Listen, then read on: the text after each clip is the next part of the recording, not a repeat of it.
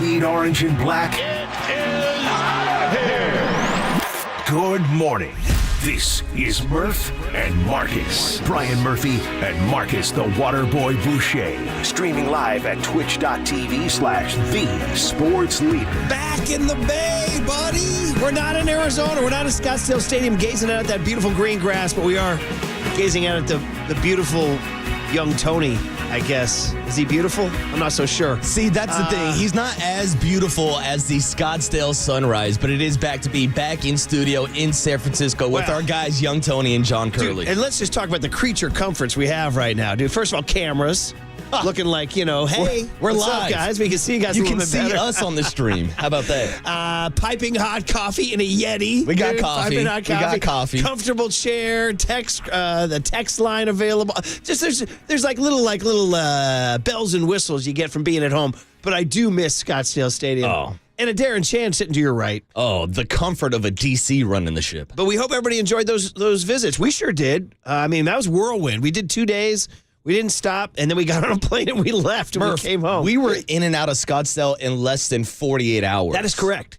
And we squeezed a lot in those 36 to 40 hours that we were there. Did we see a World Series title contender when we were there? Oh. Just like Draymond Green saying the Warriors are title contenders? Well, that's the thing, Murph. We left on Sunday before the Giants played Bruce Bochy and the Rangers, so the answer would be no. How about that little vignette of Panda and Bochy? Oh, dude, that warmed my heart. That was good for the soul. That was, man. And Boch wearing the baby blue Rangers hat and looking good. Right. I thought we had a nice reunion with Pablo Sandoval, but it did not match up to the Bruce Bochy reunion on Sunday. What didn't warm your souls, the Giants getting shut out for 17 of the 18 innings they played over the weekend. Here we are, 2 days into spring training, and the Giants are 0-1-1. 808 KNBR is the number. But it's good to be back in big news. Listen, I'm going to go ahead and I'm going to put this guy's personal life out there for all y'all to invade.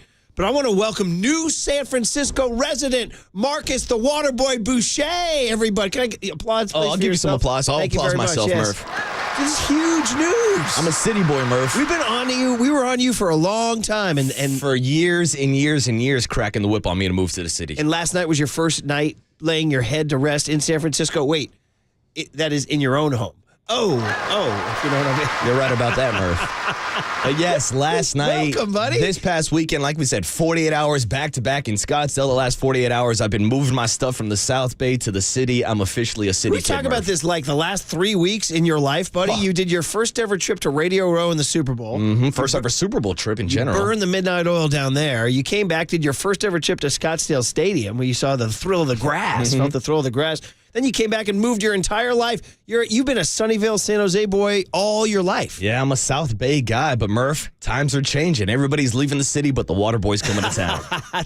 He's a narrative buster. That's it. Narrative buster. I'm going to try to convince all the free agents to come to San Francisco. Hey, Waterboy's coming to the city. I like that. Shohei Ohtani, Aaron Judge, all you guys should come to. We have our angle. Hey, Matt Chapman, Waterboy moved in. Uh-huh. I'd say you're at the front of the Renaissance is what you are. You're leading the Renaissance. Last year, the Giants model was SF Giants, nothing like it. This year could be the city. Good enough for the Waterboy, good enough for you. I'm in. Maybe you should be on those, when you go down 3rd Street of the Embarcadero and there's those flags hanging from the poles there, you know what I mean? I'm in. I think it's just you in various states. You at a brewer, you at the Connecticut Yankee, you at the local pizza joint. We're going to have to get all your Potrero Hill pizza joints and burger joints and all that. Exactly. And the commute was, you said 11 minutes? Oh, just about 10 and 11 minutes. It's my goal to get to work from 10. my apartment to the studio in less than 10 minutes. I need That's it under the goal, 10. Murph. Yeah, you got to hit like a green light here or there. So anyway, that's exciting news, man. Very exciting news. More exciting than the Warriors losing last night to the Denver Nuggets, which, is old hat, by the way. The Denver Nuggets absolutely own the Golden State Warriors. That's 7 straight wins in the regular season for Nikola Jokic and the crew.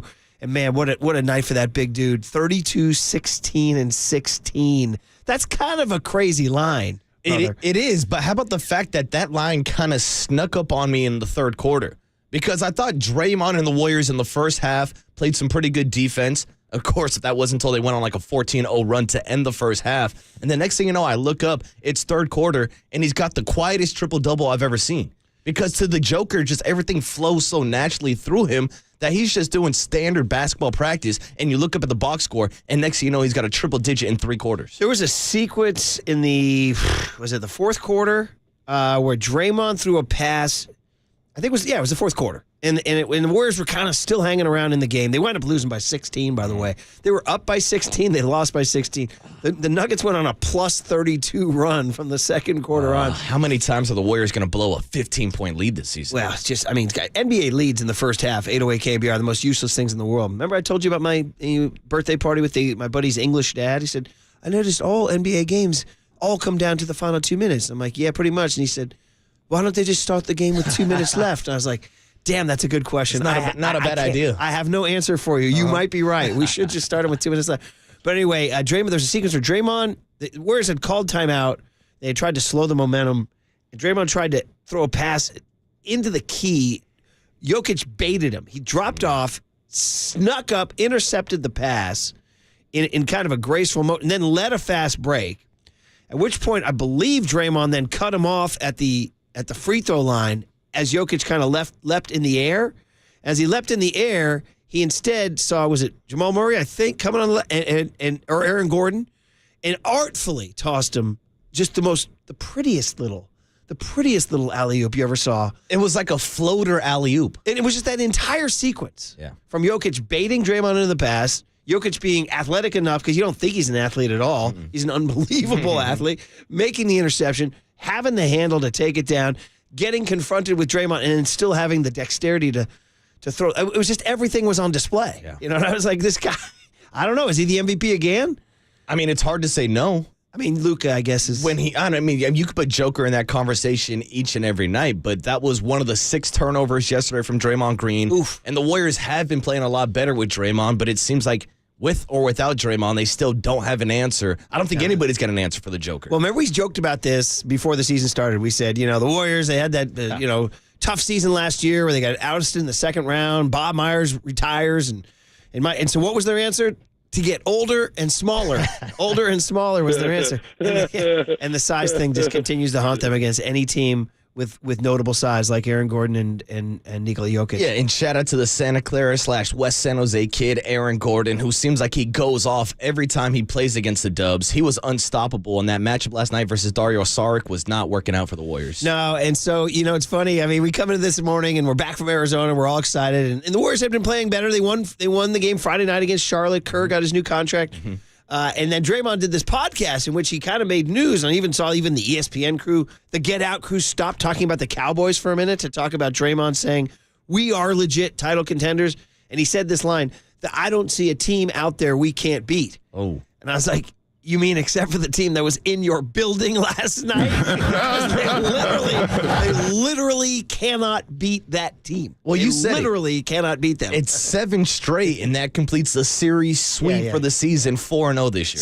So Draymond, I love it. I love the attitude, and we'll talk about that, obviously, as the season goes on. We actually have it. We're going to get a little sound in the first segment. Look at that. These are the things that happen when we're not in Scottsdale. We can actually kind of produce here. So this was Draymond sounding chirpy before the Denver loss there. 100% believe that we are legit title contenders this season. I don't see any team out there that we couldn't beat. Obviously, the cards got to fall in place. Obviously, a lot of things got to go your way. Obviously, you need some luck. That's just the nature of winning championships. But I don't see any team in the NBA that we can't beat and compete for a title. And mama, we still got that man. I mean, it's an unbelievable soundbite. I mean, it's going to... It'd be kind of something they can hang their hat on. And you love the confidence. Of course you want them to think that way. That when I see the Nuggets, I'm like, there's really no way the Warriors can beat them in a 7-game series. So when he says, get lucky and have fortune go your way, somebody has to upset the Nuggets along the way before the Warriors see them. Yeah, it seems like right now they have to go a different path. Hopefully it's a path that avoids the Denver Nuggets. But I think really his whole quote could have been summed up from the final 2 seconds of that answer from Draymond Green. Mama, we still have that man. Yeah. Mama, we still got that man. It's a great bite. And he's talking about Steph Curry, of course, which always gives you a chance. And when he doesn't have great nights, like last night, he was 1 for 10 from 3. And so when he doesn't have a great night, it's very difficult for them to win. And that's why it was hard last night. Clay carrying the team in the first half with those 23 points. Yeah. But then the flip switched on for Curry in the second half, but then the flip also switched off for Clay in that second half. Yeah, dude. So he goes from 23 in the first half to 0 in the second. Anyway, Warriors lose 119-103. No need to call that one in. All sorts of fun happening, though, as we start a week that will end in March, brother. We got March coming on Friday. Bro, we got a leap day coming Thursday. Oh, it's a leap year? We got a leap day coming. Yeah, you What ready? What does that mean? Do I get a little Feb 29? I don't know. Do I get paid extra for that? How does that work? That's a great question. What does a leap day mean? Yeah, uh-huh. Do I get overtime? Right. Do I get overtime? How does that factor into my salary, Tony? Those are the real questions. How does Potrero Hill handle a leap day? That's my it. question. Just give me an extra day of drinking. That's what I really want to know. An extra day of parking Yeah. here, down there in Potrero Hill. Anyway, it's exciting. Welcome, Waterboy, to the city. Welcome Giants baseball back into your lives. It was great to hear John and Dwayne over the weekend. I definitely listened to large chunks of both of them, both games Saturday and Sunday. It was just that. And by the way, those spring training games that used to go 4.5 hours, bro, yesterday's went 2:09. Dude, they're flying. Almost too fast for spring training. Yeah, and they're not messing around with extra innings, obviously. That's why the game ended in a tie yesterday. Old Boach, yeah. Well, we couldn't get him today. And, of course, the Niners remain in our lives. Still no D coordinator. They released Isaiah Oliver since we last saw you. And the salary cap news that gave the Warriors, the 49ers, perhaps the call from the governor, the break they needed. This may be huge news. Well, it's huge news for every team, but particularly for the Niners, who try to pay a lot of great players a lot of money. Yeah. So, all right, guys. Well, off we go. Monday, February 26, 2024. We got the guest list on the other side. You know Monday means hums and bums. We're here, baby. We're back. We're back. No longer Scottsdale Stadium. No longer us waxing romantic over a desert sunrise. Oh, I miss the sunrise. But now I am waxing romantic over piping hot coffee in a Yeti on KNBR 104.5 and 680, the sports leader. But I don't see any team in the NBA that we can beat. Menlo Park, shout out to you for supporting KNBR, Menlo Park's sports leader.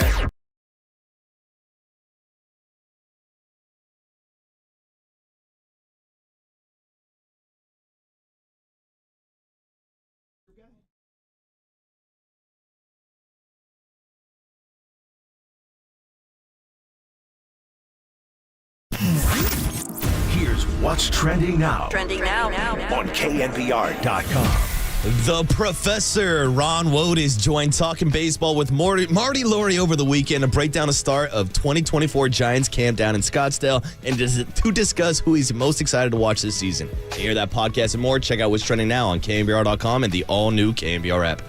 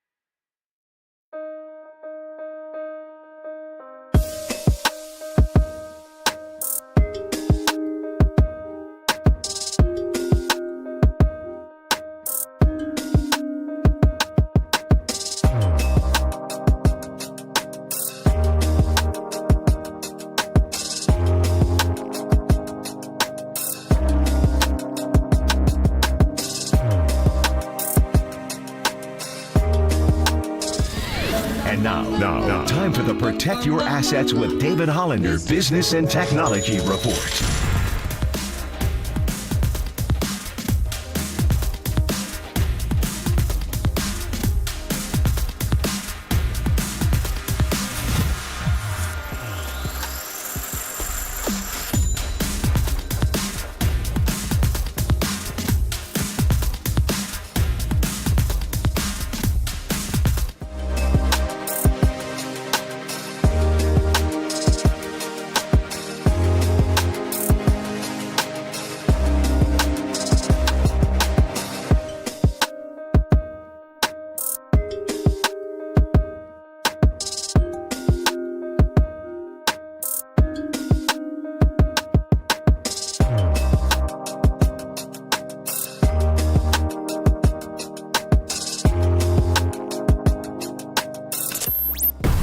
Marcus keep rolling on the sports leader and streaming live on YouTube at KNBR 1045. Meanwhile, the Golden State Warriors are going to look at a 29-27 record at the conclusion of this one, including 16-15 at home. They have played many more games at home than they have on the road, so a somewhat perilous imbalance as Denver has won 7 straight now against the Golden State Warriors. Okay, look at Young Tone getting a little creative here. We had a listener suggest on the text line, he said that Draymond quote is calling for the Curb Your Enthusiasm music. Very funny. Listen, this music's welcome anytime, anywhere, anyhow. Always makes me laugh. Do you remember when Copes suggested Digital use it to roast your boy here? At a Giants A's game? Yes, when you had to sit in traffic and then, who was it, Kruk and Kipe called you out on the broadcast? It was actually Dave Fleming and Javi Lopez. That's right. Just a fun little detour here on a chill Monday in February. But I don't see any team in the NBA that we can't beat. That's the one. Then you go right into the trombone there. So if you can, there you go. That's it. Perfect. Yeah. Nice. Thank you to the, who is it? Who's the person who says it here? 707. Says you got to finish that Draymond cut with the Curb Your Enthusiasm. 707, say it backwards. So what happened was at a Giants A's game, this would have been pre-COVID? Would it have been? Or would it have been post? Anyway, Giants played the A's over in Oakland. Oh, it must have been post-COVID because I was on the show. Okay. So it was 2021? I don't know. When was post-COVID? When did it end? Dude, that's a great question. I don't even like. Are we post-COVID right now? I don't even. Yeah, dude. That's. I don't want to get into this. All right, let's move on. Anyway, I was going to a Giants A's game with the family, and have you guys ever gotten caught in one of those Oakland Coliseum traffic jams? Oh my God! See, that's the thing. I know you had a lot of problems. Was this a weekday game? No, this was Saturday night. Giants A's. I don't know what the A's do wrong, but when I used to go to Raider games at the Coliseum, because like the Raider games were easy as hell to get in and out. Really? But I don't know what's going on with you and the A's. No, whenever the A's get over like 10,000, by the way, we should bring up the A's because of their fan fest over the weekend. Shout out to the Oakland 68s and the last dive bar crew for pulling it off. It's like they're better off when the team isn't involved. Like, you know what I mean? Like they're more invested in the team. They should just like hang out aside from the Oakland A's. You know what I mean? They all have a good thing going on. They all enjoy each other. They all enjoy baseball. They enjoy beer. And the thing that pisses them off is the actual team. The thing that pisses them off is John Fisher, which I got to say, I saw a couple of photos of they had like a whole line of porta potties, but they were calling them the Johns with John Fisher's face on the porta potty. I mean, quick digression here on this, but I mean, like, is it possible that their grassroots movement, which was sort of mocked for a long time, it's not going to do anything. You can't fight City Hall, blah, blah. Is it possible that as the Vegas thing continues to drag, that the grassroots movement of Oakland can continue to just force? Can they eventually force John Fisher to sell? Is my question. Well, I think with the kind of grassroots movement that you're talking about, combined with the incompetence of John Fisher and the Oakland A's, there's a small chance that it could happen. I mean, they haven't given up the fight. Is my point. Is like, and I'll give them a ton of credit. They've always been great fans for sure, and look like they had a ball. Hell, this weekend was like that weekend that people in the Bay Area brag about because I mean, it was just an insane, gorgeous February weekend. Hell, we had Curly out hiking at beaches in Point Reyes I've never even heard of. How about that? John Curly exploring parts of the map that you've never even been to in your own neighborhood. My home county. It'd be like me dropping bars in Potrero Hill on you, brother. All right, so, you probably got some more Pro Hill knowledge than I do. how about Curly out there hiking in the slacks and the loafers, too? How about that? He's a big slacks and loafers guy. John Curley's got his lip down. But anyway, point is that just to finish that anecdote, I got caught in biblical traffic jam. If the A's ever have anybody over 10,000 at a game, they cannot handle ingress and egress. They don't have enough security. They don't have enough parking attendants hired. Bro, I was stuck on the 880 exit from before first pitch until the 5th inning. From just the Hagenberger exit to the parking lot. And I eventually, in the 3rd inning, I texted Dave Fleming and said, hey, just to let you know what's going on, there are thousands of us stranded out here. And then he wound up saying, and we were listening to the game. He goes, I got a text from morning host Brian Murphy. He and his family have been stuck outside the gates for 4 innings now. And we eventually got to our seats in the 5th inning, and they wound up showing me on the TV because Javi and Fleming made a big joke. They're like, oh, Murph made it. And I was looking all pissed off, and I had a big beer. And right when we sat in our seats, the Giants had runners in 2nd and 3rd, and Brandon Crawford tapped out on a comebacker to the mound. And the A's just kind of gathered, the pitcher gathered it and just kind of tossed over to first. And the camera cut to me in the crowd, and Copes put it on digital with this. It was very funny, very funny. And I was just looking straight ahead. So, very good use. It can be used in very artful ways, the curb theme, which is, by the way, making me laugh again this year for sure. So anyway, back to the Warriors. You heard them lose after Draymond Green's proclamation here. Now, that said, Marcus, they do start Klay Thompson said after the game, he goes, no big deal. We'll start a new road trip, or start a new win streak on a road trip. And look where they go. Washington tomorrow night. Dude, did you know Jordan Poole has been benched? Dude. It's a bench party. It's a pool party. This poor guy. And then they go see your Knicks on Thursday. That's right. And then at Toronto on Friday. And then at Boston next Sunday, which is going to be a tough one, obviously. So if they go on this 4-game roadie, and if they go 2-2, I think you'd be okay, right? Now, listen, they're still in that 10 seed. And, it would have been amazing had they pulled out this win last night against Denver to really help them climb out. But as we've discussed in the opening segment, they just ain't going to beat Denver. That's it. There's such things as bad matchups. This is a terrible matchup for the Warriors. Yeah, and we've talked a lot about the lack of size with the Warriors roster. And this isn't new to anybody. Anybody that's been following this team since the Steve Kerr era, he likes to go with the small ball lineups. But I do want to point out yesterday, Trace Jackson Davis, who I thought showed some really nice flashes, had a couple blocks, had a couple big finishes at the boards, had some great offensive rebounds. That's a guy I would like to see get more playing time, and he's one of the guys that actually has some size on this Warriors roster. Yeah, for sure. I mean, listen, as we've talked about last couple of weeks, man, Dunleavy hit on his first 2 draft picks, that's for sure. Although Pods did not have a great night last night. 30 minutes, only 4 points. Nah, it's rough. And it was his 21st birthday last night. Dude, I thought about that. Do you think literally he has not had a drink until last night? Let's be serious, Murph. That's a clown question, bro. Shout out Bryce Harper. Shout out high school freshmen who are out there having keggers. You know what I mean? Yeah. But yeah, happy birthday, Pods.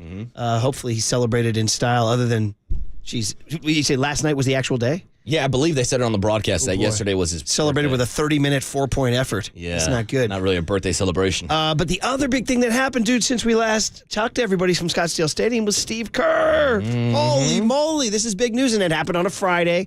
Surprisingly, like the quote-unquote Friday news dump, Steve Kerr getting 2 years, $35 million. First of all, let's just talk about coaches' salaries. Holy mother, whoa. $17.5 million for a coach? The highest paid coach in NBA history now, Murph. Dude, it's good to be the king.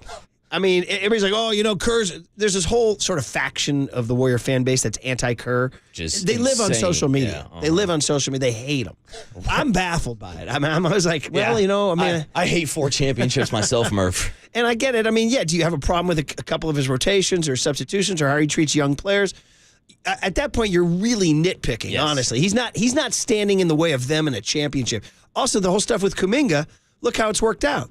I mean, Kuminga's now starting over Klay Thompson. You know what I mean? Literally. So is Pajemski, right? So he has adjusted, and he does adjust and all that stuff. But man, oh man, for him to get $17.5 million. First of all, shout out Joe Lacob's wallet, dude.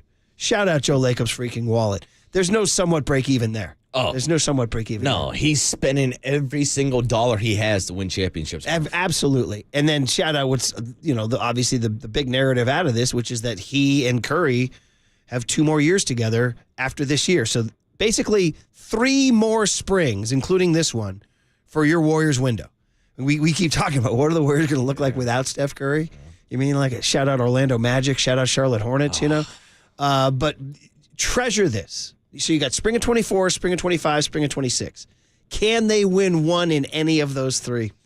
I mean, with this current roster, somebody wrote in on the text line, said never underestimate the heart of a champion. You know what I kept saying when I was making my Chiefs picks during the playoffs, And I get it, but never underestimate the heart of a champion when you don't have a big man, all right? Yeah, and it's true. And it's funny because I've made those comparisons a couple times between Steph Curry and Patrick Mahomes and the Warriors and the Kansas City Chiefs. As long as they get into the postseason, as long as they show up to the dance, they can take your girl and they can end up being the prom king. They can end up winning a Super Bowl champion. Mahomes? Yeah. Steph as Mahomes? Like, he's that dangerous where if he gets into the playoffs, he's got a chance. Now, again, with this current roster, I don't know, but if they go out and make a big move this offseason, maybe in the next 2 to 3 years, I still think as long as you have Steph Curry, you have a chance to win the championship. I would agree. I think it's going to be a move in the next offseason or 2. Chris Paul's contract expires and they have the big money. By the way, Paul's supposed to be back on this road trip. Yeah, he's coming back pretty soon, right? And more minutes juggling to go on here for sure. All right, let's get the guest list going on a Monday, February 26, 24. We're back from Scottsdale, everybody. We appreciate everybody who listened from Scottsdale. We had fun. We thought we gave you guys some fun radio. And shout out all our guests. God, who we have? Bob Melvin, Matt Williams, Pat Burrell, Brian Price, Logan Webb, Kyle Harrison, Mike Yastrzemski, Austin Slater, Casey Schmidt, Pat Bailey, J.D. Davis, Farhan Zaidi. Who am I forgetting? Pablo Sandoval. How can I forget Pablo? My God, that's on me. And Farhan finished our show, which some people might have missed. We should probably get into that today. Yeah, we got to react to a lot of the nuggets that Farhan Zaidi was dropping last Friday, Murph. Yeah. So what do we got today, bud? And by the way, since I just dropped nuggets on air and the Warriors played the Nuggets last night, can I get a Bill Romanowski? Nuggets. Oh, that's so good. Perfect. It's been too long. Yeah. Been too long. Always got to get those nuggets. Nuggets. Well, here's a couple nuggets for you today from our guest list. It starts off at 6:50 with Hums and Bums, as always, recapping your entire weekend, Murph. Those are always interesting. When you get to February, Hums and Bums, you have to get a little creative. Because... what do you want to talk about? NASCAR in Atlanta? You know what I mean? Shout out to Daytona last weekend, Murph. Okay. All right. All right. We'll get into the Hums and Bums 650, the big hit 755, our cooler of content. Then at 850 this morning, we're going to check in with Dan Graziano to talk about the increase in the NFL salary cap and how it affects the 49ers. Well, how about that? I mean, so the call from the governor, young Tony, do you know what that means? The call from the governor? You don't know what that means, do you? So like in the old days. I know what it means. It's an old-fashioned phrase for when shout out executions, everybody. Whoa. All right. Yeah, there you go. Hey now. So, shout out executions. I'm not going into that. The governor can call you and save you from being executed. Oh, okay. That's the old word. Did you ever see the movie Top Secret? Anybody? Top Secret with Val Kilmer? Oh, I'm familiar with it. I'm not sure if I've seen it, Kind of like though. the movie Airplane or Naked Gun. Okay. It's a big send-up of a spy movie. And there's a guy who's about to get shot by a firing squad, and the call from the governor's coming, but the person answering it is an old lady with a walker. She's moving really slowly towards it. It's very funny. But anyway, this is a call from the governor for the salary cap, because we've gone from what trade do they have to make to, well, we'll talk to Dan Graziano about it. Can they keep everybody under this new salary cap? And what it means for the Brock Purdy kind of impending contract that we've been talking about for weeks and weeks and weeks. All right, so that's it then. So Graziano. Okay, so Hums and Bums coming up at 6:50 on KNBR 104.5 and 680, the Sports 8. Clown question, bro.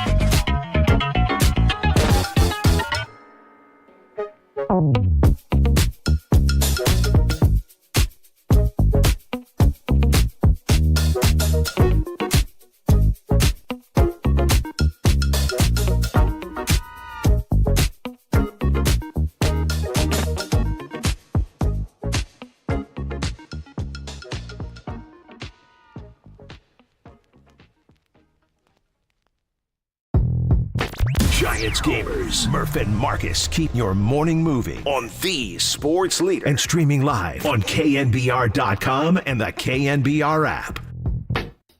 Here's the pitch. And that fastball is in. Strike 3 call. And I think if they're going to call it after 9 innings, that's because of an agreement of the managers. And I think this game is over. That's a safety issue, John. Well, it's great to hear John and Dwayne yesterday as the Rangers and Giants played a English Premier League 0-0 tie. Draw. We didn't go to penalty kicks yesterday. But what we did get, first of all, shout out John, Dwayne, Darren Chan, and the sounds of the radio. I heard Marty, too. It's funny, now that I'm doing the River Islands reads, and then I hear the master. Because he was in the middle of his WOTUS interview, and they were talking about, cutoffs and relays and bunts and leads and, and then how do you go from first to third and all the things that Woe does. And in the middle of it all, Marty's like, yeah, going first to third is great. Just like River Islands. Oh. Whoa, just like River Islands. He's a true pro, It was Murph. Incredible. In the middle of the segment. Great job, brother. He rolled right into it. So I was like, so that's what I'm up against. That's what I got to do. That's it, yeah. Shout out to Marty. Shout out to Bill Lasky. I heard do some post-game yesterday. And shout out to Kerry Crowley and also our guy Walter Cabosetta doing a little Giants warm-up hour. Unfortunately, I did not get Big Walt, but I'm looking forward to that. They did that hour before the pregame. Correct. So Giants, by the way, I would say, okay, from the weekend, what did we glean? First of all, it's back. It sounded great. Second of all, the games are lightning fast. Third of all, Kyle Harrison. Yeah. Okay, we had him sitting. The kid's 22 years old now. And remember last spring, he got cuffed around, and we kept making excuses about it, it's spring, doesn't matter. Well, he made a comment yesterday that, yeah, it sucked to get knocked around last spring. He said, you can all say it doesn't matter, but deep down it matters. No pitcher likes to get hit at all, Murph. And we even talked to Logan Webb about that last Friday, about how he went 0-4 in spring training, had a bad spring training, and then he carried some of that negative energy into the season and started off 0-4. So, it seems pretty obvious, but all these guys want to get off to a hot start, and Kyle Harrison definitely looked like he did on Sunday. 2 shutout innings, 4 strikeouts. In 6 batters faced, struck out 4 of the 6 guys. And Tom Murphy, the veteran catcher who made his debut, said it was explosive. And he said hitters had trouble keeping up to it. And this was a fastball that I saw that was clocking in 93, 94. I've seen him dial it up even higher than that before. There's something about his delivery and release point that makes 93, 94 hard to hit. Mm-hmm. And, excuse me. So, this is a kid. I love just a guy with just an old-fashioned fastball pitcher. You know what I mean? Like he's just coming in with the cheese. Come and get it. It's got a little four-seam rise to it, right? Mm-hmm. You were talking about him trying to incorporate the two-seamer. But he's a 4-seam guy. He's going to throw that rising fastball, and as long as he can be around the zone. So that's probably the best thing to happen over the weekend. Yeah, definitely. And that's something that I'm keeping an eye on this offseason, obviously, is the development of Kyle Harrison. I don't know if I'm reading too much into it this early that he made the second start of spring training, if that means he's going to be your number 2 pitcher. But we talked a lot last week about the lack of experience in this rotation, whether it's Kyle Harrison, Keaton Wynn, Tristan Beck, or Jordan Hicks, who's trying to make that transition from the bullpen to the starting rotation. So these are all guys that need to work on their repertoire this offseason. We know Kyle Harrison's got the explosive fastball. He's got a great slider, but it is cool to see the wrinkles that he's adding to this game with this cutter now he's added to his repertoire and also working on this changeup that he's been working with Logan Webb so much. Yeah. He, according to Sluss, they do want him as the number 2 guy in the old-fashioned righty-lefty-righty thing. He's the only lefty option right now until Robbie Ray comes back. So you would go Logan Webb, Kyle Harrison, Jordan Hicks in the sort of on the grease board right now. Do you place stock in that hitters from day to day seeing a different look matters? I think so. Because it's an entirely different day. It's not like it's changing mid-inning or something like that. You know what I mean? There's just something to the rhythm. You force the other team to change their lineups every day, too, so guys can't get... Exactly. They're not getting consistent at-bats, like especially when you're playing against... Let's use the Giants as an example last year when they platooned so much. Yeah. You can literally say, hey, I don't want to face Jock Peterson today. I don't want to face the Giants lefties, so I'm just going to throw lefties all series, and it takes away one of your best bats for the entire series. Right. Hopefully the Giants are getting a little bit away from that. Yeah. Now, the other big thing, I'd say what happened. A, it was great to hear it. B, Kyle Harrison looked good. 2 last things I took away from it. 1, they can't hit right now. 17 of their 18 innings, they were shut out. But that's related to the last thing, which is the three most intriguing bats in camp, none of them played this Where weekend. is he? Jung-Hoo Lee did not play. Where is he? That's our guy. And so he's not supposed to come back until maybe even Tuesday. Yeah, right? and that's being optimistic because he's dealing with a slight oblique injury. What's up with that? Slight. Let's And make then- sure it's slight. Jorge Soler, big, strong Jorge Soler, is supposed to play today Where is he? against the Angels with Mason Black. Your guy, Mason Black, on the mound today. I think there's a real possibility that Mason Black could be in the starting rotation to start the year. Woo! Hot take. I like it. I better pay attention to his start today. And then the other guy, of course, is Marco Luciano. He's also expected to make his debut today, dealing with a little bit of a hamstring So, injury. yeah. So, I mean, those are literally 1/3 of the lineup that is probably the most important third of the lineup didn't play over the weekend. I mean, listen, we know Luciano's is a roll of the dice with the glove. He's expected to make up for it with that big, strong bat of his. Who was it? It was John Miller, I think, was saying he saw Luciano and Soler standing next to each other at the cage. And from behind, he said there was really not that much of a difference in terms of shoulders and back. I mean, that was one of my biggest takeaways from being on the field down at Scottsdale is the size that a lot of these prospects put on. We went face-to-face with Patrick Bailey. We've talked a bunch about the 20 pounds that he's added after losing 15 to 18 pounds last season. But you saw Luis Matos out here looking like Fred Warner, all jacked up. Marco Luciano was jacked up. We haven't talked about Reggie Crawford almost doubling in size and Jorge Soler. Like, these boys put on a lot of size over the offseason. Luciano is a lot bigger than you think. He's a big, strong kid. The only question is, can he pick it at short and make the throw? Can he make the routine play? And over of and course, when we have defensive questions about Marco Luciano, his bat needs to play. Because when we talk about the big prospects in the Giants system, we talk so much about pitching, we talk about defense with guys like Casey Smith, Patrick Bailey. That's the one thing they're really missing from their farm system is a big, big bat. And I think best case scenario, you're looking at Marco Luciano as maybe a top-of-the-order guy. But right now, let him play every day in the 7, 8, 9 spot, get at bats, and just feed him some fastballs. Well, and in terms of the glove, it gets to the other story of the weekend, which is we got to get to before we get to Hums and Bums, and that is the Boras 4 is now the Boras 3 after Cody Bellinger goes back to the Cubs on a short-term deal, has a 1-year opt-out after 1 year at $30 million. There's no other way to look at this than a loss for Boras. Yeah. I mean, he's been out here stumping for these 7, 8, 9-year deals for Snell, Chapman, and Bellinger. And I don't know if it was Bellinger himself, because he's got to work for Bellinger. I don't know if Bellinger might have just said, dude, I want to go. Give me $30 million. I'll go back to the Cubs on a short-term deal. Or if Boras is beginning to crumble, one of the two. But it's a huge step for owners and management that Bellinger, I mean, they're still paying Bellinger $30 million, but they're not paying him 9 years, $270 million, which is, I think, what Boras wanted. Now, what that means is Matt Chapman. That's the guy. I'm just telling Giants fans out there right now, just from the Murph and Marcus show here with young Tony behind the glass, Curly behind the glass, I'm telling you right now, Blake Snell ain't coming. That's my take. I'm sticking with it. I just believe that if Blake Snell and Bob Melvin had a great thing, he'd already be here. So it's my belief that I think Melvin's looking to move on without him. They're talking about the young arm. I do firmly believe they want Matt Chapman. As much as J.D. Davis is cool and I like him and I enjoyed chatting with him and he's a good player. He's a very good player. And as much as Casey Schmidt went viral for his pants over the weekend. For the cojones. So I just feel like Matt Chapman is that they keep talking about defense at third. And we talked to Farhan. He's like, it's so important that we make Luciano's life easier by having a great, rangy third baseman. That's Matt Chapman. Yeah, especially when it's something that I've kind of been nitpicking a little bit with Luciano since going back and watching him play shortstop in San Jose.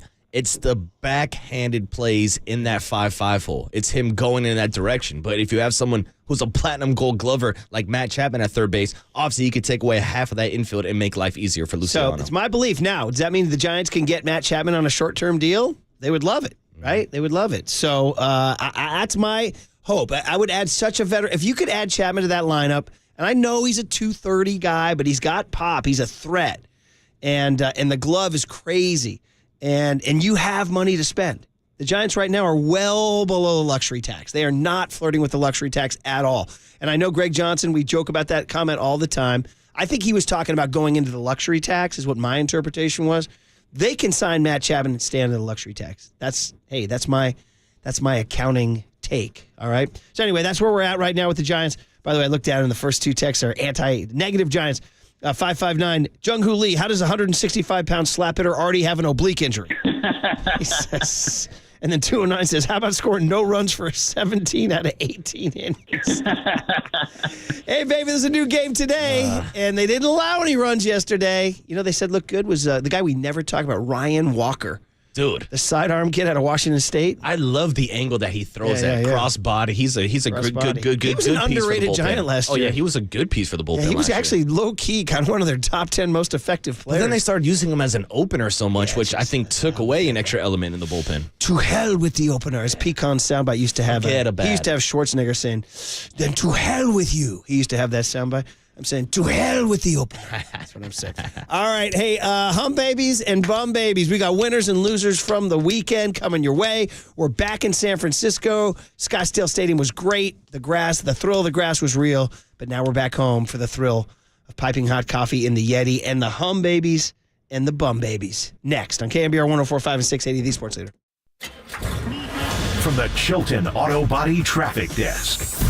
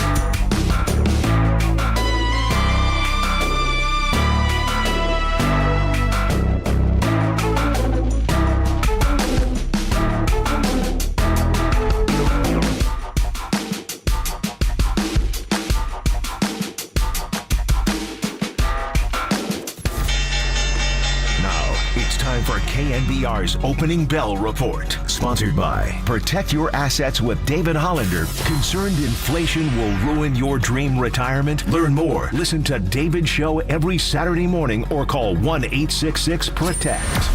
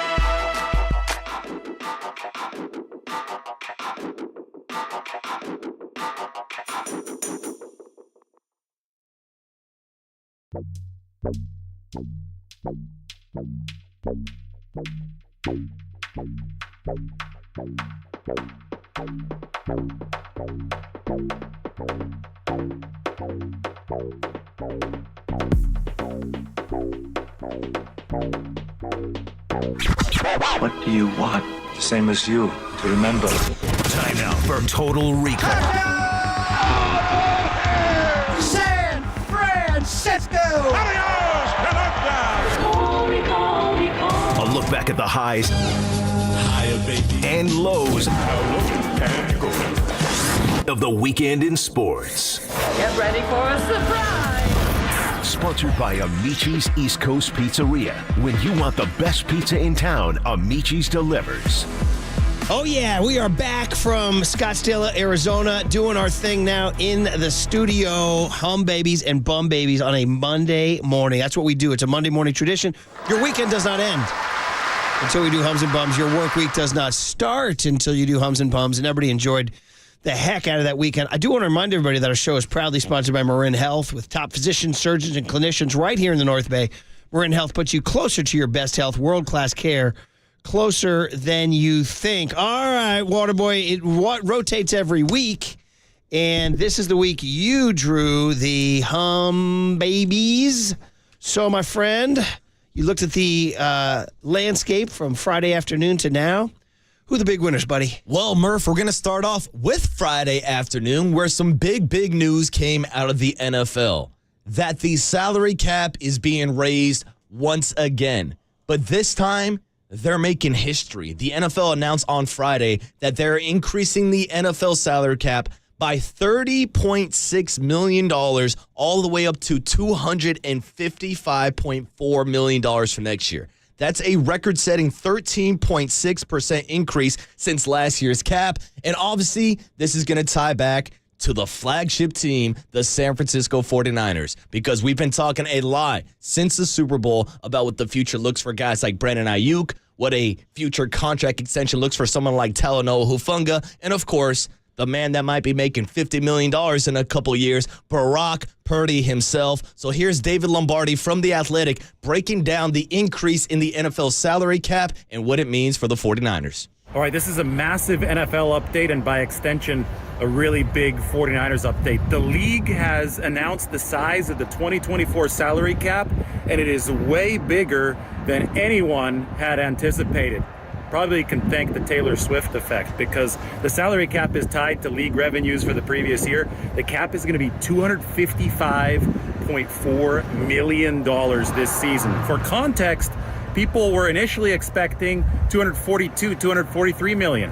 This past week, there was some talk that it might be up to $250 million, but $255.4 million is absolutely massive. It's up to $13 million more than teams like the 49ers were expecting originally. So that's going to be more spending money. And for a team like the 49ers, obviously in a tight cap situation, I wrote about this. I've talked about this a lot. I'll delve into it more this afternoon. But it means for sure they're going to be able to keep their star core around. Obviously, with somebody like Brandon Ayuk, you still might consider a trade if you're blown away for him, but it's just going to be easier to maneuver both with him and with everybody else that needs some money this year, and with the Brock Purdy situation coming up in 2025.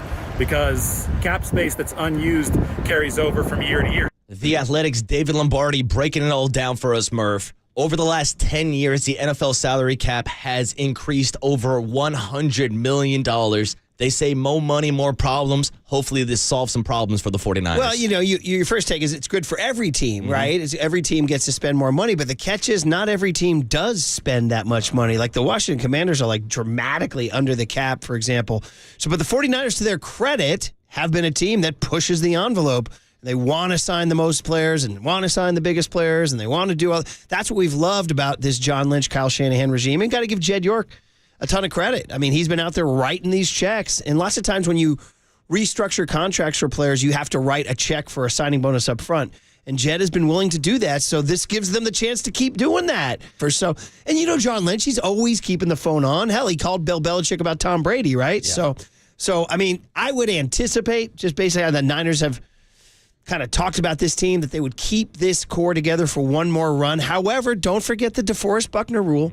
They traded him in 2019. But the bottom line is it's not as urgent right now because of this good news, this reprieve they got here. And I'm wondering if the $30 million increase will make it more likely that the Niners go ahead and actually restructure Brandon Ayuk's contract, because next year he's on the cap for $14 million guaranteed. But if they give him a contract extension, they can move some of that money so it won't be as big as a cap hit next year as it would 3-4 years down the line. When you sign guys to new deals, you can make them very cap friendly at the start, which is kind of what like Jalen Hurts did that in Philadelphia, and that's what they would anticipate they'd do with Brock Purdy. If they want to do like that Steph Curry, Steve Kerr window, if we have like 2 to 3 more years with the Trent Williams and George Kittles and Christian McCaffreys of the world.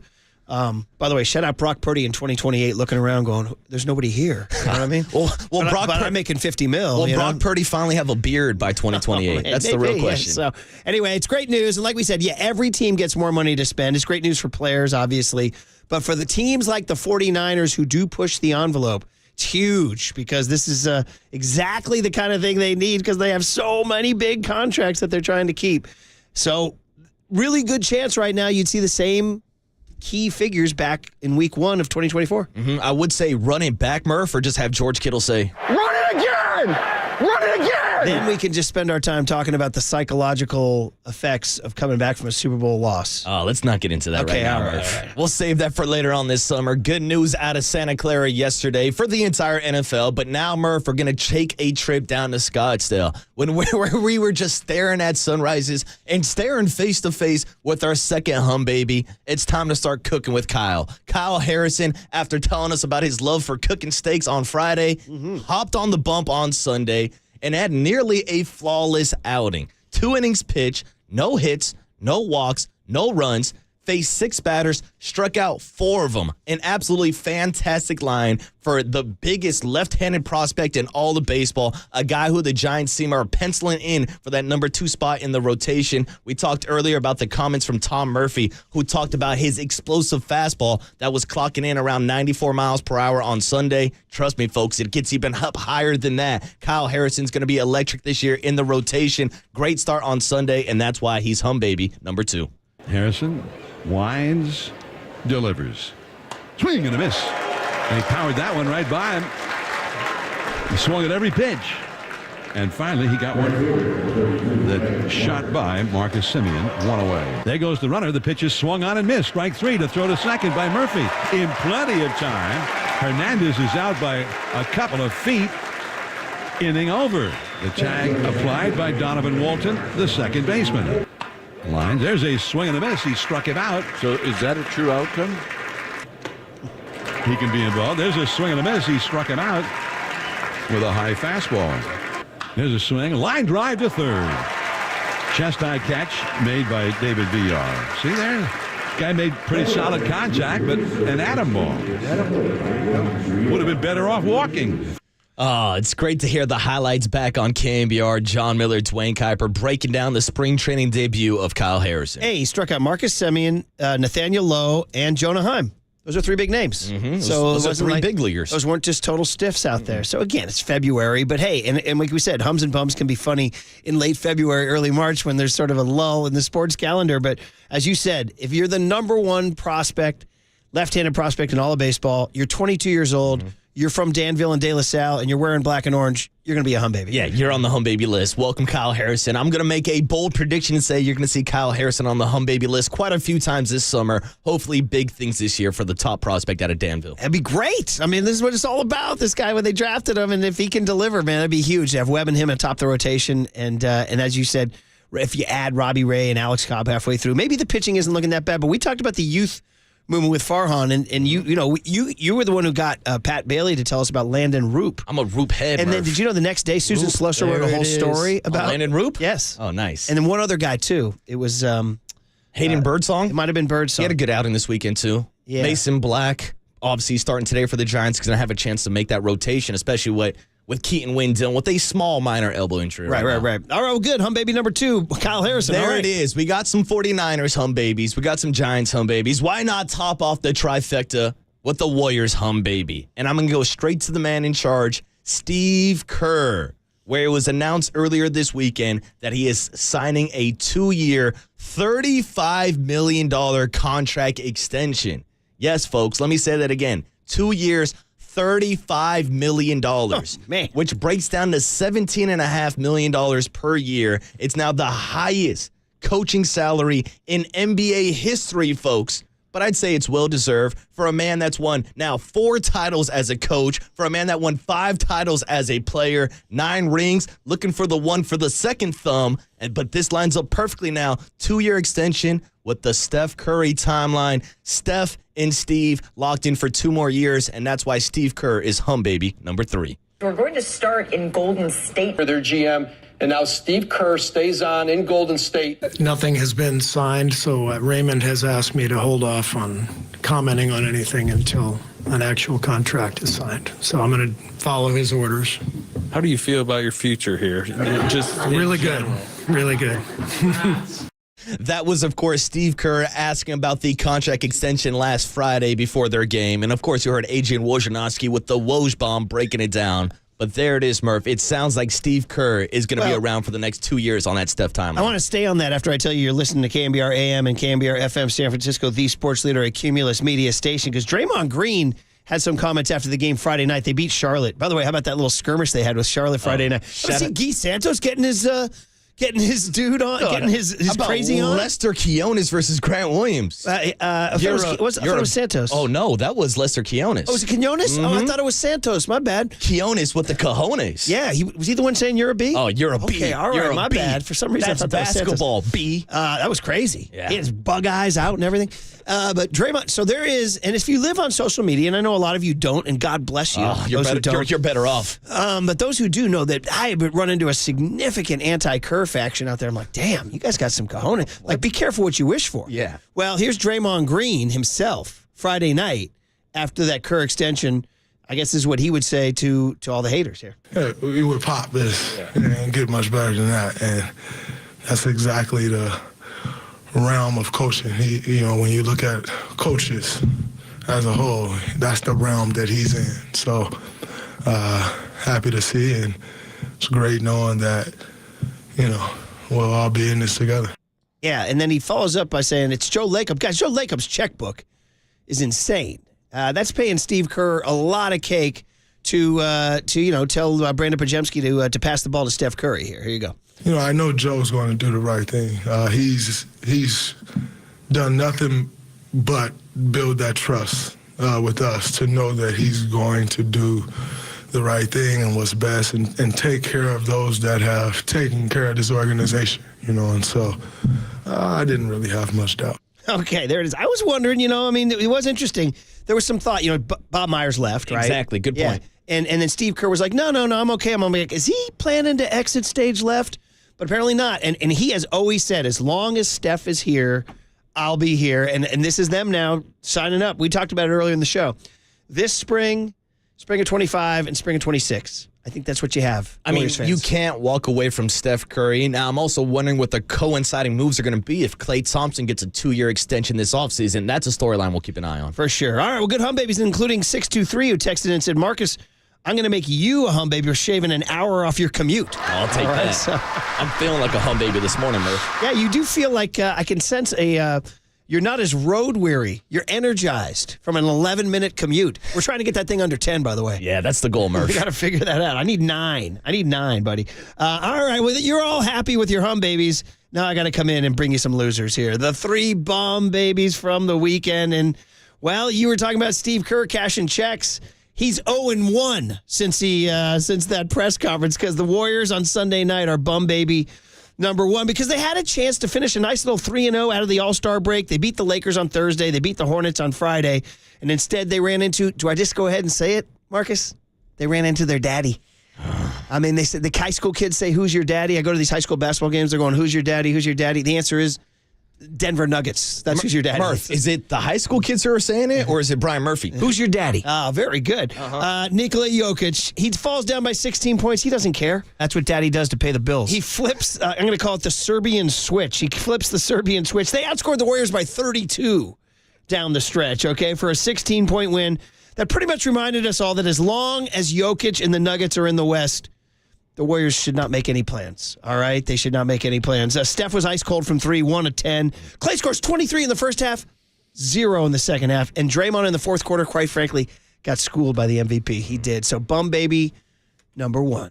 Porter, little floater, no. Jokic there, puts it up and in. Good hustle by the Serbian big man. Jokic into the lane. Turn. Wow. A beautiful spin by the Joker to bring the Nuggets. Just got to turn the defender around. Just watch this little spin. Boom. Comes in. Looney just flat-footed. Inside, Jokic. Got it again. There's no stopping the sensational Serbian. When we foul, they can set up their defense, and now we're playing in the half court. So that was definitely the key stretch of the game. And then the first 5 minutes of the third, I didn't like our energy. I didn't feel like we responded well enough. And Denver kind of controlled the game from there. Yeah, they did. So Jokic goes for 32, 16, and 16. Jamal Murray for 27. You know, Draymond had the big quote over the weekend. I do believe we're 100% title contenders. There's not a team out there we can beat. Unfortunately, I do see a team that can beat them, or not a team that we can't beat. He said, you can't beat the Nuggets. No. And so he said it takes good luck and good fortune to win a championship. I'm saying that the Warriors' good luck and good fortune would have to be somebody else would have to knock off the Nuggets along the way. Well, that's the thing we should point out also is the Warriors knocked out the Nuggets on the way to their last NBA title. But a big, big piece that was missing was Jamal Murray. Yep. He was injured that year. Yep. And I'm still kind of mind blown that Jamal Murray has never made an NBA All-Star game. What? I mean, him and Jokic are one of the best two-man combinations in the entire NBA. He's never made the All-Star game. Never made an All-Star game in his career. I'm baffled. And he got snubbed again this year. I'm making that a bum baby. Yeah. Bum baby number 2. Well, listen, of course, it's absurd to put anything from the Cactus League in Hums and Bums in February. But since Marcus put Kyle Harrison in there, and because it was a relatively quiet weekend, I'm going to go ahead and put Giants early offense in my bum babies because it was exciting to have John and Dwayne on the radio. They sounded great, by the way. They had just a classic moment. The Giants put in a pitcher named Stashak. Did you see that? No, Cody Stashak. Stashak, that's a good name. Yeah, they were talking about that. Shout out Shake and Shack. John, look at you, buddy. Were you listening, young Tony? You pointed to me. Were you listening? No. So that's the entire joke. Oh, perfect. Sorry to step on it. No, you're good because you and Dwayne are great minds think alike. Because John Miller was doing his thing, and you see Stashak, and immediately you think of Joe Panic and Rich Aurelia. And he's like, I bet you wonder why, Dwayne. And you're like, oh, because he played at St. John's. Rich Aurelia, Joe Panic, and Stashak. And Kipe in his own drive goes, well, I wasn't thinking of St. John's. And John said, you weren't? He goes, no, I was thinking about hamburgers. And John goes, hamburgers? And Dwayne said, yeah, Steak Shack. so that was it. And there was the big laugh line there. So, and you were right on the same page. That's there, buddy. it. John Miller's thinking about hamburgers, Murph. I'm thinking about Sean Estes at Shake Shack out in Scottsdale. That's what I'm thinking about. That's a long, great inside pull right there from when the Murphy family ran into Sean at the Shake Shack in Scottsdale. And Candace had her romantic dreams dashed. If you know, you know. Because she's a big Sean Estes fan. She thought that he would operate at a higher level than the Shake Shack at Scottsdale. Check with Candace. That's right. So anyway, here's the deal. So while it was so soothing to hear them, I wanted to hear a little bit of the crack of the bat. The crack of the bat. And instead, the Giants are making bum babies because they got shut out in 17 of their 18 innings. Now, No Jorge Soler, no Marco Luciano, no Jung-Hoo Lee. But it was an unfortunate start. The one thing that pleased me was Bob Melvin called him out Saturday. Did you see that after the game? He goes, yeah, not great. I saw a lot of things I didn't like. I was like, good. I think Bob Melvin cracking that whip, man. So Giants early offense, bum baby. Number 2, here's what it sounded like. Maybe a little bit. The one time they scored 4 runs in the 9th inning, you'll hear some of that. 3-2 the count. Swing and the ground ball could be 2 to shortstop. Fielded by Mastroboni going to his left near the bag. Feeds to second 1. Shaw over to first. It is a double play. And the inning is over. The Giants get a couple of walks, but no runs. 3-2 pitch. Swing and a hard ground ball into right field. Off the dot. Off the glove of the diving Bodie, the second baseman. And 2 runs will score. And the Giants have their first runs of the day. And the crowd loves it. Pitch is swinging a high drive into deep left center field. Hit really well. Still going. Way back there. Adios! Pelota! Otto Lopez with a soaring home run. Out toward the scoreboard and a high up onto the hillside out there. 2 on, 2 out. And the pitch. Slider hit right back to Haney on a soft hop. He gloves it, runs toward first, and then underhands it to Lowe for the out. And the inning is over. A walk, a hit batsman, and 2 men left on, no runs. All right, so fun to hear. And by the way, the guys who were the heroes on the 4th and 9th inning, Otto Velez, the kid they signed from Toronto, who might be your backup shortstop. Otto Lopez, correct? Oh, sorry, Lopez. Thank you very much. God, that's been in my head forever. I keep thinking of Eugenio Velez. And I keep thinking of Otto Lopez and Eugenio Velez. You got to stay on me on that one, buddy. I got you. I bet I'll step in that again. And then Susugo, the Japanese player, who actually is fighting for a backup first base job, too. So, anyway, there's your bum baby number 2. And then finally, last bum baby. Well, this one's kind of wild. We're going national on this one. This one's burned up the internets, but does anybody care about Duke Wake Forest basketball? Like, well, I mean, not really, right? Duke is a number 8 team in the nation. Wake Forest beat them. Wake Forest is a bubble team. It was a big win for them. So what do college kids do? Well, they storm the court. And this has now become routine, right? Court stormings. And we got to get into the fact, have you ever participated, 808 KNBR, if you've ever participated in a court storming? I have. UCLA beat Louisville one Saturday afternoon on an ABC national game. And it wasn't even, and we stormed the court. And you know what's funny, Marcus? You run on the court and then you just kind of jump around. You go like, woo! We're number 1. And then you kind of stop and you're like, all right, let's get out of here. Yeah, next thing you know, you're stuck in the middle of a mosh pit, Murph. Unfortunately, what happened last night was a Wake Forest fan ran smack into Duke 7-footer Kyle Filipowski, and it twisted his ankle and knee, causing a possible injury. And this has now caused a national referendum on court storming. Is it indeed too dangerous? And it is, legitimately. But is it also good, harmless, clean fun? But right now, with the cloud hanging over it, it's bum baby number 3. 1.8 to go. Duke down by 4. On the inbound, it's picked. And the party is on in Winston-Salem. Kyle Filipowski is being helped off by members of the Duke staff. And you saw the immediate bear hug surrounding him as this court storming is in full effect with Filipowski hobbled. Wow. That should not happen. That right there is why court storming should not happen. It has become a hot-button issue over the last few years. Disappointed we lost. But look, for me, I'm more concerned about the well-being of our guys. You know, Flip sprains his ankle. When are we going to ban court storming? Like, when are we going to ban that? Like, how many times does a player have to get into something where they get punched or they get pushed or they get taunted right in their face? And it's a dangerous thing. We need to be better. We need to learn from this. That needs to stop. I absolutely feel like it was personal, intentional for sure. You know, like I said, there's no reason where they see a big guy like me trying to work my way up the court and they can't just work around me. You know, there's no excuse for that. All right, that was Filipowski saying it was personal. And then Shire saying, so listen, I mean, it's a tough one because it is a great tradition and it is fun, but it is dangerous and some things have happened. I'd hate to see it get banned.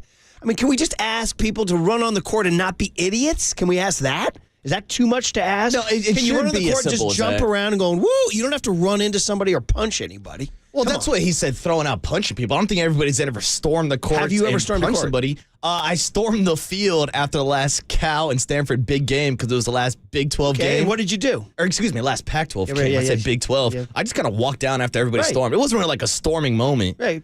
But that was an example of a really fun court rush, field rush, right? Exactly. So I was just like, hey, everybody else is doing it. I'll just join in on the action. Nobody was doing anything stupid, right? No, I don't think so. But Murph, in this specific situation, I don't want to be throwing out any allegations or anything like that. But I'm actually pro court stormer right here because Filipowski, I'm not going to break it down like it's the Zerperter film or anything like that, but there are angles of him kind of sticking his foot out a little bit, almost throwing a body check. Like, he almost engaged with the fan like himself. My 16-year-old kid's calling Filipowski a flopper on that, too. I get it. He's a 7-footer. He's got long strides, but you can see he kind of sticks his foot out, and he almost does like a hockey check. So it's almost him engaging with the fan himself. Making him the bum baby now. Making him the bum baby. Yeah, and, like, here's the thing. I'm not going to say ban court storming just because of one outlier incident. No. Now, I know there was an error earlier this year with Caitlin Clark of her getting bumped in also, but this is something that's been going on for years and years in college. And how many major injuries have we really had? I want to live in a world where we still court storm and we just don't injure anybody. All right, how's that? Can we compromise? All right, well, there it is, bump baby number 3, and there's your hums and bumps for the weekend. Congratulations, everybody! Your work week has begun.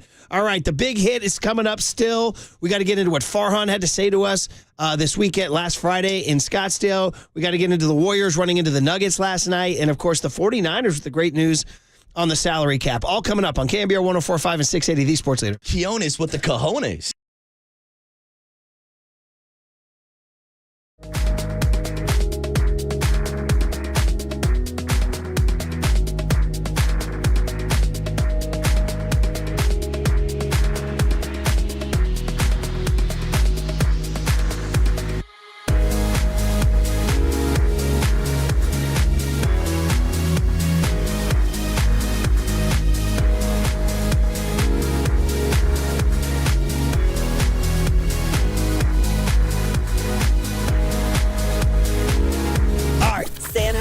Shout out to you for supporting KNBR, San Jose's sports leader.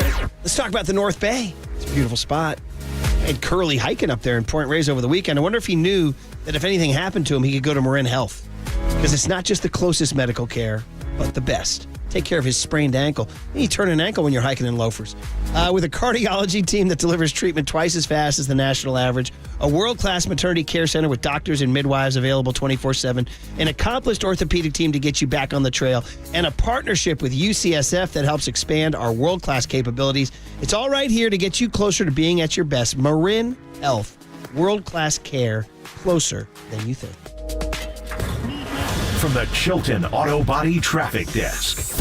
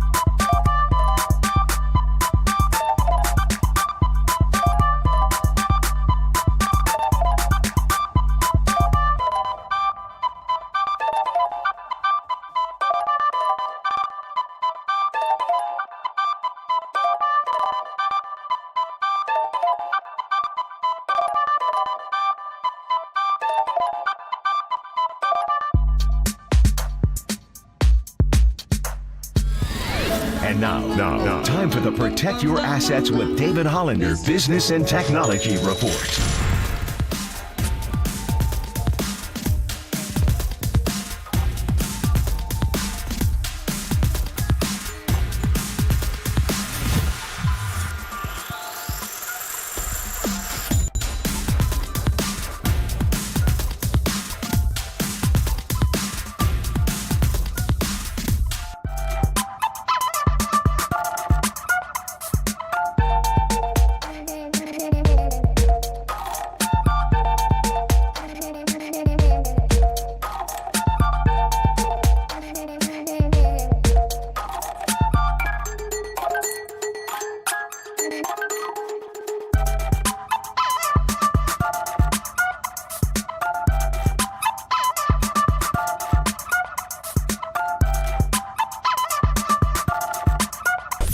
Listen to the sports leader anywhere, anytime. Download the KNBR app. Murph and Marcus continue live from the KNBR Casino Matrix Studio. Casino Matrix Progressive Jackpots are here. Where are you? Just drop in. Please play responsibly. 1-800-GAMBLER.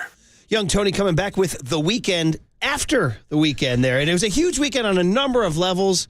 We had Curly out there hiking in slacks and loafers in Point Reyes. We had Young Tony at a San Luis Obispo beer fest, which apparently exacted its toll on the young man.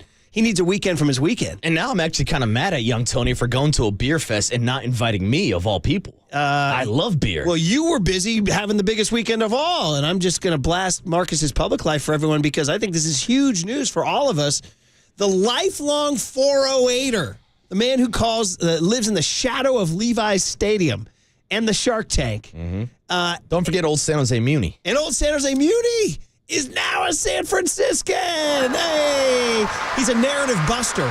Everybody's leaving San Francisco. The only two things coming in are AI and Marcus. That's it, buddy. The Giants weren't able to convince any free agents to come in, but they convinced the water boy to come to town. I did read that artificial intelligence is on the rise, and this is the start of it. Are you going to leave us for the AI tech industry? Murph, here's the secret that nobody knows. I'm not even a real person. I've been an AI robot the entire time.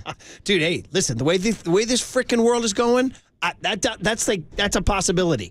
This is a possibility that I'm working with an AI bot right now. You know what I mean? That's what's going on. You don't even know what's going on anymore. You can look at if you're getting phone calls from guys, you're not even sure it's a real person. So anyway, congratulations on your move. And anybody who lives in the general Dog Patch Potrero Hill area, we won't give away Marcus's key code just yet. But turn them on to some pizza spots, burrito spots, and bars. And anybody who's familiar with OJ's old neighborhood, hit me up. I'm just saying. You're in sort of the fancy 1%er area. He's from the little bit of the scruffier part. Yeah, right? I understand. But hey, same neighborhood, Murph, same neighborhood. Did I hit the big three, by the way? All you need is a pizza joint, a burrito joint, and a bar. That's it, right? I got plenty of those, Murph. Okay, all right. Somebody already wrote in about Goat Hill Pizza. I don't even know what's up. Oh, yeah. Goat Hill Pizza has been around for a minute on Poe Hill. It's like one of the legendary pizza spots. They do a sourdough, I think it's a sourdough crust. By the way, I once met a guy years ago, buddy of mine from New York, and he was a golf writer. And he goes, hey, a buddy of mine lives in San Francisco. I want to go meet him. You want to go pick him up with me? I said, okay. It's this guy named Ian. And I meet him. He goes, you live in Potrero Hill? He goes, yeah, bro. I love it on Poe Hill. And I was like, whoa. I mean, I just blew the whistle. I called timeout. I was like, whoa. This is about 20 years ago, 25 years. I was like, I've never heard Poe Hill in my entire life. You can't call it Poe Hill, blah, blah, blah. All of a sudden, 20 years later, I'm like, you know what? Go ahead and call it Poe Hill. And I know this is a big topic. We've talked about Viz Valley or Soma, some of the nicknames. What's the new one? The East Cut that they just popped up right now. Down here, yeah. And so I always got to get the approval of city nicknames for you because I know you and Mib used to butt heads on it. You should ask Curly. He's the true city guy. He's the city native. Mm-hmm. Is he here right now? Can you see him? Yeah. What does he say about Poe Hill? You give me a thumbs up on the nickname Poe Hill. Oh, he gives it a thumbs up. They give me kind of and a thumbs up. A city native approving Poe Hill. That's it, Murph. Okay. I've been made by Curly now. All right. Well, listen, from Poe Hill /Dog Patch, you will be scooting down to Oracle Park to watch your Giants, who start 4 weeks from Thursday, everybody. 4 weeks from Thursday at San Diego. Yes! And the one story we haven't hit this morning was that it was revealed over the weekend from John Heyman that the Giants made an offer to J.D. Martinez. And J.D. Martinez, according to John Heyman, said no. That's interesting. Okay. Now, according to Alex Pavlovich of the Giants, it was more about a money deal, not than a fit deal. But the point of the matter is, people say the Giants aren't trying to get anybody. They're being too sluggish, blah, blah, blah. Well, they did try to get J.D. Martinez, who, by the way, I got news for you. That dude can still mash. Okay, last year, 33 bombs, 103 ribs. Bro, an 893 OPS. That's elite. Okay, that's elite. For an old man, too, he's 35 going on 36. Now, he played for the Dodgers last year, of course, and that was only in 113 games. He was also an all-star last year. Yeah. He's been an all-star the last 3 seasons, Murph. Dude, 2 years ago, he hit 42 bombs for the Red Sox. Last year, 2 years ago, he hit 43. 2021, 42 bombs to lead the American League. 2022, 43 bombs.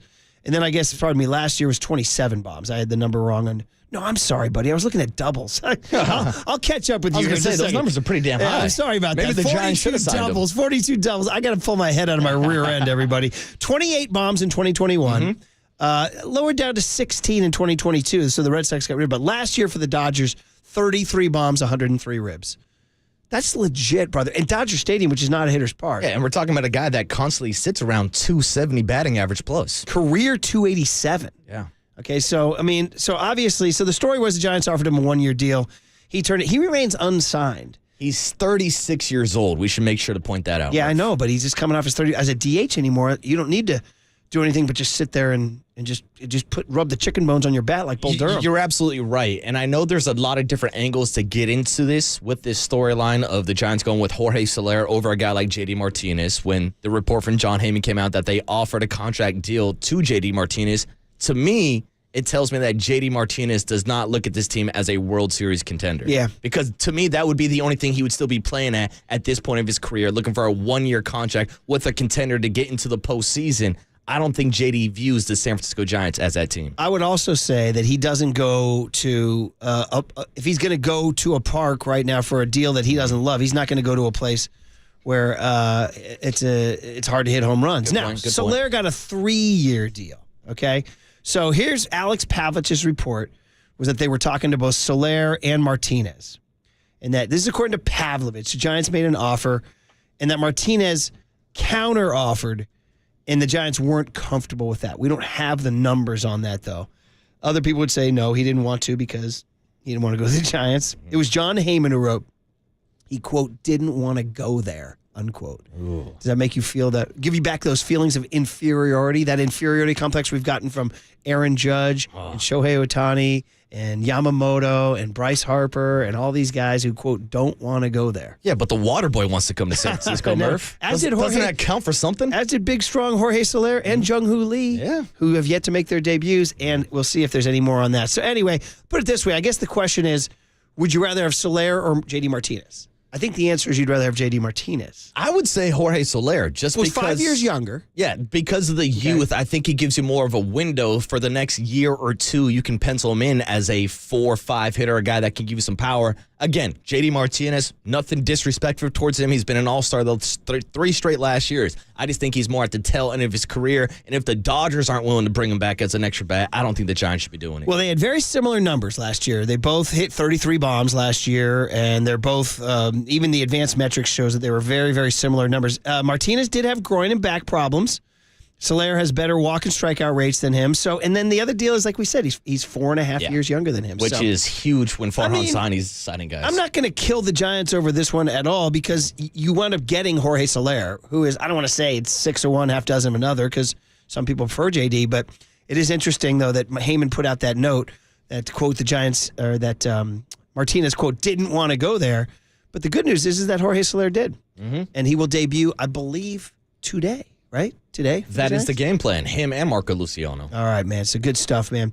By the way, 707 says Chicken Bones was the movie Major League, not Bull Durham. Your brain is still in spring training. I just watched Bull Durham last week, and they were doing the bones on the bat. Sorry, brother. I mean, it might have been both. I do remember it in Major League, too, but no, there was a guy, and one of the guys, Bobby, he was 0 for 16, is asking for some bone on his bat, and the guy wouldn't give it to him. It's a great line. And then Ball Bobby, on the bat. And then Bobby got released. Then Crash Davis walks by him without even asking, just grabs the bone and taps his bat and walks up. So 707, sorry, brother. All right, guys. Well, that's the story on J.D. Martinez. I would say that it's that for the Giants getting Jorge Soler erases any kind of pain, but it does. I mean, the reason we brought it up is that Heyman's quote, he didn't want to go there, brings back those bad memories, those inferiority memories that we have so many times. But it's just JD Martinez. Okay, so 7:35, guys, is we usually do Crook and Kite, but we know that we're in that little window right now where, actually, I should say it's usually where we do Tim Ryan, right? During the football season, correct, yeah. But we're in that window now between Tim Ryan and Mike Krukow, so we have a wide open segment. 808 KNBR is the phone number. What we want to do is, since it's usually a Giants spot, is go back to the Farhan interview we had to close Friday's show. And we've extracted the best cuts from it, and we can finally react to it. Because last time we did it, and we signed off, and we flew home. So Farhan Zaidi is the Monday, 7:35. And then the big hit, we want to go back to the Warriors at 7:55. Big comment from Draymond Green, they can still win the title. And Steve Kerr's 2-year contract extension kind of defining the championship window. So 808 KNBR, gear up your thoughts and takes on that. Can this get done by the Warriors in this window? But Farhan Zaidi next on the Sports Leader. Let's go, San Francisco. Let's go, Giants.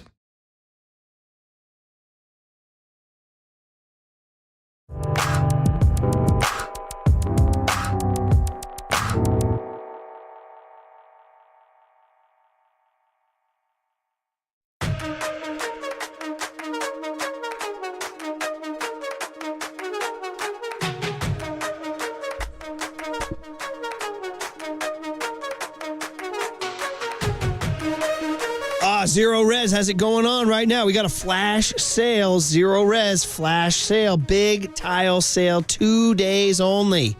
Okay, $43 per room of carpet or tile cleaned. That's a great deal. This is February 26th and February 27th, 2 days only. Today and tomorrow only. It's the Zero Res flash sale. $43 per room of carpet or tile clean. But you got to call today and ask for the KNBR special, 877-321-0739. Say it again, 877-321-0739. Or book online at zeroresbayarea.com.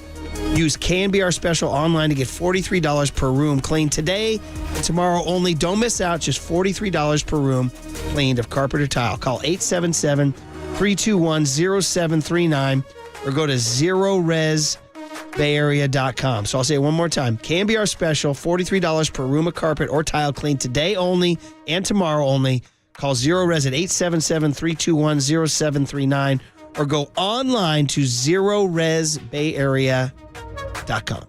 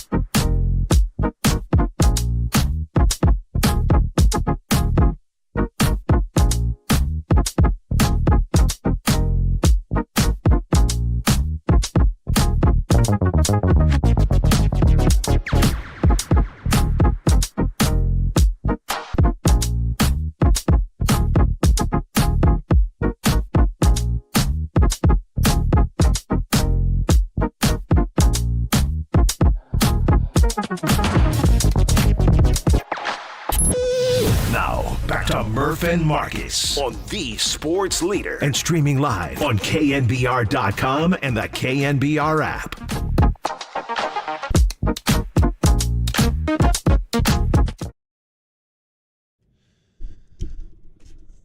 All right, back in the business, back in the studio. No Scottsdale Stadium for us. It was great. We enjoyed being down there Thursday and Friday. Hope everybody enjoyed it. Brian Murphy, Marcus Boucher, Murph and Marcus. We got young Tony behind the glass. We got Curly behind the glass. And we got, of course, the big hit coming up on the Warriors. Just kind of setting the table for you guys about things going on. Warriors start a road trip starting tomorrow in Washington. Giants baseball today at noon. You can get that online, I believe, sfgiants.com. Mason Black's going to pitch, and supposedly Jorge Soler is going to play today, too. So all good stuff there. And we already did our hums and bums today. If you missed it, all that stuff's available on KNBR.com.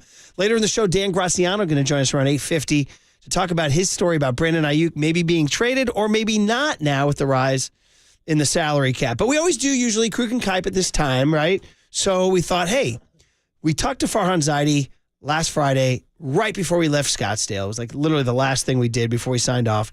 So we wanted to have a chance to kind of reflect and not some of those comments that he said to get a little deeper dive on. So the text line is 415-808-5627, the Golden State Lumber and Building Materials text line. And, of course, the phone is 808-KNBR. So, in general, your thought on Farhan in person, you don't have a ton of Farhan experience, do you? Huh? No, that's the first time I've ever met Farhan in person. But it was nice being able to sit down, go eye to eye, and ask a few questions. And I know there was a lot of people who specifically wanted to ask about certain players and stuff like that. But obviously, he's not going to get into that with tampering and contract issues and all the above. Okay, so it starts with when we asked him, the comment that he had that caused a ripple is we're pretty much done adding players. We're like, wait a minute. There's Bellinger, there's Snell, there's Chapman, there's Montgomery, there's J.D. Martinez. And this was when Bellinger was still on the market. Still on the market. And of course, the news comes out this weekend, 3-year, $80 million with the Chicago Cubs. With an opt-out after year one, though, which is the other big thing. So we asked him, I said, are you ready to say and kind of double down on that comment? Are you done adding players?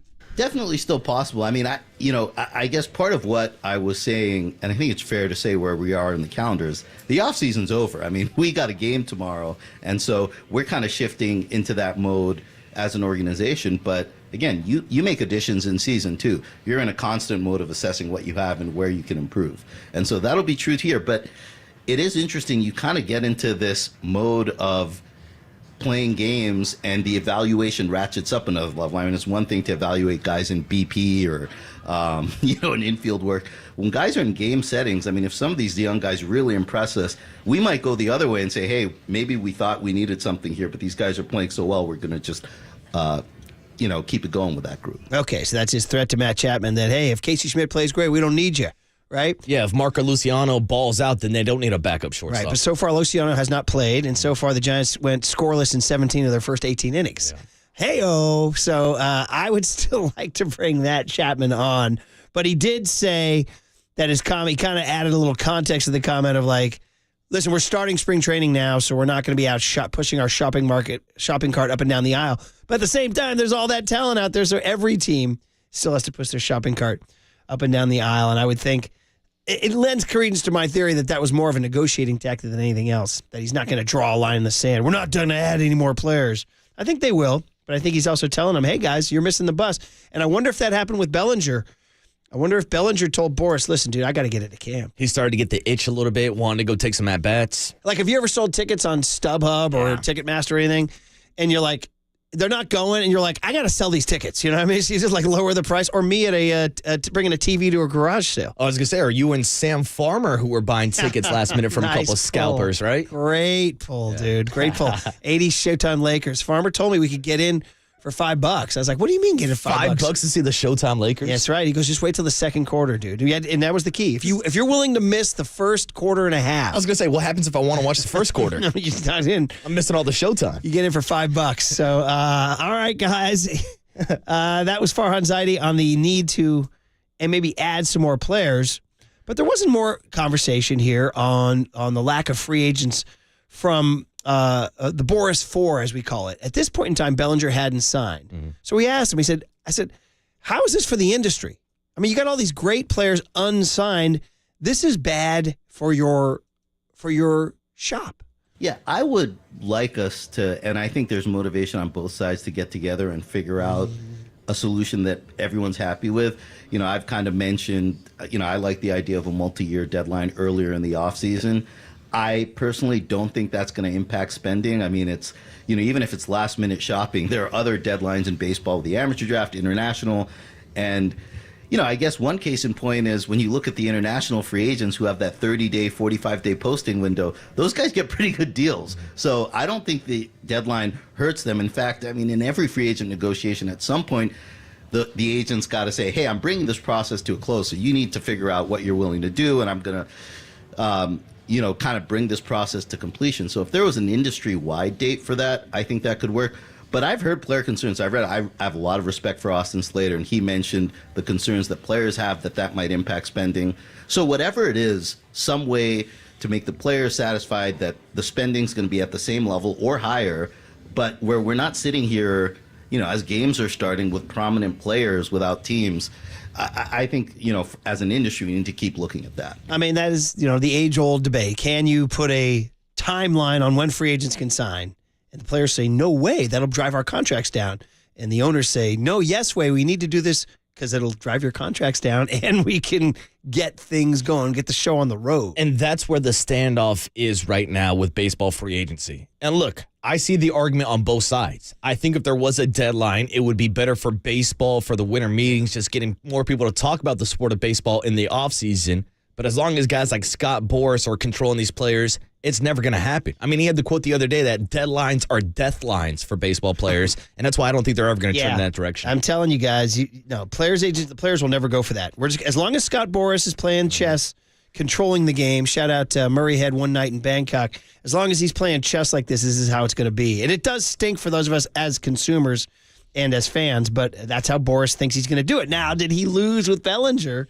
He probably wanted 8 years, $240 for Bellinger, and he got 3 years with a 1-year opt-out. I mean, especially after the season that Cody Bellinger just had last year, and that's why, to be honest with you, Murph, I wouldn't have minded this contract at all for Cody Bellinger in San Francisco. 3 years, $80 million. Now, it does come out the opt-outs that we saw from Michael Conforto to Mitch Haniger and everything we saw with Gausman and Rodon, which is kind of like the stereotypical, or should I say standard kind of contracts that seem like they're being handed out in baseball all the time, but I thought Cody Bellinger could have been a great fit in this lineup, can play first base, can play right field, and would have been a 3-hitter that provided some pop.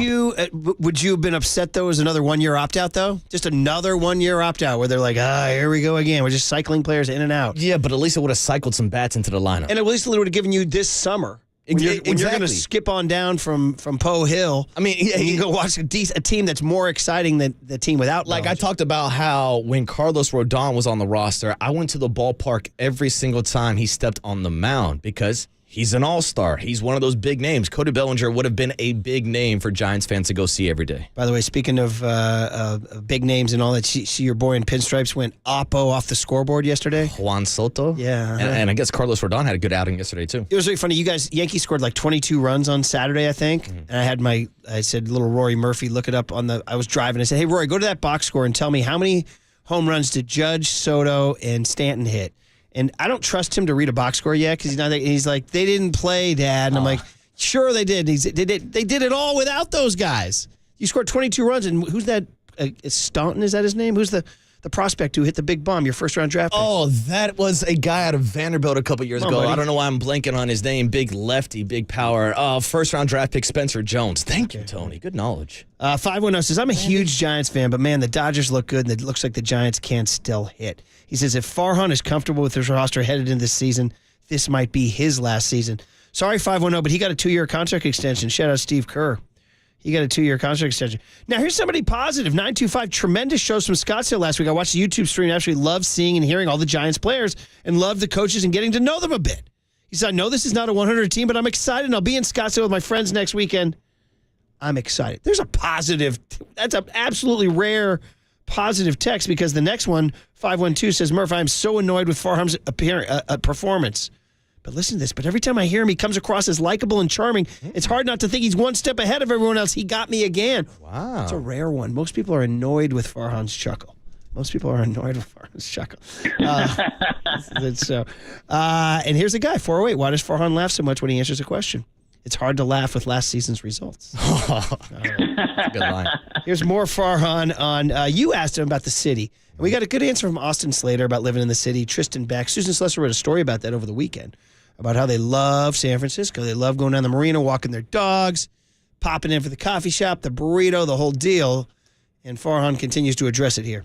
Yeah, I really don't think it does. And one of the things that benefits us is when players do their research and talk to players who have played in the city, whether it's guys who have played for the Giants through the years or even guys on the current team. I mean, you talk to the players on our team to a man right now, they'll tell you how much they love the experience of playing for the Giants, living in the city, the different opportunities. We have guys that live in the East Bay if they have families and they want a little bit more room. So I think the quality of life is really high. I mean, it's obviously one of the more expensive places to live in the country, which we all deal with to a certain degree.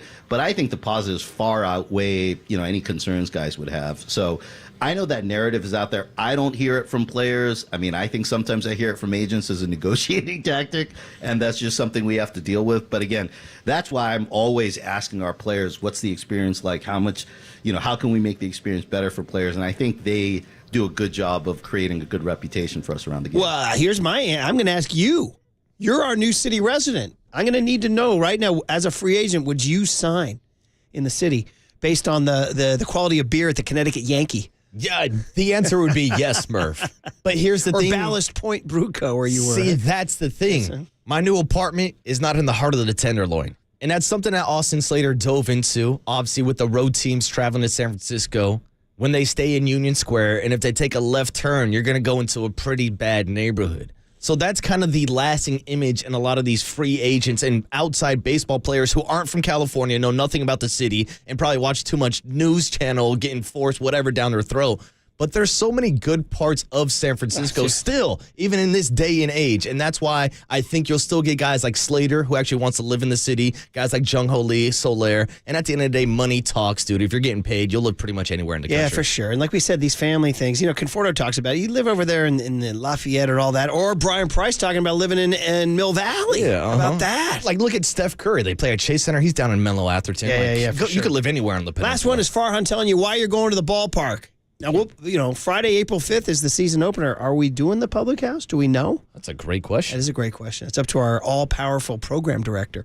But here he is. You didn't do the chuckle. Well, I was going to give you a Kapler. That's a great question. Oh, boy. Farhan, on why you should go watch this team. This is from Friday in Scottsdale. I think it's just going to be an exciting brand of baseball. You've got a guy in Jung Ho Lee who's obviously generated a lot of excitement. Soler is one of the biggest power hitters in the game. I think there's, and again, I understand that there's been the concern and the critique that the team's gotten a little stale. And again, when you finish around 500 2 years in a row, it's not going to be, jumping off the page at you. So we've got to win. That's the most important thing. But I think between those guys, some of the young guys coming up, there's going to be a lot of fun storylines this season. Okay, he says it. He also called a youth movement on the pitching staff and today. And by the way, the Giants did release today's lineup, and Jorge Soler is batting cleanup, so we're getting our guy in the 4-hole today, protected by Michael Conforto in the 3-hole. And Joey Bart's catching today. Ooh. Yeah. I was going to say, Farhan had some interesting comments about Joey Bart. He actually used the past tense. Yeah, I was going to say, you didn't need to read in between the lines about the future of Joey Bart in San Francisco. He said I think he enjoyed his time in the organization. Jimmy and Joey by All the right, well, bay. that was the Farhan hit for you guys. Now the big hit is next, and it goes back to last night's Warriors game, where Draymond Green over the weekend did a podcast and made a bold statement about the Warriors' title chances, and it aligns with Steve Kerr's news of a contract extension on Friday. Are you buying the Warriors as title contenders is our big hit. 808 KNBR is the phone number. The Golden State Lumber and Building Materials text line is 415-808-5627. Big hit next on the Sports Leader. Is that a big hit?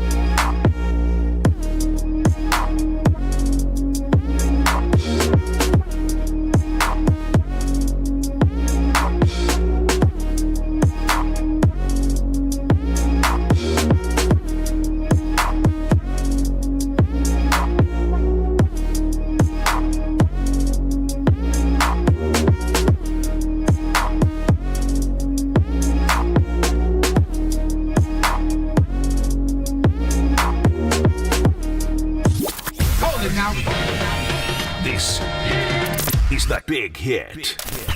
Sponsored by Benjamin Moore Paints. Experience the Benjamin Moore retail difference at their independently owned, authorized retailers today or at benjaminmoore.com. On KNBR 104.5 FM and 680 AM, the sports leader. Thompson with 7 on the shot clock. Got to get to work. Good pocket pass. Green inside, and it comes off. Everything but the bucket for Golden State. Caldwell poked for 3. Got it. KCP with 13. And the lead swells to 10. They double team Murray, the lob, and out of the dunker spot. Aaron Gordon skying high for 17 points to make it 117-103. His favorite target, Jokic to Gordon, slams it home. Meanwhile, the Golden State Warriors are going to look at a 29-27 record at the conclusion of this one, including 16-15 at home. They have played many more games at home than they have on the road, so a somewhat perilous imbalance as Denver has won 7 straight now against the Golden State Warriors. Oh, and all that, we're going to do the big hit. Can the Warriors win the championship? After that string of negative highlights from last night, that is, of course, the big hit because the Warriors finished up a little 2-1 homestand that showed some good stuff and featured the huge news of Steve Kerr's 2-year extension, which basically puts for all of us a roadmap or a timeline on the Warriors championship window. Kerr signed for 2 more years. Curry has 2 more years. We're looking, Marcus, at the spring of 24, the spring of 25, and the spring of 26 as the Warriors' chance to add a coveted 5th championship, trying to get to that Eddie D level for Joe Lacob, get that 5th championship. But last night was a stark reminder of the kind of things that stand in their way. Nikola Jokic, Jamal Murray, and the Denver Nuggets ain't having it. You heard at the end, there's 7 straight wins. And yet, what we're using as the big hit today is the Draymond sound from over the weekend, which he says that 100% they're title contenders, and he doesn't see a team out there they can't beat. And I was kind of laughing like, you mean other than the team that was literally in your building last night? You mean other than the team that's literally the reigning NBA champions? Nuggets. I know. So he did talk about luck and fortune has to go your way to win a championship, which is very, very true. And I would say that the luck and fortune the Warriors would need to win a championship would involve somebody else knocking out the Denver Nuggets along the way. Because I think if the Warriors, honest to goodness, listen, everybody's got a chance. And you got Steph Curry, so you always have a chance. But it's just, you talk about matchups in life, they say styles make fights or whatever, horses for courses, whatever cliche you want to use. Bro, that is a terrible matchup for the Warriors, and I don't see any white horse riding in anytime soon. No, I don't think there's a mid-season solution. Now, I talked earlier about how I liked what I saw from Trace Jackson-Davis. I thought they gave him size on the board yesterday. He had some great offensive rebounds, a couple blocks, finished it at the basket, but he's 6'10", so he's not your traditional 7-footer. And unless the prediction from Kendrick Perkins comes true from over the summer, unless Jonathan Kuminga suddenly hits a Grossberg to hit up to 7 feet, I don't think they're getting any size anytime soon. And from reports, I'm hearing that Jonathan Kuminga is now 7'2". What? That should be our big hit, right? You remember that, right? I do remember that. Perkins. It's really, really funny. Kuminga's now 7'2". And you are listening to KNBR AM and KNBR FM San Francisco, the sports leader, Cumulus Media Station. Okay, so the big thing that we're going to hang our hat on here for the big hit, at 808 KNBR is the phone number. Check in if you're buying this. Draymond Green's comment from his podcast on Saturday. And listen, Draymond's podcast is always entertaining, and you need to evaluate this on your own terms. Take it seriously. Do you believe Draymond's statement here?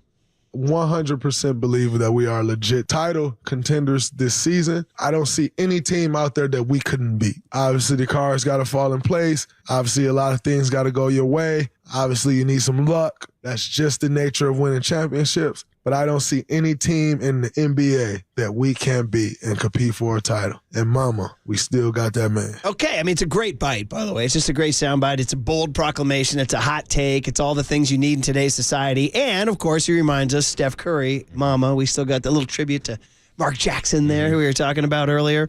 So you hear that comment, and it encourages you. It means they're still thinking championship. But is he blowing smoke, brother? Well, Murph, here's the example I'll give you. In boxing and in combat sports, you always talk about a guy having a puncher's chance. And as long as you have Steph Curry on your roster, that haymaker can come from any spot on the court. Any night, Steph can drop 40, 50, and carry this squad. So as long as Steph Curry is still on this roster, yes, the Warriors championship window is open. But how realistic is it this year with this current roster? I do not put them at the top tier, the top echelon of actual NBA contenders. Now, I want to note they have won, 10 of their last 12 going into last night's game. And since Draymond Green has returned, they're 11-4 in their last 15. So, there's something there. It might just be a Denver Nuggets thing. You know what I mean? It might just be like right now. We'll see them as they, listen, as you look at the schedule right now. They're about to head on this road trip to Washington Tuesday. Shout out Jordan Poole on the bench. Okay, you like that chances. At New York on Thursday. Steph in the Garden could be interesting. At Toronto on Friday. That's a back-to-back. That's always tough. Scotty Barnes. And then at Boston on Sunday. But I'm looking some more at some of the games they have coming up. They got a couple with the Spurs coming up. They got the Bulls coming up. Here's an interesting week for you in mid-March. At Dallas on Wednesday the 13th, at the Lakers on Saturday the 16th. Here's a couple lines coming in on the Golden State Lumber and Building Materials text line. 916 says, I'm not buying the Dubs until they're out of the play-in round, whether that's getting the seed or getting through the play-in round itself. And that is a significant deal because right now at the 10 seed, not only are you only in the play-in bracket, but you're in a disadvantageous spot in the play-in bracket too. You got to win a couple of games to get out of there on the road, right? And we've seen the Warriors with Steph Curry be knocked out of the play-in before. 925 says, I don't buy what Draymond's saying, but I like the confidence for sure. 707 says, the Warriors don't appear to have it this year. A dominant team in the NBA takes over a game in the last 5 minutes, and if you look at the Warriors all season, that's where they're losing games. Yeah, that's the clutch time minutes, the final 5 minutes of games that the Warriors have not been performing well in this year. Here's my question. Does Chris Paul's return affect that? I think it affects the second unit. Like last night, Dario Saric last night. Or maybe the closing unit. But I think maybe to get that two-man game with Dario Saric, I want to see if Chris Paul and Klay Thompson are going to coexist on that second unit. I definitely think it can make them a better team, but Chris Paul's not the answer to slowing down Aaron Gordon, Michael Porter Jr., Jamal Murray, and Nikola Jokic. Size will kill them forever. We joked about this at the start of the year. Like, hey, the Warriors have a chance to win a championship, so they got older and smaller. Yeah. 408 says, Draymond's right.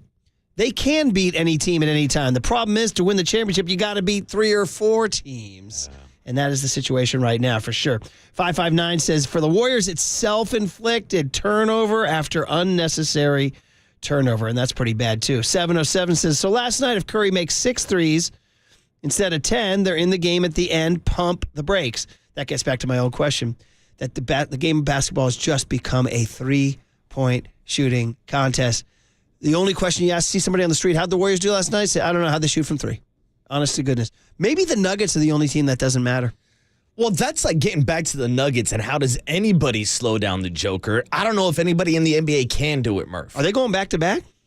I mean, Jamal Murray, you pointed out when the Warriors beat them in the 2022 playoffs. No Jamal Murray. There's no Jamal Murray. And again, I think it's one of the most disrespectful things in the NBA right now that Jamal Murray has never been an all-star in his NBA career. We're thinking of ways to try to save the all-star game. Hell, put Jamal Murray in it. 650 says, don't forget, 16 of their last 26 are on the road. Okay? But actually, they've not been as bad on the road as they were last year. 707, that's correct. Well, they were terrible on the road last year. They were historically bad. 707 on the Golden State Lumber and Building Materials text line says they definitely were not top tier when they won it all in 2022, and nobody saw them get into the second round last year either. Maybe people are open their eyes. There's a positive one. 447 says, yes, the Warriors are definitely a legit title contender. Really, only Denver has their number. I mean, you could buy that. That's something interesting. Is it really only the Nuggets that are in their way? I mean, the Lakers took him out last year with Anthony Davis. True. And if we're looking at teams with size, I mean, the Minnesota Timberwolves are the number 1 team right now. They have a lot of size also. Rudy Gobert with Cat and even Nas Reed off the bench. They are a dominant front court also. 707 says, don't forget, if they sneak in and somehow play OKC in the first round, you can knock them out. They're so young. Although SGA is playing darn pretty well. Yeah. 309 says the Warriors have an ascending Kuminga, an ascending Podziemski, and an ascending Trace Jackson Davis. So that gets back to that window we were talking about in the Kerr contract. So are you guys ready to believe that for the next 3 springs, they will be in the mix with Kerr and Curry and Draymond? And it brings up the question, Klay Thompson's contract expires at the end of this year. Correct. Does Klay look at the landscape, see Curry's deal, and say, yeah, give me 2 at a quote-unquote reduced rate, you know? I mean, this is we're living through a very interesting time for Clay, where he's just actively sliding down the scale of importance, right? That is true, but he's also kind of embraced his 6-man role now. And obviously, last night we saw him start the game on fire in that first quarter when he came out shooting the lights out, had 23 in the first half. Now, of course, didn't score any points in the second half. But when it comes to Klay Thompson, do you really think that he would leave Steph Curry to go, join the Orlando Magic just because they're going to offer him a bigger bag? Like, this is a guy that's never been too concerned with money in his entire life, was born into an NBA family. Hell, his sneaker deal is like some random Japanese or Chinese sneaker company. So he's not like bringing in the big time bucks. And I don't think Clay wants to leave the Bay, wants to leave his yacht, wants to leave Rocco and just hanging out in the Cove. I would agree with you that he's the kind of guy that does not want to necessarily, even though he does have love for the Harry Potter world down in Orlando, which we've played. Hey, he's not a guy who wants to move to Orlando, Florida. I think he wants to stay with Steph. Yeah, I don't think he prioritizes getting money at this point of his career. He's all about legacy, and if the Warriors somehow, some way do win another championship, Clay's going to kind of regret the moment of even thinking about leaving. I don't think he walks away from Steph Curry. I don't know how anybody could want to walk away from Steph. 808 KNBR is the phone number. Are you buying what Draymond's saying? Are they legit title contenders? We do have Draymond, though, on the Steve Kerr extension from Friday night. Kerr's not talking about it until he signs it. They got to go through all the clauses and the amendments and all that stuff. But Woj pronounced it 2 years, $35 million, which is crazy, outrageous money. And I know that upsets the anti-Kerr faction. What do you give me for the anti-Kerr faction and the anti-Kyle faction? I think both factions are dumb, Murph. If I'm in the Hunger Games, I ain't joining those factions. Except for the fact that Kyle doesn't have any and Kerr has 4. Yeah, that's the big difference. But again, we're talking about Kyle being one of the best coaches in the league. That's the thing that's missing from his resume is the championships that Steve Kerr has. Here is Draymond Green Friday night about Steve Kerr getting that extension. Yeah, we would pop this and get much better than that. And that's exactly the realm of coaching. When you look at coaches as a whole, that's the realm that he's in. So happy to see, and it's great knowing that, we'll all be in this together. See, there he is. He's like Kerr is willingly signing up for 2 more years of my BS, right? Somebody wrote in and said $17 million is a great. I can't give credit to the area code because I don't see it. It's way down on the list, but he said Kerr's getting $17 million. Probably $10 million of that is just dealing with Draymond, right? Yeah, that's a good point. And it correlates back to, of course, a big offseason story for the Dubs when Bob Myers decided to walk away from the team. And we know how close Bob and Steve are. And that's why the questions came up. If they're going in a different direction with Mike Dunleavy, would the Warriors go in a different direction away from Steve Kerr? But again, it all circles back to that Steph Curry timeline. You can't walk away from one of the greatest players of all time. Here's another Draymond Green cut from last night, Friday night, about Kerr getting that big extension. I think it's incredible. Wouldn't want to finish my time here with any other coach. And what he's meant to this franchise, what he's done for us as players, the winning ways that he brought here is you can't replace that. And so very happy for Steve and his family. Got what he deserves, which is it's the largest salary in coaching history, right? Pretty good cut there. By the way, I didn't look it up. What was Steve Kerr's max salary as a player? Oh, you looked that up. Somebody, Curly or Tony, looked that up on a Pro Basketball Reference spot rack or something like that. I was gonna say, is he making more with this contract than he made in his entire NBA career? Probably, if you add up every single year he played. That's a good call. I'm gonna go ahead and say he made more. He's gonna make more in 1 year. I wonder if his entire career he made $17 million. Probably not. Because he was probably always in the 6 digits, wasn't he? I don't know if he ever get $1 million deal. I don't think so. I don't know. We'll have to look it up. It's pretty amazing, dude. That's pretty darn good. They say NBA's. Fitch used to tell us the NBA is not a coaches league at all. It's a players league. But coaches do have some. I'd say coaches are more psychologists or psychiatrists, and more they more handle guys than they do X's and O's. So that's what Kerr's getting paid for, is just handling these egos. Of course, his life is made so easy by the fact that he has one of the greatest human beings in the history of the species as his point guard. Yes. The highest per year contract that Steve Kerr had in his NBA career was $2.6 million his final year with the San Antonio Spurs. Well, money was going up at that point. What did he have prior to that? Do you have 2.4, 2.2. Okay, so that's 7. 1.9, Okay, that's 1.7, 9. and then his 10, 11. entire career with the Bulls and prior was $750 or less. So it adds up to about $17 million Total career earnings, $15,905,000. He's earning more in 1 year next year than he did his entire more in career. one single season. Oh, man, that's Shout out pretty the amazing. 1%ers. 408 says, guys, what about Clay as the new Iguodala to go get that 5th ring? What about Clay as the new Manu Ginobili? Okay, man. Well, listen, this is what's going on right now. He's having to deal with this right now. It's very interesting. And a lot of people checking in with the Steve Kerr numbers for sure. 707 says, the joke is talking about Farhan. So anyway, guys, well, that was the big hit today. And so here's my answer. Are the Warriors legit title contenders? The answer is yes with an asterisk. And that is, what offseason move do they make going into next year? Chris Paul's contract expires. Are you getting a big? Can you get an impactful big? Doesn't even have to be a superstar. Just has to be somebody who can slightly neutralize Jokic down there, although a lot of teams have trouble with Jokic. Can Podziemski, Kuminga, and Trace Jackson-Davis continue to ascend? Can Clay return as the 6th man? All those things. Do I think it's going to happen this year? My answer is no. I don't think it's going to happen this year. I just feel like right now, that lack of size is going to kill them. It eventually is going to stop them somewhere along the way. Even the Lakers' size beats them, right?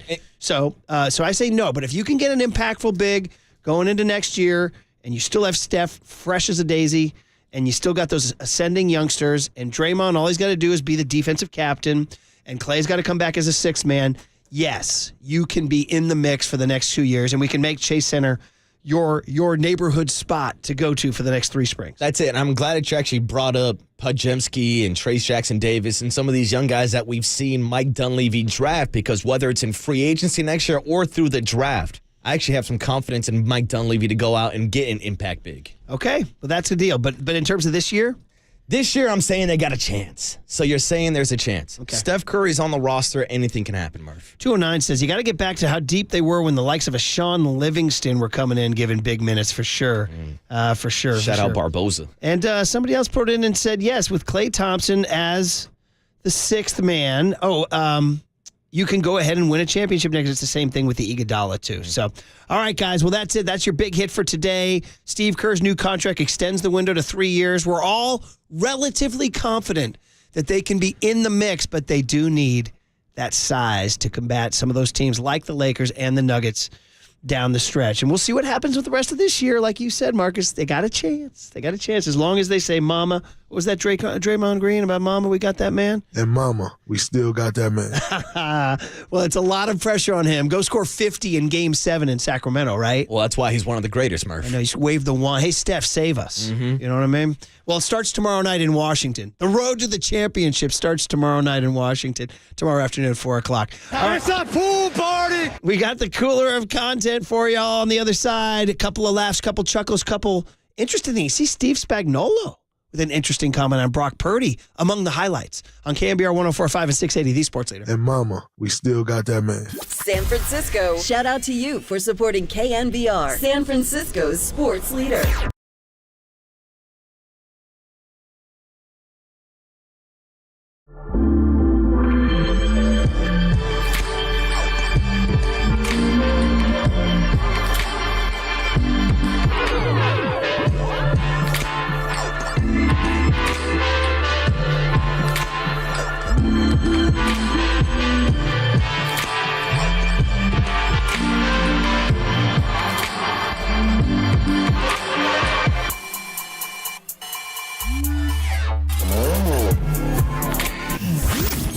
Here's what's trending now. Trending now. On KNBR.com. Murph and myself are back from Scottsdale, but if you missed any of our interviews last week with Bob Melvin, Patrick Bailey, Logan Webb, Kyle Harrison, or even Farhan Zaidi himself, you can check out all those podcasts and more available now on KNBR.com and the all-new KNBR app.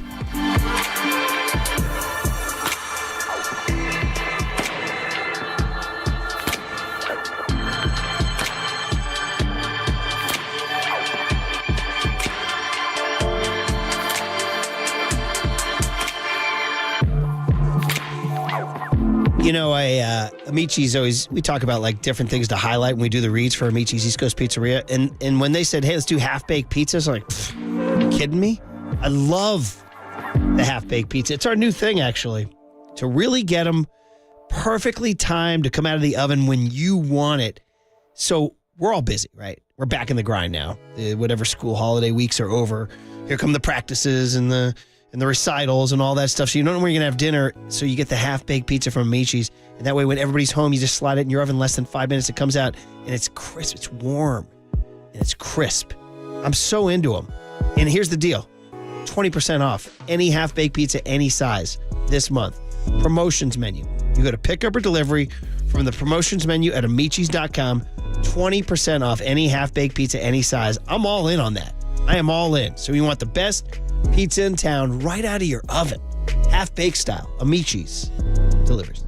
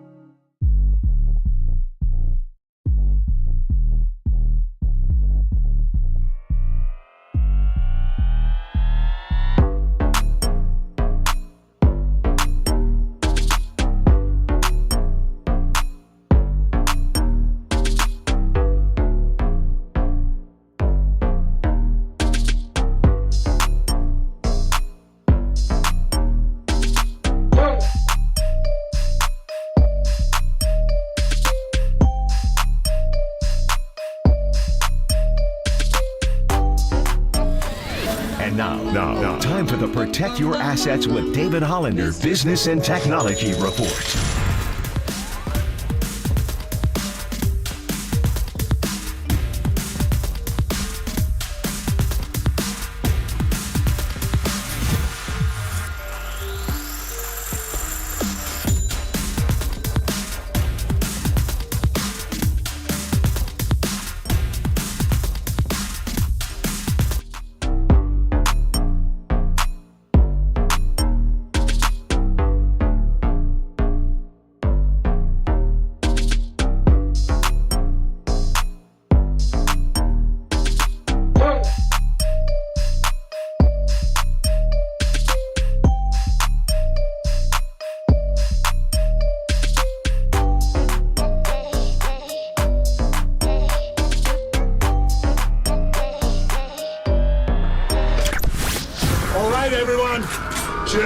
This is the cooler. You're not sending me to the cooler of content. Sponsored by Mancini Sleep World. Sleep better, live better. Visit sleepworld.com. And by Marin Health. Marin Health Medical Center and Marin Health Medical Network world-class care. Closer than you think. On the sports leader. All right, great to be back in the studio. You can see us on the YouTube and the Twitch. There we are. There's new San Francisco resident, Marcus Boucher.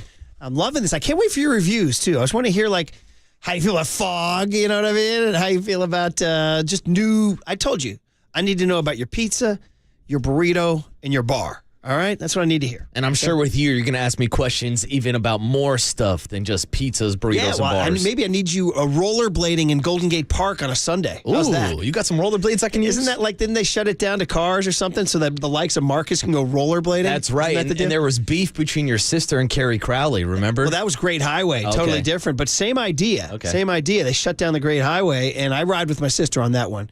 Give me the car. I'll get my rollerblades ready, Murph. Yeah. I need Marcus maybe meeting a young lady and then going to the DeYoung Museum for a little like art tour. Ooh, all right. I'm not a huge museum guy, but hey, I'll make it work, Murph. Or maybe Marcus exploring different neighborhoods. We'll see what's going on. Maybe meet Curly down at the Philly Club in West Portal. I mean, we might turn it into like a bit or a segment. Where in the world did Waterboy go in San Francisco today? Very excited for you there. That's one item. Number two. I got to give a shout out to the 925 on the text line who said, Murph, please don't make Marcus start doing Gabe Kapler burger reviews in San Francisco. How good is that? Which is funny because I turned you on to a burger spot right near you, right? That was like one of the first things I did was go get a burger. There's a new spot right near him. I like them in all shapes and sizes. I like them in all shapes and sizes, and this one was thick and juicy. Prince singing his ass off. Hey, I got to say, I like a thick and juicy burger also. By the way, just speaking of singing, Sunday night, Murphy family, nothing to do. The kids are gone. They're doing their stupid video game. You know what I want? You know what we'll do? I still, after all these years, will throw on the American Idol auditions. Will you do that? Are they still just as good? They're still going. But I feel like now it's kind of gotten to a bit where people purposely show up and do bad auditions. You do that. They're cutting down on those a little bit. They're doing some good ones. You know, showed up out of nowhere. This cute girl was up there singing country. And then they're like, oh, you're good at this. She's like, yeah, well, my grandma taught me this. They're like, who's your grandma? She said, Loretta Lynn. Dude, Loretta Lynn's granddaughter cropped up last night. I'm like, the fix is in. You can't be Loretta Lynn's granddaughter showing up. Man, that's like, if I'm some just guy grinding with my guitar and I'm trying to write my own songs and then Loretta Lynn's granddaughter walks in with the gold ticket, I'm like, that's not fair. Yeah, I'm giving her my dreams at that point. She shouldn't count, man. They opened the doors for her. No, Murph, I was always the guy who was like more of a fan of like, who was it, William Hung? Oh, well, that was legendary. We used to play that stuff on the show. Does young Tony not know William Hung? Is he too young for William Hung? Oh, he might have been too young. It was Rocket Man was his big one. Because it was like early, mid-2000s, right, when he was on American Idol? Pecan used to play that stuff on the show. Oh, I might need a William Hung She Bangs rejoin today. Pecan was more into it than I was, and he was convinced it was great sound. So you would have supported Pecan playing that on the show? Oh, I thought it was hilarious audio. I was in middle school cracking my ass off. Yeah, so there you go. Okay, here's the deal. The cooler of content. Oh, and I wanted to tell you two other things. One, Mark Jones, who called the game for ESPN last night, will join us at 9:30. Who? That'll be good. And not Mike, Mark. And then finally, the Giants signed veteran shortstop Nick Ahmed this morning. 2-time Gold Glove Award winner. That raises a question. If you're looking for a veteran shortstop to be a backup, there's a guy, number 35, from Foothill High in Pleasanton. Interesting. I mean, we talked about it, and we talked off air about this, how I saw a report linking Brandon Crawford maybe to the St. Louis Cardinals, who are looking for a veteran backup shortstop. But it is a little head-scratching that Brandon Crawford would even entertain going to another franchise. B. Craw and the Cardinal Red. You know who wore Cardinal Red for 3 months? That will never be. It's like nobody talks about it. It's like that family thing, that family secret nobody talks about, you know? Will Clark. That's right. Will Clark played for the Cardinals. The thrill, baby. You guys ever go to a family event and nobody's just talking about the obvious thing? Yeah, that's Will Clark as a Cardinal. That's the elephant in the room. There it is. By the way, young Walt, who's now getting a lot of finding his sea legs, Walter, Big Walt, he checked in, said he approves of Loretta Lynn's granddaughter singing on American Idol. Of course he's American Idol guy. He does all the reality TV shows. Okay, this one I thought was interesting. Steve Spagnuolo does a thing with Peter Schrager, who, of course, is on NFL Network. Schrager has a podcast. Spagnuolo talking Brock Purdy. Still. I found this interesting. Take a listen here. I turned the film on, and then he's ripping Green Bay and Detroit with a couple of, the run plays. Oh, that the were third really down critical. against Detroit was I know insane. It. Yeah. And I said, okay, here we go. I'll be honest with you. I just texted Brock the other day. I tried to track down his cell number. I just wanted to tell him how much respect I have for him, and Hell what yeah. a terrific, Dude, I love what a this. terrific game he played. I mean, and he's such a quality guy, strong Christian man, and I respect all of that, and I'm happy for all his success. Damn, Spags. He says he tracked down Brock Purdy to text him. What do you make of that? I mean, Spags obviously doesn't think that Brock Purdy's a Kyle Shanahan system product. Well, either that, so there's two ways to look at it. There's one that's like Spags has ultimate respect for Purdy and all that, or two, he's like, it's easy to be nice to a guy when you just beat him in the Super Bowl. You know? But Spags was praising Brock even before the Super Bowl started. I mean, it's incredible. I mean, that it really, I think, first of all, Spags, what are you going to do? Four freaking rings, right? What else do you want? I think that's really cool, and I think it does say a lot. And I think he does. He says he has a lot of respect for Brock, and he reaches out to him. I wonder if Purdy was like, new phone, who dis? Well, on the Spags text, like seriously getting pranked. You think he hey, went? Brock, this is Steve Spagnuolo, the guy who ruined your life. You think he went full Jimmy G and just ghosted him? Damn, Jimmy. Oh man. So anyway, I thought that was interesting. Spags comes across just. Damn. And it's cool He's because too good at his job. Damn it. I love hearing breakdowns from people who are still currently in the game, whether it's Spags or whether it's our breakdowns with Greg Cosell every Thursday, because we do give a lot of narrative and a lot of time to guys like Cam Newton, who got into a little bit of an altercation himself this By the past way, weekend. Cam stock up. People are praising him for fending off 3 guys single-handedly. So I told you, when I saw Cam Newton at Super Bowl Radio Row, he's a gigantic man. Those 3 guys couldn't take him down this weekend. The crazy hats he wears, the hat stayed on the entire time. So with the hat with the hair like popping out of the top. He had one dude holding him at arm's length. He had the other dude like in a bear hug kind of headlock. Yeah, I'm not trying to wrestle Cam Newton. Newton. And then the third guy tried to come up and punch him, and he was able to fend off that too. So Cam used to run over NFL linebackers. Maybe career in the UFC, perhaps? There has been a couple guys who have tried to make those transitions. Shout out Sean Merriman, lights out, tried to get into UFC, but he got knocked out also. Greg Hardy. That's a good call. I'd just like to see that exact fight in the octagon where Cam's wearing the hat and fighting those 3 guys off. Well, dude, there's these like crazy like European MMA leagues where they do like 3-on-1, 2-on-2. They have like team MMA now, Murph. It's absolutely mind-blowing. Incredible. All right, hey, a couple more from the cooler of content. Did you guys see Alex Rodriguez show up at the Timberwolves game with the deep tan, bordering on like comedy? Like it was like, is that what a human being should look like? It looked like, I don't know, it looked like a color not found in nature. You know what I mean? I was hanging out with one of my buddies this past weekend. He was helping me move, and he's not a huge baseball guy, but he even asked me, like, hey, man, what's going on with Alex Rodriguez? Okay, it's good then. He'll listen. Alex felt so much heat from social media, he actually filmed himself. Looks like he's in a parking lot at night or something. Like, he's so insecure and stressed about what people think of him, he had to answer here. All right, everybody. I know that I'm dark, but I am Dominican, and I went on vacation, and I fell asleep in the sun. So everybody calm down. Tranquilito, suavecito. Mi gente, ya. Okay, I ain't buying that he fell asleep in the sun. This is some sort of cosmetic thing gone wrong, is my theory. Oh, you're not buying like it he at went all, for the huh? fake tan or something and it went wrong. Because, no, come on, dude. How lame is that? You can even hear his nervous chuckle when he says that. I fell asleep in the sun. It's like the chuckle of a liar here. And I fell asleep. Yeah, well, keep that going. In the sun, he chuckles again. In the sun. See? So everybody calm down. Yeah, that's what you do. You know, Murph, chuckle when you're like, I fell asleep in the sun. You might be right, because when he was tanning shirtless out in Central Park, he never got this tan before.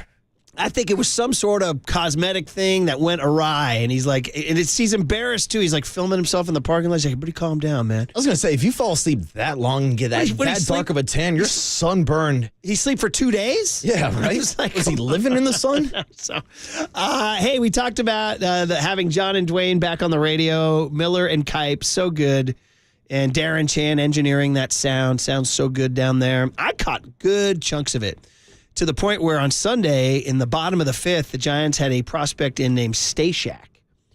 And John Miller was like, Stashak, you should know this name, Dwayne, because it makes you think of Joe Panic and Rich Aurelia. And I was thinking, I got it. I got the wordplay there. I bet it's about St. John's. But Kipe had another idea. Here it is. Cody Stashak when we say his name, if it makes us think of Joe Panic and Rich Aurelia, there's a good reason for that. Okay. But he went to St. John's University in New York. Well, that's not the first thing I thought of when I saw his name. I thought of a hamburger. Stay Shack? Yeah. Why? Shake Shack.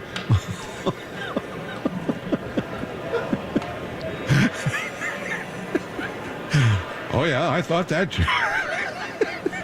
Well, actually, any word can make me think of a hamburger.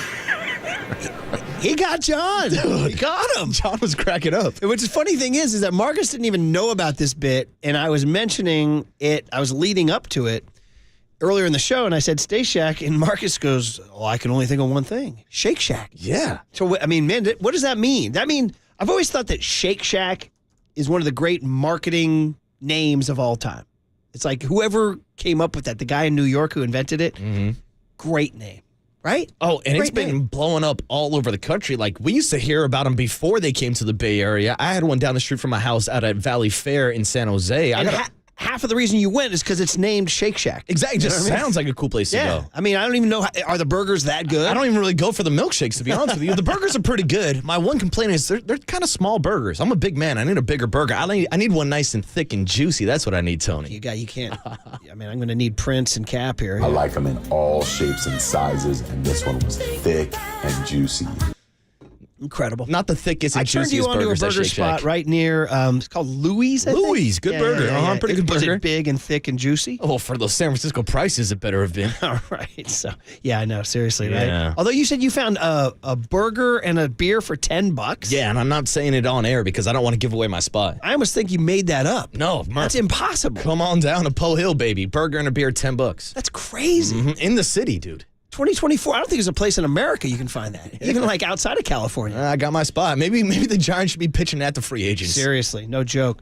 That was very good to get Dwayne got John. He really did. He really did. And Marcus and I ate at Culinary Dropout in Scottsdale with Darren Chan right across the street from the famous Shake Shack where we once saw the Murphy family once saw Sean Estes. And you know what the funny thing is? We went to that Shake Shack because at that time there were none in the Bay Area, and we went because it was Shake Shack. Yeah, it was like a destination type. Like we were in Scottsdale, Arizona. We were like, we're going to Shake Shack. Yeah, and we walked in. There was Sean and his wife, and he goes, "Hey, Murph." He goes, "What's up, man?" And this is before he did our show regularly. I wasn't as good a close friends with him. And he goes, "No, it's great." He goes, "My wife and I on Fridays we come see a movie and go to Shake Shack." And Candace is like, "God, I've had such a crush on him for years. I always thought he would do something more like refined and elegant than Shake Shack on a Friday night." I like thinking about Candace like being wined and dined by Sean Estes, and then turns out he's going on the same type of dates that Murph is taking her on. Exactly. And he's way better looking, too. Yeah. All right. Well, there's your cooler of content. That was fun. Okay, here's the game plan going forward. On the other side, the 49ers got great news over the weekend. They also said goodbye to a player. We'll get into that. And that leads to Dan Graziano at 8:50. Will Brandon Ayuk be traded? That's the question we're asking him. And then Mark Jones, who was in Chase Center last night. Can the Warriors ever beat the Nuggets? That comes up at 9:30. So 49er talk next on the Sports Leader. Stay Shack? Yeah. Why? Shake Shack.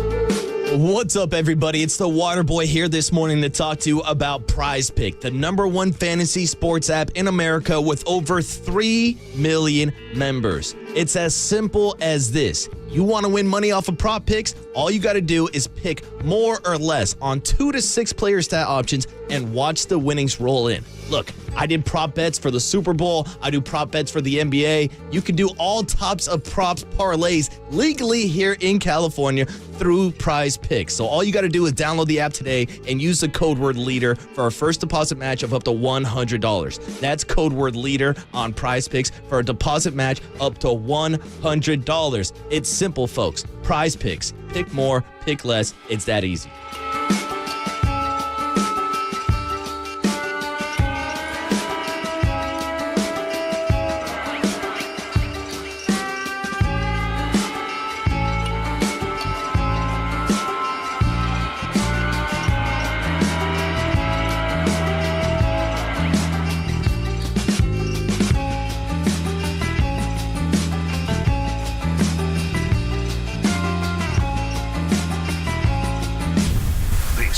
KNBR. And this is Murph and Marcus on KNBR 104.5 and 680. The Sports Leader. So is this, yeah, this is it. Tell me your name. I think he went to Cal, didn't he? He's a Cal Berkeley guy. Yeah. You're Cal. You're always going to be Cal, William Hung. Listen to this. This is William Hung. So, young Tony, back in I don't know, 06, 07, something like that.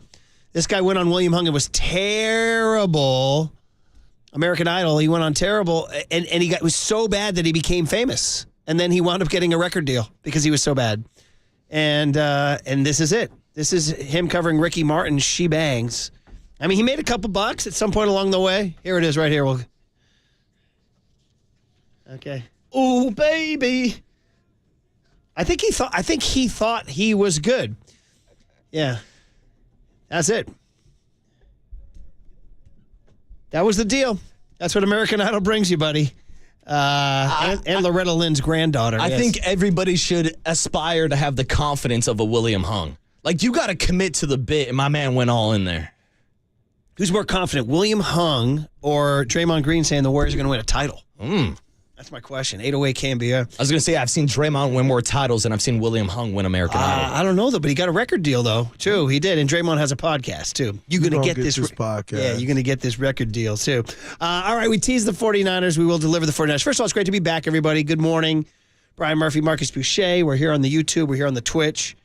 Young Tony Farias behind the glass off a boozy weekend in San Luis Obispo. And then we got Curly, the producer, hiking out in Point Reyes in slacks and loafers. There's no way he was actually hiking in slacks. I've never seen him in anything other. What do you see this? Can you see this guy in the dad shorts with the pale calves? No, I think Curly is so shoes? Professional. He refuses to show anybody his shins. Yeah, right.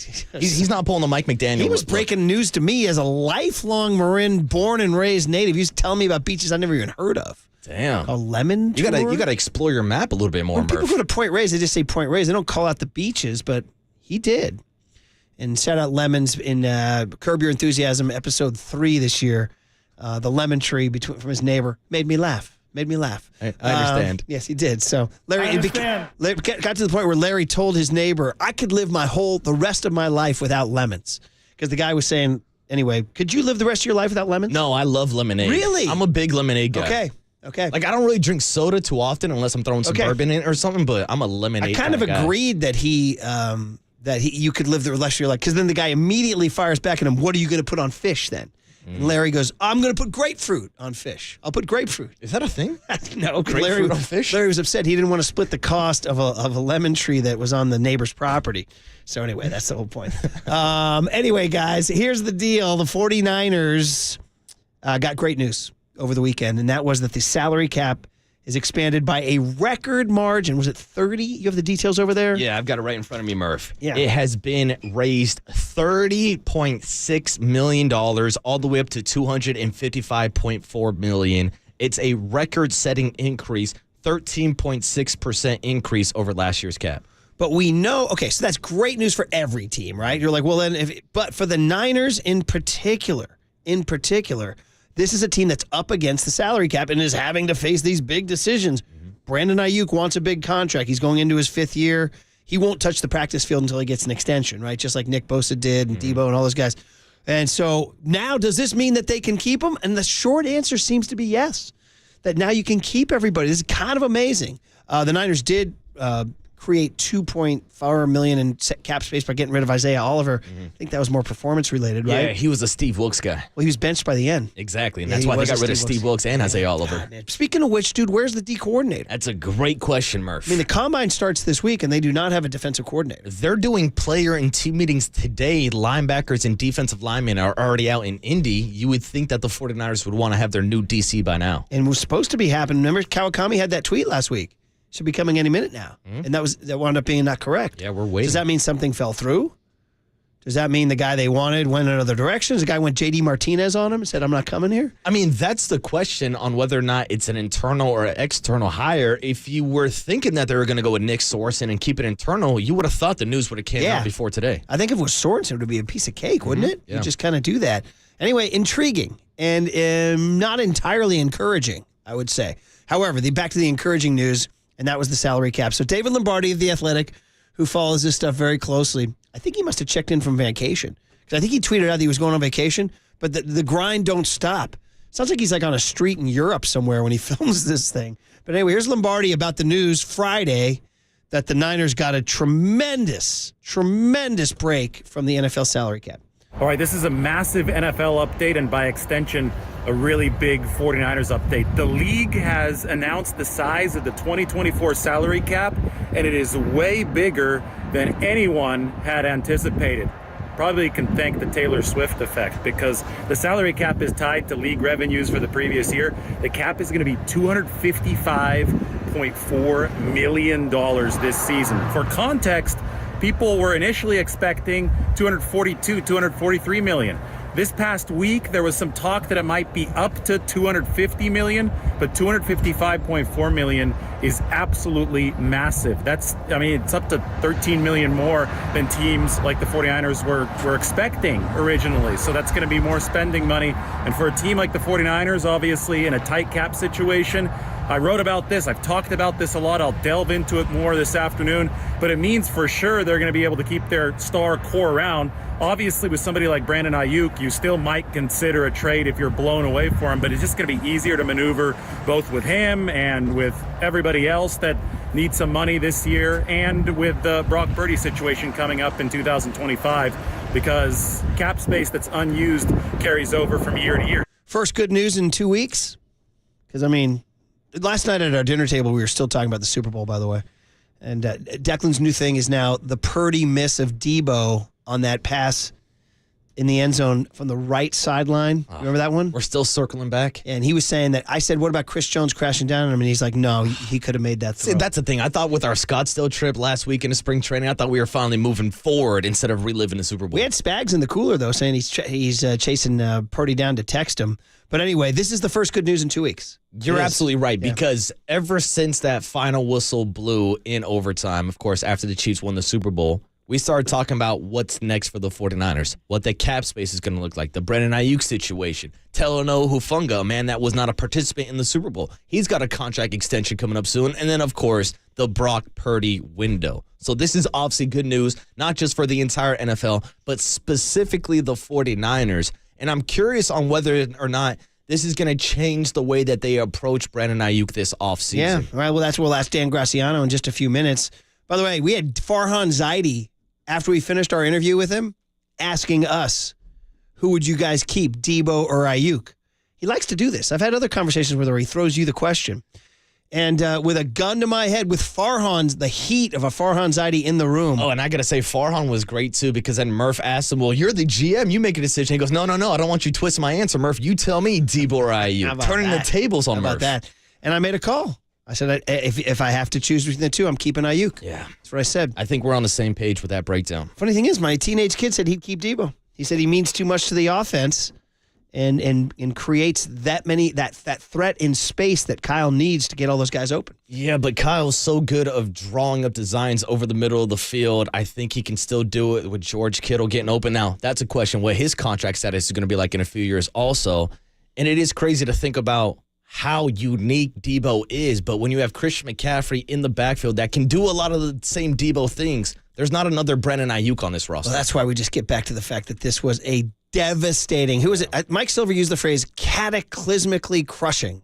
And that's where, because this window is a thing. And now we're looking at like next year, maybe one more year of it all happening together. And can these guys all stay healthy for one more year? And can these other teams that are rising up? The NFL is a constantly rotating thing. You know the Lions are on the rise. You know the Packers are on the rise. Heck, even the Rams were playing better at the end of last year. They made the playoffs this past year. There's going to be teams, do the Eagles bounce back? Do the Cowboys finally... No, the Cowboys don't. By the way, they do not. Yes. Now, here's an angle I wanted to jump into because obviously we talk about the win now window for the 49ers. But it's not like John Lynch hasn't thought about 2, 3, 4 years down the line. And I heard our guys Tolbert and Copes actually talking about on Friday that they couldn't predict the future knowing that Brock Purdy would soon have a $50 million contract, which is a fair assessment for a guy that was drafted with the last pick of the draft. But also at that same time, they were planning a future where maybe Trey Lance was going to be a $40, $50 million quarterback in that same time window. So even going back 4 or 5 years, they've had this big picture drawn up with a franchise quarterback. Now the thing is, it's Brock Purdy instead of Trey Lance. Is Brock Purdy the guy? Spags thinks so. 707 checks in as we get out. We're getting ready for Dan Graziano. Says, as with William Hung, there's a fine line between confidence and delusion. 831 says, you really had to see Hung perform to get the full effect. Oh, yeah, the visual attitude. Do you agree on that, too? So, yeah, definitely. The dance moves. Multiple people checking in saying he became an analyst for LAPD later on in life. Yes, he did go to Berkeley, and he lived in San Francisco for a while. 650 says, I saw him perform at halftime of a Warriors game. How about that?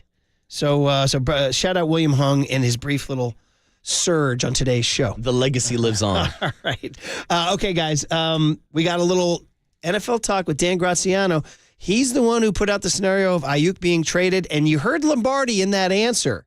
Even Lombardi, who's a very protective guy, he always likes to sort of like tell listeners no, they can do everything they need to. He even held out the possibility of still trading Ayuk if the offer is correct. So we'll get into that with Dan Graziano and the NFL Combine starting and Niner D coordinator news next on KNBR 104.5 and 680, the Sports Leader.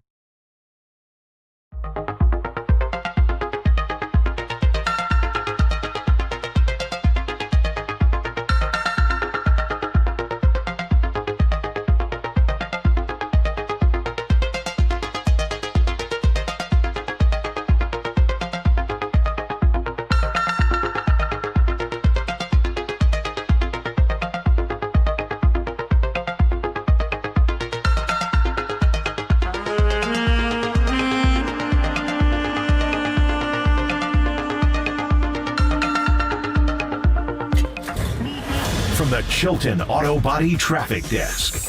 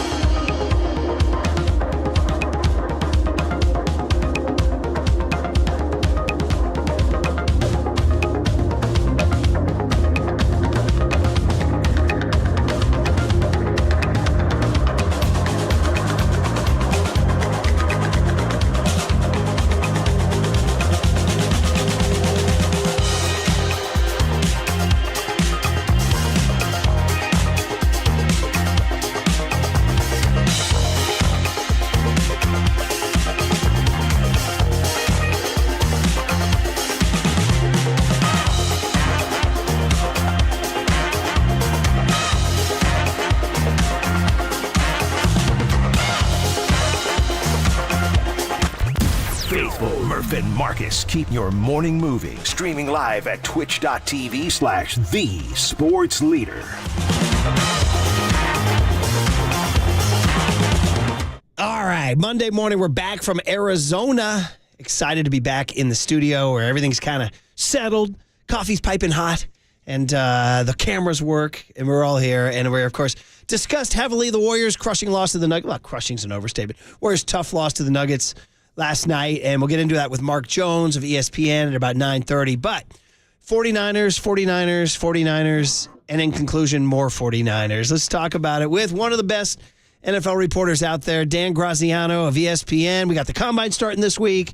We got Dan making some comments last week about Brandon Ayuk's possible market value and, of course, the salary cap. All sorts of things to get to. So, Dan, welcome back. Brian Murphy, Marcus Boucher on KNBR. How you doing this morning, Dan? Hey, morning, Dan. I'm doing great, guys. How are you guys doing? We're doing good, man. Although that's a lie. We're not doing good. No? We were just saying before you came on, 2 weeks later, it hasn't changed. You lose the Super Bowl in overtime. I mean, come on, like it doesn't get a lot more painful. Like I get that, absolutely. I mean, great year, and you look back on it as one that was a lot of fun. But yeah, the ending was lousy for sure. One of our favorites, Mike Silver, of the Chronicle, formerly NFL Network, etc., called it cataclysmically crushing. I think that's what we're going. That's what we're going with. Like somebody said, is it the most, the worst Super Bowl loss? I said, well, no one's ever blown an overtime lead before. So yeah, I'd say, do you put Malcolm Butler, Pete Carroll ahead of that one though? Malcolm Butler, I think the Falcons, the 28-3, like there are candidates, but I mean, again, it is small comfort, but they played great. Like they absolutely, and the Chiefs after the games, they said it multiple times. That game could have gone either way. Like it absolutely is the case, and I'm not sure you can come any closer to winning a Super Bowl without actually doing it. Yeah, and Dan, like Murph just said, we've been breaking down the Super Bowl for the last couple of weeks, and I know we want to get into the NFL salary cap, but I want to ask you if anything has changed with the public perception of Brock Purdy, because there was a lot of national storylines and question marks about what kind of quarterback he is leading into the Super Bowl. Post-Super Bowl, it doesn't seem like he was that big of a topic. No, because I think he played the way you would have expected him to play, and I mean, if you've been paying attention, right? Like he played well. Like he's not Patrick Mahomes. Nobody is.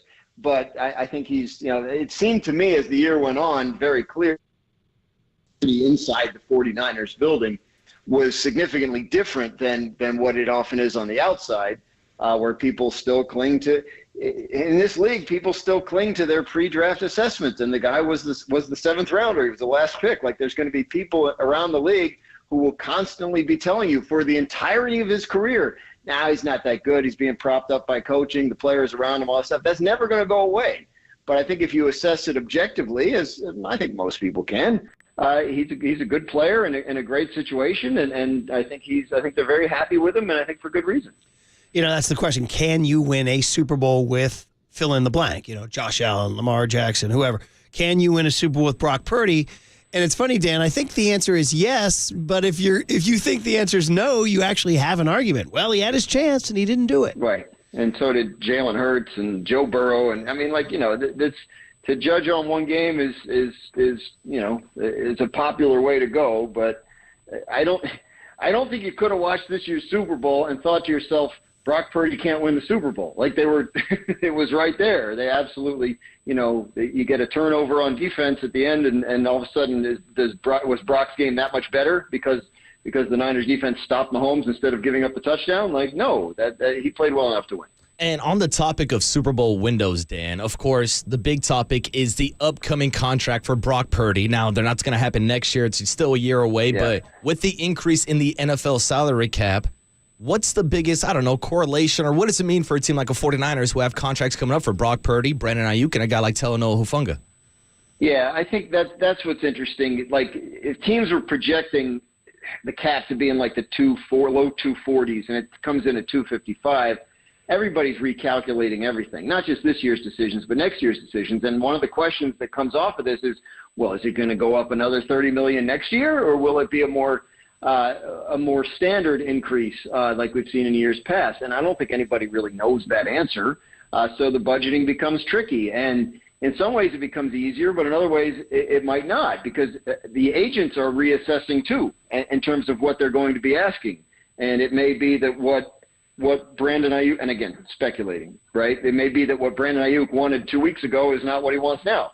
It may be that, what Hufanga wanted 2 weeks ago is not. The whole entire market shifts with this significant an increase in the salary cap, and it'll ultimately benefit everybody. But in the meantime, it does sort of force a reassessment of things. And the 49ers are in, you mentioned that win now window, and they have a lot of big salary cap numbers for their stars next year, which is the way they've built their team. Ayuk, they could reduce his salary cap number for this year with an extension, right?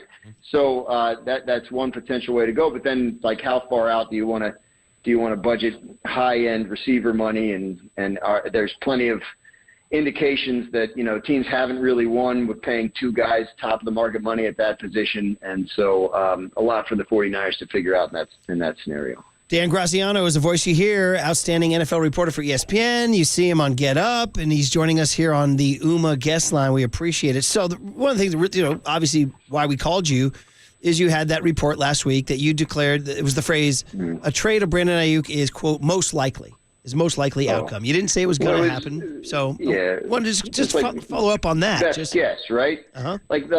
Like best guess, right? Like that's like just looking at the market, looking at the contract. If he's a guy that wants to be a number one wide receiver somewhere, and the way the setup is in San Francisco, if it's always going to be Debo and McCaffrey, maybe he wants to go do his own thing. Maybe that limits his earning potential in San Francisco, and he doesn't want that limited.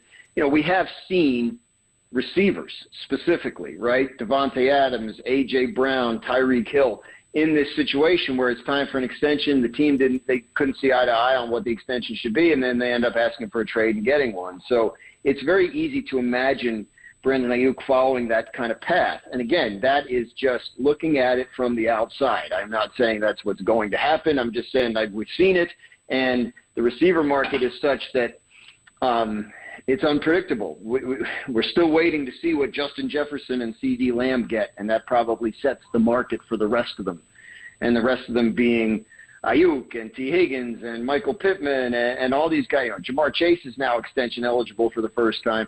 So the receiver market didn't move last year, and I think at the very top. And I think once it does, we're not sure what effect it's going to have. And so I think you have to hold open the possibility that that he ends up elsewhere. Now, look, go back a couple of years. Deebo Samuel was demanding a trade in the offseason, and they worked something out with him, right? Like, there were questions going through training camp this year about, are they really going to get something done with Nick Bosa? And they did. So you have to give the Niners credit for their history of holding on to their guys and finding ways to do it. You just wonder if he gets to a point where there's too many big money stars. They're not moving on from Debo. They're not moving on from Trent Williams. They're not moving on from Fred Warner or Christian McCaffrey or, any of these guys anytime soon. So, is there room for Ayuk? Obviously you hope there is after the year he just had. And to your point, Dan, we saw what happened in Kansas City when the Chiefs decided to move on from Tyreek Hill, and it resulted in them winning back-to-back Super Bowls.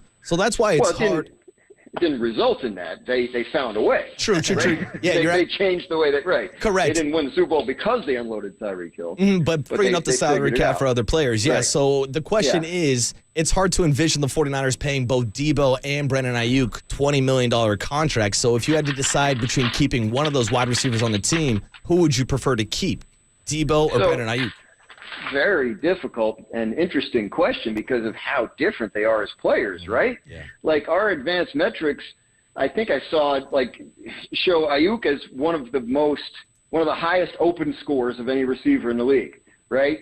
Whereas Debo is one of the best yards after catch receivers in the so maybe number one for both. So which guy would you rather have? Which guy is more important in that offense that they run? It's easy to look at what they've done since Kyle's been there and say, well, the yards after catch is more important. But it's also a lot harder to rely on, especially as guys get older. You'd much rather be the guy that gets open, right?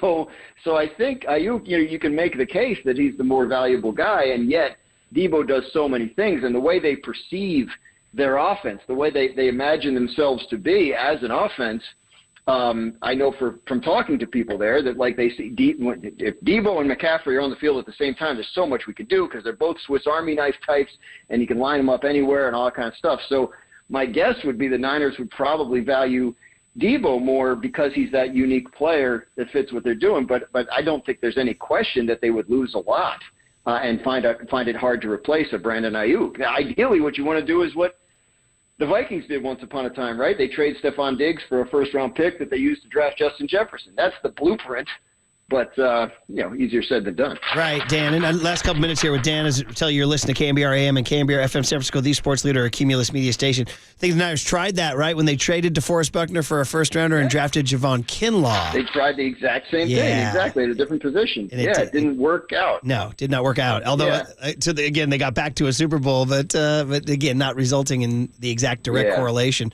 Just kind of ending it on this, the D coordinator situation. I don't know how connected you are or what you're hearing from around the league. You know, the combine starts this week. Obviously, for you guys, it's a big deal, and you would think the Niners would want a D coordinator in for meetings or evaluations. Is there anything on that? Any smoke from the chimney? Because we're not here.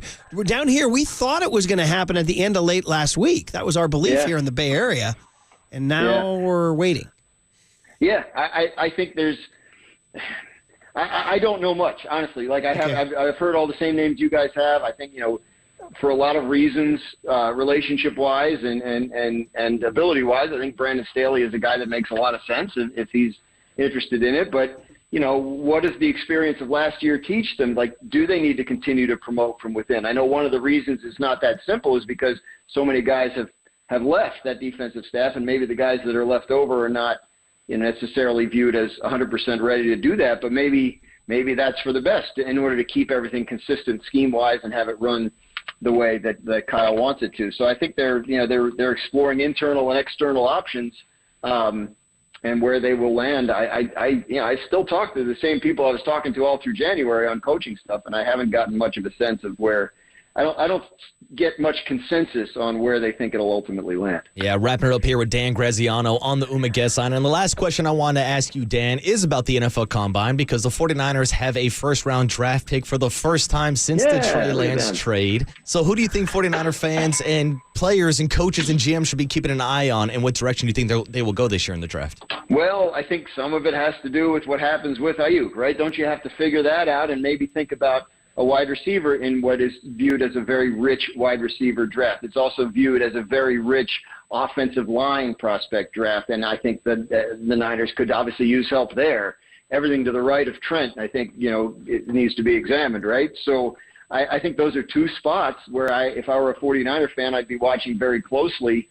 Yes, I think they have to upgrade, on the back end of the secondary. I think, with you had older safeties kind of patching it together. So I think you'll see them look at that. But it sounds to me, based on everybody I've talked to, that the first round talent is wide receiver, offensive line, quarterback, and then maybe the defensive backs are something to address in the later rounds.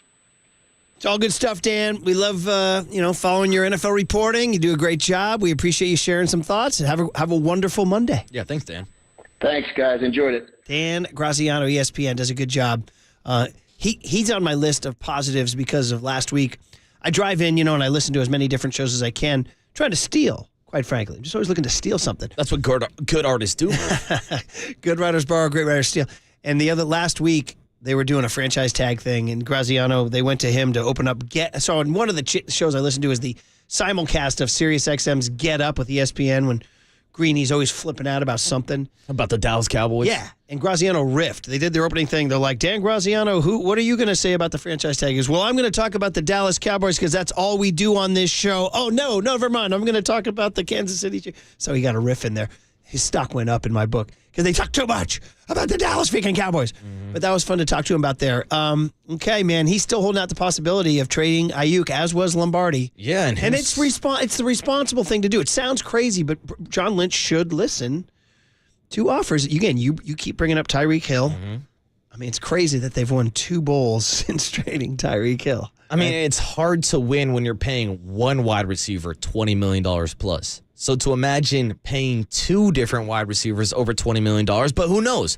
Because if this $30 million increase in the NFL salary cap maybe incentivizes John Lynch and the 49ers to get a contract extension done with Brandon Ayuk now this offseason. That takes that $14 million guaranteed off the cap, and maybe you can set up his contract to where he's not getting those big bucks until the end of the Debo contract in a couple of years. Right. It's all leading to basically one more year with those two guys. Yeah. I don't know. Is there any way they can finesse the cap for 2 more years with both those guys? Maybe.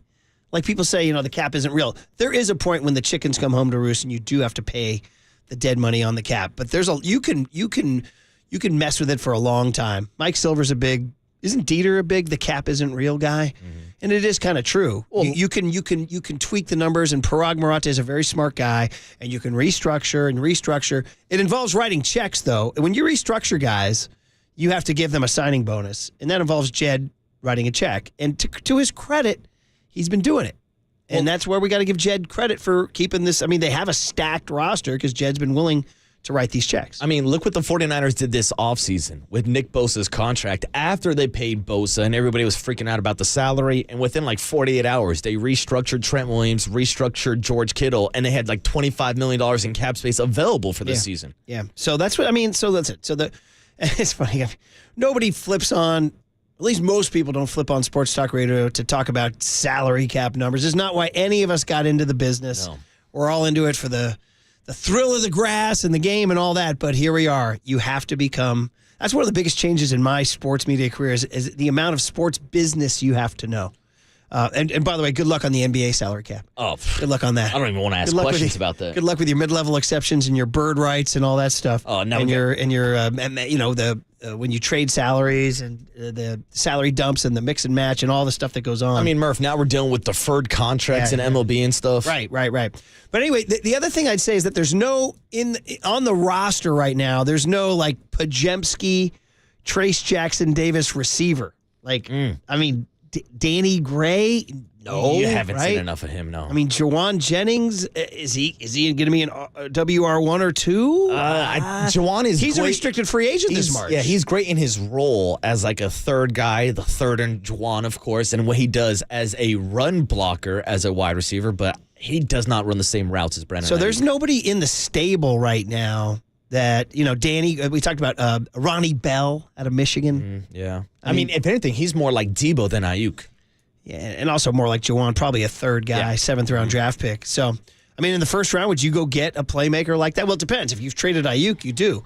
And if you trade Ayuk, have you moved up now to the top 15? But how much does that improve your overall roster trying to replace Brandon Ayuk instead of spending that first-round draft pick on maybe an offensive lineman or a nickel cornerback? At 31, I've seen that they're slated to maybe take this guy from BYU as a tackle or et cetera, or an interior lineman. So unsexy when they draft interior line, but sometimes it's the smart thing to do. Games are won in the trenches. I mean, dude, look at the Lions, the way they ran the ball with Frank Ragnow at center, right? In the old days of the Cowboys back in the 90s when they had the dominant Stepnoski and all those guys up front. Niners have never really had that. And again, in correlation to what the 49ers offense looked like this season in that 3-game span without Deebo Samuel, it's also a good point to remind people that Trent Williams was missing in those 3 games also. Yeah. So anyway, it's going to be very, very interesting. And I mean, I'm not against them.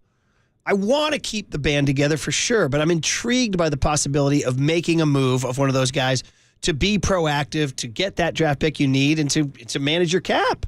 So that you can keep, as you said, Trent and Nick and all these other guys. By the way, we haven't even talked about needing an edge rusher opposite of Nick Bosa. That's right. They need one, and they're all. Chase Young's a free agent now. Randy Greger's a free agent. Cleve Farrell's a free agent now.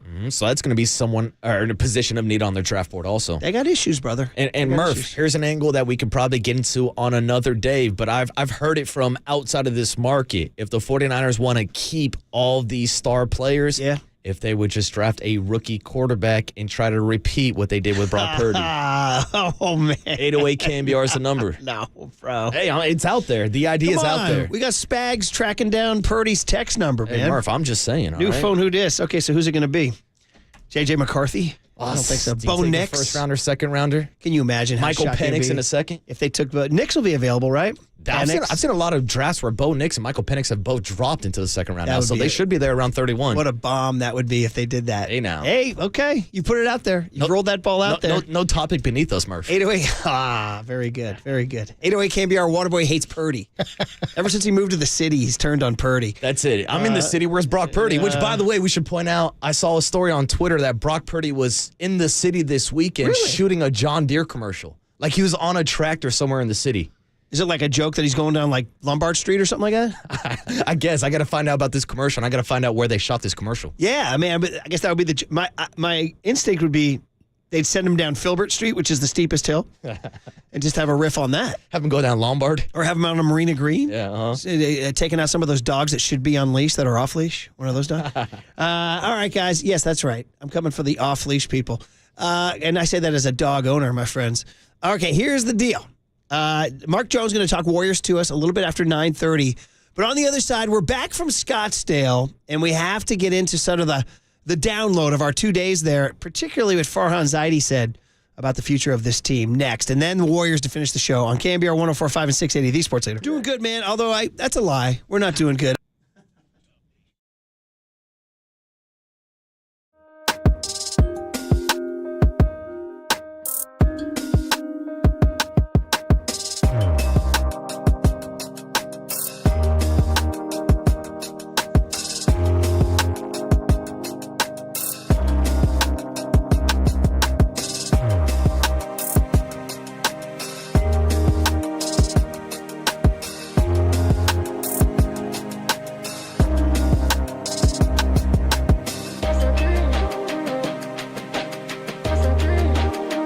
Our good friend Steve Moskowitz is on the line. And Steve, you want to talk to us about payroll taxes? Yes. For those of you that own businesses, if you haven't paid your payroll taxes, the IRS gets really, really upset about that. And I especially want to talk to those of you that have a bunch of independent contractors and you know they're employees, but you've misclassified them. When you get caught, you can get hit with a tremendous amount of taxes and penalties. But you know how from time to time I talk about different government programs? There's a terrific government program that basically, if you go to the IRS before they come to you, all is forgiven. And essentially all you have to do is just convert your independent contractors to employees today. You will save a tremendous amount of taxes, avoid audits, avoid all kinds of penalties. But again, you have to go to them before they come to you. So we have a free attorney-client privilege consultation. Let me explain the program to you. And then, if you like, we can enter it for you and get you out of all these troubles. All you have to do is call us. All right, Steve, that sounds really good. And for more information, the phone number to call is 1-888-TAX-DEAL, 1-888-TAX-DEAL, or you can go online to MoskowitzLLP.com. Here's what's trending now. Trending now. On KNBR.com.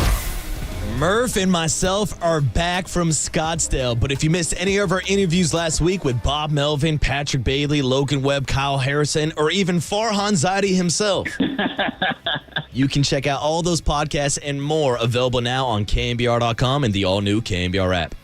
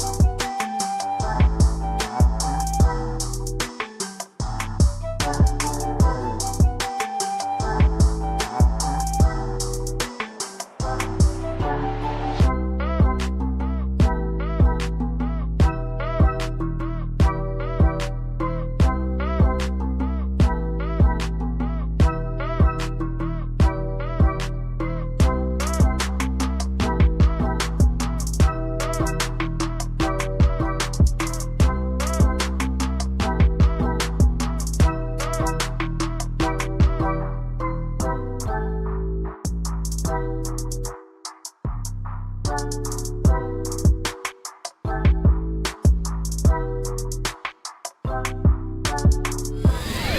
now, time for the Protect Your Assets with David Hollander Business and Technology Report.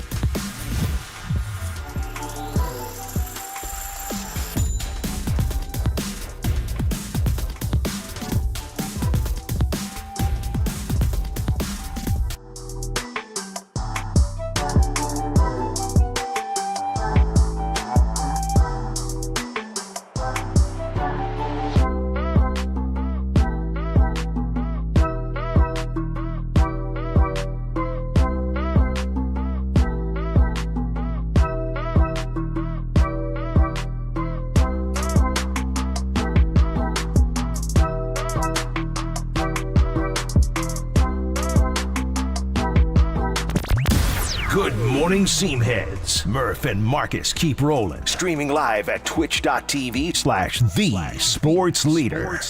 Harrison winds, delivers. Swing and a miss. And he powered that one right by him. He swung at every pitch. And finally, he got one that shot by Marcus Semien, one away. There goes the runner. The pitch is swung on and missed. Strike three to throw to second by Murphy in plenty of time. Hernandez is out by a couple of feet. Inning over. The tag applied by Donovan Walton, the second baseman. Line. There's a swing and a miss. He struck him out. So is that a true outcome? He can be involved. There's a swing and a miss. He struck him out with a high fastball. There's a swing. Line drive to third. Chest-high catch made by David Villar. See there? Guy made pretty solid contact, but an atom ball.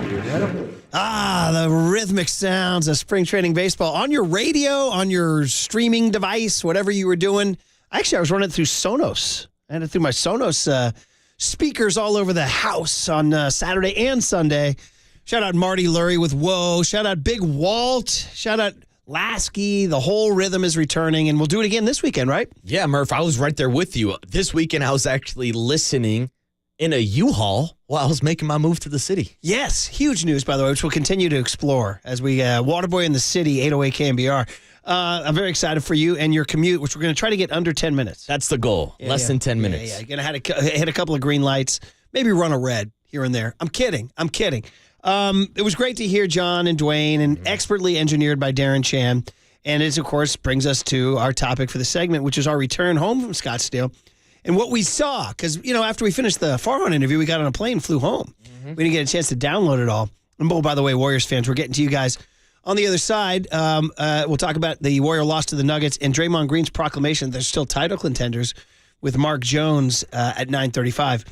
But back to, the Farhan conversation and everything. And by the way, if you missed it, we had Bob Melvin, Matt Williams, Pat Burrell, Brian Price, Logan Webb, Kyle Harrison, Mike Yastrzemski, Austin Slater, Casey Schmidt, Pat Bailey, J.D. Davis, Pablo Sandoval, and Farhan Zaidi. Did I forget anybody?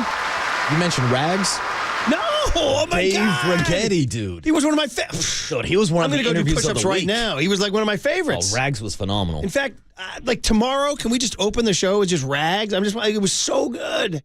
God, that was so good when he was, you don't even see, it's so funny as you and I get to kind of know each other on the air. We've known each other for years, but I'm talking about our intimate, insignificant thing.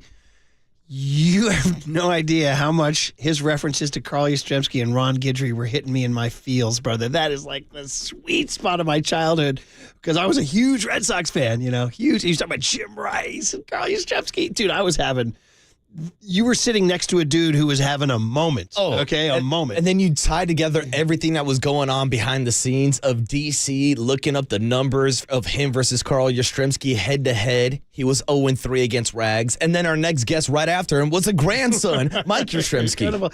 And there was a tremendous moment, too, where he was talking about how Carl Yastrzemski didn't duck anybody and how he faced lefties. And he goes, no, he liked to play. He goes, to be honest, that was one of the biggest throws of my life. He goes, yeah, I think earlier in the series he'd faced Guidry. He goes, and he just says as a light aside, he goes, Yeah, I think Gator got him. It's just this little aside on Ron Guidry, Louisiana Lightning, but he knew him by a different nickname, Gator. He's from Louisiana. Dude. So good. So anyway, and for your Yankees. And, dude, we came back with the highlight of his no-hitter on 4th of July, man. I love it was how he awesome. And he just goes, yeah, I just had to slow him down. They were beating our tails pretty good that series, and I had to slow him down. It was hot, 95 and humid on the 4th of July. So good. Did you ever watch the Yogi Berra thing? No, I never got around to the documentary. I wanted to watch it with my pops over the holidays. Never got to it. Because it involves not just ancient Yogi Berra history, but when he finally comes back after the freeze out with George Steinbrenner, and they have Yogi Berra Day, and they bring back Don Larson, who threw the perfect game, and it's the day that David Wells throws the perfect game. It's on my watch list, Murph. It's unblanking believable. Or was it Cohn's perfect game? My brain. Anyway, back to the Giants. Farhan Zaidi. And a couple of things came out. They signed Nick Ahmed as a veteran shortstop this morning to a minor league deal. Interesting. They did not go with Crawford. They're going with Ahmed. Jorge Soler plays today, bats in the 4-hole. And it came out over the weekend that John Heyman reported that J.D. Martinez, who's a hell of a hitter, hit 33 bombs last year, was negotiating with the Giants, but that Heyman said he, quote, didn't want to go there. And it was like, whoa, another diss of the Giants. But to me, this one doesn't have as much effect because Soler did come here. Mm-hmm. And I don't want to say they're the same guy. They're similar. Similar profiles. They're not going to help you on defense. No, big bats. Huge bats. Martinez has slightly better numbers, but Soler's 4.5 years younger. And that's key to me here, Murph, is that we're talking about J.D. Martinez being 36 years old. And if he's looking for another one-year contract, which I believe he got last year from the L.A. Dodgers, I don't think J.D. Martinez looks at this current Giants roster and says, yeah, this is where I can go and compete for a World Series this year. Because I think that's what J.D. Martinez has got to be playing for at this point of his career. Agreed. And also, there was pushback from Pavlovich about whether or not it was him rejecting the Giants or whether it was a money deal. He counteroffered. The Giants didn't want it. Either way, it led to the question of, are the Giants still in the business of acquiring players? And the big news that happened over the weekend is Cody Bellinger. I don't want to say Boras lost, but Boras kind of lost, right? I mean, he was looking for long-term deals, and Bellinger told him, this is what we're doing, or Boras finally read the room. But it's only a 3-year deal, but with an opt-out after 1 year. Which is exactly opposite of what Boras is looking for with the Chapmans and the Snells and guys. Did I read that he wanted 9 for Snell with the Yankees? I read that. I saw that Snell was asking for more per year than Garrett Cole, and of course he wants the long-term deals also. But circling back to the Cody Bellinger contract, when you see the terms of it, 3 years, $80 million with those opt-outs, that to me sounded more like a Farhan Zaidi type contract, especially when you look at the fact that Cody Bellinger is 28 years old, coming off one of his best seasons in the MLB, and he's a guy that has that versatility that Farhan loves so much, can play first base and can play outfield. I was surprised there wasn't more smoke around Cody Bellinger this offseason. Yeah, it never really was. There was no traction on that. And is that because Jung-Hoo Lee is going to be your center fielder? Is that because because first base is a spot. I mean, Wade and maybe he wasn't buying into the bounce back from Cody Bellinger, but his numbers shot back up last year, and there was a correlation between the banning of the shift and him getting more knocks, and he had a pretty high batting average also. So, to me, this is a big indication that the Matt Chapman thing increases because if Boras is going to start reducing his demands, and it was our understanding that the Chapman ask in the winter was insane. Like, he wanted a huge long-term deal. Maybe the stare down is being won by the Farhans of the world. Anyway, we asked Farhan about his phrase, quote, are you done adding players? Because we had him right in front of us. We said, are you done adding players? And he kind of said, well, not really.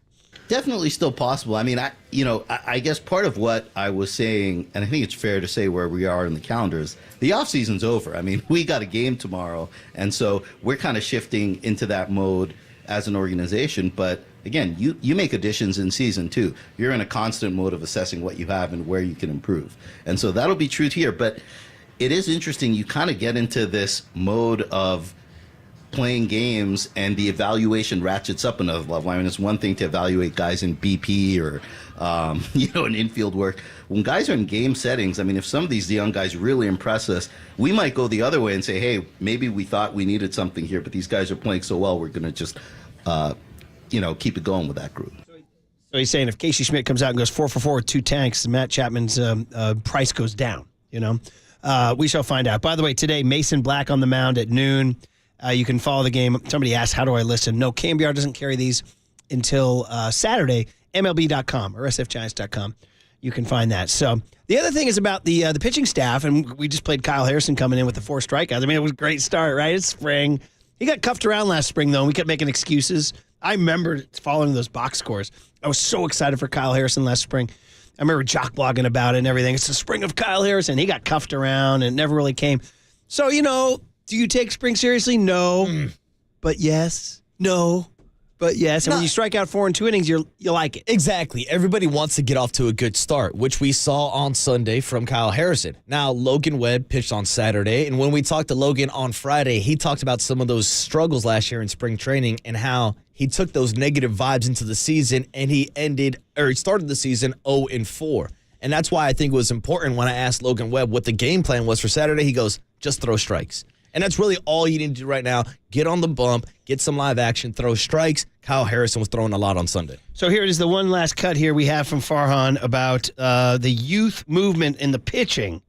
Is it a youth movement given that 4 of the 5 starters have less than 10 starts in the bigs? I do think it's going to be a youth movement, and that's one thing that I've learned in my time in San Francisco is that's what our fans really want to see. They want to see young guys coming up through the system, succeeding, and becoming part of a winning team, and obviously that's a formula that's worked here in the past, and so this is going to be a big year for that. I mean, he's right about that. They, whether it's Lincecum, Bumgarner, Kane, you name it.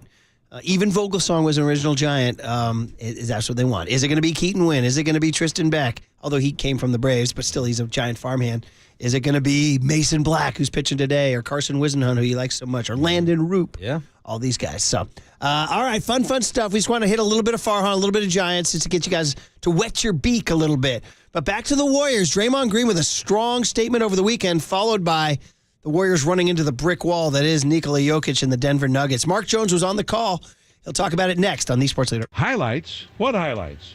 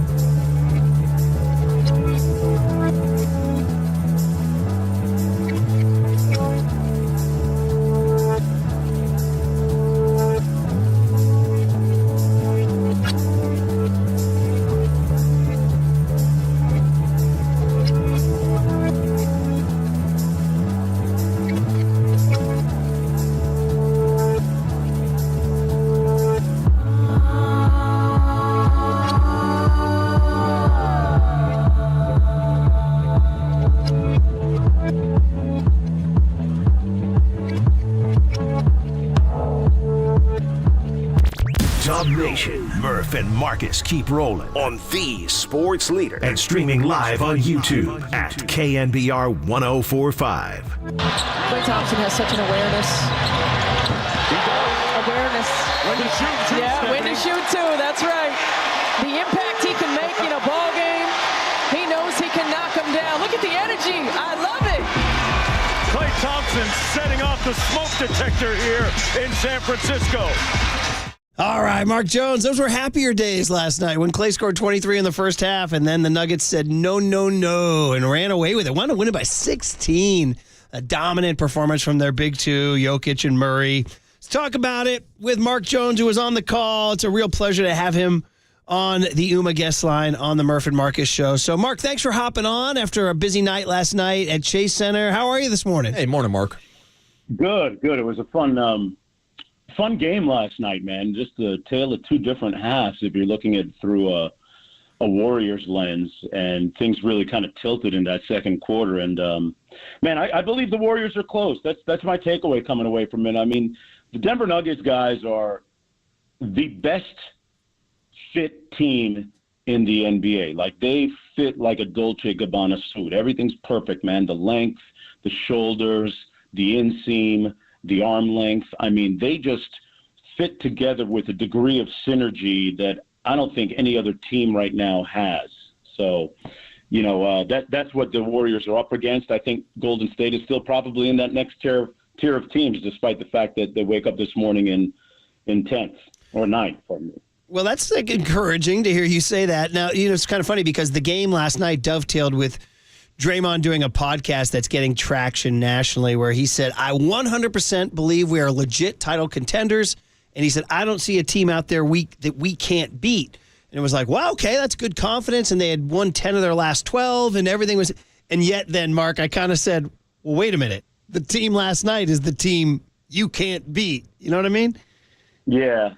Yeah, I you know what? Honestly, guys, I'm kind of with Draymond on that. I don't think they're that far off. And, there's, once you get out of the top, like 4, that 5 through 8, 5 through 9 group, there's not that much separating them.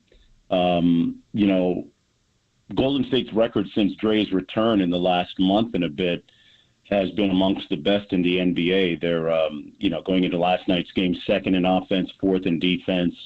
Like I said, when you go against Denver, though, it's a little bit of a litmus test, and it just kind of shows how much further Golden State has to go. But, Brett Brown always used to tell me, former coach of the 76ers, now with the Spurs on their staff, it's all about how you land that plane in April, man, and what things look like in April.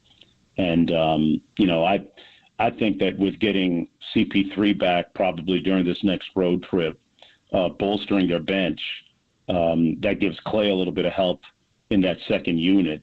And I think Golden State's got a chance. I still think they're in that next tier of teams that has an opportunity to contend. And the only thing is it's about matchups, right? Like, length is always going to be a little bit of an issue, I think, for the Warriors and being able to, defensive rebound. It showed last night at key points of the game, pivotal points of the game, with Joker just throwing it over the top from the nail to Aaron Gordon working out at a dunker spot. Minnesota has the ability to do that. New Orleans has the ability to do that. So it might come down to matchups in the end for Golden State. And Mark, when we talk about the Warriors championship window, of course it correlates with the Steph Curry timeline. But now it also involves the Steve Kerr 2-year contract extension. And there were some talks about the future of Steve Kerr with Bob Myers departing this past offseason. Were you surprised that Steve is signing a 2-year contract? And how long do you think this championship window is open? I think they've got a window as long as you've got Steph, and they've shown obviously a proclivity to spend a lot of money to make sure that they get pieces around him. This recent resurgence by Klay, I think, if you follow the Ginobili model, has a chance to extend things a little bit, bringing him off the bench. I still think the window's open. I just do. I don't, despite the fact that, if you take away the last 2 years, Draymond Green is the pivot point in all this, right? It's the flashpoint. Last year, the incident with Jordan Poole kind of torpedoed their season. and if they stay whole, I think they've got a shot. We're talking to Mark Jones, who was in Chase Center last night as the Warriors ran into the brick wall that is Nikola Jokic and Jamal Murray and the Nuggets, who just looked fantastic when they wanted to be there. In fact, just a brief digression on Jokic before we get back to the Warriors. 32, 16, and 16, Mark. I mean, we've all been around long enough to see great players in the history of the league. I don't know I don't even know if there's a comp on this guy, whether it's Shaq or Bird or Magic. Jordan, LeBron, Kobe. There's nobody like this guy. Who's out here doing these things that he does? Yeah, he's a unique player, extremely unique player. And, only time will tell where he ultimately ranks amongst the greats. Sitting at one championship now. And, right now, I would think amongst the top 2-3 teams to come out of the West if you're predicting. But, his ability to see the floor, the synergy. I go back and I look at, last night we billed it as the battle between the last two NBA champions. And I asked Coach Kerr prior to the game in our meetings, what's changed between now and then? And I'm giving you the long-winded answer about Joker. Because 2 years ago when Golden State won it against Boston in the finals, they sent Joker and Denver home. But, since that time, they put guys around him, KCP and defenders. Last year, Bruce Brown, defenders. They've been able to mask some of his defensive deficiencies, and they've been able to highlight, and he's done a fantastic job himself, Joker has, of being able to become a better defender. And if you look at the leap that they've made between 2 years ago and last year winning the championship to now, all things kind of point to his individual improvement. And the way they've built that team, like I said when I started talking with you all, it's just a fantastic fit. And the thing with Joker is, people fall in love with the kind of big, rumbling, burly, unathletic, quote-unquote guy, right? And that narrative is totally false. He's got tremendous footwork. He's quicker and extremely lithe on his feet when he has to be. His knowledge of angles, I think you have to attribute that to athleticism too. His ability to have a fairly quick second jump on tip-ins. You saw him on the offensive board last night. Those things kind of fall under the umbrella of athleticism, maybe not in a classic sense, but the guy is unbelievable. And, I don't think that it's going to take something special to knock them off this year. And Mark, I'm actually glad that you brought up the last Warriors title run and how they eliminated the Denver Nuggets on their way to that championship. Now, something that stands out about that series is the absence of Jamal Murray. And first of all, I want to give you credit and give you some flowers because as a big MMA fan, last night you made my night when you were dropping nuggets about him training with Alexander Volkanovski, former UFC champion. But it also blows my mind that we're talking about Jamal Murray, who has still never made an NBA All-Star game in his career. So tell us from your perspective, Mark, just how good of a player Jamal Murray is and what he means to this Nuggets team. Yeah, we talked, Joker casts such a huge shadow that I think that sometimes Jamal Murray gets lost in it. And that to me is a shame. And that's not a criticism against anybody. Joker is fantastic, arguably the best player in the league right now. But they don't win. Michael Malone has told me this. They don't win without Jamal Murray. If you look at Denver's record without him, it's very telling. And if you think about what Jamal Murray did last year in the NBA Finals and in the conference finals, he was as clutch as anybody else on the floor. He was as timely with his buckets at the offense as anyone else on the floor. And to think that he didn't make the Western Conference All-Star team is a travesty to me. And I think it could be a scenario where he ends up making All-NBA this year without even making the All-Star team. He's that good. And, hey, man, him getting in the octagon with Volkanovski is something else, too. We had a chance to talk. Jamal's a really special guy and a great dude. And I'm like, hey, bro, don't be tapping out. Don't get in a position where you got to tap out. You you still got to win some more rings out there. Mark But Jones. It's great cross training. Yeah, oh my gosh. Definitely. A couple more minutes here with Mark Jones, who called the game at Chase Center last night. By the way, a listener texted in and said they enjoyed talking to you at the Lunar Chinese New Year parade. Mark, you were out Saturday. You're out tasting the city Saturday night, huh? Guys, you got to be amongst the people, man. In my job, you can't be insulated from the people. You got to be amongst the people and feel the people, feel the vibe. I loved it here in San Francisco. And it's funny, it gave me inspiration in my show open yesterday. When we came on air, I said, welcome everyone to San Francisco, where last night they had the Chinese New Year's Day parade, and the Warriors Nation is thinking about potentially a championship parade in June, a different kind of parade. Nice. So I'm always looking for a little inspiration and tie-in. Hey, and it man. happens when we're off amongst them. Hey, if we can get dumplings at that parade, I'm all in then, all right? You know what I mean? So, hey, okay, just before we let you go, just about the Kerr news, you know, getting that extension and how it kind of led to this sort of macro look at the Warriors. Like, Draymond says his statement on the podcast, we can win the championship. Kerr extends for 2 more years. So it looks like they've just kind of laid it out in front of the Bay Area and the NBA. For the next 3 springs, the Warriors are going to try to saddle up Steph Curry and Steve Kerr and Draymond Green and maybe Klay Thompson.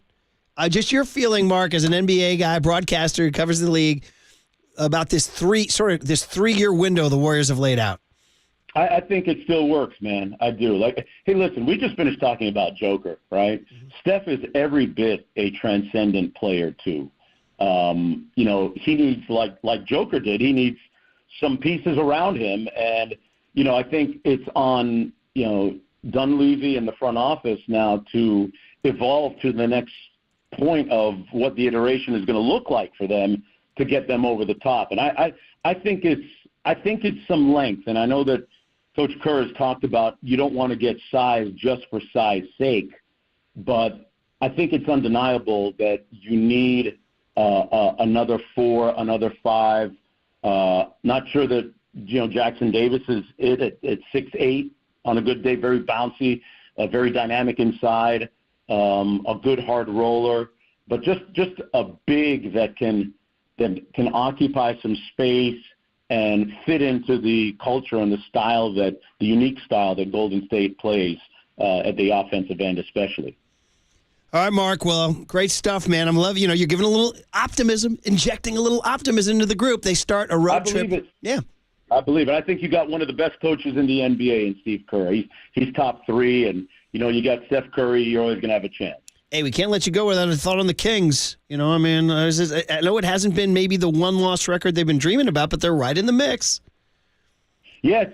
Big game tonight against the Miami Heat, and a huge win last night by the Kings down in Los Angeles. They beat the Clippers at home, and De'Aaron Fox was spectacular. He looked like October and November and December De'Aaron Fox, who was in, I think, the MVP conversation, averaging over 30 points a game and amongst the best players in the fourth quarter in the NBA. So, you know, I think the rest that he got in particular and Sabonis got at All-Star break is going to do them well coming down the stretch. So I'm about to jump on Interstate 80.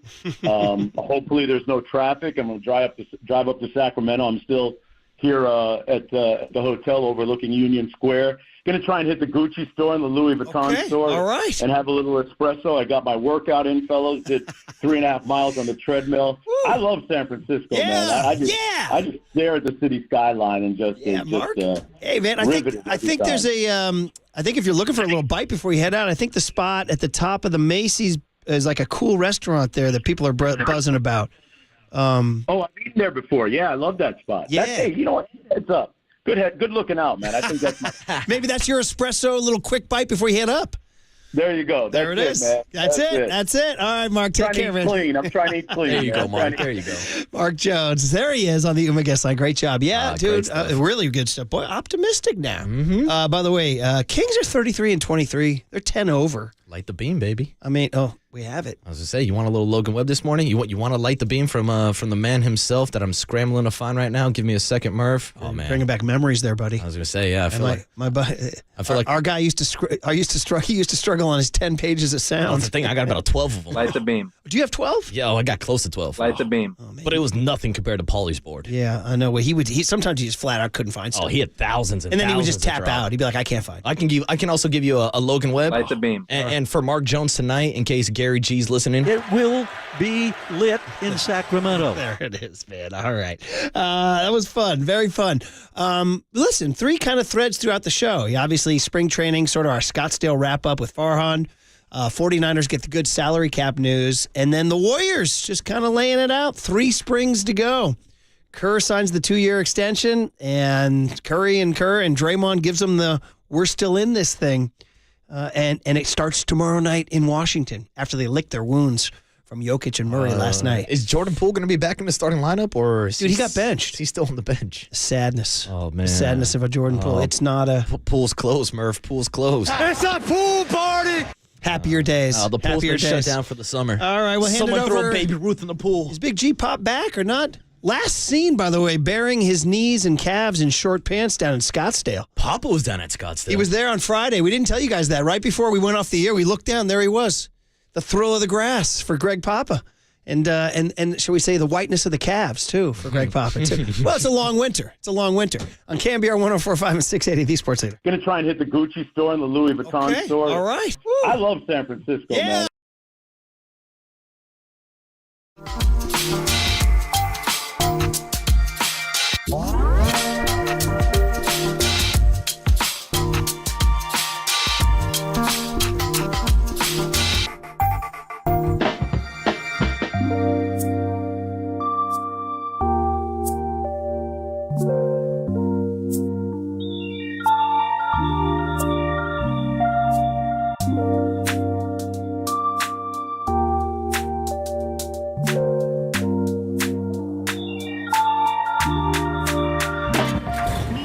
From the Chilton Auto Body Traffic Desk.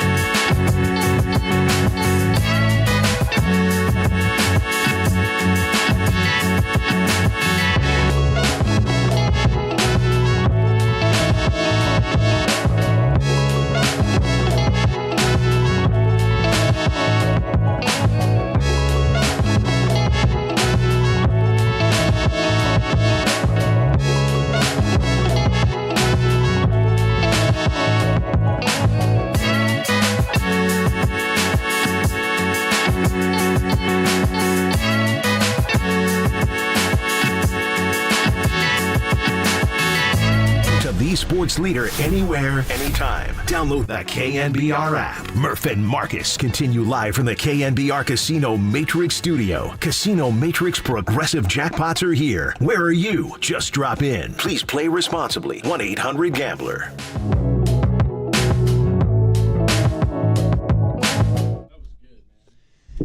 Here it is.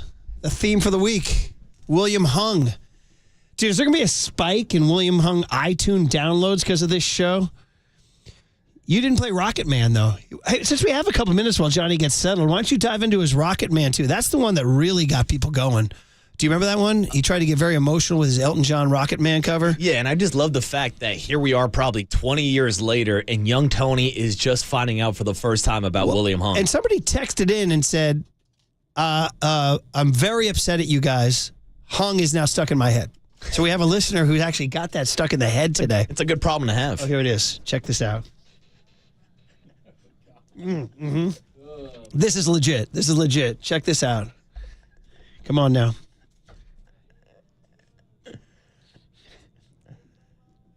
Oh, Johnny's laughing. Yeah, he did this. He did this at Idol on the auditions. Oh, jeez. Oh, he did not hit that note. He did not.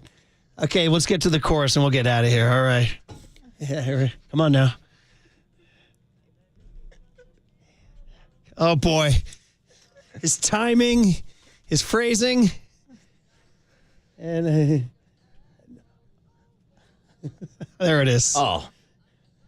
Okay, all right, very good, very good. Some would say better than the original Murph. Some people want to know why the hell we're playing that. It's because I was talking about our weekends. Marcus moved to the city. Curly went hiking in loafers. Young Tony went to San Luis Obispo for a beer festival. And I told you we stayed at home and watched American Idol. And then you idly asked me, by the way, was Hung involved? Yeah. And I said he was not. And next thing you know, here we are. And here we are digressing about William Hung. By the way, where would you power rank your weekend compared to me moving, John Curley going hiking in your neighborhood, young Tony down the slow, and you watching American Idol? I think I'm coming in fourth. I went to U2 at the Sphere. Dude! Yeah, that was better. I didn't mean to do that. 3 minutes. I need to hear it. Didn't mean to do that, but I've heard it will ruin everything. Like any other concert you go to, you go, we're looking at somebody on the stage, really? I mean, people have just said it's awesome. Game changer is like the understatement. Gotta right? go. Yeah, gotta go. Now you went this past weekend, not Super Bowl week. No, just barely got back. You just wanted to go back to Vegas. Why not go to Vegas again? Yeah, why not? Did I hear they're coming to an end? The run? Yeah, but you know what?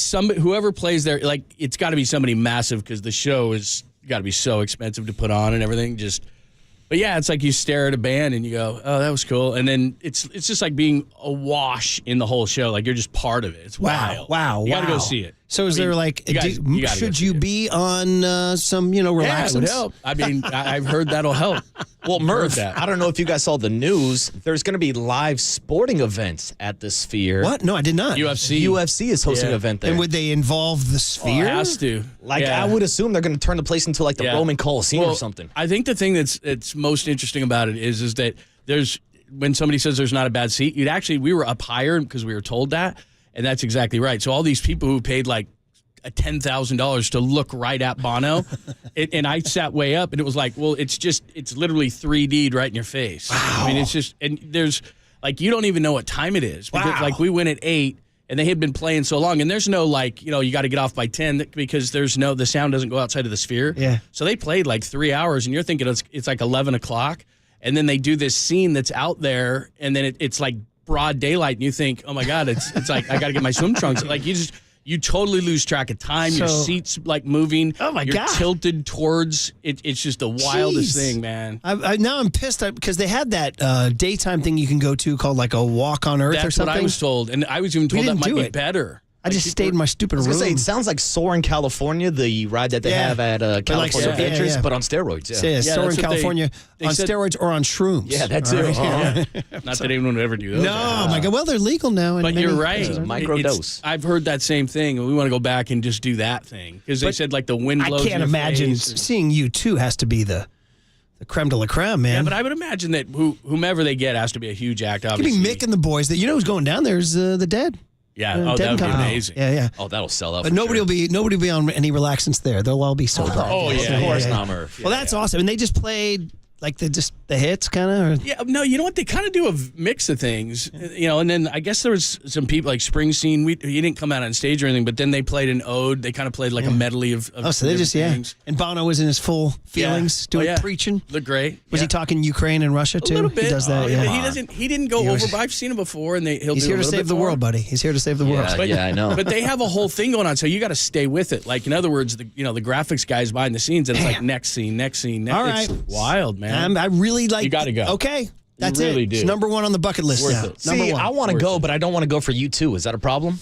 Well, why the hate? Well, because I didn't want U2 downloaded on my iPhone back in high school. I don't want to go see him at the Sphere. Here we go. It was such a problem. Yeah. All right, Just go to the Sphere. Go to that thing, like you said, man. What if Larry Jr. Andre Nicotina played the Sphere? Oh, I'm there. I'm front row. All right, there you go. I'm dropping that 10 grand. All right, Curly, Tony, thanks for a Monday. Marcus will do it again tomorrow. And Johnny Lund and Papa are here. And when it's time for a change, think Speedy Oil Change and Auto Service, your trusted oil change, tune-up, and brake experts. You are listening to KNBR AM and KNBR FM San Francisco, the sports leader, a Cumulus Media station. Well, that's not the first thing I thought of when I saw his name. I thought of a hamburger. Stay Shack? Yeah. Why? Shake Shack. That's the end of the game.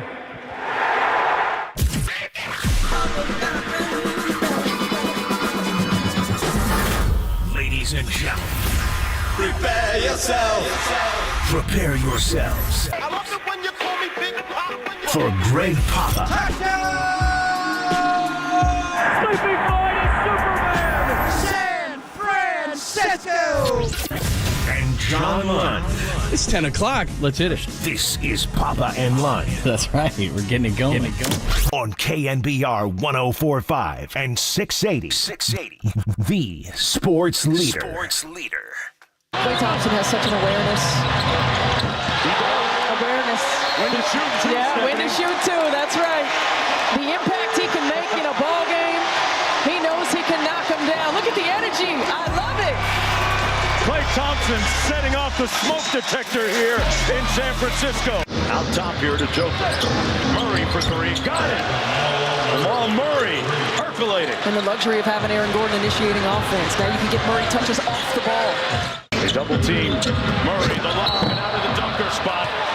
Aaron Gordon skying high for 17 points to make it 117-103. First of all, Denver's the defending champs, so they're really good. I thought we had 2 or 3 offensive possessions where we didn't get organized and we got stagnant, and that hurt our flow. We were in a good rhythm until then, and then the pace slowed down. So we needed to get better organized offensively. And then, they hit some tough shots. Murray hit some tough fadeaway shots. They had a couple of and ones. I think we fouled Gordon twice on layups, and those are tough. I'd rather just let the guy have the layup so we can keep the game going. But when we foul, they can set up their defense, and now we're playing in the half court. Yes, thanks for joining us. Exactly like it happened last night. Klay Thompson was absolutely great. The first half, 23, a great big 0 in the second half. The fourth quarter continues to plague the Warriors. We've got a ton to talk to still about the 49ers. We got more on the Giants as they complete their first weekend in spring training. Some good, some bad. They sign an infielder, but not the guy you think. But ladies and gentlemen, boys and girls of all ages, he's back. Walk on. What's up, Walk man? on. How are you, friend? I heard you talking about the Sphere. Oh man, Me that was too. cool. I gotta say, that is gonna spoil you. The one thing I would put as a caveat to people is that if you want to be spoiled for all concerts, then go there. It's like going to just the greatest restaurant of all time and then following up with like a fast food hamburger. It's like, all right, man, you can go, but my God, man, yeah, that was cool. A good assault on the senses. I know it's ending the end of the week. I wanted to go, but I was so anxious to get out of Vegas as you were after the Super Bowl. And I did drive by the Sphere, and my Uber driver gave me a tour. And you know how much I love you, too. I've seen him probably 10 times and wanted to go back for the show, but I'm not going back to Vegas for a while. So I desperately needed a vacation after the Super Bowl, and Valentine's Day was the day to get the hell out of here. And just, where I went up to Tahoe and went skiing. And no matter how many layers of clothing and goggles and hats, people can see my eyes. I'm not sure. So I ran into a lot. What happened on the 3rd and 4th? What happened on the 4th down? I'm like, you thought you were getting away from it? Brett from Tahoe, if you're listening, I love Brett. So we raged. in Tahoe. And then I got out of there, came home, went to the Orpheum and saw the MJ play, which is all. It ended that night on Tuesday night, just Right. Michael Jackson. Just absolutely incredible. And so I went from snow skiing to Yastrzemski at the end. I went down and went to spring training and saw all the boys. You Saw did? Dwayne and Glenn Kuiper there, the long visit with Nice. Marty Lurie. Went to the game on Saturday. Pablo Sandoval weighs, John, 245 pounds. When he was the World Series MVP in 12, he was 275. I asked him, how large were you at one point? He was 300 pounds. Remember when they left him off the roster in the World Series in 2010?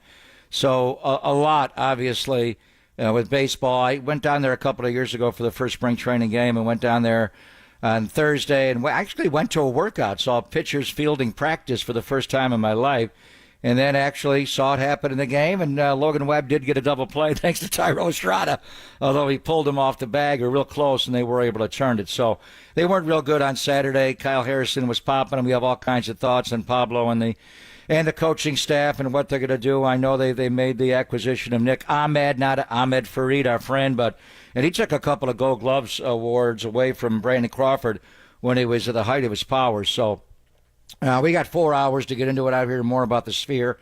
I heard you talking to Murph and Marcus. But so I went from snow skiing to Yastrzemski to Pojemski last night. And the Warriors, they've been playing so well, John. I honestly began to think, are they going to be the Kansas City Chiefs of this year? And they might. There's a long way to go. They had a great start last night. Obviously, the 14-0 to end the half, the 14-4 to start the third quarter. Who used to do that when they were coming off championships? The Warriors would do that. Unleash Rocco, tighten it up on both ends of the floor, and just take over. And I know there's a lot of good teams in the NBA. Ramona Shelburne from ESPN will join us later on, and there's a lot of them in the. I mean, right now you're looking at a potential play-in against the Phoenix Suns, or obviously the Lakers maybe, and we'll get into what Ramona reported as far as stuff for LeBron, which didn't happen, but is there any way to bring them together? Steve Kerr's contract extension. Just so much positive vibe around the Warriors, and I think they could still get up to 6, although it's going to be hard, but if they're in the play-in, it's going to be challenging there. But right now, and I love the Phoenix Suns and their trio, the LA Clippers and their trio. Hell, they beat the Warriors when I left town, John, and Kawhi didn't even play that night. There are a lot of good teams. We'll see Boston on this coming road trip. The Knicks are really good.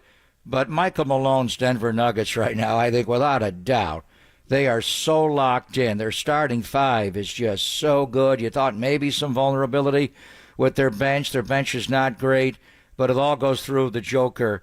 And I thought they just took the game last night. There was a point there where they just took it over like the Warriors when they were at the height of their powers did.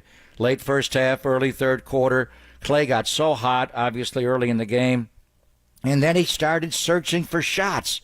That possession late third quarter, Clay dribbled the clock out, trying to search for a shot. Don't dribble. If you dribble, the 0.5 second rule they have with Kuminga and others, Jordan Poole, if you're going to dribble it 5 times, Corciani, move the ball.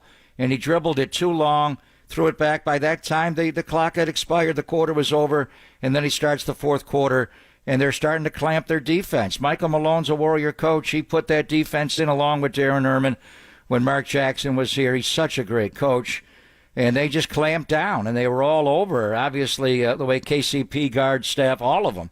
The forwards, Porter Jr.'s been better. Aaron Gordon is just a strong, forceful player. But KCP's defense on Steph, and they frustrated Clay where he took that offensive off-the-ball foul, pushing off to try to get free to start the fourth quarter. So they lost the game, obviously, going into halftime, coming out of halftime, and then the way they did not execute late in the fourth quarter. But they're getting better, John. They really are. I don't know where they are in the hierarchy, and we'll see. You can still add a player between now and March 1st in the buyout market. I think they need a big. There's no doubt. But right now, the Denver Nuggets are just that good. Yeah, I think what you said about them being kind of what the Warriors were, and that's what happened. I mean, this was a tie game at halftime, and Jokic went 32, 16, and 16. And nobody has an answer for him. Not just the Warriors. We can talk about the size of the Warriors, but nobody has an answer for Jokic. And they just play with the swagger of a champion, and that's what the Warriors used to do. And I know that these guys are still around, and we'll talk about them. They're a few games over 500. I think that they're similar to last year, and that I think they could beat one of these young and up-and-coming teams in the first round. I mean, Steve was already talking about fatigue for Steph, and he's had to carry this team a lot of the season, and we're only just past the All-Star break. I think with age and fatigue and potential injuries, just because Paul's coming back doesn't mean he's not going to get hurt again.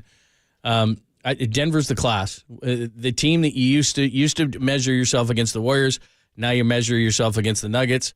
You hung around, then the fourth quarter came on, and you did what you do in the fourth quarter, and they do what they do in the fourth quarter, which is they have the swag of a champion, and they played like it yesterday. That's what they did. And they're just bigger. They're bigger across the board. Yeah, matchup's terrible. It's not just Jokic. It's every position. They're bigger. Jamal Murray gets a switch. Steph Curry has to guard him. He just rises up and fades. Steph's a much better defender, and he'll battle you.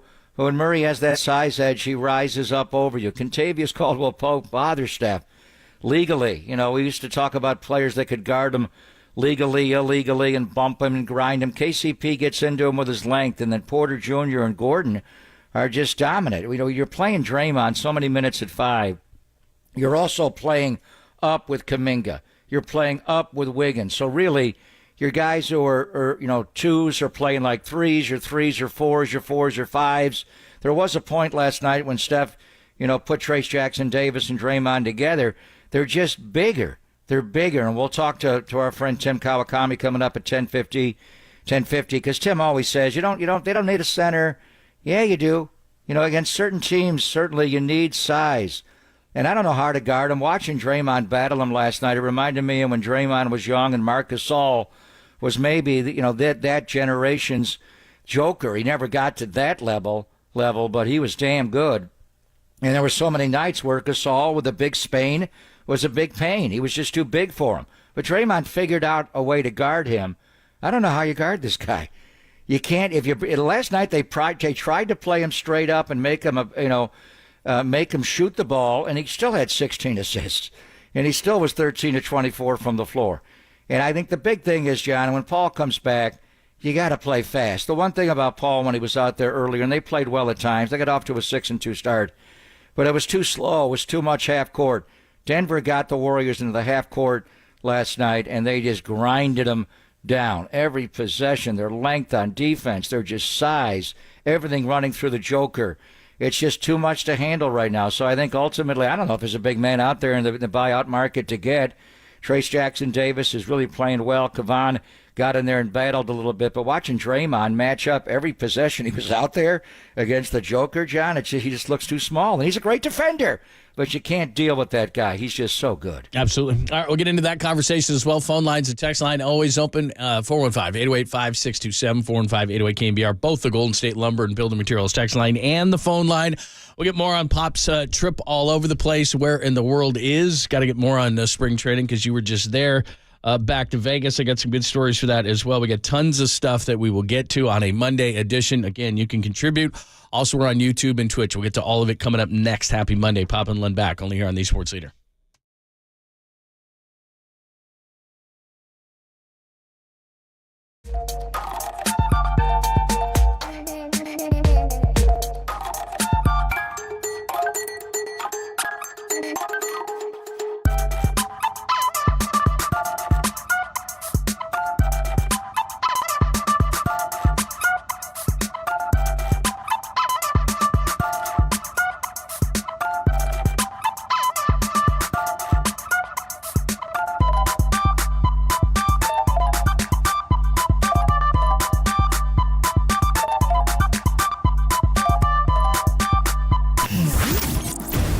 What's trending now? Trending now. On KNBR.com. Mark Jones and the Jam Posse, all of them, they joined Murph and Marcus this morning to discuss the Warriors' loss to the Nuggets. And Nuggets, check that podcast out and more trending right now on KNBR.com and the KNBR app.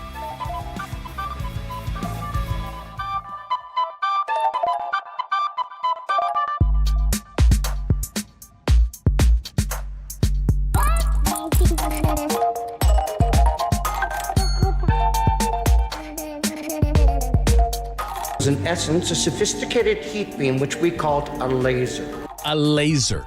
Custom lens replacement. My good friends at the Laser Eye Center of Silicon Valley, and rather than me yap my gums about it, you can actually find out for yourself from the guys like Dr. Craig Vindy, Dr. Joseph Ling. Now, Papa and I both had the procedure done at the Laser Eye Center of Silicon Valley, custom lens replacement. It was awesome, and I can tell you all about it. Or you can go this Friday at noon. But you can't just show up, hey, I'm here. Well, go to lasereyeclr.com. That's lasereyeclr. It's this Friday at noon. Space is limited, so just register. It is absolutely free, and it'll answer all the questions that Pop and I are always talking about.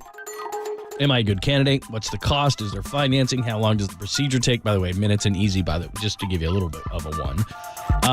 You can't get cataracts. It is the permanent solution to contacts, glasses, cataracts at the Laser Eye Center of Silicon Valley. So do yourself a favor. You want to be able to see better like Papa and I do? Very, very simple.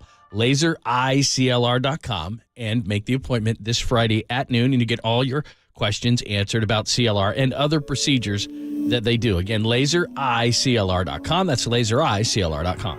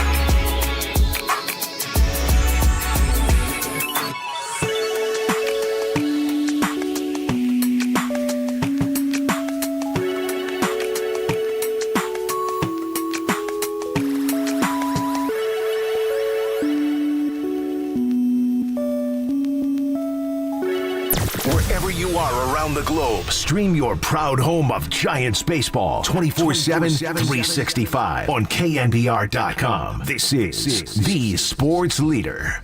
There goes the runner. The pitch is swung on and missed. Strike three to throw to second by Murphy in plenty of time. Hernandez is out by a couple of feet. Inning over. The tag applied by Donovan Walton, the second baseman. What's happening? Giants baseball return. So take me through this real quick, because if people aren't watching, you're in Giants gear now. You can check it out, the uniform changes on YouTube and Twitch. So just so that I understand where you were, because this is a typical Papa vacation, is you wake up the next, I think I want to do this, I think I want to do this. So you were gone from, let's see, the Super Bowl. You left that Valentine's Thursday, right? Day, the next day. That's right, okay. And I was going to take off right away. Right. Andrew Siciliano insisted I do the Rich Eisen show. I'm like, really? Do I got to do that? The moment I hung up with big ears, you wanted to be we done. booked a place in North Tahoe. Okay, good. Drove up and skied all weekend. Friday and Monday were good days. Monday was really blustery at Sugar Bowl, but good day on Friday. Met a lot of people. Tried to get away. Honestly, John, after the Super Bowl, I needed to get away. I could tell. From all the talk. It was just, it's really hard. The guys were just crushed. How close they were. We thought this was the year, and that team in red and gold again appeared. We thought they were dead on Christmas. So anyway, we'll get into it more. The Combine starting up. John Lynch is going to talk tomorrow, so we'll recharge our energies. I'm going to do a bit with the Booster Club tomorrow night down in Santa Clara, so we'll come back. But anyway, I needed time away. And everywhere I went, no matter how many layers I had on, what happened in the Super Bowl, Papa? I'm like, damn, I can't get away. Anyway, we met a lot of great Brett in particular in Tahoe, just a group up there. Went and saw, Bob Marley's kids. I know you were at the Sphere in Vegas. There's a new, what they're doing now is just strictly music venues where the acoustics are better. Yeah. There's one up in North Shore.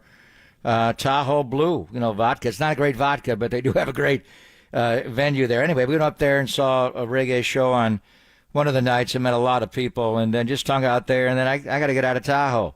So I came back and went to MJ. They play at the Orpheum. I know it's over now, but if it ever does come back and you want to see it, I mean, it was riveting. If you like Michael Jackson, who doesn't? One of the greatest, probably the greatest artist of my lifetime.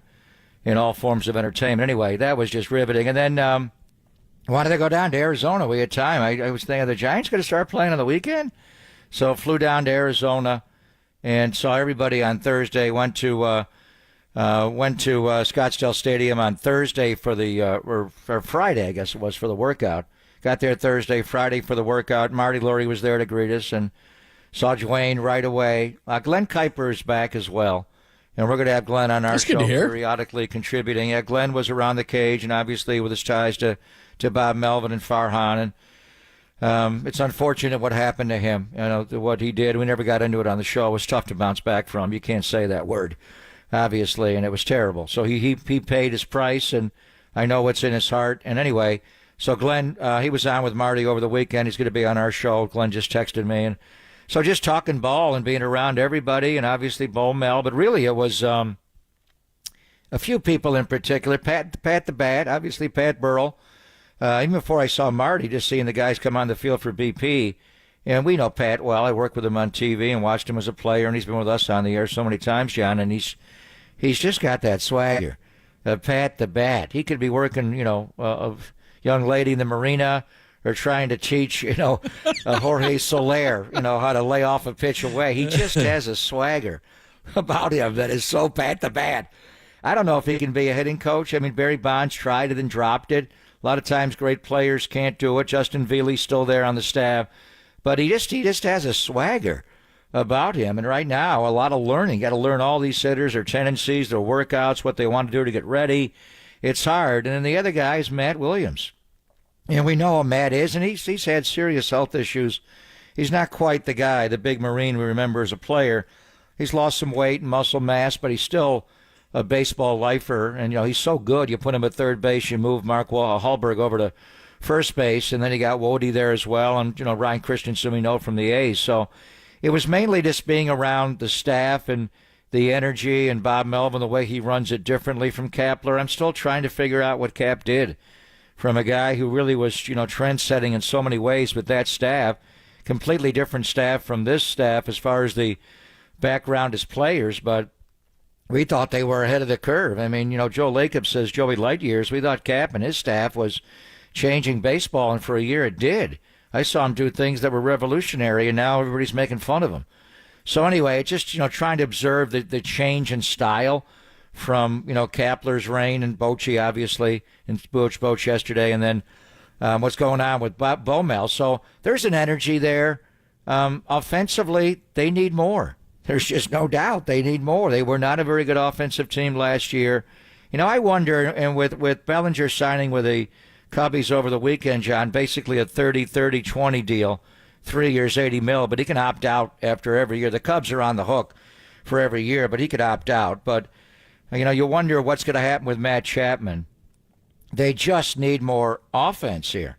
There's no doubt. Jorge Soler is huge. He's an ominous presence. I didn't see Jung-Hoo Lee all weekend. He was out there, stretching, and they have him in the team store, and it says J.H. Lee on the jersey and all that. But, so you need to get a new leadoff hitter you paid for. You got a new cleanup hitter you paid for, and assuming they do their jobs. Well, the guys around them mix in a little bit. I thought Luciano was going to play today, John. He's not in the lineup today, and I don't want to overreact. It's still February. We got a month to go before the year starts, but I think that's a huge leap of faith to have Luciano as your starting shortstop. I personally think, and based on a lot of what I've been told, that Tyler Fitzgerald, who's starting at shortstop again today, is ahead of him. And if they had to start the year, he may be the starting shortstop. Nick Ahmed would be a guy, certainly you would mix in as a defender if he makes the roster as a late-game defensive substitute. You don't have anybody on this roster you're going to sub in later for purely defense. So my question is, say they do sign Matt Chapman. Could you play Matt Chapman with the shift laws, taken away now? Could you play him at shortstop? Would he be open to playing at shortstop and leaving J.D. Davis at third base? Or do you have to sign Matt Chapman, put him at third, and ultimately trade J.D. Davis? Yeah, I wouldn't think they would do that. Who knows? I wouldn't think they would. As I'm looking at the lineup, like you said, this will be interesting to watch today because Estrada, he's going to start. Conforto's going to start in left. Soler's going to be your DH. Probably J.D. Davis at third. You mentioned Fitzgerald.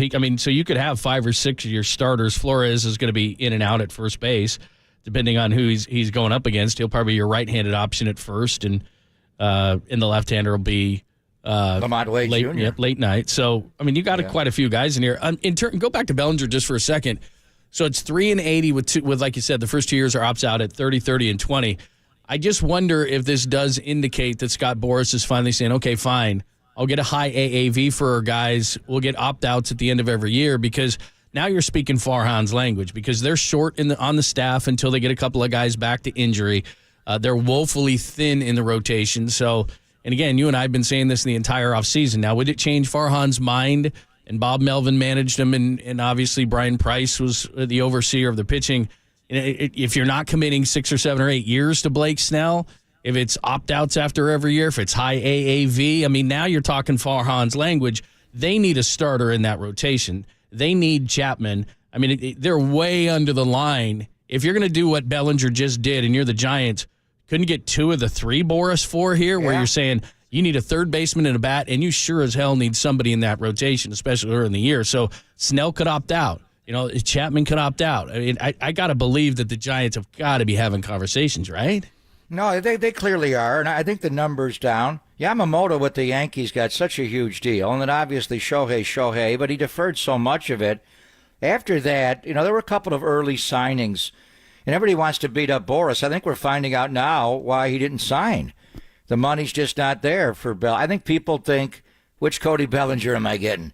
The guy who was the Roy, the guy who was an MVP, or the guy who just fell apart after he overly celebrated the home run in the playoff game of the Dodgers. His shoulder fell off, and he tried to buggy whip. Is he going to, shorten up with 2 strikes the way he did? He probably needed to stay in Chicago.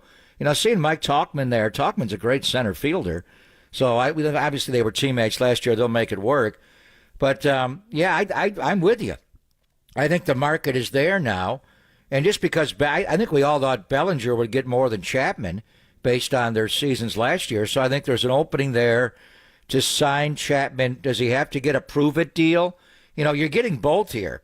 When the player can opt out after every year and the team can't. That to me is not equitable. But we saw it, years ago where players were getting that. Johnny Cueto had a contract like that with the Giants.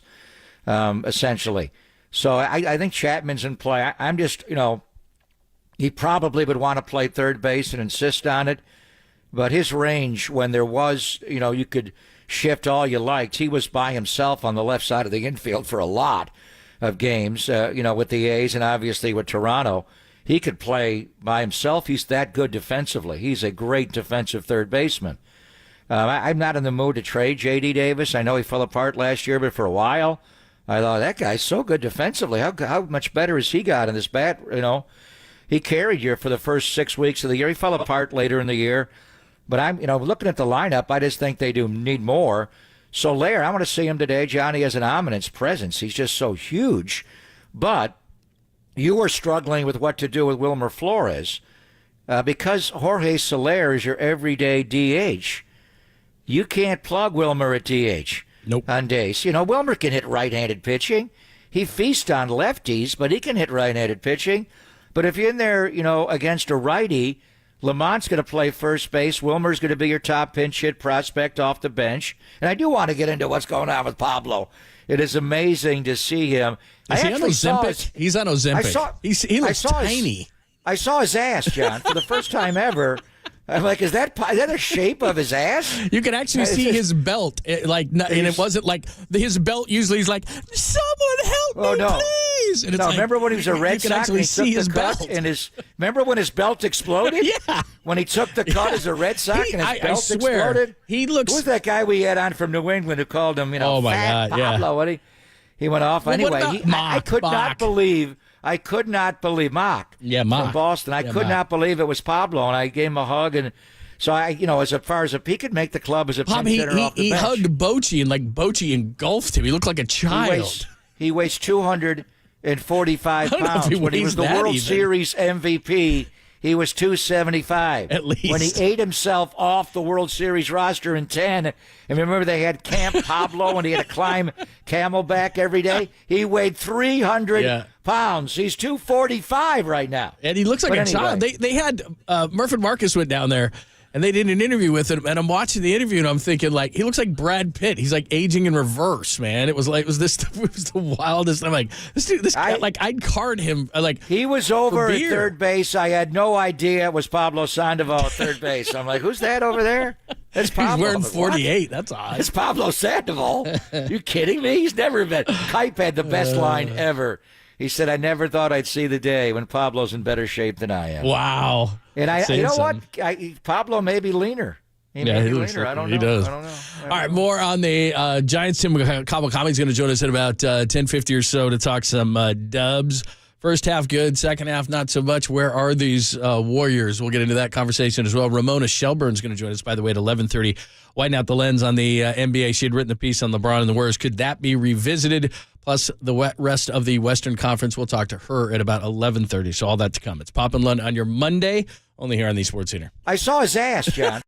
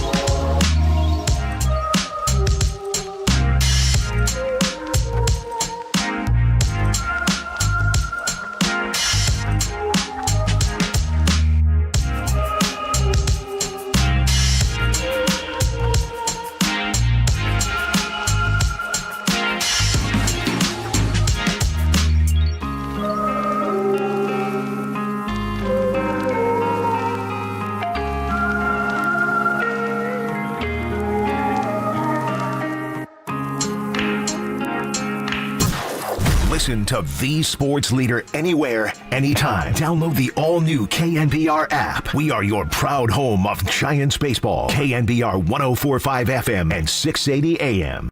2 runs in, the Giants trail 8-2. The pitch is swinging a high drive into deep left center field. Hit really well. Still going. Way back there. Adios! Pelota! Otto Lopez with a soaring home run out toward the scoreboard and a high up onto the hillside out there. It's one of the deeper parts of this ballpark. Wow. And he cleared it with plenty to spare. And 4 runs are in for the Giants, and it's 8-4. Regardless of outcome, it is great to hear our good friend John Miller, and I'm always looking forward to John Miller. I want to finish our conversation on the Giants. You see Walter trying to get some airtime here, if you're watching on YouTube and Twitch. Marty's pregame is down to an hour. Yeah. And I got Kerry Crowley did Saturday for an hour. Then Walter jumped in for the hour leading up to first pitch. So are we losing our producer to Marty? No, it's just that what's starting to happen is he got a little bit of he got some airtime. So he did our show late last week. What day did he do it? Oh, Monday? He did it? When you were gone? Yeah, he did it last Monday by himself, and now he really doesn't want to be a producer anymore. He does not want to be behind the scenes. Danny tells us that everything we say is like, I would have been better. So anyway, yeah, he's just getting some airtime. But I wanted to finish our conversation in regards to this whole Bellinger thing now and where the Giants sit. So we talked about the position player angle of it.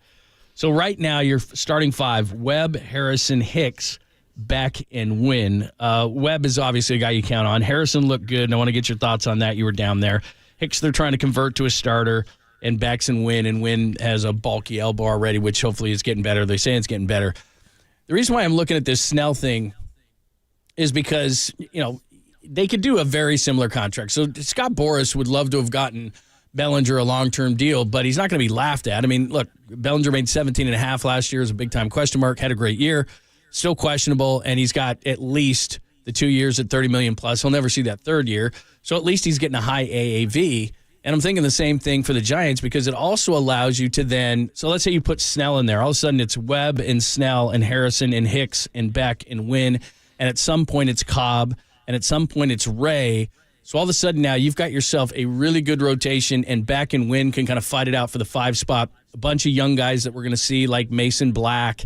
He's going today, actually. Right. Not Otis Birdsong, but Hayden Birdsong. He looked good on Saturday. He looked so. There you go. The highlight of Saturday. And then you got Wisenhunt. So by getting Snell on a short-term high AAV, what you're doing is you're also buying those guys an extra year so that they don't have to be relied on and rushed through the system. I don't know if it's going to happen. Maybe Bob Melvin and Brian Price do not have shining reviews of Blake Snell. I don't know how you couldn't. But the problem is, we had Keith Law on last week where you were gone. Problem is, he's been healthy twice. He's won the Cy Young twice. But you don't want to give 6, 7, 8 years to something like that. So to me, it's a perfect scenario in which you know the guy, it's short term, you have money under the number, you're fine that way, and you can buy these kids who are going to be really good for the Giants, it looks like. You buy them an extra year and you don't have to rush them through the system. I think they really need Blake Snell. Yeah, I would agree with you there, and I think there's something going on there. And Jordan Montgomery, who's also in the mix, we had a Zoom meeting with the Red Sox. So, and they need to fortify their starting rotation without a doubt in Boston. So I do put Matt Chapman and Blake Snell in the same category, and I also would extend Blake Snell out to compare him to Cody Bellinger, even though they're very different players, obviously, one being a pitcher, one being an outfielder, first baseman. With Cody Bellinger, I think the market basically said, who are you?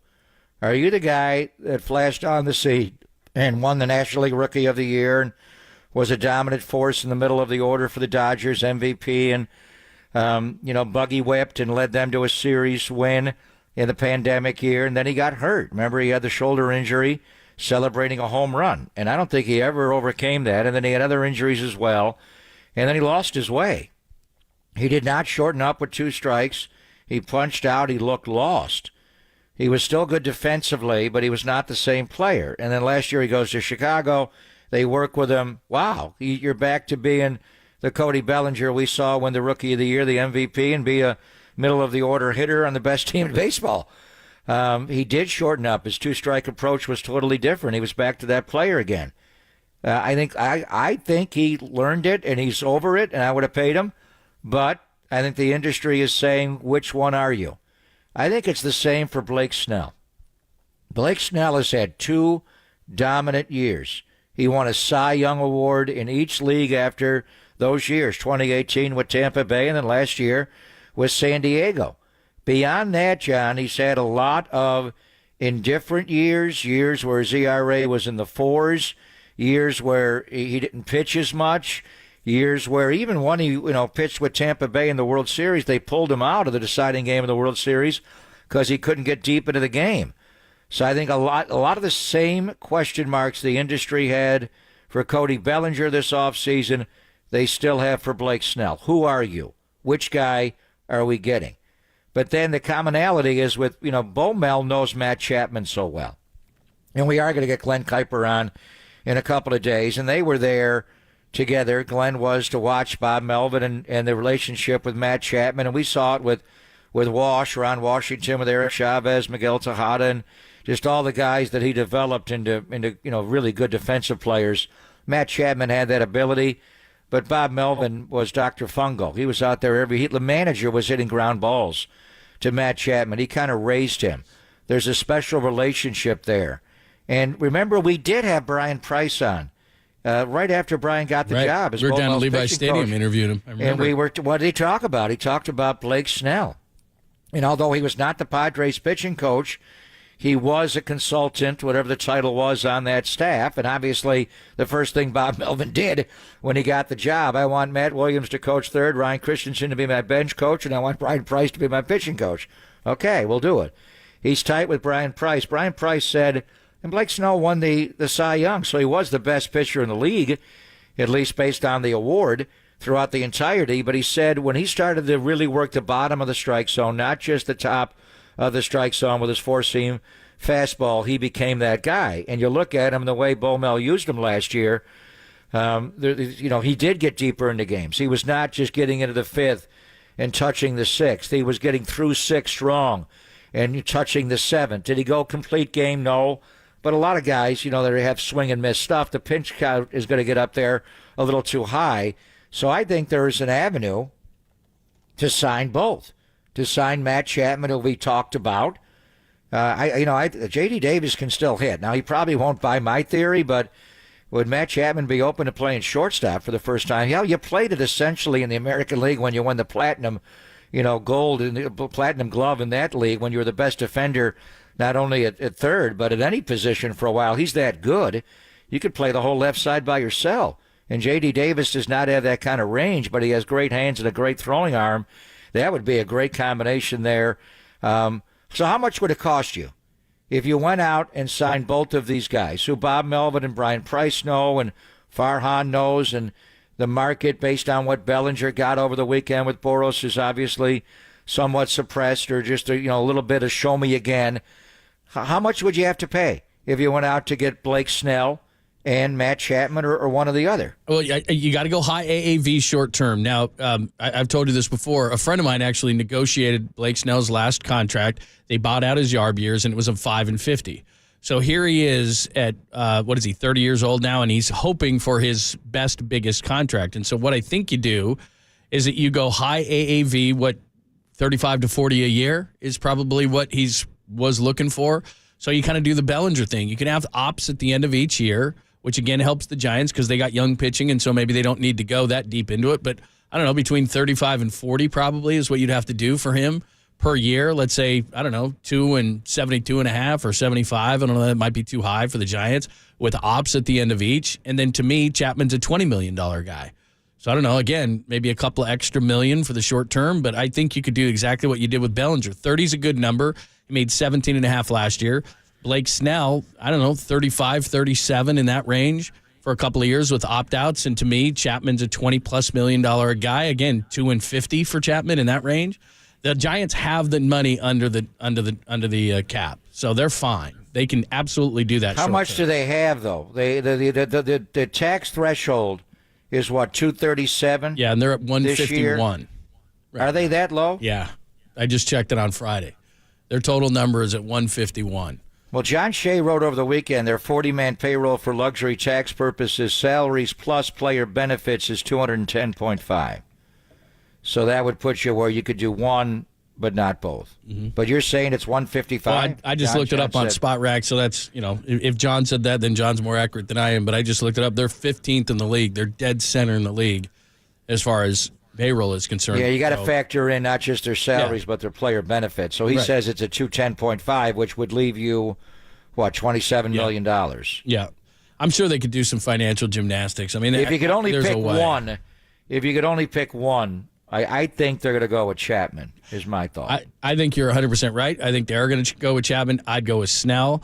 The reason why is because, remember last year, look, I don't love any of these guys. And nothing personally against these guys like Alex Wood and Manaea at times is okay. Never was a stripling guy, but they lost a lot of innings with those guys. And as I'm looking at it this year, what I'm seeing is what happened from a position player standpoint last year in which they were short and had to bring guys up who clearly weren't ready is going to happen this year on the pitching side, because right now they hardly have 5 starters. Last year they had like 8 or 9 of them. Sean Jelly's going to jump into the rotation. He's the 6th man right now. I don't see it turning out well. Now, look, they're going to get Cobb back. They're going to get Ray back. So maybe around July they'll be okay. But as we stare at it now, a Birdsong or a Whisenhunt or a Black or something like that. Well, Mason Black's going today. They're going to have to. They're going to potentially have to be in the rotation early in the season. So I think you're looking at 3 certainties. Right. Logan Webb, Jordan Hicks, Kyle Harrison. Where they would go Webb opening day, Kyle Harrison who threw the hell out of the ball yesterday, and then go Jordan Hicks. But Jordan Hicks also is making a transition. Right. That's not from easy. being a short reliever to a starter. So you don't want him, being your 3rd guy in theory, and then a couple of young guys that are unproven. But and you're not going to tax Harrison. I mean, you're not going to jump him up to 180. I think they want to 280. stretch him out a little bit. If they treat his spring differently, more like a traditional starter, and then obviously Keaton Wynn right now is not able to pitch. You got Tristan Beck as well. Let's see what Mason Black does. I don't think Sean Jelly's the answer, honestly. I just nor do I. I'm just saying they're short. I guess is my point. I don't think he has enough there. Let's see what Mason Black does today. He's going to pitch today. All right, there's a thought on what's going on in the rotation. We'll keep an eye on the now Boras 3. And like you said, the Red Sox have reached out to Jordan Montgomery. Texas J.D. Martinez is out there. He's a Boras 4. Yeah, I guess, what did they say about him? That he wanted $20 million a year, and the Giants didn't want to go that high, Soler. so they took Soler. You've already taken DH a shot. Unless one of those guys can play. Martinez. Yeah, so... No, they can't defend. They're strictly DHs. All right, let's flip to the Warriors. Coming up next, Tim Kawakami is going to join us. What happened yesterday against the Nuggets? The Nuggets are the Nuggets, but where are the Warriors in all this equation? We'll get into that next, only here on the Sports Leader.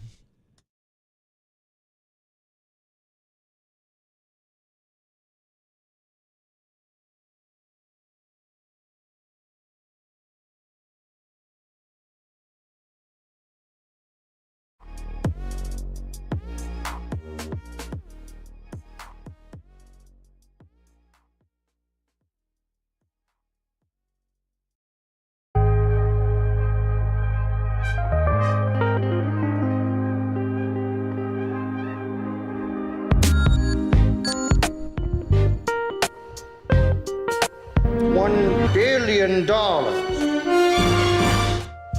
Oh, you like that, do you? See, every single time we have to have something, and today it's $1 billion. As in, did you know that many of the attorney ads that you've seen or heard, they're not even based here in the Bay Area? That billion's coming.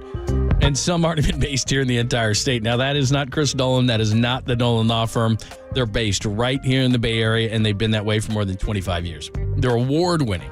Award-winning, I tell you. Not like, I'd say that the show's award-winning, and I'm kind of kidding. They seriously have awards. Personal injury and employment attorneys fighting for you where you live. So if you've been discriminated against at work, wrongfully terminated, or sexually harassed, your rights matter. Go to DolanLawFirm.com and learn more about your rights.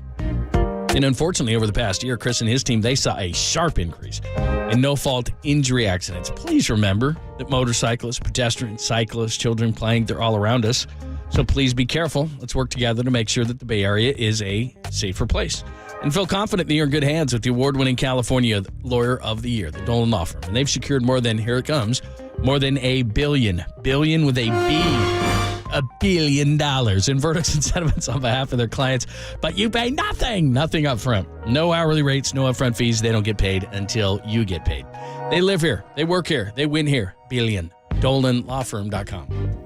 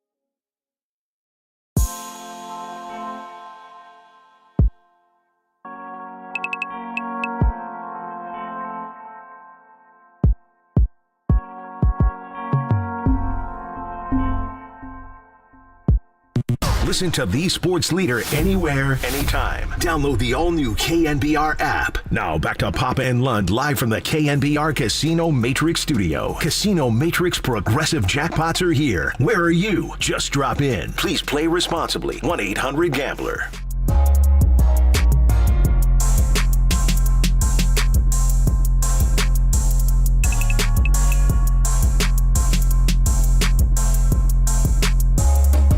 What's happening? Thanks for joining us. Happy Monday. Hope you're doing great. Warriors lose to the Nuggets. Had it tied up at the half. Jokic 32, 16, and 16. Clay had those 23 all in the first half. Maybe Steph's a little tired. We just finished the All-Star break, so that is a little bit concerning. So let's get where the Warriors are. And the measuring stick now is the Denver Nuggets. Tim Kawakami does a great job covering everything Bay Area sports. Make sure that you follow him and read all his great stuff in The Athletic. And he joins us courtesy of the UMA guest line. What's happening? How are you? I'm doing good, John. How you doing? Doing great. By the way, I love when you come on because you sound good, like really good. Like you don't have some scratchy line. You got like a line in your house. Everything's good. So you sound well, great. it's the Papa Express line. It's I make not. sure that Tanika. It's Tanika. I like Tanika's it. Whatever, man. It sounds like you're sitting right. It's awesome. Papa does not do the same when I have him on my podcast. Of course he doesn't. What are you talking about? I clear my it. schedule. I only drive through canyons for you. Exactly. Kawakami. That's what you All right, do. so I want to get to Steve Kerr's contract extension because that's the big news, obviously. But watching the game last night, and they played well, but Denver, they're not only joker big, but across the board at every position, whether it's Jamal Murray or KCP or Michael Porter Jr. or Aaron Gordon, they're just bigger. And when they get you in the half court, they grind you down. And you've always made the point, and I agree with you mostly, that the Warriors don't need a conventional center to play 30, 35 minutes a night. But to me, you need a little more size. You don't want to always be big. You want to go big at some point. And the Warriors are the smallest team in the NBA. Hell, Daryl Arata puts it in the game notes. They're 6'5.5", the smallest team in the NBA. So just give me your thoughts on the way they use the five with Draymond, Kavan, and then obviously Trace Jackson Davis may play a little bit more. And we still have the buyout market between now and March the 1st to get somebody on the playoff roster. Just give me your thoughts on the Warriors' lack of size at times, because I think last night it was pretty evident, Tim. Yeah, I'm not saying they shouldn't have a big guy. It's just you got to have a big guy who can fit what they do. And Draymond is their center. Like, he's been, and as Warriors people will say, have said for years, he has been their center for actually 10 years now. They get to it in different ways, that closing death lineup, all the other things, but he's been their best center, one of the best centers in the league. He's not 7 feet tall. If you do the stuff that they do, you have to have someone who's better at center than Draymond if you're going to play him for 30 minutes, 20 minutes, whatever. And they don't have that. And then what are you going to do with Draymond? You're not playing him at the 4 next to a non-shooting 5. It's just the formula of what they do. They had Bogut, who worked for a time. They had David West, who worked for a time. But guess who they pulled off the floor in big playoff games? Andrew Bogut and David West and JaVale McGee and others. The best of what they do is this, fast-paced. The center is part of this, pick-and-roll motion and can make plays. If they had a better option who was bigger, they should do it, right? Absolutely. That's what basketball is. How many of those guys are out there, though? Like, how many? Like, I hear this, and it's fine. Twitter's what it is. But, like, oh, my God, Jokic exposed them. You got to match up with Jokic. Well, who does? Rudy Gobert and ... Who else? It's just, if you're going to not have Jokic, you've got to play him a different way. And they can play him a different way. They've been okay at times against the Nuggets. Obviously, lost 4 games. They're not as good as the Nuggets, who are the best team in the league, proved by the playoffs last season. So they got to figure out other ways to do it. Would it be better if they were bigger? Yes. But you need the decision-making. You need the playmaking. You need the versatility more. Because that's where your good players are. Can they get bigger? Maybe you can play Moody more. Maybe, I think they're going to play TJD more. I think Kerr's basically heading in that direction where play Saric less, play him only with TJD, and if it doesn't work, you get Saric out of there. I think that, although he's a bigger player, he just doesn't play big. It's just the roster they've got. And the last thing you want is a slow guy just to rebound and maybe lean on a Jokic or two, and that bogs down Steph Curry. I always get back to that. Historically, this team has been best when you have a big man who can run with Steph. And if you put a slow big guy out there, you're slowing down Steph. James Wiseman was poor in many, many ways. The number one crime he had against trying to play him more was that he destroyed Steph's minutes, destroyed them. And you can't have that. And another slow guy just to try to match up with Jokic or whoever would be the same thing. Ideal world, you're bigger, no question. Ideal world, you have Kevin Durant at small forward, right, or whatever. There aren't many players who can do that of that size, and they're not available right now. They tried it with Wiseman in a smaller form. They're trying it with Kuminga. Kuminga has flourished. Wiseman didn't. There just aren't a lot of options in this regard, and they're going to have to make do with it until they can find somebody like that, and it's hard to do. Tim Kawakami joining us. The Warriors lose to the Nuggets. Fourth quarter again, they're outscored 28-16. They go 5 of 17 from the floor. The Nuggets now are the measuring stick, which the Warriors used to be. So if we throw them out for a second, because just from a matchup standpoint, everything the Nuggets are, the Warriors aren't. So that's a major problem, as you just pointed out. But where are they in the rest of the hierarchy of the West? Because Draymond Green said in a podcast, hey, we can compete with anybody in the West. Well, you can't compete with Denver, but how do they compete with everybody else? Yeah, I mean, I think you say it's the old puncher's chance. You put them in a series, 7-game series. Anybody, Steph Curry can win 4 of those games. I don't know that I would favor that against most of the top of the West, but I could see them, matching up in really well with a certain team in the first round like they did last year. They drew the Kings, and that was a really good matchup for them. It took them 7 games still, but Steph Curry in that, matchup against an inexperienced playoff team, you're going to have a real good shot. I don't think they would have a great shot against Denver. I don't think they'd have a great shot against Minnesota. I don't think they'd have a great shot at Oklahoma City. And that is the problem, is that, they're not going to get one of the top 4 seeds. So you're going to end up playing one of those teams in the first round if you get through the play-in. And I don't know about that. I mean, again, you'd have to just count on Steph doing something magical and everything else clicking. Things have clicked pretty well lately. I think you can say that, I don't think they'd be overwhelmed by those teams. Maybe Denver they would, but I think you can argue it and you can say, can they steal one the first 2 games on the road? Yes, we've seen them win many, many road playoff games when they had to, and then hold your home court and then see where it goes. I think you could see that. I wouldn't bet on it. I think this little run that they've gone on is kind of a proof of concept, but maybe more pointed towards next season. I'm sure they don't want to say it. Certainly Steph, Draymond, and Clay don't want to say, next year. But maybe, when you have a full year of Podziemski, you have another, full year of Kuminga, maybe you add another player. Like, that's where they're pointed to with a shot at it this year. You have to believe in their minds that they have a shot at it. You certainly wouldn't be favoring them to do it to 3 rounds in the West. But one at a time, and again, they get the right matchup, they move up high enough in the standings. Maybe there's an upset somewhere else. Could you see a Laker-like run to the Western Conference Finals? I could see it in a very similar way. Just put Steph in for LeBron and try to patch together everything else. But do I see 3 rounds? No. The Lakers got two rounds, again, 2 favorable matchups for them. The Warriors were a favorable matchup for them after the Warriors took out the Kings. Probably stops at that point, but I think you can't say no. You just got to say puncher's chance, get as high as they can. These last 12, 13 games have been proof of at least competitiveness. And, of course, they should think they could play everybody. Can they win 4 of 7? I would say the odds would be against that. All right, so last night, at one point, they had a 16-point lead against Denver, and they wound up losing. The game January the 4th, they had an 18-point lead.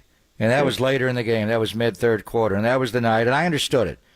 Because at that point, and you were writing about it, I didn't believe it, and eventually they solved it.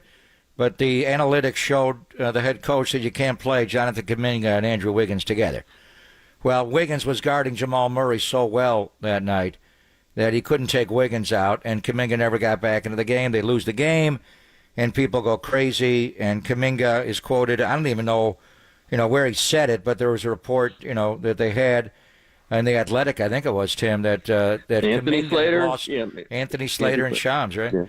Had lost faith in the head coach. Are you serious? Kuminga losing faith? But in any event, it seems like a long time ago. And Steve got the contract extension we were wondering about for many, many months, all the way through this year and last year. And, it obviously pays him as well as any coach in the history of the league, 2 years, $35 million. But you wrote about that tipping point between Steve Kerr and Jonathan Kuminga, where he came in the next day, and they had a game the next night against the Pistons. Mm-hmm. So he had to go play that night. But, just tell me about, Steve, where he's at with the organization, ultimately the decision to give him the 2-year extension. And he inherited a great roster here, and he has developed young players, Podziemski, Trace Jackson-Davis, and I think he's developed Kuminga over a proper timeline. This may not be everybody's satisfaction, but that's the player to judge it. But you took us behind the scenes of that meeting the day after, where he has the quotes about losing faith. So tell me where Steve Kerr is with Kuminga, and more importantly, with Joe Lacob and the Warriors organization now. No, there's been a push and pull. There's no question about it. And Kuminga kind of was the circled thing, not only for, in the locker room, but also from management. Like, can you please play Kuminga? Would you please play Kuminga? There was tension. Steve mentioned it, to me. And there weren't quotes from Kuminga. It just was no. And he certainly hasn't denied that he lost faith in Kerr at that moment. It just kind of was out there. And I've written it as a tacit trade request. It wasn't an actual trade request, but that's how it was taken. Like, if I can't get out there in a game like this, then, when am I going to get out there? Maybe it's time to go elsewhere. I'm not saying he said that. I'm just saying that was in the air. And I think Kerr realized that. I think there was pressure from management. I think there was kind of this building, like they weren't that good. So why aren't they, at the time they were well under 500. Can't you figure out a way to get him out there? This Kuminga Wiggins thing was a big deal, huge. They were terrible together for most, the first part of the season. Typical of Steve, though, like he stuck to his guns until the moment where it was like, you know what, it's just the right time. I need to sit down and talk to Jonathan. Kuminga talked about what he was having problems with and asking him what's the way we can fix this. Kerr was asking him the same things. Kerr laid out, here's like, you would have thought this was told to Kuminga before or at least made known to him. I imagine it was, but this was with, the electricity of that moment. This is kind of do or die for Jonathan Kuminga with the Warriors. I think he felt that. I think Kerr felt that. It was the right time. Draymond was coming back. I don't think he was quite back. I'm trying to remember exactly how that all worked. But, this was the moment, put Draymond at center, Kuminga and Wiggins. This all works or it doesn't. And Kerr is generally pretty good about picking that time, or that time arrives at the right place for him. But there was definitely tension. There's no question there was tension. I don't think it was like you're not going to get a contract unless you play Kuminga. I just think the atmosphere was headed in a very, kind of anxious way. And they would have wanted him back as a coach, but in what terms? How would that discussion take place? What would have, the roster look like? It would have been it was uncomfortable there. It absolutely was uncomfortable. There's no question that there were people in management, and if you want to say the first and last name Joe Lacob, he would be right, who really wanted Kuminga to play. And we're actually still disappointed that Wiseman didn't play more. On the Wiseman thing, I cannot argue with Steve at any point. I don't think, I think they played him too soon as a rookie, and then every time he was out there, it just killed Steph's minutes, which you just can't have. But Steve has a thing. Like, he goes with the veterans, and he goes with the veterans, and he feels the heat. He goes with the veterans until the veteran can't complain about Steve not going with them because it's just been so long. And I think that's the way it worked with Clay to finally, get him out of the starting lineup. It worked with Wiggins, and he kind of went in and out of the starting lineup. Kevon Looney certainly is way out of the starting rotation. I think it's kind of being presented this way to Chris Paul at this moment. We'll see how that plays. They can't really argue that Kerr did not give them, the veterans can't argue that Kerr didn't give them every chance to hold on to this, didn't ride with them, didn't take heat for them. And he's, obviously Kerr takes tremendous heat from the fans and some from the front office about not going with the young players. But so when he does it, they're on board. Like, listen, this has to happen. We got to play better. And I'll say a huge thing in this locker room, which I've heard from multiple players, multiple dynastic players, we'll put it that way. The young players who don't make it under Kerr don't end up playing well in the league. They don't. Like, there's just not let's put a high-profile young player who's left the Warriors because it didn't work out, who's gone out to be better. James Wiseman can't play on the Pistons. He might be out of the league in 2 years. We can just go through the players who can have gone through here and haven't worked out and moved elsewhere. It's not like they flourished. Like, the Warriors play. We'll see one tomorrow night. Jordan Poole, exactly. Like, what's happened to him? I never was a Jordan Poole guy. That was kind of on a different category. He did play well for them. Like, Jordan Poole did play well. Yeah, but But yeah, I was not a Poole guy at all, as Jordan Poole will tell you if he sees you. But like, this just hasn't been where, oh my God, there's great players and they play the Warriors, can't play the Warriors system, and they go away and they're great. That just doesn't exist, and that matters in the Warriors locker room. I'll say, though, they thought Kuminga was ready for it. Those guys were ready for Kuminga to do it. It took some time to work it out, but now that Kuminga's playing like this, they're like, yeah, he's earned it. You kind of have to earn it in that locker room. Now, maybe it's different if Steph isn't playing great and, you don't have Clay in there, you don't have Draymond in there. It's just a different feel. You don't have Looney in there. But that's this era. Those guys are that locker room, and they are comforted and they believe in the way that Kerr does it. Like, young players aren't just gifted stuff. Wiseman was early, and that was a mistake, and it proved to be a mistake. And it's not like these guys get blown out of the Warriors and end up being great elsewhere. It just hasn't happened. And that's how you get the veterans to sign on to some changes. It's been slow, but you look at it now, it's pretty significant, right? Jonathan Kuminga and Brandon Podziemski are playing 30 minutes a game. Like, you couldn't have thought that. Maybe you could have, but I don't know that I would have thought that at the beginning of the season. and they are locked in the rotation. Now Moody's out of it. It's the way it works. But this rotation has got a balance of age and youth and experience and all those things. And I think they're really happy with it. They're really happy with this balance. I don't think it's a great team, but I think it's a good team with the possibility to get better. Before let's go, one thing on the 49ers. I know Silver said something. You've been saying stuff. When do you think something happens on a DC, and are we hearing any names? Yeah, I mean, I'll throw out my guess, and Papa could tell me if I'm wrong. I mean, this is a guess, but I'm hearing indications that Jeff Ulbrich is somebody they're very interested in. Checks a lot of boxes, Seattle system. He's currently defensive coordinator of the Jets. The Jets would have to prove that, and I don't know that has happened. This is just a guess. I'm not reporting that. Please don't aggregate me in there. What I have heard, it was like last week, they felt like it was coming to a close. They felt like they had a good handle on it, and they could announce it soon. There's been some complications or whatever. It's been delayed. I thought it would have happened before the Combine. Clearly, the Combine is starting now. But you could put some 2 and 2 together. I mean, I'm not going to do it here, but you can, the two things I just said, maybe there's some complications. And I'm doing my very best not to get aggregated, but that's how I feel. And Papa, you talk to people. I know nothing. That means you know something. Find out. John Lynch is going to talk to the media tomorrow from Indianapolis in the Combine, so it will be interesting. I'm not sure they'll have an announcement there. Just over to the Giants real quick, with Bellinger finally getting a deal done with the Cubs, and it's essentially a 30-30-20, a 3-year, $80 million deal, but he can get out after every year. What does that open up for Farhan to do? Are they in play for Matt Chapman seriously and or Blake Snell, Timmy? Yeah, I think put Jeff Montgomery in there too. I think they're in play for one of those guys. I think it would help if they signed 2 of those guys, but that's a Farhan Zaidi kind of deal, right? We've seen those deals.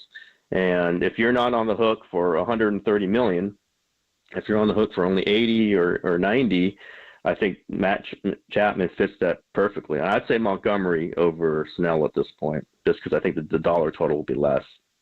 And, they're not a deep rotation right now, right? I mean, they might be deep later when certainly when Cobb and Ray are back, but you don't know when they'll be fully healthy. I think they could really use a pitcher. I always thought they could use Chapman. I think one of those 2 should be signed. I think if that's the number, I never was going to be Bellinger because his value's in center field, and they've got, $118 million center fielder now who's also hits left-handed. So one of those 2, that's a price. And maybe Montgomery for a little less than that, maybe Chapman for right around that. I don't understand why they can't do one of those if that's what the price is going to be.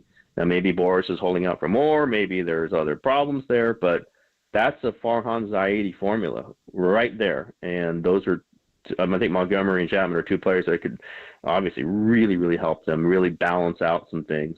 And I would imagine the Giants should be in on at least one of them. I agree. Couldn't agree more. Tim, thanks, man. It's always good to talk to you. We appreciate it. We'll talk to you soon.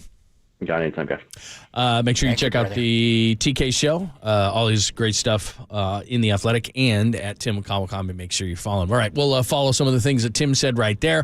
Ask Papa anything at all returns in about a half hour, and we moved Ramona 12:30 for Ramona Shelburne, 12:30 for Ramona, so make sure you make an appointment for that one as well. All to come. It's Papa and Lund only here on the Sports Leader.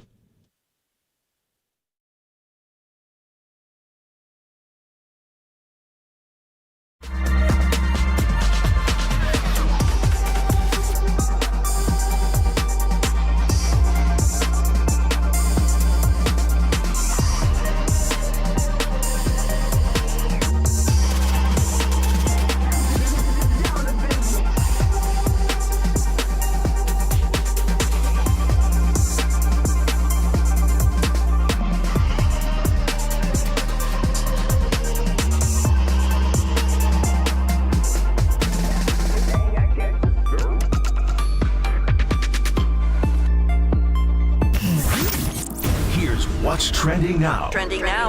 On KNBR.com. Our own producer, Walter, got a tear in my... Is he leaving the nest? He debuted on Giants warm-up over the weekend. Been telling us how to talk Giants all morning long.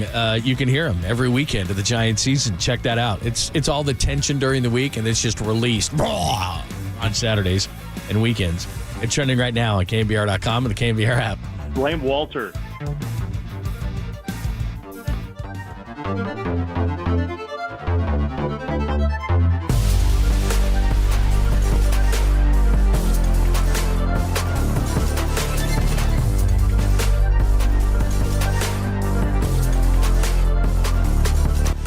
It's always too good to talk to our good friend Steve Moskowitz, Moskowitz LLP. He's got the answer to all your tax issues. And Steve, today we're talking payroll taxes. Tell us about that.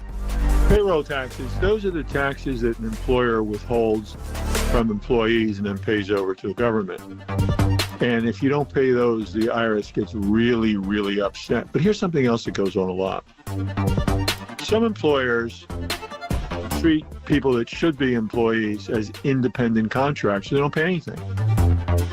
When the government catches you and they have a whole division that just looks for that, the amount of money that you may owe is just staggering, absolutely staggering. But remember, from time to time I talk about different government programs. The government has this dynamite program, if you're doing that essentially, if the person goes to the government before the government goes to the person, if the government comes to you too late, you can't do this. They have a program where essentially, if you switch everybody to employees now, essentially all is forgiven. It can save you tremendous amount of money and audits and headaches. So if you haven't paid your payroll taxes, you want to talk to us.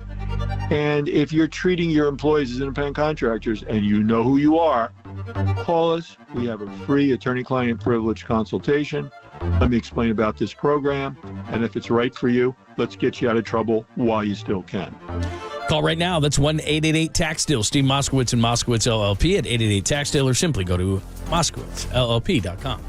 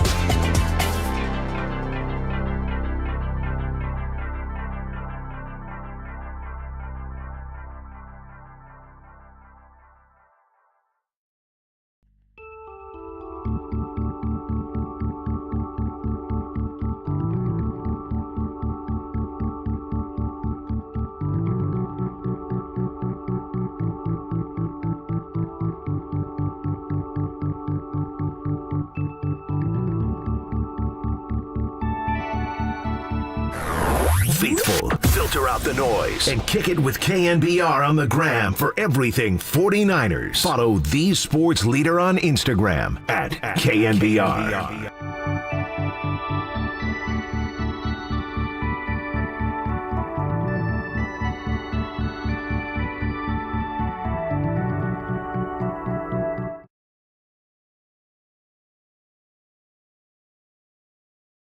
Hello, friends. Thanks for joining us. Happy Monday. Papa is back, as we only have a couple of more days of February. Then we're into March, and now we're rolling. And the baseball season starts in March. Well, it's now spring training, but the end of March, we got to have regular season games. Papa's down there. We're getting into that. We got to ask Papa anything at all. Remember, phone and text are always open. Golden State Lumber and Building Materials text line and phone line the same at 415-808-KNBR, 415-808-5627. If you want to wait till Ask Papa anything, that is fine at 50 past the hour, and then Ramona Shelburne at 12:30. So one thing in talking about Tim, and it's interesting, as he mentioned the D.C. Spot open for the 49ers after Steve Wilkes left, or after he was relieved of duties, or so much so fired. He mentioned Jeff Ulbrich, just so that people know. I mean, I think people would know that he was a former 49ers linebacker. He is the defensive coordinator of the Jets, but if the defensive coordinator under Robert Saleh, it's one thing, a defensive guy, versus being the defensive coordinator of the 49ers under Kyle Shanahan. And, Pop, the thing I was saying last week, as Andy Reid's going to sign a contract extension now, is you got to assume that the Chiefs are going to be waiting at the end of the rainbow. And so you got Kyle versus Spagnuolo, who said really nice things about Brock Purdy. And then you got Andy Reid, one of the best, going against your defensive coordinator. And it's no offense to anybody that possibly could be in-house. I'm sure they might be great. But I'd feel a lot better with a guy like Jeff Ulbrich, who, as we had C.J. Mosley on from the Super Bowl, played a pretty good defense against the Chiefs and almost won that football game without a quarterback. Well, I think we all know Jeff Ulbrich, and if you didn't know him, I mean, he was a Niner, obviously, for a solid decade. And then, during Hard Knocks, he was prominently featured when the Jets, took over Hard Knocks in August. Not only is he a former 49er, he's from the South Bay. He went to Live Oak High School in Morgan Hill. He didn't actually play at San Jose State, but he was there. Gavilan, he transferred there in Gilroy and played before going on to Hawaii. So, and he's been in this system. So it's complicated on, who you're picking as a defensive coordinator. I think ultimately Kyle's call is, does he want somebody internally or somebody externally? He tried Steve Wilkes externally, and there were reasons it didn't work, where it was a seamless transition going from Robert Saleh to D'Amico Ryans going internally. There are some candidates internally that are intriguing. All right, I've inquired about Nick Sorensen. I know Nick well, and he's really involved with the defense. He's never run. He's never called a defense before, and I've asked you to believe he can, and there's been a lot of confirmation they think he can. I don't know that because he's never done that. But D'Amico never called a defense before, obviously, and Robert Saleh never called a defense before he got the job, so there has to be some leap of faith. But as far as the background, if you were going to go externally, and you're going to look beyond Bill Belichick, Pete Carroll, Mike Vrabel, Brandon Staley, I'm not sure there's a crop of accomplished coaches. And in Belichick, you're talking the greatest defensive coach of all time. And Pete Carroll's defense has been taken over in the league since he left USC and went to Seattle. So you're talking two of the great minds. I mean, do they want to take that job after being head coaches? I don't know. Maybe not. But let's assume those people are out of play. Then someone like Jeff Ulbrich is someone you'd look at on every level. He's a former 49er. He grew up in the South Bay. He did coach under Pete Carroll early in Pete's run in Seattle. He was with Kyle in Atlanta when Dan Quinn was there. He was a linebacker coach there when Kyle was there in 15 and 16. Then Kyle left, obviously, and Dan Quinn kept elevating him. And Robert Saleh does not call the Jets defense. He never did when he became the head coach. He is the overseer of the entire team, and Jeff Ulbrich calls their defense. So my question would be, how are you going to get Jeff Ulbrich away from the Jets? Now, there is some belief that Jeff Ulbrich wants to leave Florham Park in the East Coast and come back to the Bay Area. Okay, but the Jets don't have to do that. They can be nice guy. If he insists on, I want out of my contract, otherwise it's a lateral move. He's the defensive coordinator of the New York Jets. You can't give him any title that would, assistant head coach, defensive coordinator. I don't know how you would do that. So that would have to be Robert Saleh and, maybe even Joe Douglas and John, but mainly Saleh and Kyle. If you really wanted Jeff Ulbrich, my question is, why would the Jets let him out? Now, if he wants to leave and he insists on leaving, Then you get into compensation. Would they do that?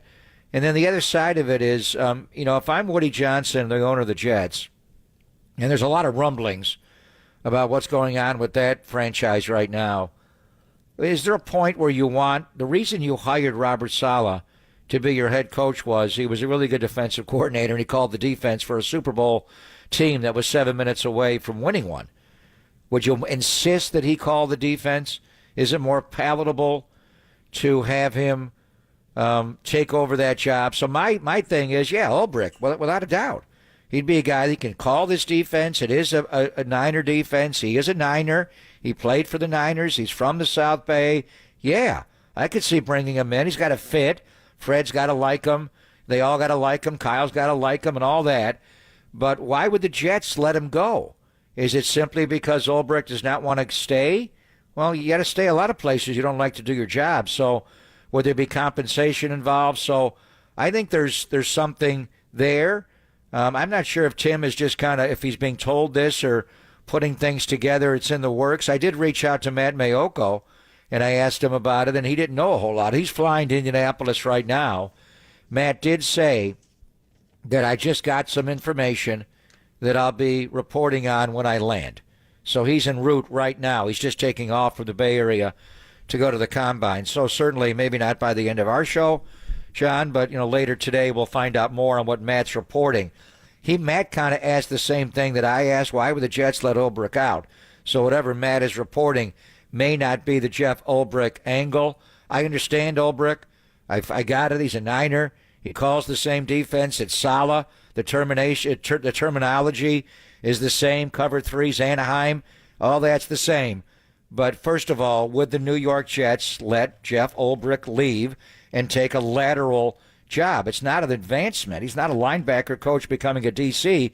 Why would the Jets be motivated to do that? Yeah, I think you brought up an interesting point is you look at the Jets and say, look, we want Saleh to start calling the defense. I think it could be as simple as I'm just throwing a round out, a late round pick swap, something like that. That's very popular in the league to do. Rather than giving up a pick, you give up a pick swap, something like that, or they move up, you move down, whatever the case may be. I just know this. Look, I'd love it if it was Belichick. It's not going to be Belichick. There's egos involved. There's money involved. Belichick would run a ton. I don't see it.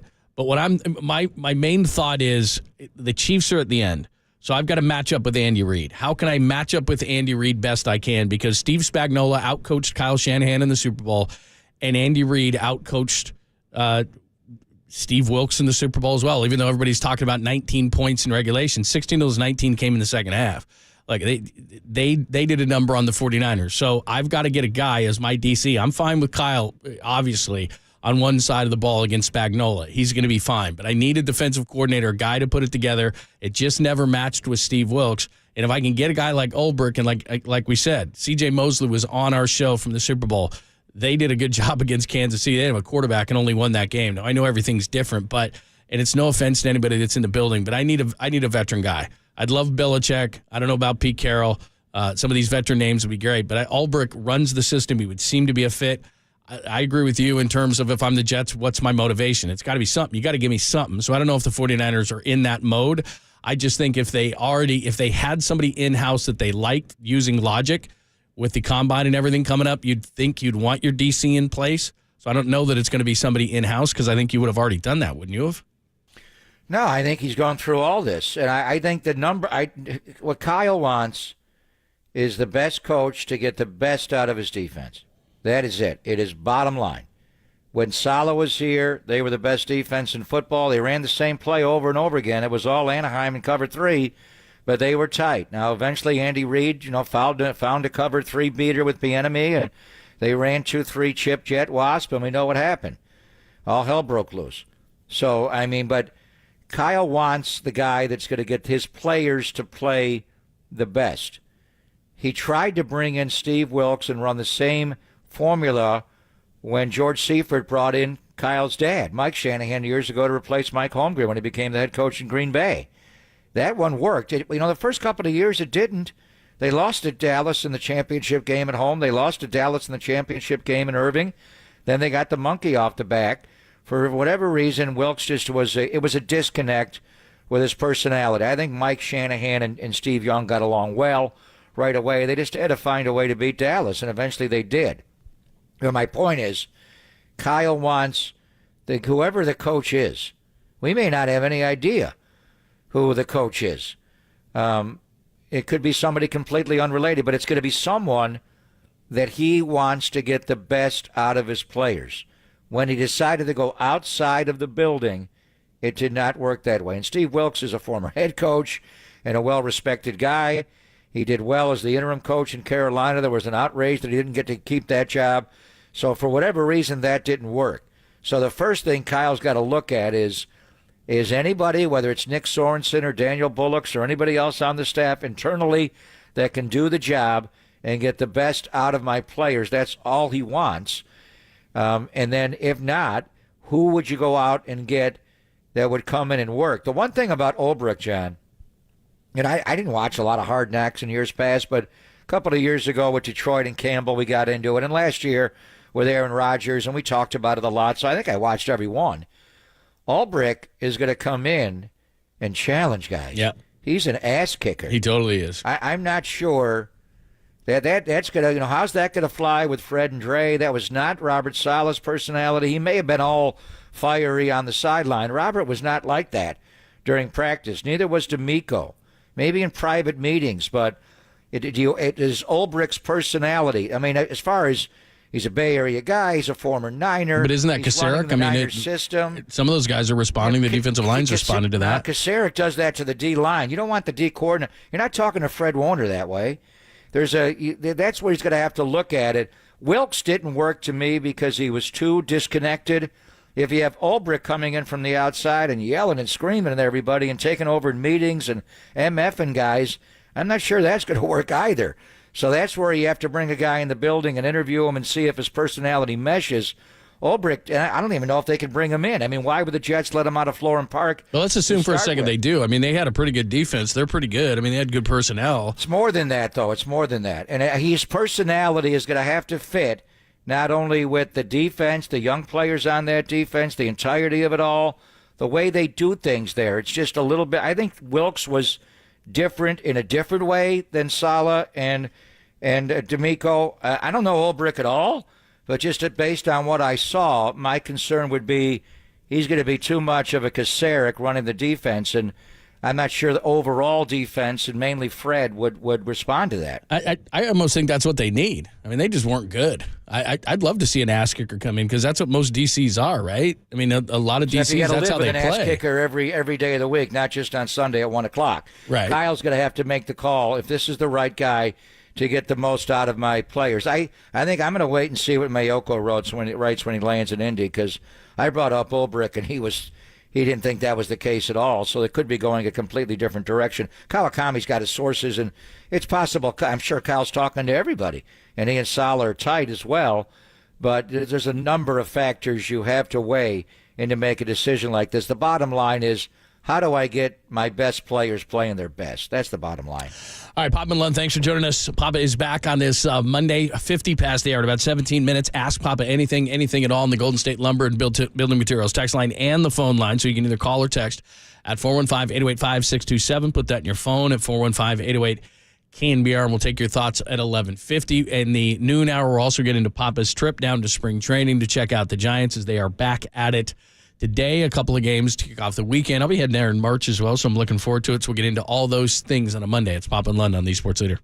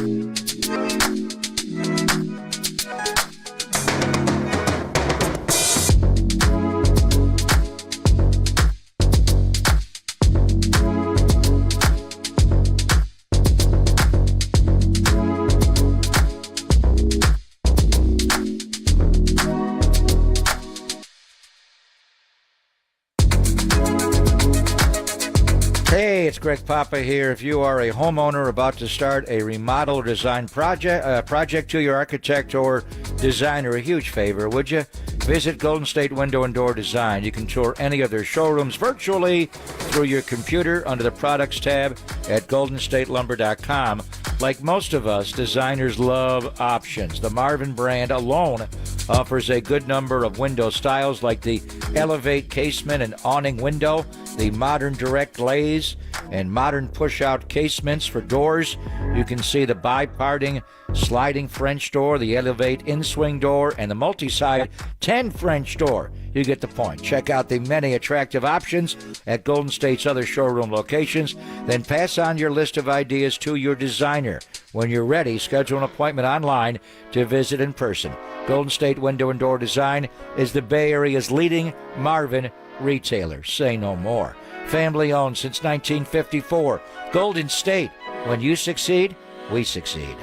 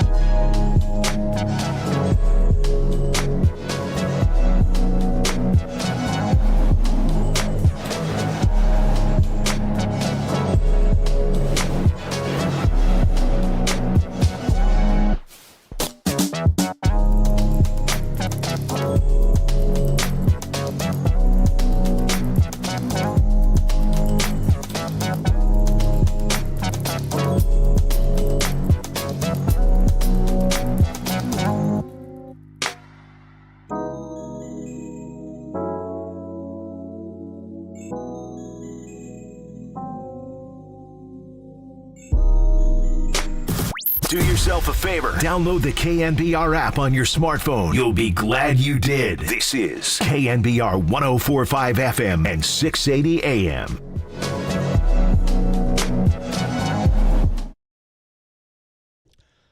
Hello, friends. Thanks for joining us, Papa, back on a Monday edition of the show. It's down at Giant Spring Training. We'll get deeper into that at the, a little past the top of the hour. Ask Bob anything in about 10 minutes, anything at all. He was gone for a while, so if you got your Niners questions, got that. He was up in Tahoe, got that. He was down at Giant Spring Training. If you got any spring training questions, he was hobnobbing down there, which is a term I love. 808 KNBR or 415-808-5627. Either or, and that's the Golden State Building Materials text line and call-in line.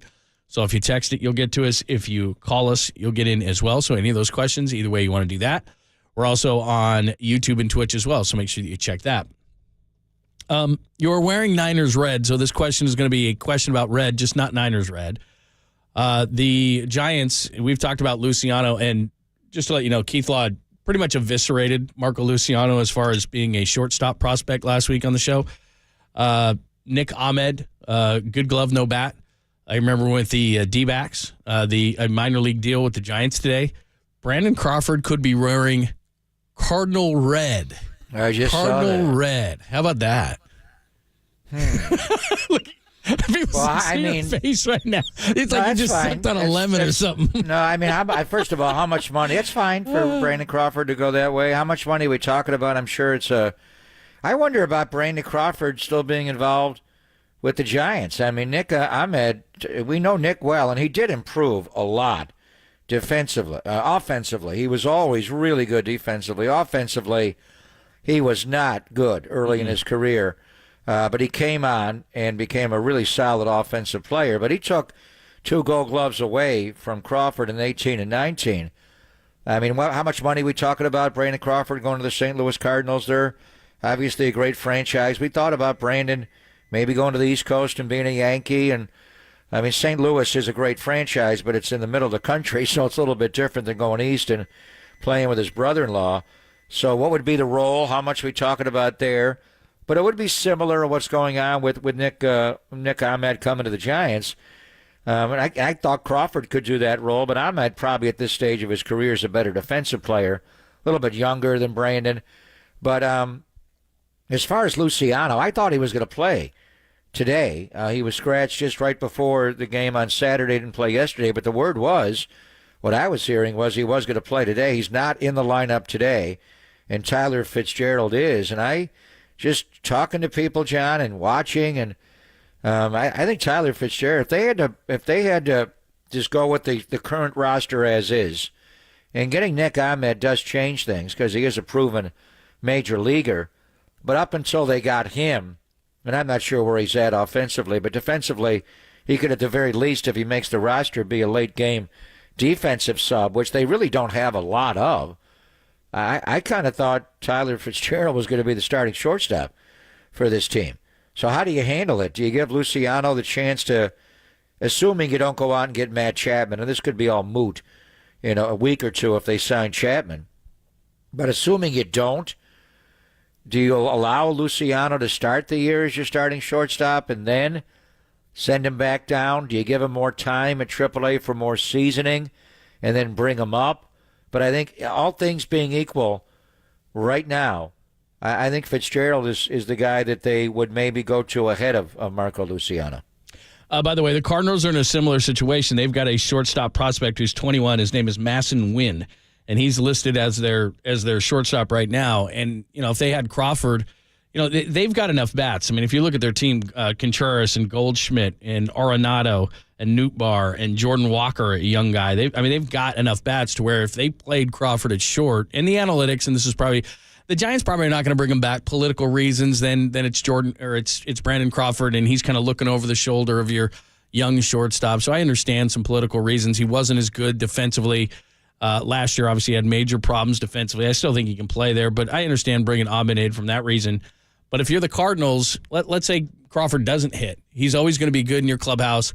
You don't have everything hanging over that you do here as a Giant. You got a young kid who's 21. He could clearly come in as a mentor to this young guy without the pressure of, he's one of the all-time great Giants. So I could see him going there, and I could see the reason behind the Cardinals doing it, because even if Crawford's not hitting and he's giving you defense for the Cardinals, then he's going to be fine. I don't see where he's going to come back with the Giants. In fact, remember last year at the end of the year when Farhan was asked about Brandon Crawford, and he basically said he didn't see an avenue. So for everybody, and I know a lot of people are like, well, why don't you just bring back Crawford instead of Nick Ahmed? Like you said, Ahmed's younger, better defensive numbers, and you probably just don't want Crawford's presence hanging over a young shortstop that you're trying to develop. Yeah, I think they do want a veteran presence behind. I think they do need that. I think they feel like Ahmed's a better player at this stage. Now, Susan Slusser's reporting that agreement between Crawford and the Cardinals could come together quickly here. What are we talking about? Financially, are we talking veteran minimum? Is it based on playing time if he does play more there? What exact role? The Cardinals bottomed out last year, had a terrible year, but they're a perennial. They're in the mix. And I know the Dodgers and Freddie Freeman at a home run of the first pitch he saw this spring fell apart last October, and so did Mookie, and getting Shohei and obviously Yamamoto and all of it. But there's an avenue to win World Series without winning your division. And the Cardinals are in the mix, whether it's to win the National League Central or not every year. They crashed and burned last year. It was shocking to see how badly they played. We haven't seen that from the Cardinals in 30 years, John. What exactly is... I'm a bit surprised that Crawford, is he going to pick up his family and move to St. Louis and do it for... How much are they going to pay him? I mean, are we talking anything more than a veteran minimum? I wouldn't think. I mean, I wouldn't think. What has he got, like 19 kids now? I mean, I wouldn't think that he's going to pick everybody up, and they're all young, and I think they're just barely starting school, some of them. I mean, he probably stays in the Bay Area. And I think he has 5. Rents a condo probably in St. Louis or something. But look. But it's not just you. It's does the family just stay here, and he goes there? I would think. How would you? I mean, there's many ways to handle it. I mean, there's ways to do it where you go and bring everybody, or you go alone and don't. And I've done it both ways. It's hard. But I'm a little surprised if it was for a situation like the Yankees and playing with his brother-in-law and experiencing the East Coast. The Cardinals are a great franchise. I don't mean that. But I think it's a tough call for him to leave his family and leave the bed. Also, I know it was important to him to play for one franchise. Beyond all that, I mean, does Brandon Crawford want to put on any other franchise, any other uniform than the Giants, play for any other franchise? And do you do it strictly? I'm assuming it's going to be, kind of a veteran minimum, deal where maybe it's incentivized based on plate appearances and such, but that's got to be that just tells you he wants to play. Well, he loves the game. Plus I'm looking at the kid that again, he's a 21-year-old kid with 36 games played. I mean, if you're Brandon Crawford, look, you go in there thinking, okay, if they want me to mentor the kid, I'll mentor the kid. But he's played 36 games, and you're the St. Louis Cardinals, and you expect to win games. So if the kid gets off to a slow start, all of a sudden Brandon Crawford's a starting shortstop of the St. Louis Cardinals. And I would imagine even with a minimum deal, what he's going to do is have a bunch of incentives laid in there. And all of a sudden you're the starting shortstop of the Cardinals. You can probably make a few bucks. Outside of last year, they generally win. You got Arenado next year. You got Goldschmidt at first base. I think you're in a pretty good situation there, aren't you? Well, he's got to pass a physical, for one, as we know, and he's had just bad knees. I mean, he's worn down. How many times did he go on the IL last year with a knee injury? I think 3 different times. He was never on the IL his whole career, and the last couple of years he's been on 5 different times. So I think the bottom line is how much, and can he really, how much is he going to face left-handed pitching? What would be the role? I mean, there's a reason Brandon Crawford is no longer a Giant. He just wasn't that player anymore like he was in 2021. So it would be fascinating to see just what ultimately his role would be there, and can he stay healthy to be on the field? I mean, right now you would think he would be a late-game defensive substitution, and then a guy who could start against right-handed pitching on some days. All right, ask Papa anything at all. He's been gone for a while, so you got anything left from the Super Bowl, any remnants? I know we talked a ton of Brandon Ayuk. I'm going to ask you a question about that, and then we'll open it up to everybody else. The Golden State Lumber and Building Materials text line to ask Papa anything at all. It's 415-808 KNBR, 415-808-5627. That'll get you through on the text and the phone line. Start lining them up now. We're also on YouTube and Twitch. And I do have the chat right in front of me. Of course, they fixed that, and they put it literally right in front of my face. So if there's any good stuff on there, we'll check that as well. We'll do it next, only here on the Sports Leader.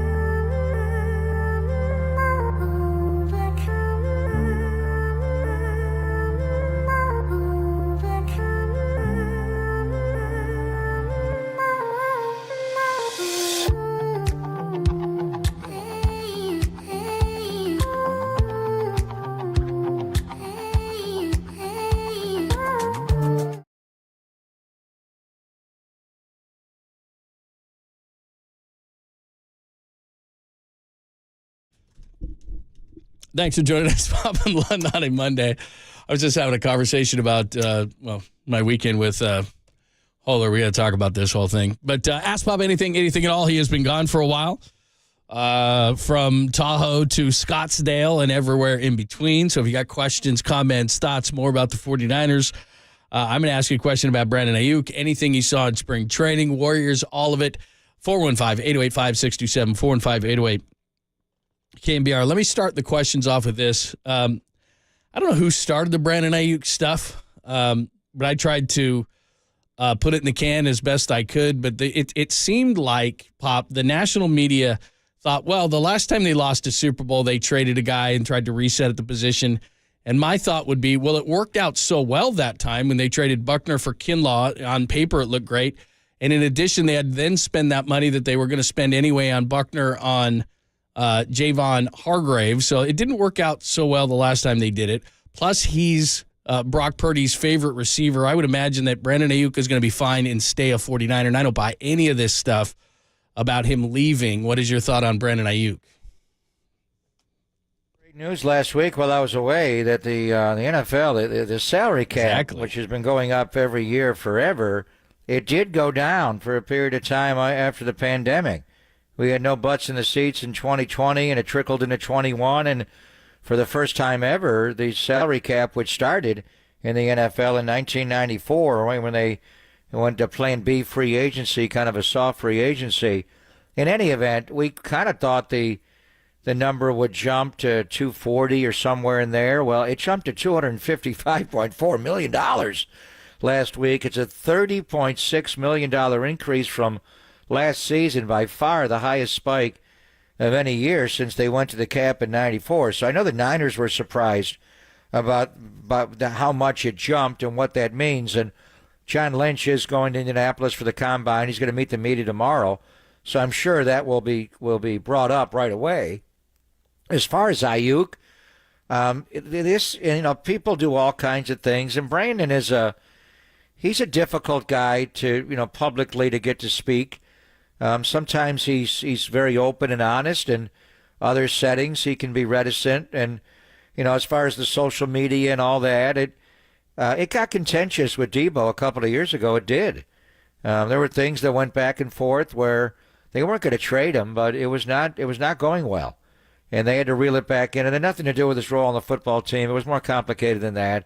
But players do react a certain way when they reach this point in their career. And Ayuk and Debo are tight. So just brace yourself. It's the nature of negotiation in sport. It's only late February. You don't have to get this really done until late July or even into August. And look at Bosa's deal. That went all the way, and the week of the first game in Pittsburgh, it went way past Labor Day. And that one was a hard one for the Niners to win. I mean, that was a tough negotiation. So, Brandon's a smart guy. He's going to get what he gets. But I think we're coming to a tipping point at some point here. I don't think it's this offseason, but I think when Purdy's deal does jump, then you're going to have to make a call to some degree on some of these positions. And I think you'd look at something maybe with Debo or something with George Kittle proceeding. But I think for the 2024 year, there is a way with the increased cap number to 255.4 to give Ayuk his contract. And also it'll actually reduce your cap number for this year. It'll be lesser than what he would play on, with them picking up the fifth-year option number. So I'm confident Brandon Ayuk will be a Niner this year. And I think he fits being a Niner for many years out. He's the perfect quintessential X wide receiver for Kyle, who can also move a little bit and play some flanker. He blocks as well as anybody. Jawan Jennings, I think, is someone you have to look at. I think because he's restricted, John, they'll figure out a way to bring him back. So I do think the trio of wide receivers for this year will maintain Ayuk at X, Debo at Z, and Jawan Jennings at F. But then, when Purdy's deal jumps up the following year, you're going to have to make a call on if you want that kind of money at X and Z, and also with George Kittle at Y at tight end. Can you afford to pay those three positions and, Juszczyk and all the way down the line? But I think it's going to get a little rocky at times because that's the nature of things, but I think they'll find a way to re-sign Ayuk, but it probably won't happen until July. Yeah, I don't think there's any question. And like I said, between what he said at his locker, which an agent tells you to say those things, the minute your contract is up, you just say, hey, we'll see what happens. That's just part of the negotiation, but I thought it completely got out of control. All right, 808 KNBR, 415-808-5627. Ask Papa anything at all. Dave is up first in Palo Alto. Hi, Dave. Welcome. Hey, thanks for having me on. Sure. First of all, sorry to see Crawford go, but it's time for him. Second of all, leave Ayuk alone. Leave them all. If we won the Super Bowl, no one would be talking, but they got to find somebody. If it's not Kittle, it's going to be Purdy, it's going to be Ayuk. Leave it alone. If you want to look somewhere, look to the defense. That's where we lost it. That's where we need to bolster. But I wanted to ask what your thoughts are in going all out, and I mean all out if Farid and the organization would go after Blake Snell. That's the key piece, in my opinion. That's the piece that'll put us over the top. Yeah, I'm with you. Jordan Montgomery, Kyle Comey thinks it's Jordan Montgomery, and Jordan Montgomery pitched really well for Boach last year. But if I want to give the ball to a guy every fifth day, it's going to be Blake Snell. And I think just ultimately it's Bob Melvin and it's Brian Price to make the call here, Farhan and ownership, But I think their knowledge of being with him, and for Bo Mel, a period of time, and for Brian Price, whatever he was there, I would go for Blake Snell over Jordan Montgomery to be sure, John. But I think there's going to be a heavier cost. And, I mean, could you, as far as what John Shea wrote and the number that they have there, it'd probably be difficult to stay under the tax line to go get Matt Chapman and Blake Snell. You may be able to pull it off if you get Matt Chapman and Jordan Montgomery. But if you can't get, I would rather get Matt Chapman than any of them. I would put Matt Chapman first and Blake Snell second. But I think just the knowledge that they have there of Blake Snell, I would be, I'm sure they're talking to both of them simultaneously. It's a question of what number can you backload the contract a little bit and fit it under the tax line. Is it the biggest thing staying under that tax line? You could go over it for a year and then go back under it later. But I would certainly pick Blake Snell over Jordan Montgomery, but he's going to cost you a lot more money. Right. To be honest with you, unless they're going to fast track one of these kids, even for a short period of time, and what time are they starting? Have they started yet? Right now. We'll see Mason Black, 4 and we'll see what he can do. Right now. But again, look, I'm not saying that Keith Law is gospel because he's not. But he said, look, he liked, he to basically surmise this, Pop, he absolutely crushed Luciano. He didn't think Schmidt could hit, but he did like these young pitchers that they have. He just said it's going to take him a minute to, he doesn't really want to rush them through the system. But he had really high praise for the 3 young pitchers that we've been talking about as far as the Giants. And I don't mean Harrison. I'm talking about guys like Wisenhunt and Birdsong and Black. Those 3 guys he thinks are going to be really solid major league pitchers. But my question would be, after Webb for the time being, before they get the injured guys back, Harrison is going to be your number 2 starter probably. Wicks has 7 career starts. He's a reliever getting converted to a starter. And then you got guys in the back end that, we'll see what those guys are, but we're not really sure. And then after that, you have your young guys, as far as I know, because I'm with you. I'm not a jelly guy. He's had his opportunity. So they seem so short in the rotation, and we're just getting through spring training right now. And they had all those guys that, again, I'm not advocating that Woods back or Stripling or Minaya or anything that these guys lost. I'm fine with that. Or DeSclafani, that's fine, whatever. But you did lose a lot of innings there, and I just don't know where the innings are going to come from if you don't get one of these guys. And I'm with you. I think Snell's the better option. These guys know Snell. If they can go short-term deal like Boras had to do with Bellinger, they have to do that, don't they? Well, these guys are so young. Let's not make any their careers have not even started yet. They haven't started. I mean, honestly, Logan Webb in 21 became that guy over time, but he started that year. He was not Logan Webb to start 21. Go back to where he was in the pandemic year. I mean, Gausman was the guy back then, and I think he had a bad start in Denver on May the 5th, and all of a sudden Logan Webb got on a heater, and he was the best pitcher in baseball, and he was able to pitch so well against the Dodgers in the playoffs that year. But even Logan Webb at that time. So these guys are just starting their career. They're developing. They're going to get better. I don't know who any of them are, including Patrick Bailey, honestly. Defensively, Patrick Bailey's arguably the best defensive catcher in baseball. But they brought in Tom Murphy for a reason. And by the way, that guy is ripped. I haven't seen too many catchers as ripped as that guy. I mean, you can't even tell when he puts on his chest protector if he has the chest protector on, if that's just his chest. The guy is ripped. So he looks like a hitter. It'll be different than certainly Kurt Casale and the backup guys they've had. But is Patrick Bailey a lock? I mean, he could hit 240 this year. I think he's a bottom-of-the-order hitter. He's a timely clutch hitter. We thought Matos was going to be a great defensive center fielder, and he's proven otherwise. Casey Schmidt came up, and he looked like Mike Schmidt to start, and then later he was mighty Casey struck out or chased a pitch away. I don't think you know who any of these guys are, and you have to keep an eye on them as you go right now. But I think you're a little bit too young in the starting rotation. You just don't. I'm going to see what Soler does today, and it's not going to overreact on one day, but what kind of presence he can be in Jung-Hoo Lee. But let's just keep an eye on Mason Black and what he does today, John. And they're underway. The MLB Network is going to televise the game. They're not on right now because the Yankee Twin game is running late. But once that's over, you'll be able to watch, if you want to record MLB Network, and watch Mason Black, because he's going to be pitching for the Giants today. And A-Ray Adrianza, remember that name? Yeah, is leading I do. off against him for the Los Angeles Angels. Very nice. Golden State Lumber Building Materials text line and the phone line the same, 415-808-KNBR, 415-808-5627 from the 415. It's pretty broad, but we'll take it, and we'll talk more about spring training and your trip down there. But what was the most impressive thing you saw at spring training? Impressive thing you saw? Pablo Sandoval's body. And I could see Pablo's waist. I could see his ass. I could not believe it was Pablo Sandoval. Well, couldn't you see his ass Honestly. before? You could see his ass from the moon. It was, you? no, you actually see the contour and the shape of his buttocks. Okay, I get Before, he was the round mound of pound. He was pounding huge. pizza. And you know what? The thing I do want to see, and then he got in the cage, and I was not impressed by his BP. But a lot of them, it's early. They're And he's only hitting lefty, right? He's only a lefty now. Well, I said that years ago. He's got to give up switch hitting. But not just, I mean, Jorge Soler, when he got in the box, it's the first, they haven't even started playing yet.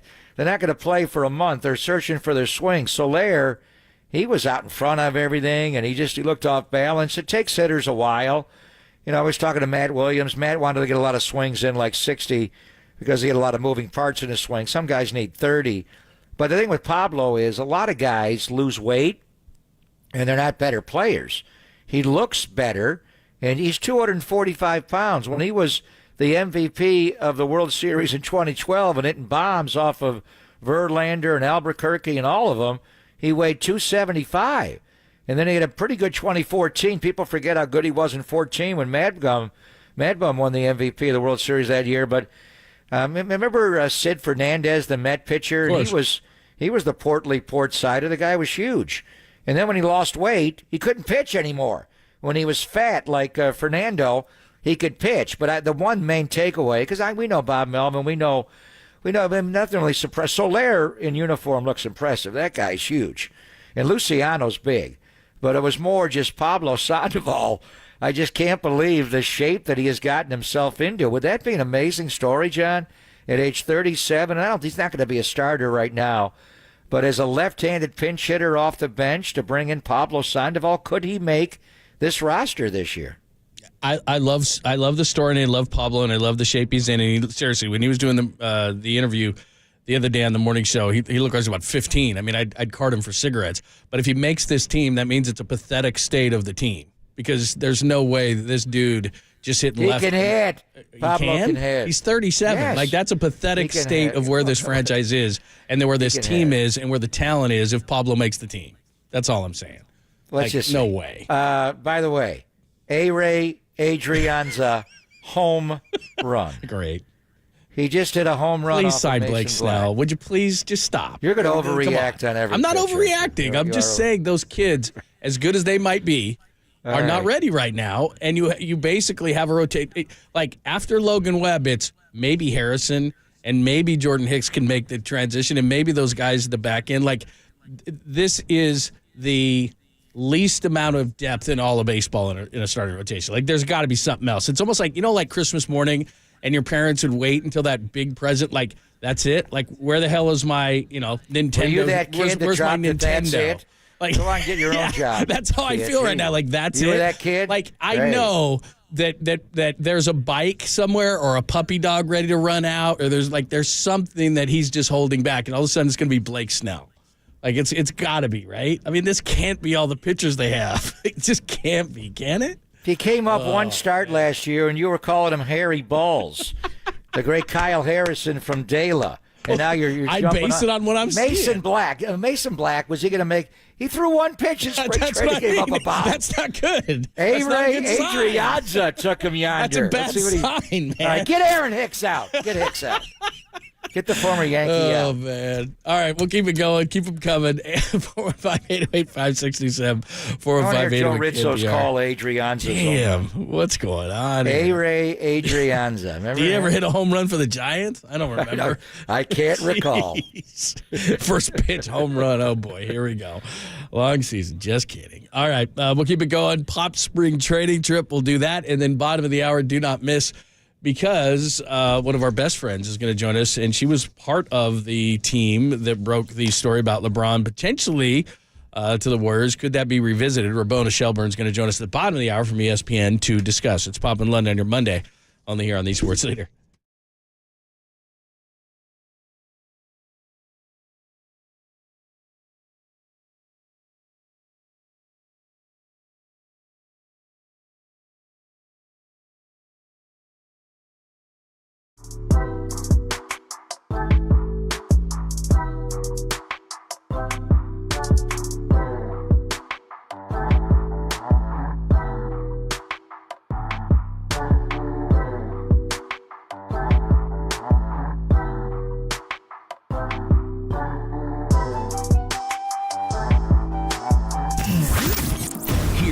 What's trending now? Trending now. On KNBR.com. Giants catcher, the buff, Tom Murphy, he hopped on Extra Innings with Bill Lasky over the weekend to preview the 2024 season. Check out that podcast and more, trending right now on KNBR.com and the KNBR app.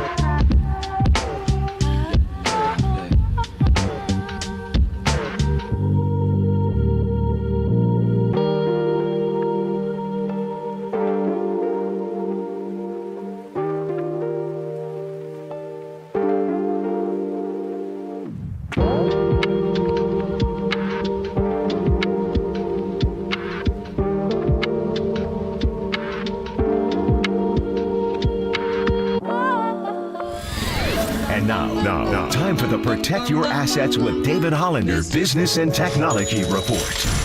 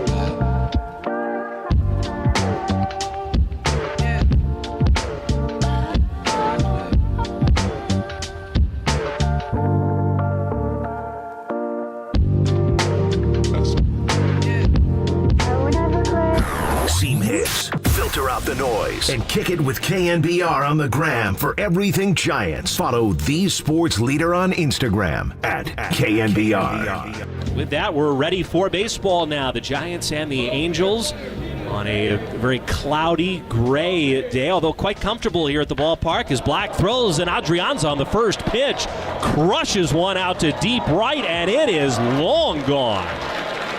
Wow, what a way to start the game off on the very first pitch. Erde Adrianza, the former Giant, know much more for his abilities in the field.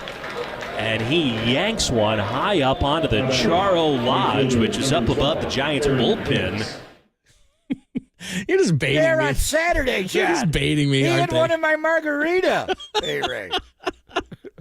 Off to a roaring start. Joe Rizzo is in midseason form. The Giants to start. Yep, but that is, we'll see. We'll see. I'm not going to get down on anybody that's trying to bait me. A-Ray hit 3 home runs as a Giant. He hit 3. Be nice. I'm trying. You know, I don't remember a 1, do you? He had 1 in 2013. I don't remember. He hit 2 in 2016. So he hasn't hit one for 8 years, and he just hit one? Well, he changed leagues. He was over with the Atlanta Braves. Yeah, that's for a right. while, so. Okay. You know what? For Mason Black, John, it got worse. He gave up another run. Oh, God. I know they're going to sign one of these guys. I just know it. They have to. They have the thinnest starting rotation in baseball, and even the ones they do have. And I love Harrison, but you don't know. And I'll give Hicks the benefit of the doubt for now, but you don't know with 7 career starts, and then who knows, Keaton Wynn, et cetera, from there. So we shall see on the rotation. They have the thinnest starting rotation since the 2023 Giants, who had a 2-man rotation. They did a bunch of openers, but Webb at least and Cobb. Yeah, but I mean, they had a bunch of guys who I didn't like, but at least they while. had guys. So anyway, They had a 2-man rotation for 2 months. Yeah, I know. You know what? I said this on Thursday. I was out Friday. Look, this is the most optimistic time of the year. I'm trying to stay optimistic. You were down there. The best thing I can say about it is I was telling my son this because he's going to go down and do some Giant stuff. And Scottsdale Stadium's in the best place on earth. It's like right in the middle of Scottsdale. So have a good time. Go down there. Enjoy. I can't recommend spring training enough, and you were down there, so I'm very jealous. I think I'm going to go back in a couple love it. of weeks. I'm going to go back. Yeah, I'm going to go back I think I'm going back the weekend of March 9th. Because my son, I said, well, when should I come down? Well, and he the weekend said, after no, he for won't March do that. Madness. March Madness. I'd love to, but my son's like, yeah, we have all these St. Patrick's Day parties, and I don't want to hang out with you. So I said, all right. So I'm going the week hang before. out with me. Are you going to go that weekend? I may. Because my young son said, yeah, I'm not going to be available that weekend. So I'm not going on that weekend. So, but I want to see for myself, and Bob Melvin's great and all that kind of stuff. So you enjoyed your time and saw Pablo did. and all that? I had a good time. It was fun. Yeah, we had a good time. We got down there on Thursday night, went to the yard on Friday to watch the workout, which I all the years with the A's and going down to spring training, I'm not sure I actually got there before I actually had to do a game to watch a workout. Spent a lot of time with the Kuipers. Dwayne and Glenn is going to be joining us on our show. He's going to mix in. He's going to be on, I think, tonight. And just visiting with a lot of people, Pat the Bat, Pat Burrell, obviously Matt Williams and Bob Melvin, and seeing Pablo and just see him go through it all. So how much would it cost? Because Mason Black's got me a little concerned today, I got to say. Although I don't think right now he pencils into your 5-man rotation to break camp. But still, I understand your point. They're really young there. Blake Snell just came off a Cy Young season, his second. So you're kind of buying him high. Jordan Montgomery pitched great for Boch in the playoffs, but he had a good year last year. But he made only 11 starts overall. He hasn't had the career as a starting pitcher that Blake Snell. So what are we talking about? If you buy Jordan Montgomery, John, how much do you have to pay him a year? I mean, Blake Snell, you're looking at what, $30 million plus a year, and Chapman a $20 million a year player. It's not going to cost you that much for Jordan Montgomery, is it? No. If again, these are going to be a little bit higher AAVs than probably you want to pay, but over just a couple of years, probably a similar deal to the Bellinger deal. If people are just joining us, he signed for the Cubs with opt out every year. So 30, 30, and 20. So I'm just speculating here, spitballing, but I would think that he a guy can like opt Snell, out, but the team can't. right? Exactly. If he flames out, they got to pay him, or if he gets hurt. You mentioned this earlier. I remember conversations you and I. When did Cueto sign? 2014 or something, or 15 or whatever the heck it was. Like Yeah, right that's around when I remember it starting. Is like the player has full control. Well, and after he won the World Right. Series in Kansas City Yeah. in 14. Yeah. So or Justin 15, Upton. yeah. Remember, Justin Upton signed a 5-year Oh, God. deal with the Angels, and he had to opt out after 1 year, and they didn't have anything. I'm like, that's not a contract. What So I is guess that? that's just the way it goes. That's the way they are, depending on the player. But I would think that if you're going to get Snell, he's in the 35 range on a short termer. I think if you're looking at Montgomery, 2025, in that range What? probably. That much? Well, I mean, I would think if that wasn't the case, then he's already signed, right? I mean, guys are getting 1-year flyers at like 10 to 15. Do you like Montgomery that much? No, I'm not. I'd much rather. Liked him in the playoffs last year. He was for great. Coach. Yeah, but when he was on the Yankees, did you ever hear about him? Like he was great with the Rangers, but on the Yankees, like he's okay. And we get He had the ERA in bombarded the with anything fives there. Yankees. Yeah, it wasn't great. So, look, I get the deal on Snell, but we were talking to Kawakami about this, and I think this is 100% right. This is if Farhan went to bed one night and said a prayer, he'd say, "Please let me get any of these guys on a short-term deal." Like that's what he would love. So, if you got opt-outs every year and it's like Bellinger and you go no longer than 3, let's say worst case scenario happens and Snell gets hurt, it's not going to crush you. Like he gets hurt on a 7 or 8 year deal, you're like, oh God. But if it's 2 or 3 years, I mean, you can handle that, even if it's worst case scenario. So I just can't believe, given the thin nature or unproven nature of what the Giants' rotation is as we speak, that they're not in heavy negotiations, at least with Snell. Because you brought this up earlier, and you're right. When we talked to Brian Price, he said a lot of great things about Blake Snell. They like him, and Bob Melvin was his He's the manager. best pitcher in the league after about May 1st on. He That's began your to pound pitching the bottom coach. of the strike zone. So I got to think they like him, he right? did win the Cy Young, so he is the best pitcher in the league. We know that. By the way, Black got out of it. Giants are batting in the bottom of the first. Tyro is single. Flores flied out. Conforto struck out. What's the corner outfield situation looking like? Conforto and J.H. Yaz. Lee. I mean, is everyday players, though? That's what it sounds like. Yaz and Slater are going to platoon. Right. In right. Is Conforto going to hit left on left all year? You would hope not. What do you do with Matos and Ramos? I think Matos can could almost see- mix in and left. Yeah, I think more Ramos than Matos, honestly. But You that'll think be so? a battle for the 5th spot. I mean, they haven't started yet. I mean, we're just. Did you see late Matos? February. Everybody's saying he gained, 13 I pounds did. of muscle? What did he look like? Yeah, well, they all do. I mean, Patrick Bailey put on like 22 pounds. They all go up and down. Is this that time good of weight? year. Or is that catcher weight? He looks fine. He just, he was disappointing as an outfielder. I thought he was going to be a Matos? better fit. He's a corner outfielder. You can only play him in left field. The one thing about Austin Slater, and he's got a big bushy beard going. How much right field has Slater played? Not much. Right field at Oracle Park is challenging. Yastrzemski can play. Well, and let's assume for a minute, because we have to, that Yaz is going to get hurt at some point. So then what? I mean, you better have that's another position. I mean, they have some depth there. It's just, again, what is Matos? What is Ramos? What is their whole team is what if? That's the problem. What is Schmidt? What is Luciano? that's the whole Honestly, roster and almost. we love Patrick Bailey. And he put on a lot of weight and he wore down last year. But offensively, who's Patrick Bailey? Right. Could he hit 220?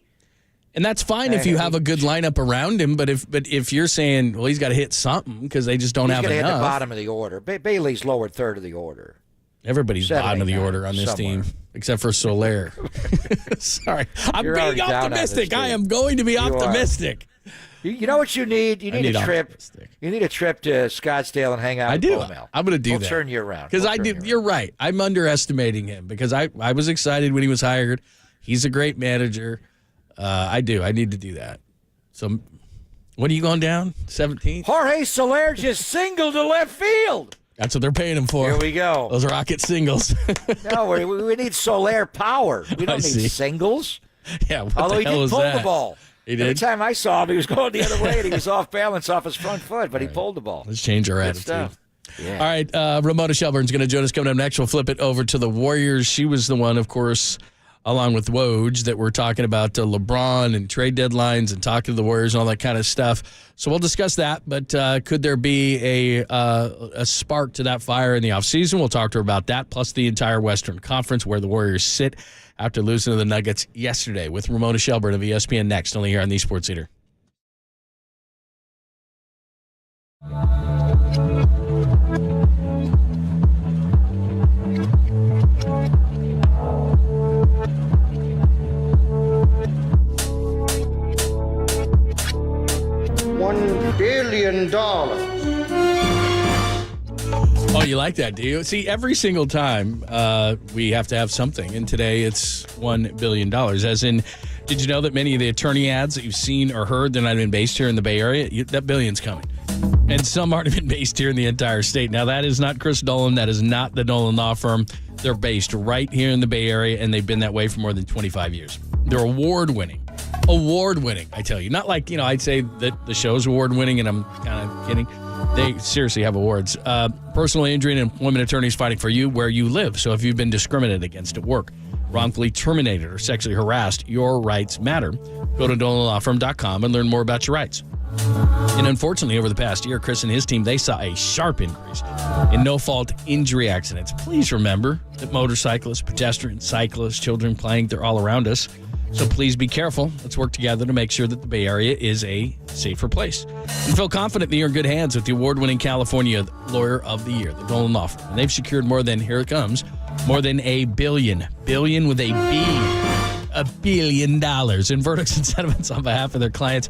But you pay nothing up front. No hourly rates, no upfront fees. They don't get paid until you get paid. They live here. They work here. They win here. Billion. DolanLawFirm.com.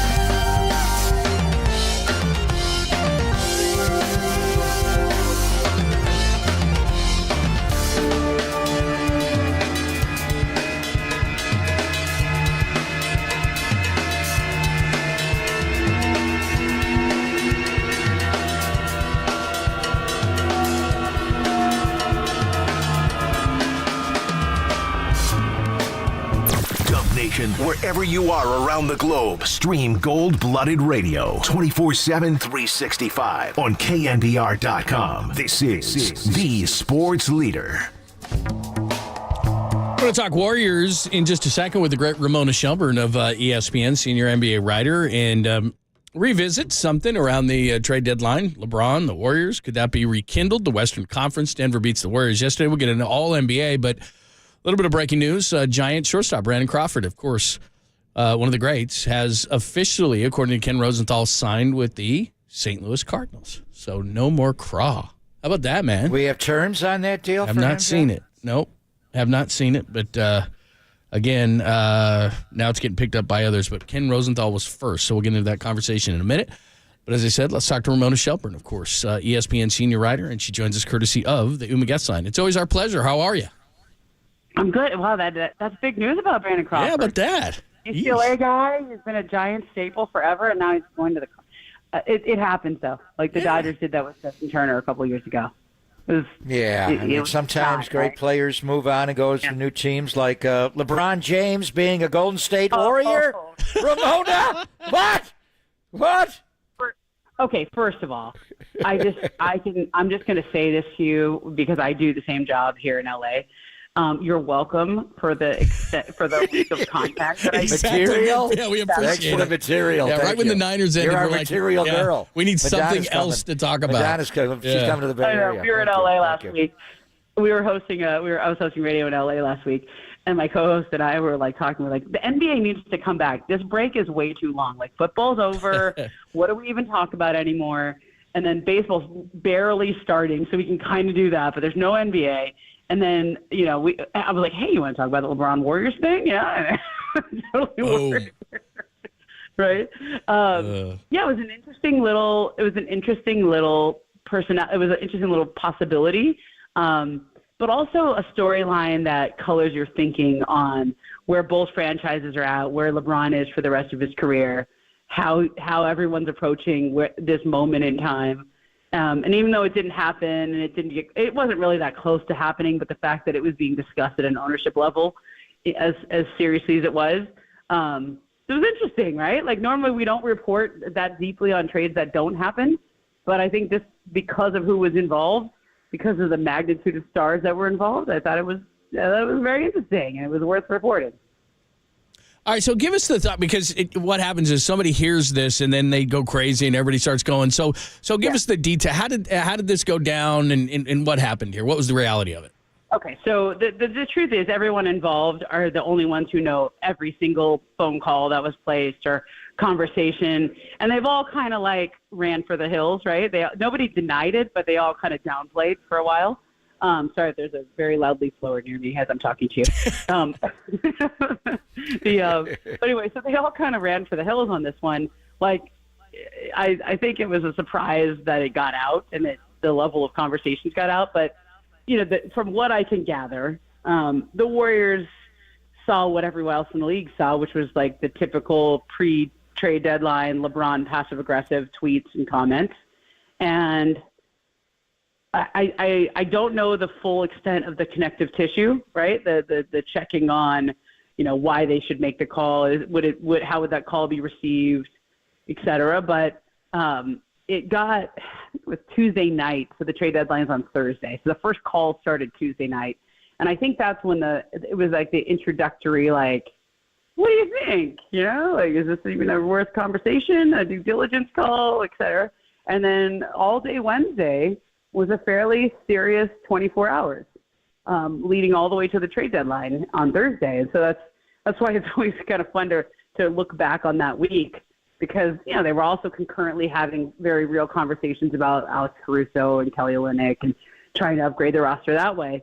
But at the very highest top level, they made a pretty strong pursuit of LeBron James. And I think there was some level of, I think the players involved had some knowledge of it. I don't know if they knew how serious, but I think they knew it was a possibility.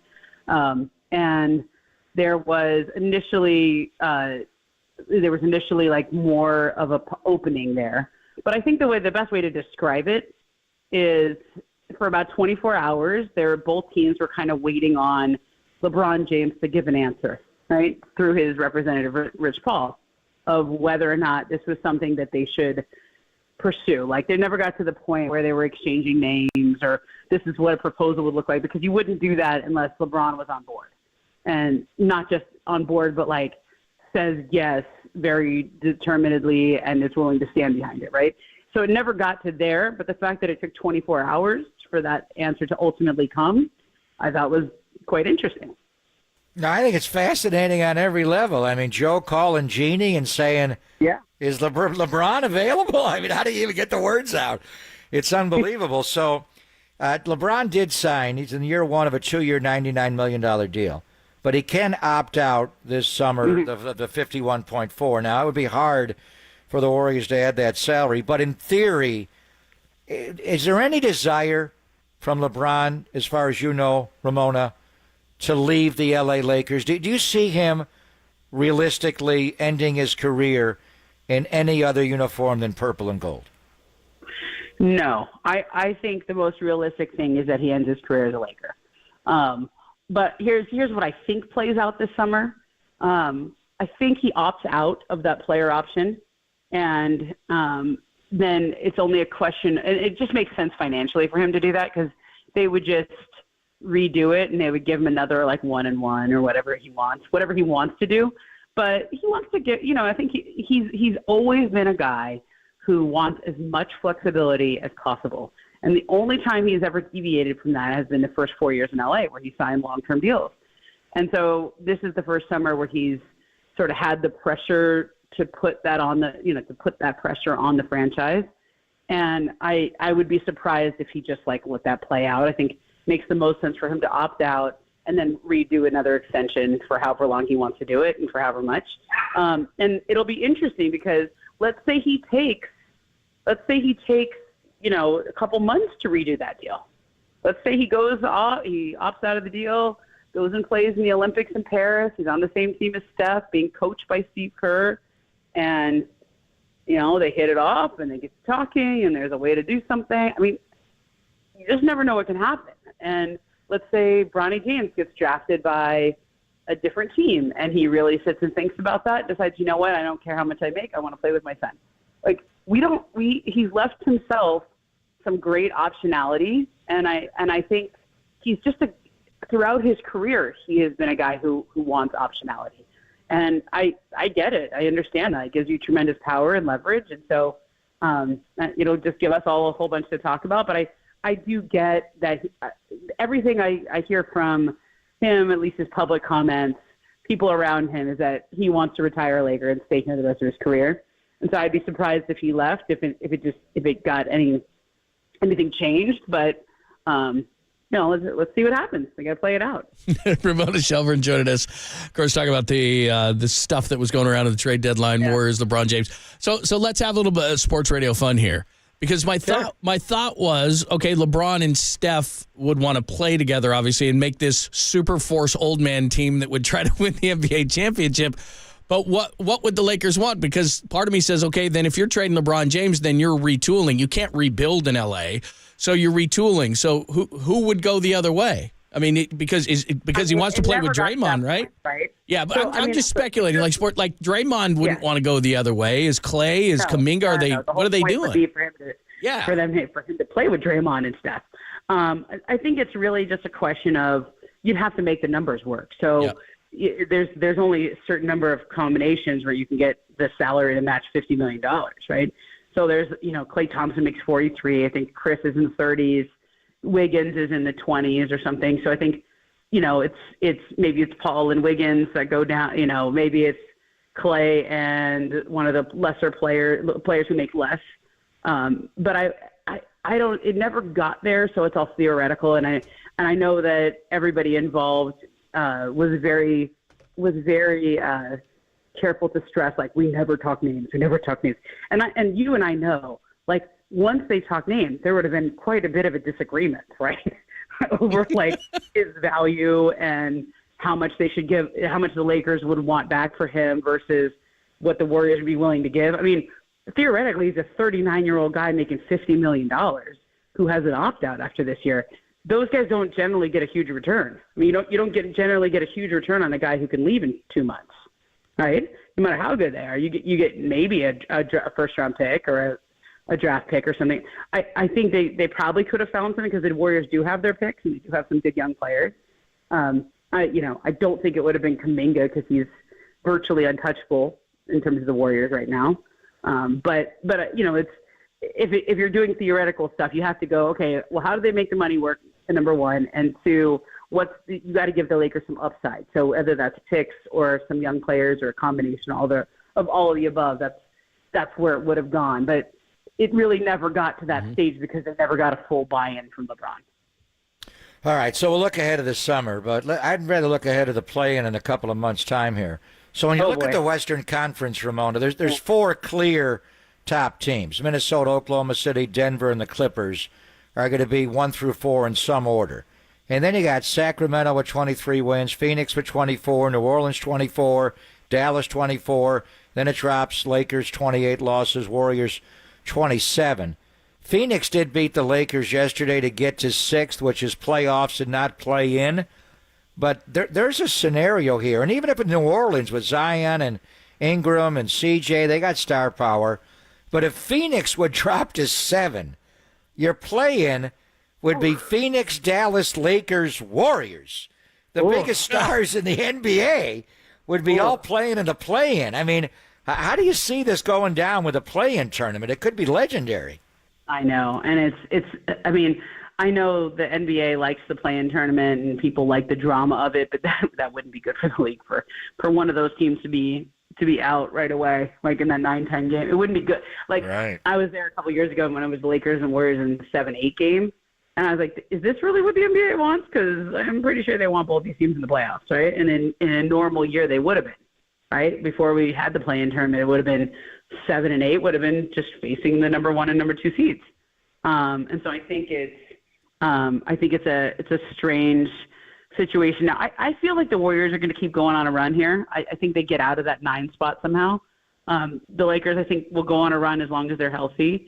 And then, then it's a question of can these young teams that are higher up in the standings hang on? Like Minnesota looks like they're for real. They look good. Oklahoma City looks good. I keep waiting for both of them to hit a wall because usually young teams hit a wall at this stage and they're playing so many games, but it hasn't happened yet. And I just watched the Kings beat the Clippers last night in LA where Paul George was out and the Kings looked really good. And so you keep thinking maybe Sacramento will fall off. Nope. They seem like they're strong. And so you're right. We might get a scenario where those 4 teams are in the play-in. And I don't think ultimately that's great for the league, but it is what it is. Yeah. They're all trying to get to 6, and I think, you probably 45, 46 wins gets you to the 6th seed. So just do the math from wherever your team is and figure out how to get to 45 or 46. I know, obviously, OKC and Minnesota at the top, and there's a lot of veteran teams like we're talking about, and we have an emphasis around here to the Warriors and down there with the Lakers and everything. But is it just Denver's world and we're living in it? Because last night, watching them again, it's kind of like they have that, what used to be the Warriors. They're the measuring stick. They have the confidence of a champion. They looked awesome in the second half and especially the fourth quarter last night. I don't know who could beat them. Yeah, when I watch them when they're healthy and when they're motivated and they have all their guys, they look like the team to beat still. And I kept thinking it was going to be the Clippers. Like the Clippers look like the strongest challenger, but they've kind of came out of the blocks rough the last couple, out of the All-Star break. They were 2 games, Oklahoma City and Memphis, and then they lost at home to the Kings, and that was a rough restart. So let's pause on the Clippers until they get it together again. But I think when you look at Denver, they're sitting in that 4 spot. It's not a great matchup. Like, depending on where Phoenix is, sometimes Phoenix sneaks up into that 5 spot. I don't want to play Phoenix in the first round, right? But I know they beat them last year, but that home court, I think they don't want to drop below 4 because it gives them home court, at least in the first round. But they're just constructed correctly, and all they're trying to do is get to the finish line in as healthy of condition as possible. Warriors are flying to Washington as we speak, and they got a tough 4-game road trip against, we'll see what Jordan Poole's role is tomorrow night, but he'll probably play off the bench. And then the end of the world's most famous arena, then to Toronto in a back-to-back. But the real intriguing game is the finale, and that'll be the ABC Showcase game on Sunday, Ramona, at TD Garden to play the Celtics, who are just ripping through the East. They've won 8 in a row. They've got a 7.5 game lead on Cleveland, so they're clearly going to be the number 1 seed come playoff time. But Milwaukee coming out of the break looks better. If you had to pick right now, is Boston a lock to go back to the NBA Finals, or is Milwaukee or somebody else going to push them? I think it's Boston. When I saw them live, I'm like, that's your team. Like I would still say we're looking at a Boston-Denver Finals. That's the most likely scenario, but like Boston with Porzingis is just so much better. He gives them an option that you cannot replicate or even conceive of how good that one is. And so I think that's the team to me in the East that somebody has an answer for. Now, all that said, they will have to beat the Miami Heat at some point. That's like everybody's kryptonite, and the Heat are just hanging around right in that spot. Like whether it's the first round or the second round, I think until they beat the Heat, I'm not going to crown them, but I think Boston just really looks so much superior to everybody else, and they took a swing. They went and got Porzingis, and a lot of people thought they destroyed their team by trading Marcus Smart, and they were right. Like they saw the analytics, they saw how he would fit, and he's just been all that and then some. So if he's healthy by the end of the year for the playoff run, I like them in the East. Ramona Shelburne. Ramona, thank you as always for your time. Always our pleasure. We'll talk to you soon. Thanks, boys. Take care.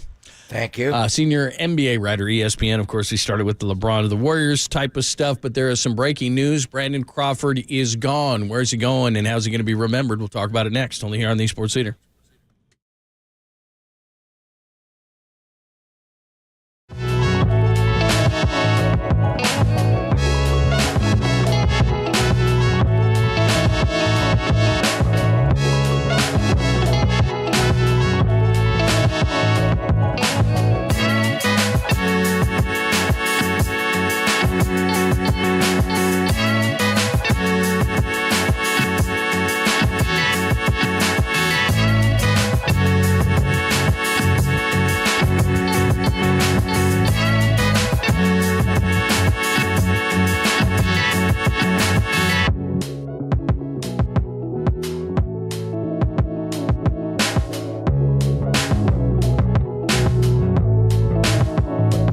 Hey, it's Greg Papa, and John Lund and I were talking about having the custom lens replacement at the Laser Eye Center of Silicon Valley. If you want to know more about that, they're going to have a free live CLR webinar this Friday at noon. The webinar, the doctors will answer any questions you might have, like what's the difference between CLR and LASIK? Am I a good candidate? What's the cost? Is there financing involved? How long does the procedure take? Why can't I get a cataract after CLR? I had it and I can't get one. So find out how CLR, custom lens replacement, is the permanent solution for you to readers, contact glasses, and cataracts at the Laser Eye Center of Silicon Valley's free live CLR webinar that is this Friday at noon. Now, space is limited, so register now at lasereyeclr.com. That's lasereyeclr.com.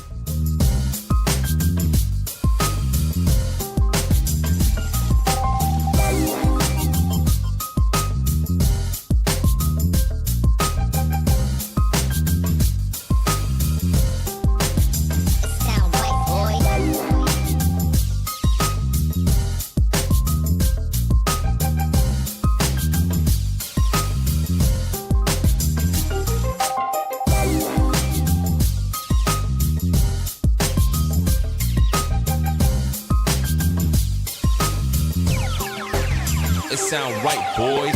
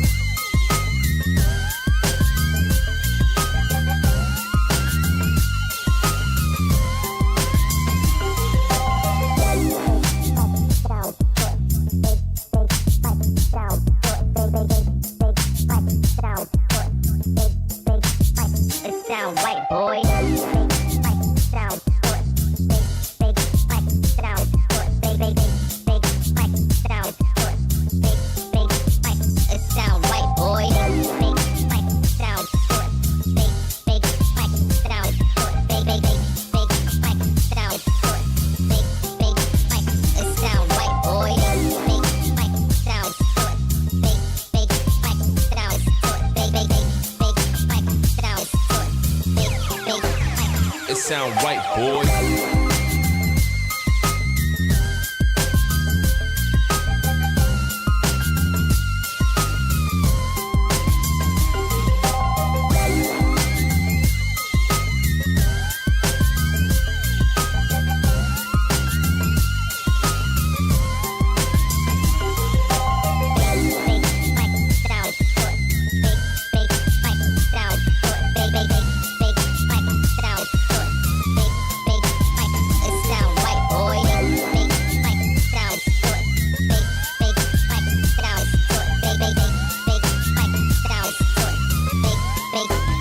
It sound right, boy.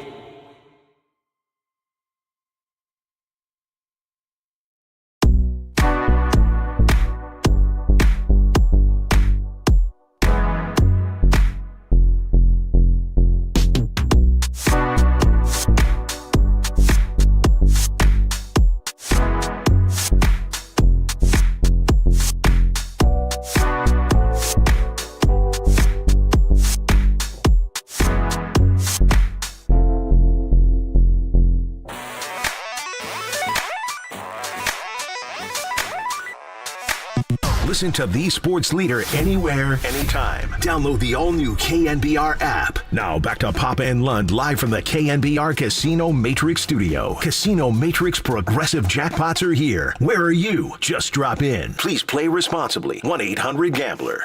Brandon Crawford, the hitter. 1-2. Volquez set.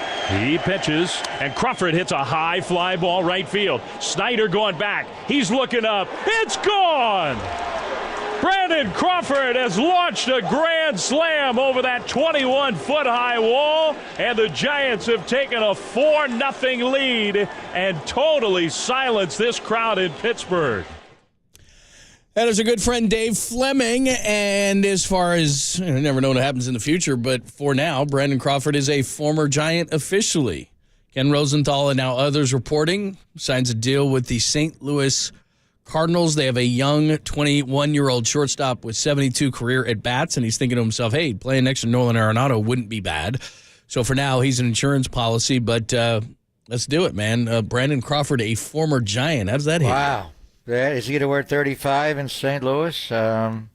Wow. So that's a lot there, and the Giants did add Nick Ahmed to their roster today on a minor league deal, but by doing that, they have essentially eliminated bringing Craw back, and I was at spring training over the weekend on Friday and watched him play Saturday, and just wondered, there's so much uncertainty at the shortstop position post Crawford. Would they bring Craw in as a security blanket? And they decided to go outside of the organization, younger.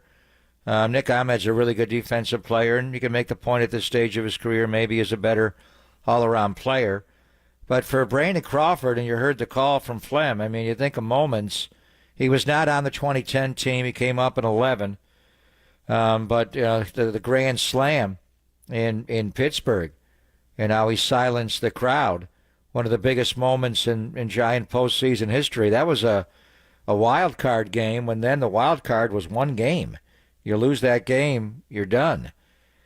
So that moment, and then probably the biggest moment of Craw's career, John, I'm thinking in the postseason would be the double play. He and Joe Panik turned in Kansas City in Game 7 of the World Series in 2014. I mean, it's not only a signature moment in that game, a crucial moment in that game, but one of the most expertly, how did they do that, turn double plays you'll ever see in the history, let alone being in a Game 7 of the World Series. To have it happen in any game would have been, wow, what just happened? But Panik and Craw pulled that off, and on to Brandon Belt.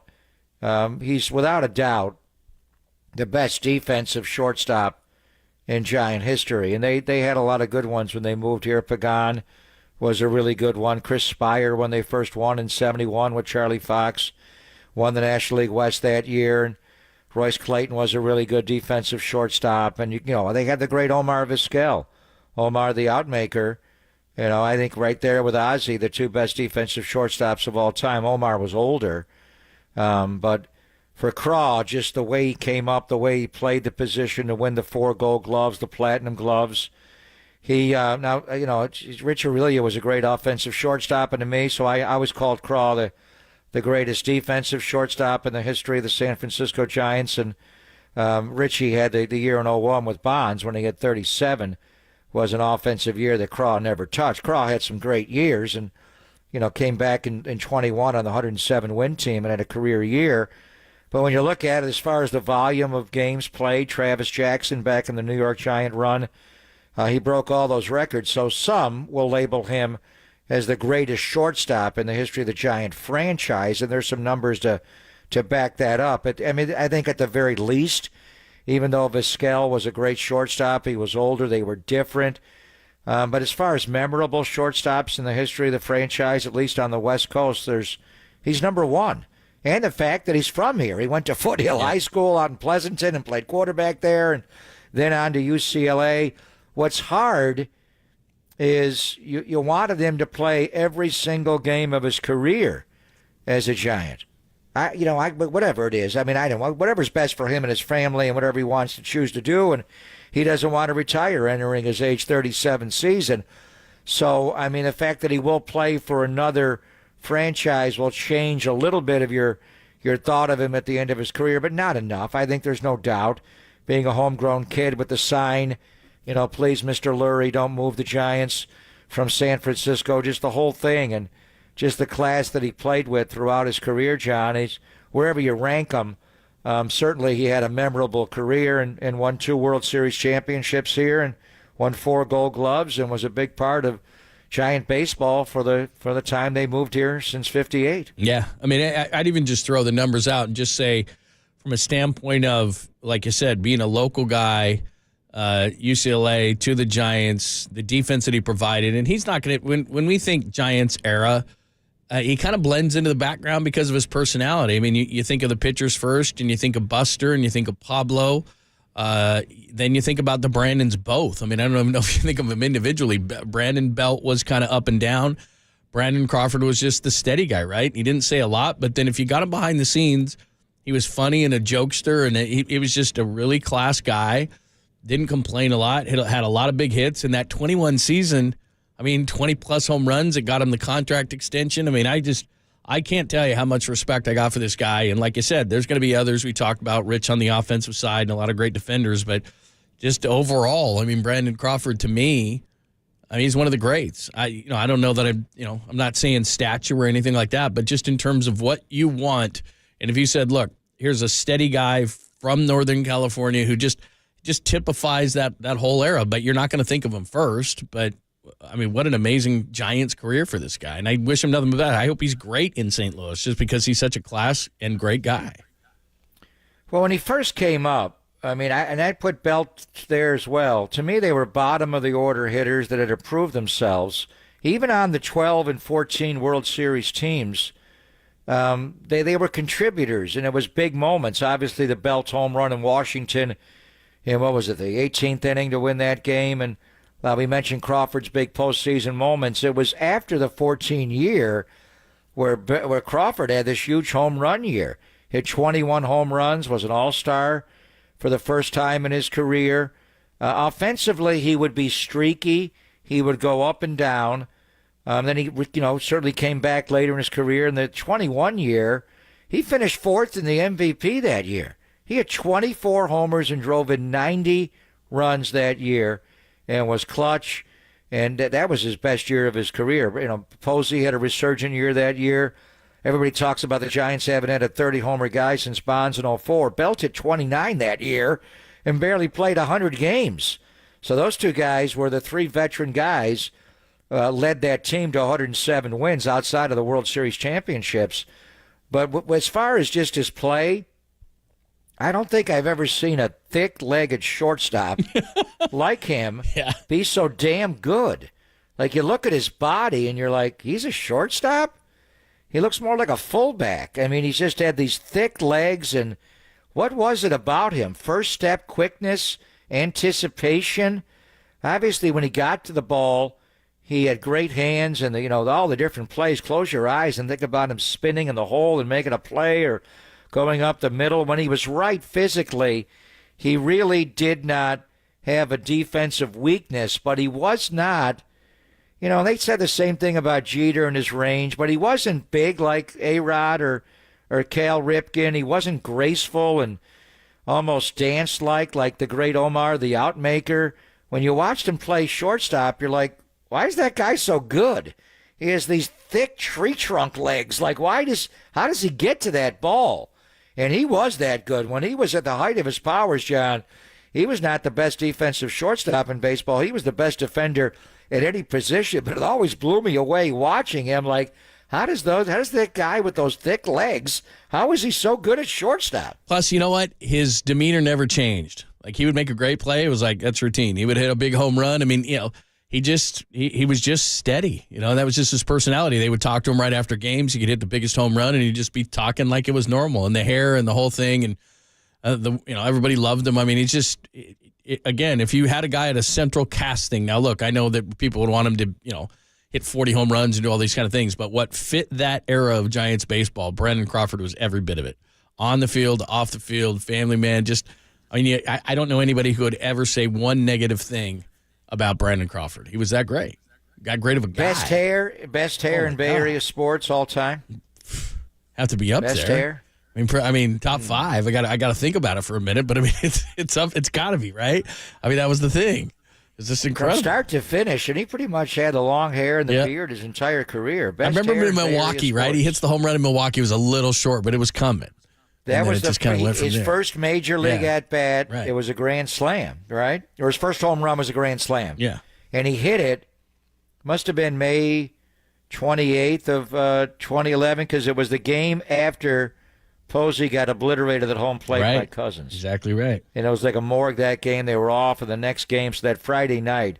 So what was it? His first major league home run was a grand slam. Yeah, right? in Milwaukee. So anyway, like Bobby Bonds did. If you're just tuning in, 1968. Brandon Crawford officially to the St. Louis Cardinals. He is a former Giant. Right, it's Pop and Lund on KNBR AM and FM San Francisco, the Sports Leader, a Cumulus media station. Here's your foreplay. Time for some foreplay with Papa and Lund. I'm Dirk Diggler. 4 chunks of audio that really get you going. I have a gift, and I am trying to not be selfish about it, but to use it. On KNBR 104.5 and 680, the Sports Leader. All right, Farhan is back on the airwaves of KNBR, and last week he said, I think we're done. Well, we'll see if he's done, because that's, of course, he was probably saying that to Scott Boras, just like the Cubs were saying it, and they got Bellinger back, and Toronto was saying it, and it's kind of part of this whole process. Texas Chris Young was saying it. Here's Farhan with Murph and Marcus clarifying those comments. Are the Giants done or not? Definitely still possible. I mean, I guess part of what I was saying, and I think it's fair to say where we are in the calendars, the offseason's over. I mean, we got a game tomorrow, and so we're kind of shifting into that mode as an organization. But again, you make additions in season too. You're in a constant mode of assessing what you have and where you can improve. And so that'll be true here. But it is interesting. You kind of get into this mode of playing games, and the evaluation ratchets up another level. I mean, it's one thing to evaluate guys in BP or, in infield work. When guys are in game settings, I mean, if some of these young guys really impress us, we might go the other way and say, hey, maybe we thought we needed something here, but these guys are playing so well, we're going to just, keep it going with that group. All due respect, you can multitask. You can do both. Right? He's talking to Scott Boras. He's saying, I'm not paying attention. That's exactly what he's saying. My season is underway. Yeah, okay. We were down 8-0 to the Cubbies on Saturday. Got 4 runs in the 9 to make it 8-4. Tied yesterday. They're losing to the Angels today, 7-0. How'd Mason Black do? Batting anyway? in the bottom of the third. Was he done? MLB Network is replaying the game right now, so I saw the Adrianza home run. Oh, you did? Center cut T-ball, pulled for a shot. He gave up. I bet Scott Boras texted him at that point. In 2 innings. Taylor Rogers, how did he do this? He went 2/3 of an inning, gave up 1 hit and 4 runs, and none of them were earned. So the Giants made 1 error. Did they give up a slam or something? Do I have to do this whole defense thing again this year? How do you give up 1 hit and give up 4 unearned runs? Walks and errors? An error before, and then you give up a bomb. Is what happened. I don't know what happened there. 2-out error and then a grand slam. 7-0 Angels. Oh, Walter just informed me, because Walter is the Giants Saturday guy. Jorge Soler with his 2nd hit and first Giants RBI, although it's spring training, so it's not official. But there you go. Well, they just scored. Soler. They just scored right now. Soler with a single. Yeah, so that's your update. He's got 2 hits today. All right, here is Kyle Harrison on Brian Price. The starter's pitching deep into games. He has got a couple innings under his belt. Here's what he says. That's the message, He's been nothing but good in the bullpens. He's been working my butt off, and he's been just tweaking every little thing about me, and just not even worrying about necessarily the outcome, and he's just more worried about the feel of things, and it's good to have someone that's pitching, and talking to you like a pitcher, and not really caring about the iPad too much, and back to this is the game that we've played our whole lives, and let's go play it. It's that kind of shot at the old regime where it's like, is that Kyle Harris? Yeah, he said, that? "Put down the iPad." That's the guy that you we didn't talked have to. iPads at Dela? I know you did. What do you? Yeah, but I think he's saying, hey, Cap. I think he's Wow, saying that's- more like, hey, let's watch what you actually do. How about we watch the game? Kapler had no idea what he was doing. He won 107 games. How about we He put the didn't know what iPad down? Classic. Wow. That's good stuff, man. There you go. Great. And by the way, I like Kyle Harris the way he talks. You know, he sounds like a confident guy. He's got the deep voice going. I like it. He's a Dela kid. I He's like smart. I like him. All right, let's go over to the NBA and the Warriors. If you missed it, Steve Kerr signed a contract extension on Friday. Bob Myers on ESPN shares his thoughts. No, he deserves it. He's not, I mean, what, 4 titles? I just remember when we hired Steve as a group, going through that first year of that championship, to be next to someone that had been there as a player and they could command a room, because that team, you remember how young Curry was and how young Draymond was and Clay. Iguodala was really the veteran, and Bogut to some degree, but mostly Iguodala was leading that team. People forget, obviously he won the MVP of the finals that year, but Steve shepherded the team in a way where he had said, guys, this is going to be the hardest thing you ever do. But I've done, he knew it, he did it. It's not, we can say all those things, but having a player, as a player, to say that to other players meant so much. And for me to be a young GM and be able to watch him kind of lead that team to a title and then 3 more later was, I'm forever grateful. I wish you got $50 million a year. There you go. Interesting, the whole thing. And we wondered about this contract extension for a long, long time. And now that they're hot and playing well and Kuminga's a contributor, they decided to give it to him. So it's a 2-year deal for $35 million, 17 and a half. Does he make more or less than Pop? It's all the structure. The 2 years interesting. But the bottom line, I remember Bob, remember when Steve was doing TV in the NBA Finals that one year? Joe and Bob flew to a airport hangar in Oklahoma City to talk Steve into taking the job. He was going to go to the Knicks, and it was Phil Jackson and replacing him, and Phil was there. Had they not gotten Steve Kerr, they would have hired Stan Van Gundy, or maybe tried to. He was far along with the Detroit Pistons. I'm not sure. But I knew Steve well from San Antonio. I knew what a guy he was. I didn't have an idea he could coach. He never had done it before. It's a leap of faith. But I remember watching that first preseason game against the LA Lakers, and the first possession, they win the tip, and they passed the ball 9 times before they shot in the first. That's it. He's not going to play Mark Jackson's ice ball. And everybody was down on getting rid of Mark, and right away 67 wins, a championship. The next year 73. You're heartbroken, and get Durant, and now he's Team USA coach. And it's just great, John. Whatever was going on to delay the negotiation, whatever it was, they got it done. And then you wonder, he's going to coach the remainder of this year and the Steph years. Then Steph's not going to retire after 2 years. So Steph was pretty adamant about, I want one coach my whole career. So, how does it work? A lot will be how they finish up these 3 postseasons, this one and the 2 with the extension. But glad to see it get done. It kind of came out of nowhere. No one reported that was even a possibility. And we heard Bob talking about it. Bob took his contract deal to the end and left. And you wonder, is Steve going to do the same thing? What's he up to? And so it's good that the fact that they got him done and they got him paid, and we'll just enjoy these next 3 playoff runs. Yeah, and we'll see. And he kind of did a Scott Boras deal, a couple of years, like you said, and he'll see where Steph and the rest of this thing is, because the thing about Steve Kerr is he can do a lot of different things. And I think that he said this since the beginning, he's not a lifer in this whole thing.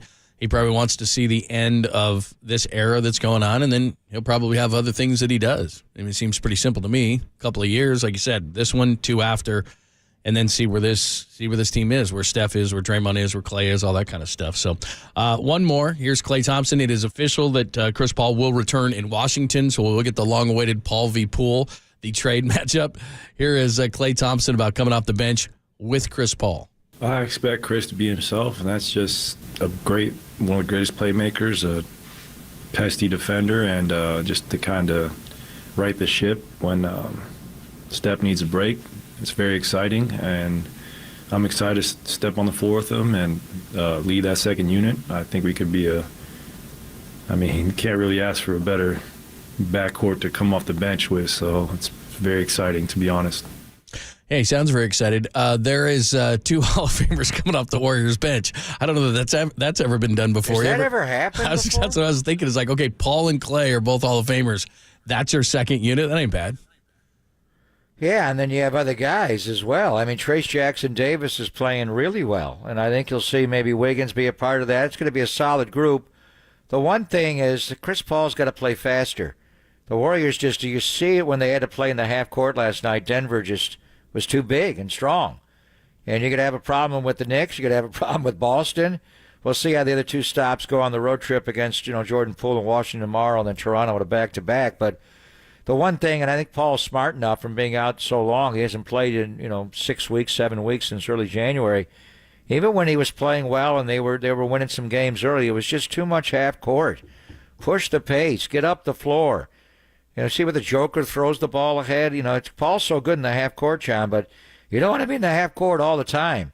So now you got Clay, and with Clay, pin downs and curls and all that stuff, and the way he works with TJD, but. Good to have Paul back. This roster is loaded right now. They are deep. You see where they all fit. You just wonder, none of them are in their primes right now. The young guys are too young, and the old guys are older. Maybe Steph's still in his prime. But in any event, just the one thing for Chris Paul from watching for since early January, hopefully he gets, if it's in his body, just to push the pace up the floor a little bit and not always play in the half court. Yep.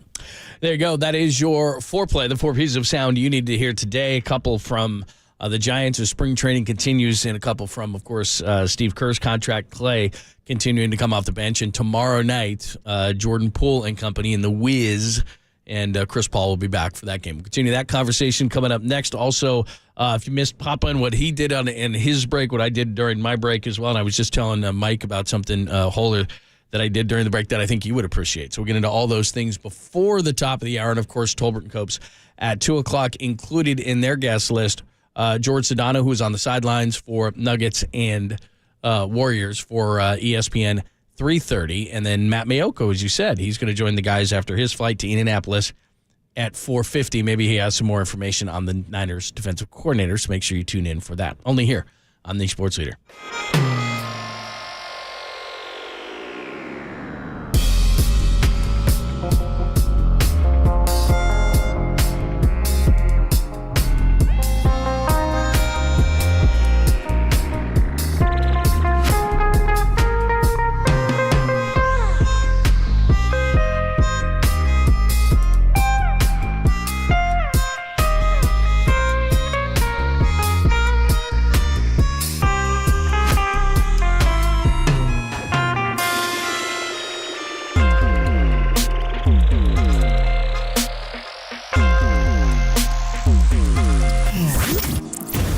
What's trending now? Trending now.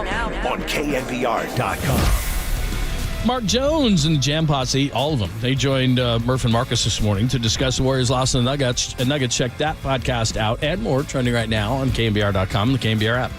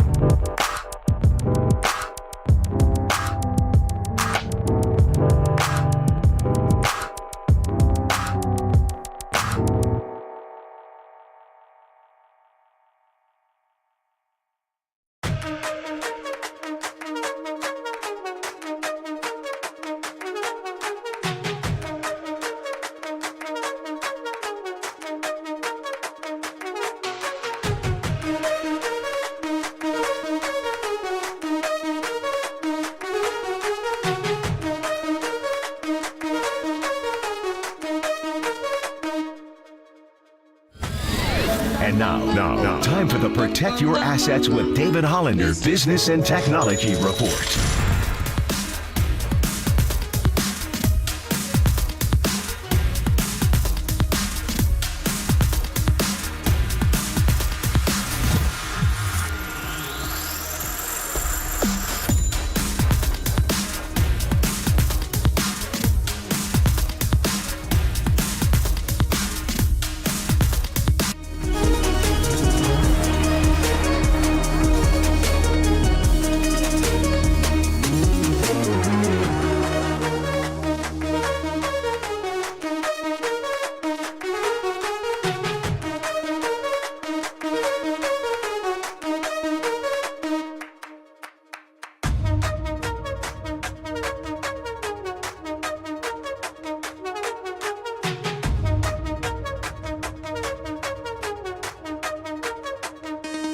Wherever you are around the globe, stream your faithful home of 49ers football 24/7, 365 on KNBR.com. This is the sports leader.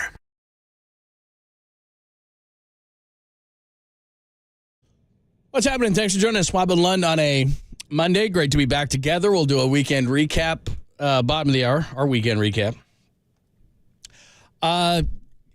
About the middle of the week after the Super Bowl, you took off. You were out, were you out Wednesday, Thursday, Friday, or just Thursday, Friday? I can't remember. Thursday, Friday. Thursday, We're Friday, Monday, right? Tuesday, Wednesday. Okay, did we miss anything? Do you feel better? Do we need anything else from the Super Bowl? Any remnants that remain? Yeah. I know this is painful for you, but let's just work it out. Anything else we need to go over? Just the reality of going to overtime in the Super Bowl. Damn. Mm-hmm. That's it's only the second time it's ever happened in history, and Kyle's been through both of them. So I know we've analyzed every single play, and it's been difficult to watch back. But it was a great year. I'm going to speak at a booster club tomorrow in Santa Clara, and I'm going to pick them up. It was a great year. It's a great 5-year run since I've joined the 49ers. We've made the Super Bowl twice and the NFC Championship game 4 times. It's outside of the last year of Coach Walsh and the first 5 or whatever it was, 6 of George Seifert. They had a run 88 through 94 where they won 6 NFC Championship game appearances. And they had their hearts broken, obviously. They won in 88-89, the Roger Craig fumble, Joe getting hurt in 90, and all the heartbreak against the Cowboys. But as far as 5 or 6 year run in the history of the franchise and of the league, it's right there, second best in the history of the franchise. So it's hard right now to just the whole thing settles in. So we do have news from Matt Mayoko, and Matt is going to be joining the guys coming up in the 4 o'clock hour. And I was texting with him. Kyle has told Matt Mayoko directly that Brandon Staley and Nick Sorensen have interviewed for the 49ers defensive coordinator job. And that's when we were talking to Kawakami. He mentioned Jeff Ulbrich, and I texted Matt, and he was kind of taken aback by that, but he did say he had news on it that he'd be reporting. So he has landed in Indianapolis, and he'll talk to Tolbert and Copes coming up, I think, in the 4 o'clock hour, right about that, 4:50. And then tomorrow, it's back. I mean, one day back on the job, and it's the start of the new league year, kind of, not really technically till March, but the Combine is here, and John Lynch will be talking to the media tomorrow.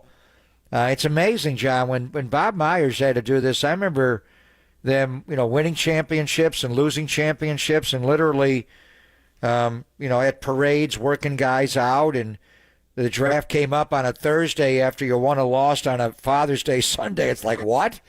It's just beyond me. I'm still in a Super Bowl fog. And the game was 2 weeks ago. We were still in Vegas, and they got to go to Indy, and the whole Combine and turn it around. And this is what John does for a living. And the Niners do have a first-round draft pick for the first time since giving up all the ones to get Trey Lance. So it's just amazing how you just write done, and the teams that don't make the playoffs or get eliminated earlier have weeks and months advantage on you. But the new year starts anew, and Matt will have some news on the D.C. job, and then obviously we'll get a lot of news tomorrow when John Lynch talks to the media at the Combine in Indianapolis. Yeah, I just love it. It's funny when you were gone, and I was still talking about the Niners because I think there was still a lot of meat on that bone, and it's a Super Bowl, and I know that it hurts. And I have friends that still haven't contacted me that are good friends who went to the game and were still down on the whole thing. But the NFL does such an amazing job of just, like you said, just keeping things going, whether it's a combine or free agency starts on March 13th or all these different things that they do to just stay relevant. It's amazing how quickly the thing turns around. So if you're the 49ers, you can't afford, because this draft, every draft is massive. But we were just talking about the finances of it. I think Brandon Ayuk's going anywhere at all. But as you said, in 2 years, Brock Purdy's going to get handed a $40, $50, $60 million contract. And so the dynamics are going to change. So this is the type of draft that you absolutely positively have to hit. Your first rounder has to be a starter and an above average player. You got 2 third-round picks. You can move around in the draft. What positions? I mean, for as great of a team as this is, they got a lot of free agents on their defensive line. Is Dre Greenlaw going to play a part? Is he going to be ready? That corner opposite Ward, that's a situation you're going to have to deal with.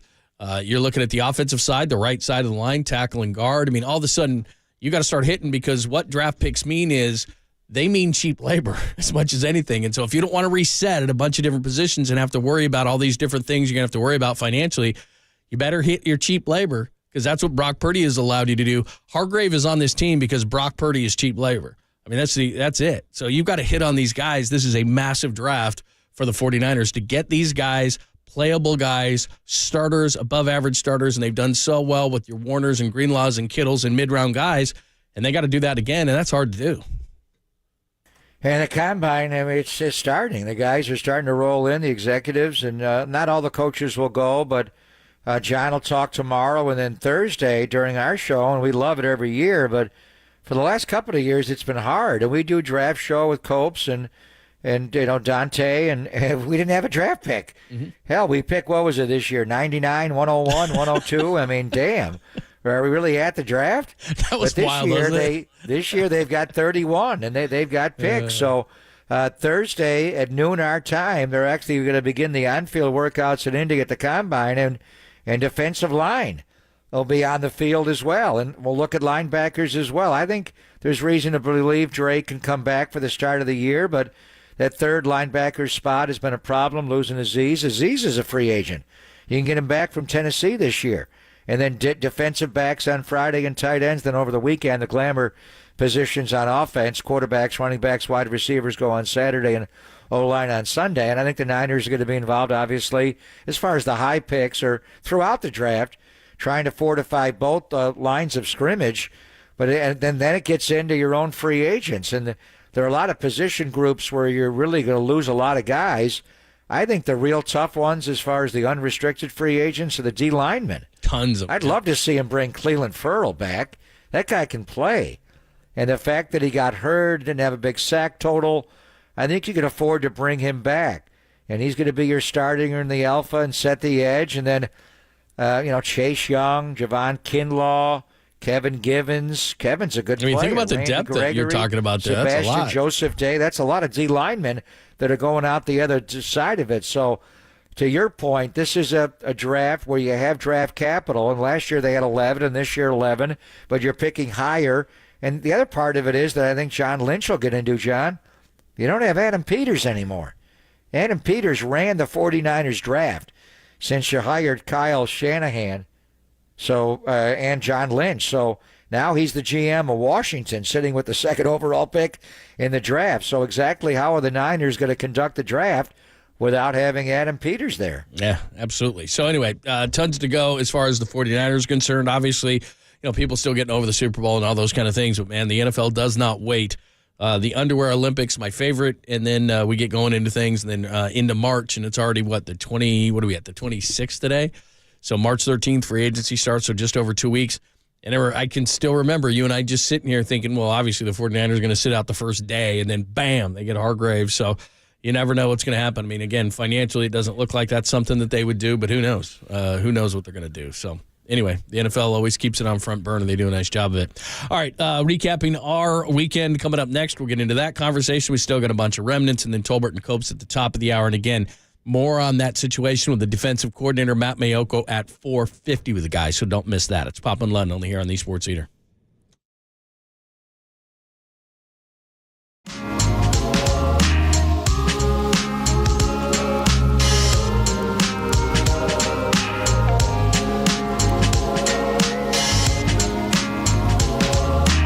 is in essence a sophisticated heat beam which we called a laser.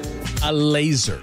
Custom lens replacement. My good friends at the Laser Eye Center of Silicon Valley, and rather than me yap my gums about it, you can actually find out for yourself from the guys like Dr. Craig Bindi, Dr. Joseph Ling. Now, Pump and I both had the procedure done at the Laser Eye Center of Silicon Valley. Custom lens replacement. It was awesome, and I can tell you all about it. Or you can go this Friday at noon.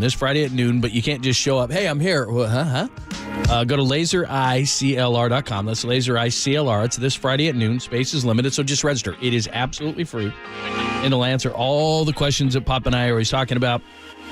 Am I a good candidate? What's the cost? Is there financing? How long does the procedure take? By the way, minutes and easy, by the way, just to give you a little bit of a one. You can't get cataracts. It is the permanent solution to contacts, glasses, cataracts at the Laser Eye Center of Silicon Valley. So do yourself a favor. You want to be able to see better like Papa and I do? Very, very simple. lasereyeclr.com and make the appointment this Friday at noon, and you get all your questions answered about CLR and other procedures that they do. Again, lasereyeclr.com. That's lasereyeclr.com.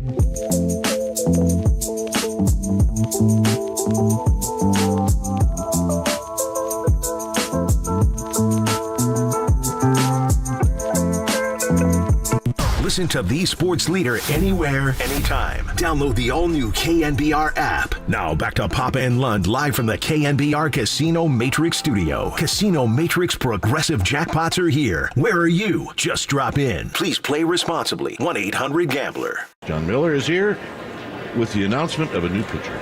Cody Stashak.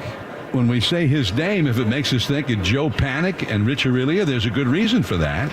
Okay. But he went to St. John's University in New York. Well, that's not the first thing I thought of when I saw his name. I thought of a hamburger. Stashak? Yeah. Why? Shake Shack.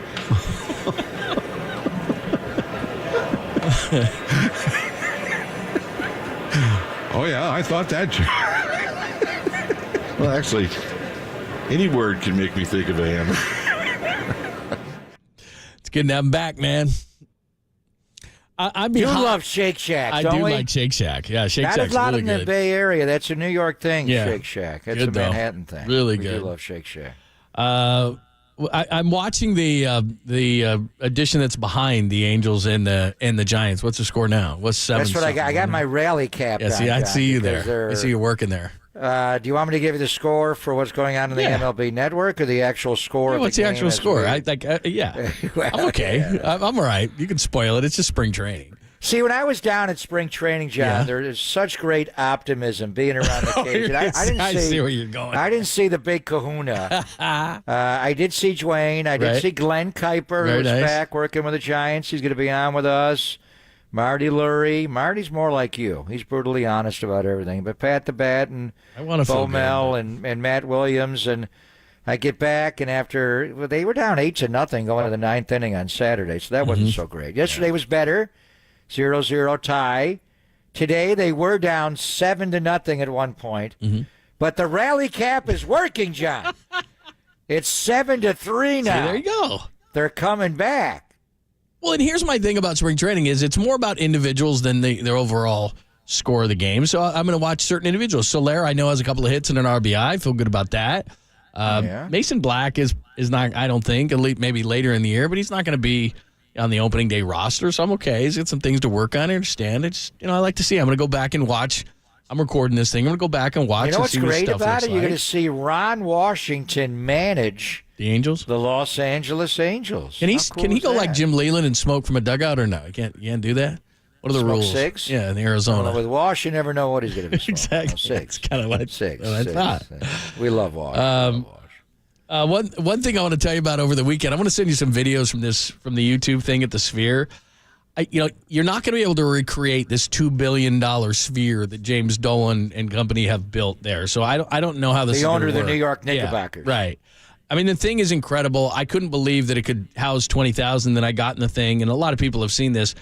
But my thing is that, first of all, you don't have to have like a front row seat because you're literally in a different atmosphere and all these things are going around you, and it's the craziest thing ever.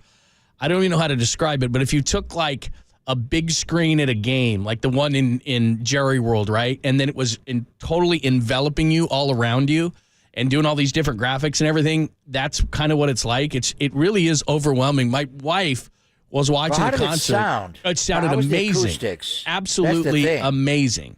But it's everything. And so you're basically in this world, your whole body. My wife cried. Like, she was so emotionally attached. She cried. Like, it was just, and you're kind of leaned forward and your seats move. And it's just, it's a crazy experience. But what I was trying to think was, now sports isn't going to do this because it's too expensive. I don't know how they're going to do this technologically, but somehow, because what it does is it spoils you for every other concert you'll ever see. Because while I look down at the stage occasionally, it's everything that's going on around you, and there's not a bad seat in the house. So people who were paying like $10,000 to sit front row, I kind of felt bad for them because they weren't going through the whole experience I was. So I was just thinking of it in terms of how this is going to be for the consumer. Because, like, for example, we're going to go up to Bottle Rock. We love it. We're going to see Pearl Jam and all these different things. But you're just we're going to see Madonna on Wednesday night at Chase Center. You're saying it's not going to be nearly as good? But what I'm saying is you're looking at the entertainer to entertain you, and it's literally everything. I mean, the music sounded great, and Bono's voice is amazing and everything, but they have this... What color's his hair exactly? It was like a reddish type of thing. But, I mean, it looks like he's standing right in front of you, like it's 3D. It's all and then 3D, right. Yeah, and these things that are going on is like... So they can play as long as they want because you're inside. So it was probably 11 o'clock at night, and they had this one graphic going on, and it was like the sun was out and you were in a desert, and it's 3D, and you're like, what time of day is it? Like, it's overwhelming. And so my point is that now that's going to be what the consumer expects. And now how do you then do that? Because it's just a flat screen. You build spheres all over North America. I don't know if it has to be a sphere or but it's just it's next level stuff. And I think what's going to happen is all these, now you're going to build an arena. Like, who's ever next in the arena is like, you've got to build these things that are just next and next and next for people because that's what they're going to expect. What you're having, and it was the wave of stadium building. In the 1970s, they had the multi-purpose where you played football and baseball in the same stadium. And then Cleveland started up in Baltimore, and it was baseball only.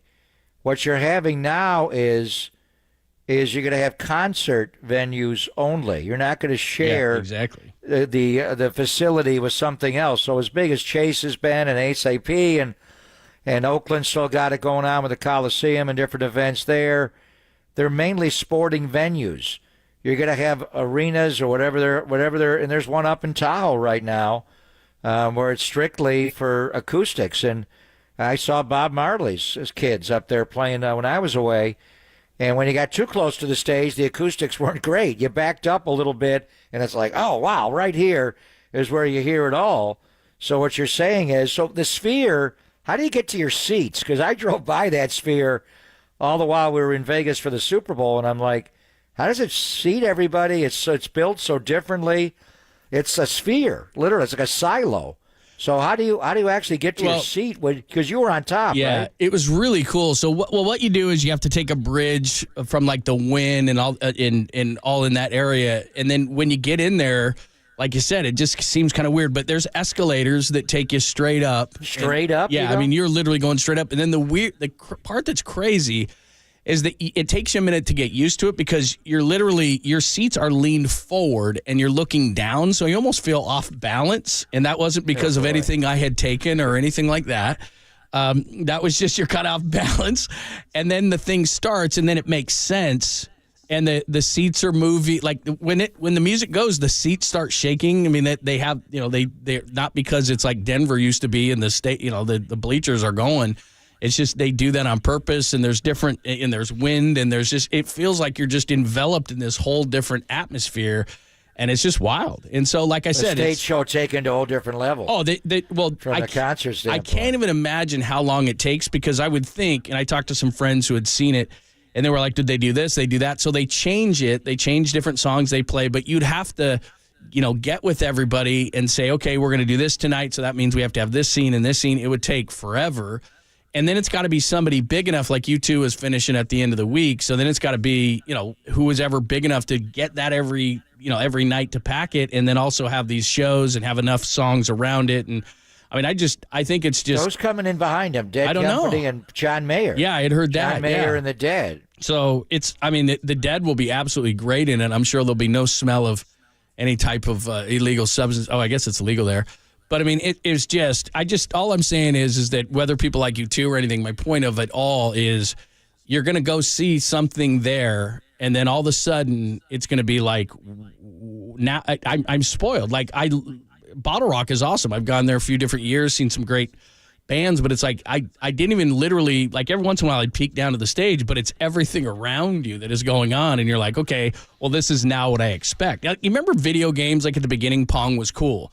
And then all of a sudden, these great video games come, and then like you'd never go. Like Pong seriously, was slow even when it first came like, out. that's what it's like. You had to like, hit the bong to enjoy Pong. Exactly. But I mean, your early video games, Atari or whatever, versus then now you have these video games that are like, well, we could never go back to that. That's what it's going to be like. Like you're going to have to, when you build an arena now, all these big screens that were the thing, it's exactly like you said, like AstroTurf in the 70s. Like you got to up your game because that's what people are going to expect. So if you're a big act, you're not. I wonder how this will impact. And they're still going to play Chase and SAP, but you're going to go to venues that are, acoustically the very best. You're going to go to, it's going to be a live artist only. I mean, it's going to be interesting to see where this is going to go, John. But yeah, it's crazy. Remember I put the rally cap on? Yeah, what happened? The return? Tyler Fitzgerald grand slam. Your starting shortstop? Giants have tied the game at 7. There you go. It's all because of that's your going to optimism. be your starting shortstop for the Giants this year. If they don't go out and get, well, Chapman will play third. Although I'd play him. I'd sign him and say you're playing third, and then move him to short and keep J.D. Davis. But in any event, don't be surprised if Tyler Fitzgerald is your starting shortstop this year. Wow! Just hit a grand slam, 7-7, John. Wow! See, there you go. It's all of our optimism. We have been. Hey, there he is. Look at him. He's like. See there? Tyler Fitzgerald, I knew it. And London said I was churning the bottom of the roster. Look at Tyler Fitzgerald. Very nice. He's the fastest player in baseball, arguably. That guy's a player. He All is. Right. That's good. Hey, you know what? I'm optimistic. I'm going down there. You got to let me know when you're going because if you go on St. Patrick's Day, I'll go. Yeah, I may go that weekend. I told my son, he's first like Thursday of the tournament. Yeah, because he told me I said. I was thinking about coming in. He's like, no. We need a giant night game because we're not going to. We'll watch basketball from 9 to 9 and not watch any baseball. Oh, the 9 to 9. Oh my gosh! I just tried to send you these videos. Maybe they're too long. I was going to send. Is Sadley having his party this year with Bob? I should have asked him. We had him on when you were gone. Sorry, You know where he was? St. Leon without me? Yeah, you know where he was? He was in Kona. Did he still say when he answered your question, did he say, "Hey, Pop"? Hey, John. Yeah, where was he? He was in Kona. He was in Kona. He goes, I'm sitting by the pool, John. I mean, life does not get better than that. Nelly's on Maui and St. Lee's on Kona. Yeah, I mean, that's pretty good. Aloha, John. Yeah, see? There you go. There he was. He's amazing. All right, we got a couple of remnants for you. Tolbert and Cope's coming up at the top of the hour. And again, George Sedano to talk some Warriors. He was on the sidelines for Warriors and Nuggets on ABC 3:30. And then Matt Mayoko all about the 49ers DC at 4:50. So make sure you tune into the guys only here on the Sports Center.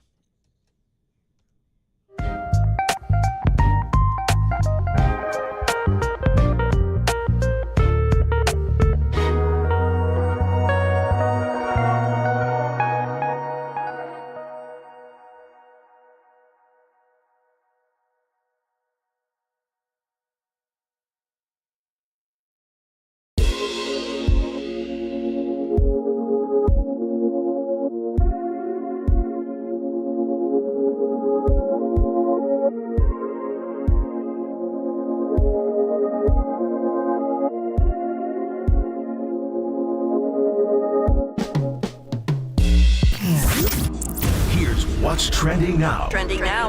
On KNBR.com. Our own producer, Walter, got a tear in my... Is he leaving the nest? He debuted on Giants warm-up over the weekend. Been telling us how to talk Giants all morning long. You can hear him every weekend of the Giants season. Check that out. It's all the tension during the week, and it's just released on Saturdays and weekends.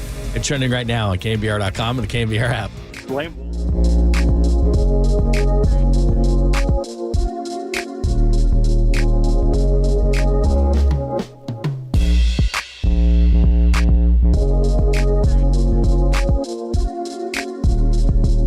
Did you know that many of the attorney ads that you've seen or heard, they're not even based here in the Bay Area? That billion's coming.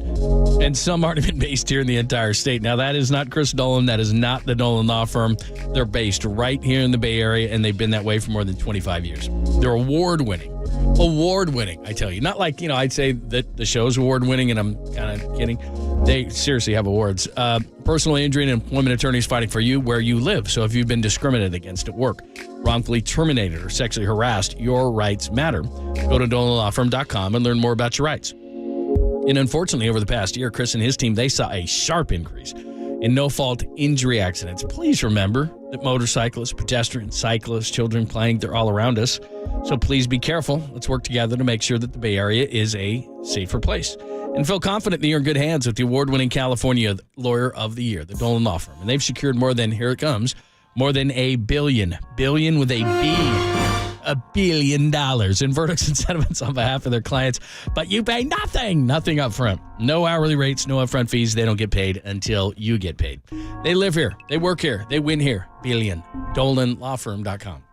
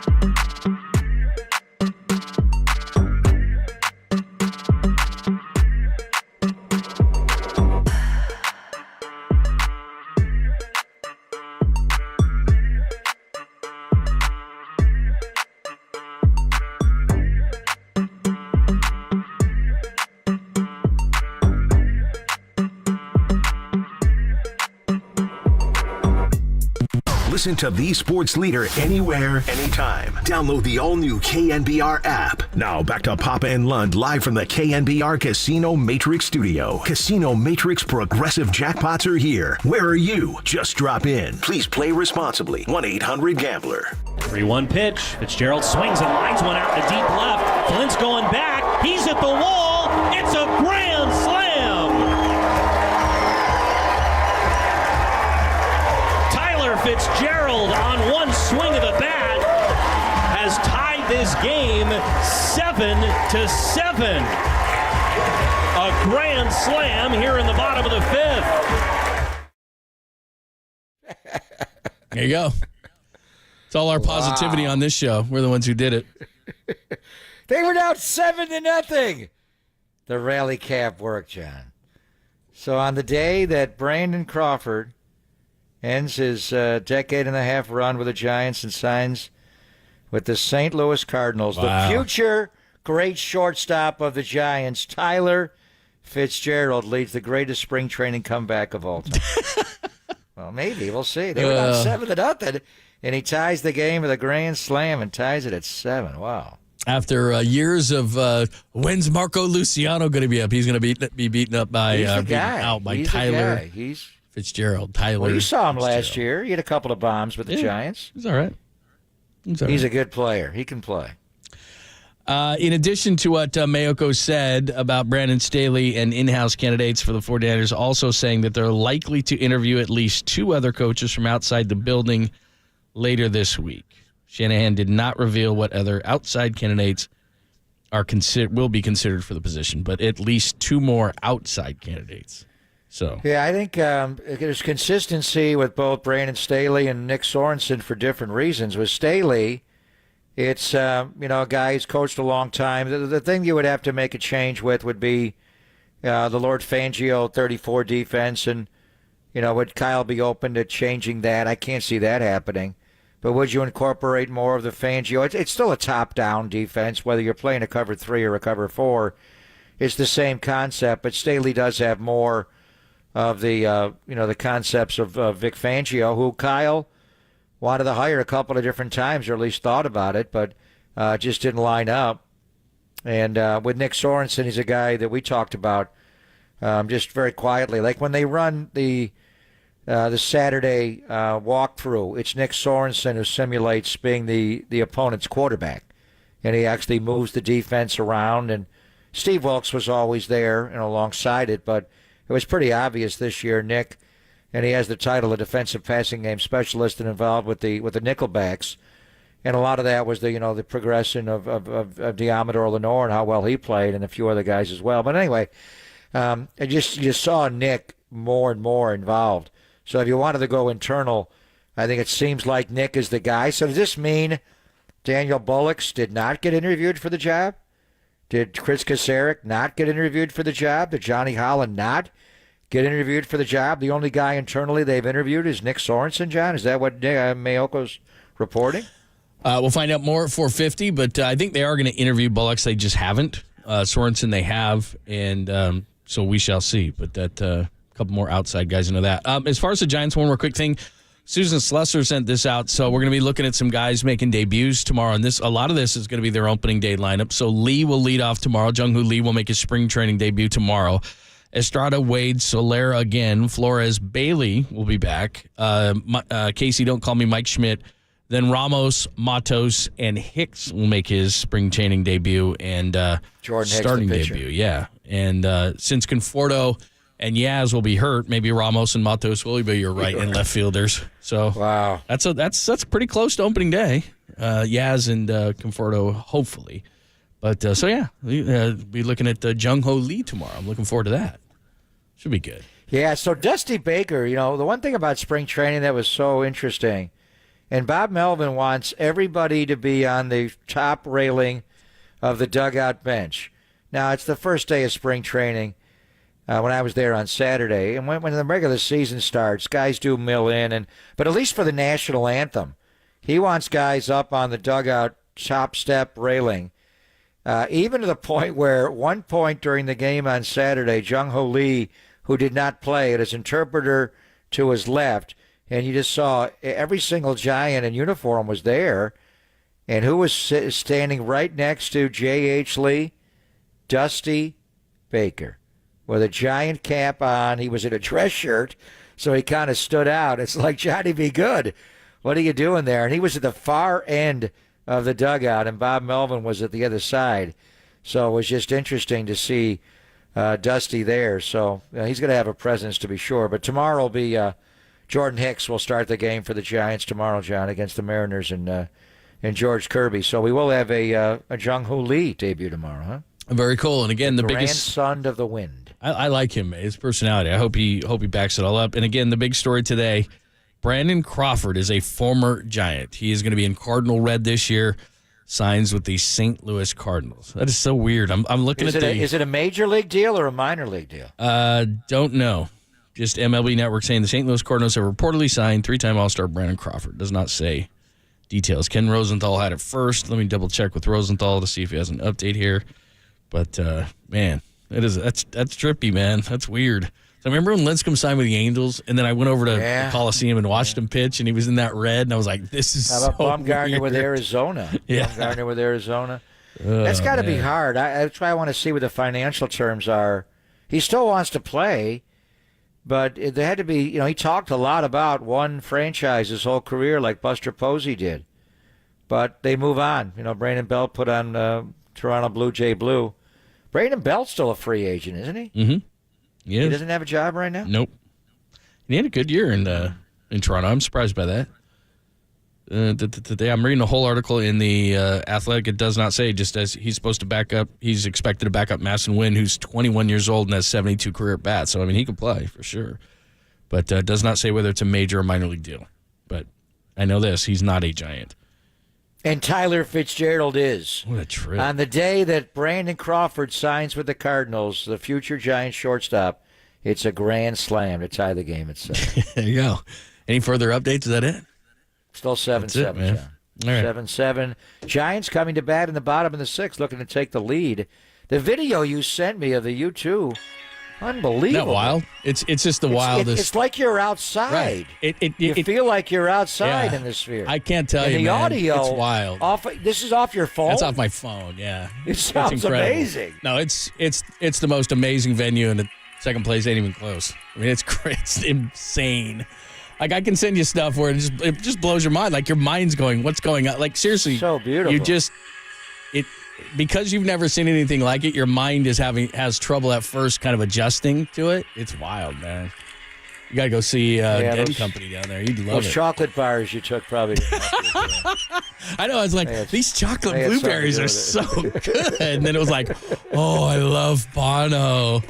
Yeah, it was pretty Peter crazy. King man. is retiring? Yeah, did you see that? How about that? Yeah. What was it 44 Wow, years? just full 40 years covering the NFL. Yeah. There was a great, you have to see this. I'll send it to you. Did you see the video with him, with Peter King and Silver? It might be on Silver's feed right now. And it was from like the 1995 NFL preview, and it's Silver and Peter King talking. Oh, wow. It's so funny. It's What is Silver's hair? unbelievable. What is Silver's hair? Oh, it's unbelievable. It's unbelievable. Is he like, Trey, Trey, Ben's going to have a big season. Oh, dude, it is so funny. I'm really excited to see what the Cowboys do this year. There's Jeff Haas out there. The Giants have the lead. Oh, look at you. 9-7 Giants. Who did what? Copes, they were down 7-0. And then Ty Fitzgerald. Ty? Yeah. Now that's Scott Fitzgerald. Ty Fitzgerald. Thank you for the Nice knowing Marco Luciano. We've been talking about Luciano for like 8 years. I think the Tyler Fitzgerald was like a top 10 fastest guy in the majors. I said that to John, and he laughed. He's all in on Luciano. Yeah, I am too. But what's about a little speed? I don't care about. I'm with you. I like some speed. Whoever can play, I don't care. But it's just funny. Like when's Luciano coming? Oh, now he's got beat up by Tyler Fitzgerald. All right. Well, and Brock Purdy went to a Super Bowl. That's what happens. You know what I mean? It's pro sports. Come to play, and maybe Luciano raises his level of play because Ty Fitzgerald's hitting tanks. Yeah, maybe. Who knows? I'm still miffed about the most recent Giant shortstop. Going to the Cardinals? Dude, that's okay. I got to tell you, my first thought was screw Matt Holliday. That was the first thing that came to mind.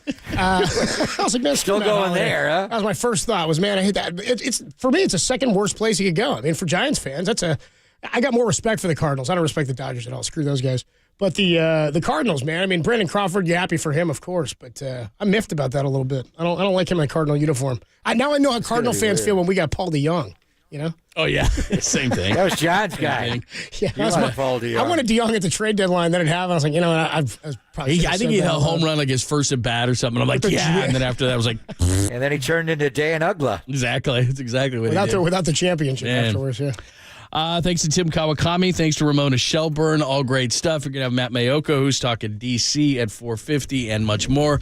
Pop, great to have you back, man. The rally cap is obviously working. Very nice. By the way, Copes, I'm back one day. I need a vacation coming up as well. Talk to Holler, all right? I needed the vacation from my vacation. Are you kidding me? I'm back one day, and I need more time. Are you off tomorrow? No, I'm kidding. I was like, Jesus, you haven't heard. It's the first I've heard we got it. a short. You know what? I love man. Giants baseball being back, John. Your mic okay? What happened? Yeah, it just there? came apart. I have no idea. Good. Oh, yeah, don't worry. We got I'm a going to short sit there. show on Wednesday. We got a day game against the A's. Dude, we got a short one, too. How about that? Do you? Baseball is back. Baseball is definitely Baseball's back, and we'll have it right here on KNBR. We love day ball. We do love day ball. Let's We go do. Ty Fitzgerald, huh? Let's go. That's our guy, not John. That's our guy. Yeah. Okay. You can't have any, John. All right, the boys are coming up right now. Thanks to Danny, thanks to Walter on KBR FM San Francisco, the sports leader, Cumulus Media Station. I saw his ass, John.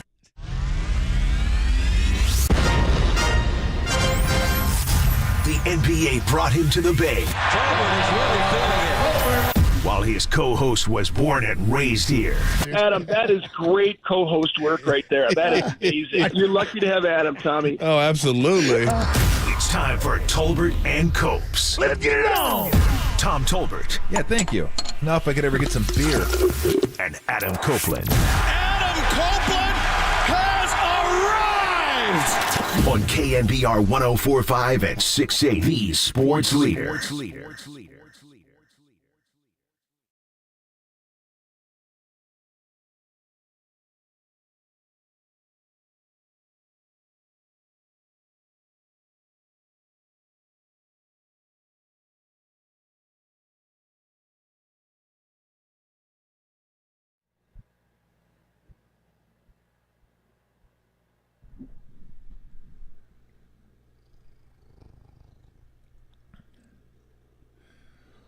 What is shaking? Adam Copeland, Tom Tolbert with you.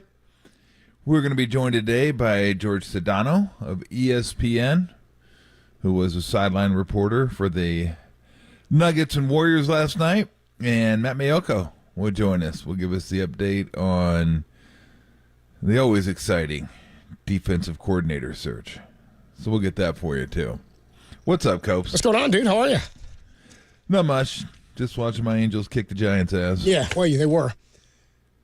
7-1. We'll just let you watch. We'll just let you watch this one play out. I don't think you're watching that game live. I don't know. I'm just watching it on MLB Network. You're on a tape delay for sure. What? Keep watching. Yeah. Keep an eye on that game, and you tell us how this goes. Okay. 7-1 Angels. What inning are you in right now, Tom? I'm bottom 3. Good. Bottom 3. Okay. Just keep us apprised. Feeling of how this good. Goes. Good. You Feeling should. good. You should feel good. You should feel good. Enjoy. Oh yeah, look at that double play. Yeah, look at that. Right, there you go. The Giants are in action. Can't lose. They started again playing this weekend, so we'll get back into that a little bit later. But Warriors lost to the What Nuggets. happened to me? Why am I so blurry? You mentioned. I don't know. Why are you blurry? I don't know. You got to focus. You got to white You balance. know what? I actually look better that way, so keep it that way. Yeah. Don't adjust your TV sets. I don't know if I look good in crystal clear high def. I'm more of a standard. I got more of a standard def face. High def blur is different though too. It's a much clearer blur. It really is. In high def, Clear it's much blur. sharper. You know, I can see the blades of grass in the blur. Yes, absolutely. So Warriors fall last night to the Nugs, and we'll talk more about that. Sounds like the Niners, by the way, have their DC down to Brandon Staley and Nick Sorensen. That's per Matt Mayoko. Okay. Okay, and I think Niner fans would feel good if they had a DC ironed out by the. You know, it's funny. I don't really watch the combine itself, but I kind of think the DC should be around. Should have one selected by them. That's going on this week. So we'll talk to Matt Mayoko about that a little bit later. We texted about this on Friday a bit, right before the game. Steve's new contract, dude. Steve Kerr, 2 years, $35 million extension. He'll be here for 3 more seasons then, right? Or 2 more seasons. Yeah, 2. Well, plus 2 plus the end of this one. Right, the end of this season. So Yeah. you've got potentially 3 shots here with Steve under contract. Same would be true for Steph Curry. And we do want to get your thoughts on the Warriors championship window, and what are your expectations for the Warriors this season? Do you believe that they have a 3-year window to win another championship with Steph, Draymond, and Steve Kerr all under contract in that span? But what'd you think of the contract reaction? I mean, you had to be excited for your guy. Yeah, absolutely. This guy, he's well deserved, of course. Yeah, I mean, come on. He's been here 9 years, and they have 4 championships.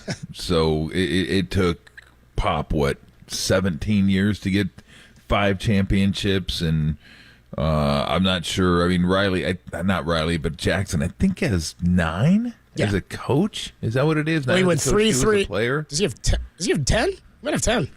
Might have 10. I think he went 3-3-3, and then he went back to back one more time with Kobe and Pau. And did he go back to back 11? Then maybe it's 11 Is it 11? It could be 11 as a coach, and maybe Derek's one as a player, something like that. No, I think you're right. I think it was 3-3-3 and then 2. Yeah, that sounds right to me. Yeah. No, he deserves it. He absolutely deserves it. What he's done, you look at the team and the new building they play in and the championships they won and the valuation and how popular this team is league-wide. And they're a team now, like the Celtics, like the Lakers. Now, I'm not going to put them in the same category as them, but as far as popularity and people's interest and people wanting to watch this team, they're right there. They get all the primetime games because even if the record's not great, it's kind of like the Lakers. Record isn't great, and it's the Lakers, and it's LeBron. You would have never said that before. Now you get the Warriors because, well, Steph Curry is here, and people love watching Steph. So, yeah, he absolutely deserves it. And I had no idea it was coming. He told me it happened like 5 minutes before the Charlotte game. Like, that's when he found out it was done. So I guess his agents have been working on it and trying to get it done. And that's what they came up with, and it was aligned with Steph Curry's contract. And I think that was very intentional. And then he'll see where he goes from there. I don't know, how much longer he wants to coach. I think he wants to stay in basketball. Like, I think he wants to be involved somehow, in a capacity with the team. I'm sure it would be here, but I don't know exactly what that would look like. But I don't know how much longer he wants to coach. But I think he wants options. He wants to see what happens when Steph is done, and then kind of assess from there. I always tell people that's what Pop told me, that he was going to retire when Duncan retired. Well, that doesn't happen, because I'm pretty sure Duncan retired damn near a decade ago. Wait, not that long ago, but probably 5-6 years, something like that. So who knows what Steve's going to do? Coaches have a tendency to say, yeah, I'm tired. Yeah, okay, another 3 years, another 4 years. And all of a sudden, you look down and you're like 70. You're like, holy smokes, what happened at the time? But as far as the contract itself, yeah, I mean, he deserves to be the highest paid coach in the league. I think Pop makes more, but Pop's the president as well. He's like coach and president, and you add in the title. I think strictly coach, I think he's the highest paid coach in the league.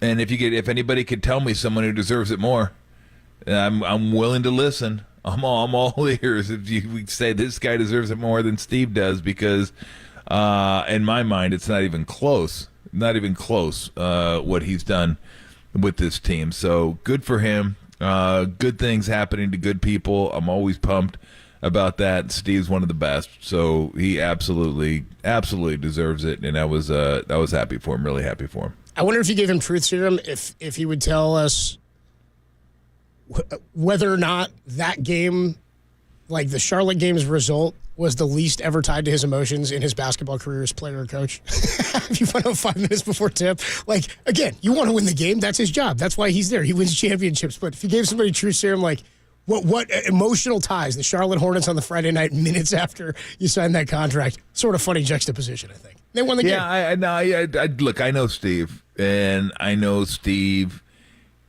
once the game starts, that's all he's going to be as engaged as he would be for any team under any other circumstances. I'm sure he's really happy, really pumped, but once that game gets started, that's just who he is. Like, he's total competitor, and he's into it. Now, he may have wanted to vomit like the rest of us that were there watching that game the first half, because that was about as rough a watch as you ever. I mean, that's the equivalent of just getting punched in the face repeatedly for, like, I don't know, an hour. It was. I said early in the second quarter, I told Tim, I think we filled up the bingo card already, and then some. there was like stuff you'd never seen before. Haven't seen. It's like what is happening out here? What is going on? I mean, the rims were literally bleeding. They were just getting bludgeoned. And then some of the passes and some of the mistakes, it was, that was a rough game to watch. And then apparently, I noticed the Hornets Blazers last night was even worse. Or maybe it wasn't even worse. That was 49-37. The Warriors was 42-29. 29 points at half. I told Steve he got paid more money in his contract than the Hornets scored points in the first half. Go, 29. Yeah. So we checked real quick. I go, that's got to be a low this year, doesn't it? And yeah, it was a low for a half in the NBA. Because the NBA, look, it's hard not to score 100 in the NBA nowadays. It really is. With the rules and the defense, everybody scores 100, if not 120 or 130. 42-29 was, for those people that weren't alive in the 90s to watch basketball, welcome.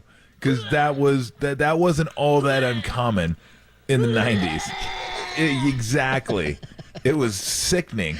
And there was a lot of that stuff going on. So, yeah. If I got to go back to that, I'll take the 135, 130. I don't want it all the time. But as opposed to that, yeah, I'll go ahead and take it because that was that was brutal. Well, we do want to hear from you at 250 at 415-808-KNBR. 808-5627 is the number to call. What are your expectations for the Warriors this season, and do you believe with the extension for Steve Kerr that they have a 3-year championship window? Chris Paul is going to return tomorrow. The Warriors lost to the Nuggets. We'll talk more about that when we come on back. Sounds like the Niners' DC job is down to Brandon Staley and Nick Sorensen. Matt Mayoko joins us a little bit later this evening at 4:50. We'll get his thoughts on all of that. And Brandon Crawford has a new team, the St. Louis Cardinals. All that is coming your way. But again, we want to hear from you, 250 on the Warriors and Steve Kerr's contract extension. We'll get more into the Warriors' loss to the Nuggets next. It's a Monday afternoon. Derek's back. Blurry Tom is now clear Tom. Hey, there you go. Now you're nice and clear. How about that? Eat ass, Derek. Tim's here too. Whatever. On these sports later. San Rafael. Shout out to you for supporting KNBR, San Rafael's sports leader.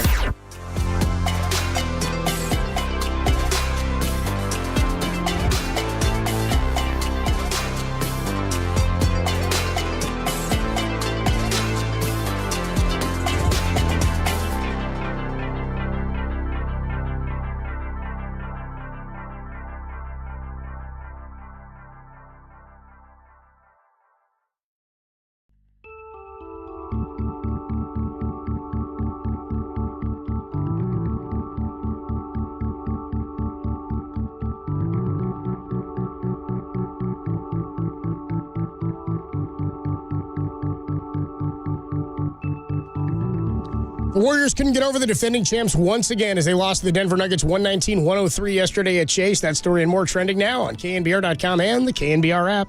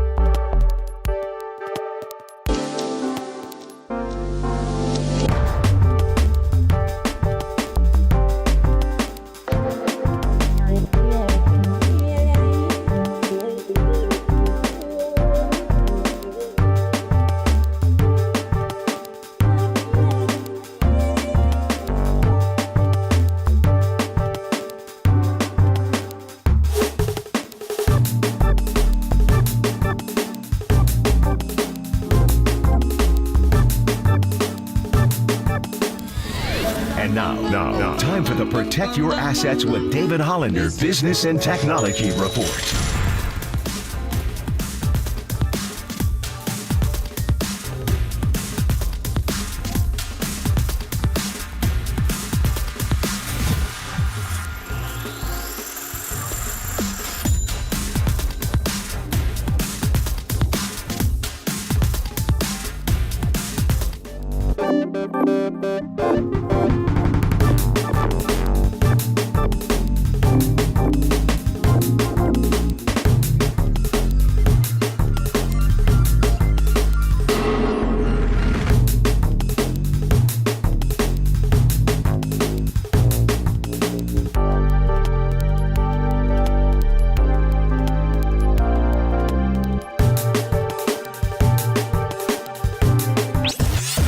KNBR at your pad on your Apple HomePod. Tolbert and Copes now continue on KNBR 104.5 and 680, the sports leader.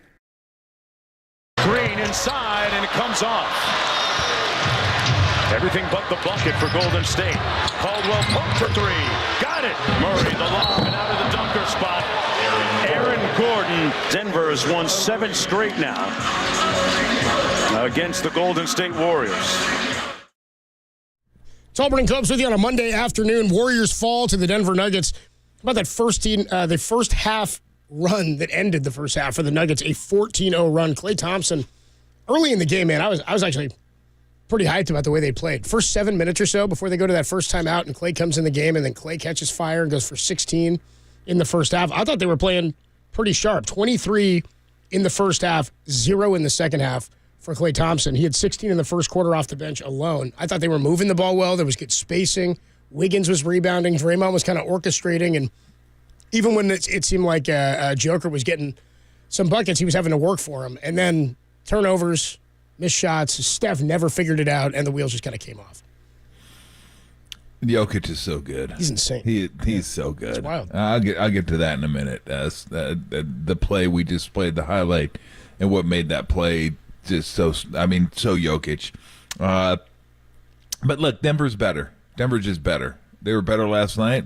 They've been better all year, and they've been better the last 7 times they played them. Maybe not by a ton, but they're better.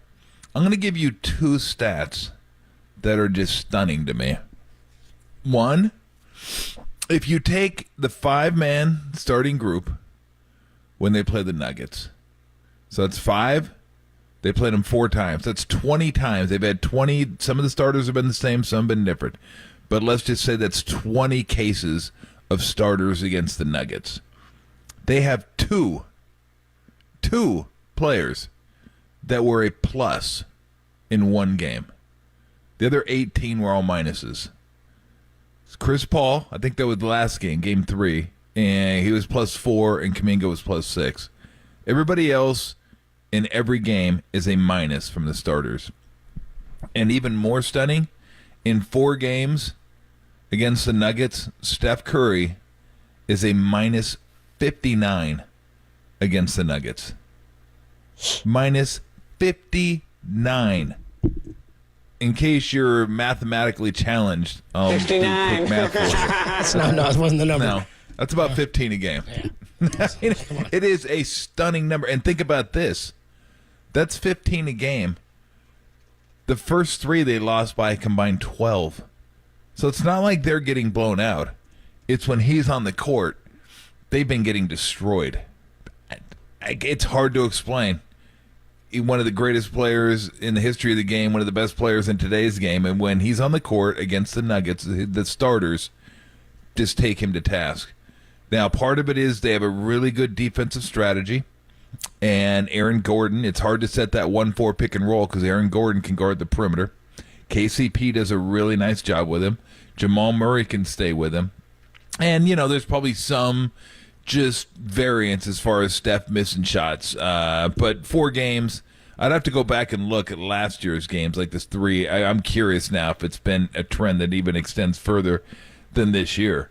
But I looked at that before the game because I think he was a -37 before the game. He was a -22 last night. So I'm not sure And I know they play him pretty tough, but still, that doesn't explain everything. And he got 20 points last night on 19 shots, and he worked for every one of those points. None of them came easy. They were on him. They did not let him breathe, did not let him get a good look, and they couldn't figure out the offense after halftime. Clay was great in the first half, but the game really slowed down in the second half. They stopped getting stops, and the game was slower, more half court, and Clay just couldn't get any breathing room. He couldn't find the space that he got in transition in the first half, where he was just rolling. The game was a little more free flowing in the first half. Second half, it kind of became a possession type game, and the Nuggets just ate him up, just ate him up. And Jokic, that last highlight we played, the lob, it was about 2 minutes left, lob to Aaron Gordon. It was a high pick and roll. Maybe not high, but it was, we'll call it a high pick and roll with Murray and Jokic, which they run a lot. They run a lot of high pick and rolls. They invert the pick and rolls sometimes. I mean, they do it a lot of different ways. But it was a pick and roll in which it started from the left-hand side of the court and worked its way right. So Murray comes off the pick, and Jokic is open where he's at. He's still on the left-hand side of the court. He could stay there, or he could move across the lane. What does he do? He moves across the lane because he knows in moving across the lane, now Steph can't follow him there. That's going to be Kuminga's pickup now. If he stays on the left-hand side of the lane, Kuminga can stay on the baseline. Steph can. Now, that's not ideal, having Steph guard Jokic around the free throw line. You're going to have to come help him. But at least you don't have to have Kuminga come up and help. But Jokic knows this. So Jokic just moves over to the other side of the lane, eats up the ground over there. Murray passes it to him, and now Kuminga has to come up to help him. Well, when Kuminga comes up and helps him, Steph can do nothing. I mean, he didn't get back anyway, but even if he would have, it wouldn't have mattered. So now he just throws it over the top of Kuminga's head, and Gordon's there to dunk it home. Like, he is just so smart. To me, he's like the most beautiful basketball player to watch. I mean, Steph's fun to watch in a different way, but this guy just, I've said it so many times, he's the best basketball player in the league, and he's the least athletic basketball player in the league. Yeah. He passes. He can score. He rebounds. That tip he had at the end of the game, he barely jumped, but his control with his fingers is just like, boop, and just knocks it in. It's like, it's just no big deal to him. The passes he makes, watch how many passes he makes that are just right on the money. Just right on the money. All you got to do is catch and shoot. You don't got to do anything but catch and shoot. He's just so good. And he doesn't even really care that much about scoring. He wants to pass. He wants to play the right way. He wants to move the ball. His defense has gotten so much better. You can't just abuse him in the pick and rolls anymore like you used to. And you get him down low. You watched last night, every time somebody other than Draymond was guarding him, he went to work. He was like, Draymond's not guarding me. This is going to be easier. I'll just take it. I mean, he schooled Kuminga a couple of times, got Looney a few times. I mean, he got Draymond a lot too, but Draymond he always does a really good job. There's only really two guys that give him trouble in the post, and those are your last two MVPs. I mean, and nobody can handle those guys in the post. But Draymond's so good at using his leverage, not letting you create angles, not letting you spin off his body. He's really good in the post. But those two guys are just different animals. And again, you can't come at Jokic, because if you come at him, he just finds a cutter, finds a shooter. I mean, he's always making the right play. So Murray was incredible last night. And then they're all slotted. Like, Gordon wasn't, remember when the Warriors beat them in 5 when they won the championship? Like, Gordon was their second best player that year because Murray was out. Like, that's not who he is. He's not their second best player. Like, no. He's a guy that is going to be a hustle guy, rebound guy, run the court guy, defense guy, dunker position guy, occasional corner three, and that's who he is, and that's who he's settled into being. Like, he doesn't have to be something that he's not, and it's taken him a little while to embrace like who he is as a player, and now he's embraced it because he's with the right players, and now you can see his value. You can see how good Aaron Gordon can be in that role. So KCP is a vet. He can hit big shots. Porter Jr. didn't do much last night, but he's better defensively. He's not a complete liability defensively anymore, and he didn't really hit shots last night. But it all starts with Jokic. I mean, you have like 4 subs out there with Jokic, and you feel like you're at a disadvantage going against that particular He's going to find them. If you dump on him, he's going to find them. Jokic is out there. Yeah. It's like just put Jokic out there with anybody, and that might be the best team in the NBA. Like, that's how good that guy too, is. Fourth, that one play they had, I think, coming out of the half. That's insane. Where they tried that flare screen with Steph, and he read it and picked it off, and then he dribbles it down. And I forget who it was to. I don't know if it was to Gordon or to Porter. I can't remember who the lob pass was to. Maybe that was later in the half. But he goes to throw a bounce pass, and Draymond cuts it off because he reads it. And instead of panicking, he just takes another step and pump fakes again, and then just throws it over Draymond for the lob dunk. I mean, you can't get that guy to speed up. Like, that game must be in absolute slow motion for him when he's playing. So I didn't take away much from last night's game. Just Denver's better. Yeah. Like, Denver was better last night. They're better right now. Warriors are playing better ball, but they were playing a good team. They might have the best starting 5 in the league. Agreed. Their benches, can be a little weak, but that's okay. They got enough starters where they can have 2 of them out there at one time. Jokic's going to play 38 minutes, and you're good there. But no, they have been playing better. There's no doubt they've been playing better. They got 2 out of 3 at home, which they needed to do. Now they need to get 2 on the road. 3 would be great, but it can't be a 1-3. Because a 1-3 now turns the last 5 games into a 1-4, and that's when you start backsliding, and that's when you're going to get yourself into trouble. Again, you really, really, really want to avoid an away play-in game. You don't want to have to win 2. It's not going to be easy. Warriors, Lakers, Suns, Mavericks, maybe Kings, who had a real nice victory last night over the Clippers. I mean, Pelicans. Like, you don't want to have to be like 2 of those teams. One's going to be tough enough. You don't want to have to do it twice. So that really, to me, is the goal. Get 7, get 8. I mean, if you can get 6, that'd be great. But it's going to be really, really hard. I'm not saying it's impossible, but that's a big underdog. Them getting 6, but 7-8's got to be like, you got to have that. Because that gives you a so much better chance of just getting into the playoffs. 9-10, I'm not saying you can't do it, but you got to win 2 games, both of them on the road. That's tough, man. That's really tough. So right now they're fine. 2-2 is fine. 3-1 be great. Get the win in Washington for sure. Toronto's going to be gettable. New York's banged up, so possible.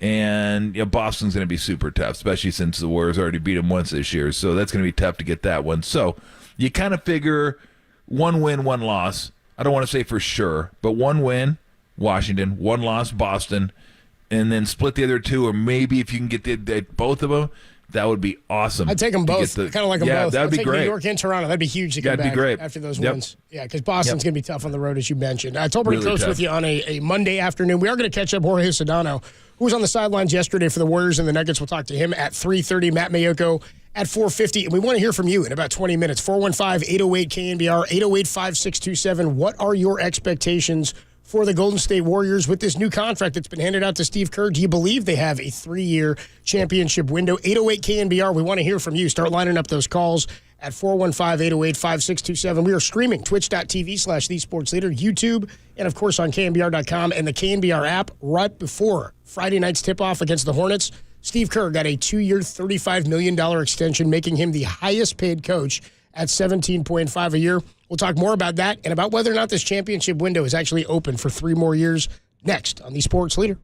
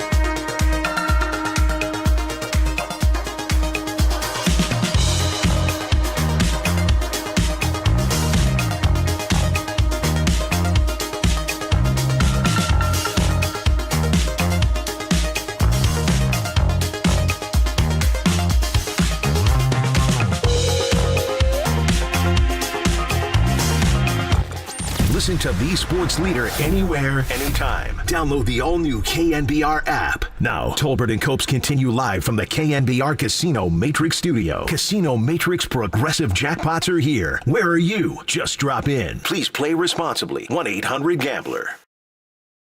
Steve Kerr is remaining with the Golden State Warriors right before tip-off on Friday night against Tom's Hornets. He received a 2-year, $35 million contract extension. We joked about it last year when Monty Williams signed that deal. Didn't he get like $80 million or something with? Thanks, Tom. Thanks. With escalators, but he was to be both the president. Is he the president? I think. Am I right on that? In Detroit, I think he might be correct. Oof.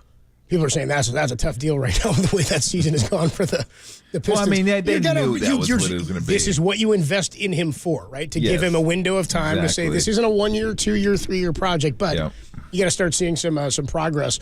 2 years, $35 million makes him the highest paid coach at $17.5 a year. He made a grand total in his 15-year playing career of $15.8. I mean, he already made well over that in his coaching career to this point. He'd been a GM and an analyst and a broadcaster and whatnot, but that's a pretty cool number to look at and see where you've come from, the era you played in, Tom, at 15 for his career, over a 15-year career, to make that, and again, well-deserved, 4 championships in 9 seasons. Were you ever worried, Steve, and the Warriors wouldn't come to terms on an extension this season, that we'd play this thing out? I got to the point where we were here, and I thought, I was hopeful, but you never know what somebody feels in season.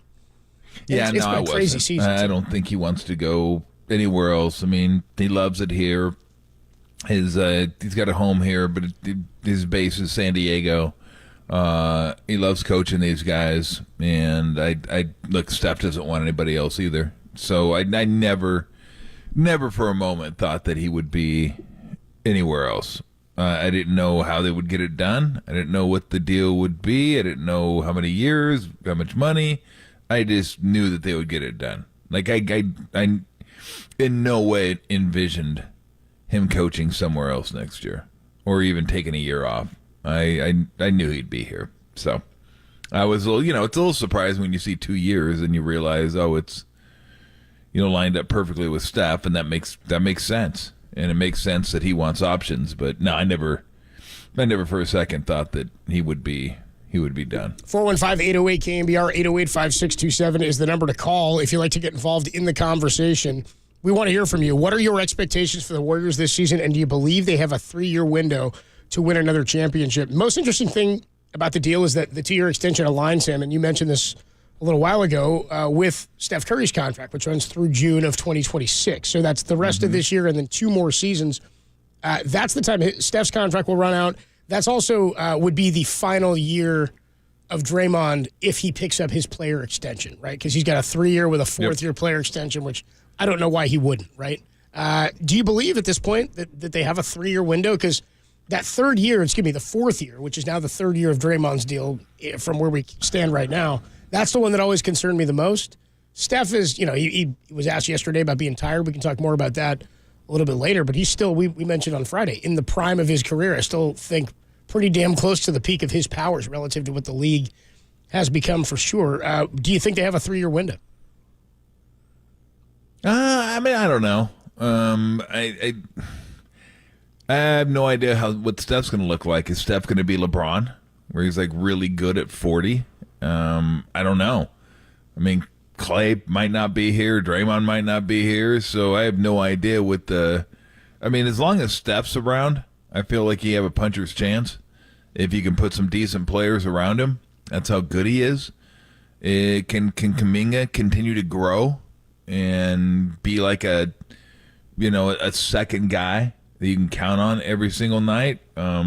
Wiggins won't be that old by then. Wiggins is only going to be like 32 in 3 years. So, but who knows with Wiggins, he can be so up and down. You never know kind of what you're going to get from Wiggins. And although he's been playing pretty well as of late, I mean, he was okay last night, but overall, the last month or so, he's been good.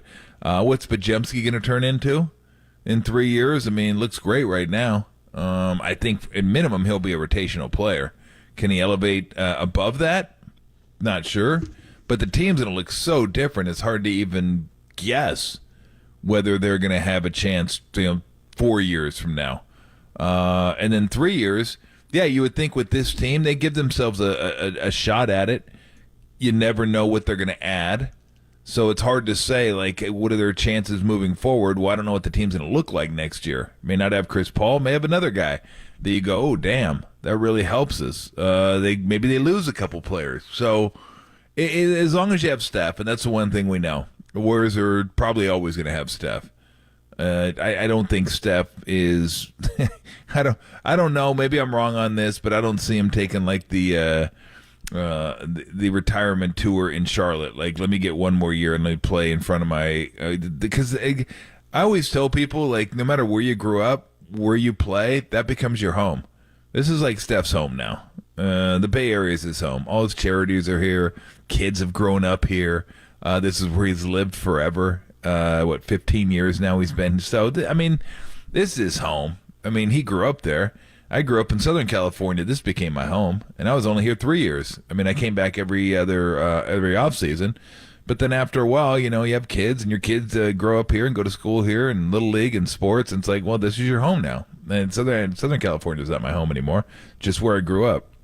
So maybe I'm wrong. Maybe he wants to go back there, but I think I think it would mean a lot to him to retire with the Warriors playing for one team. I think that probably would mean something to him. So as long as Steph is, Steph, or at least close to Steph, then, you're going to have a shot. You're going to give yourselves a crack at it. So, I'd hate to see it's just 3 years and done, because I don't know, again, who's going to be here, what guys are going to evolve, what they're going to be like, what other free agents they might not get. Do they hit on the draft? Do they not hit on the draft? So it's so hard to speculate whether the window is 3 years, 2 years, 4 years, or maybe just kind of ongoing. Can they reinvent themselves like the Spurs did?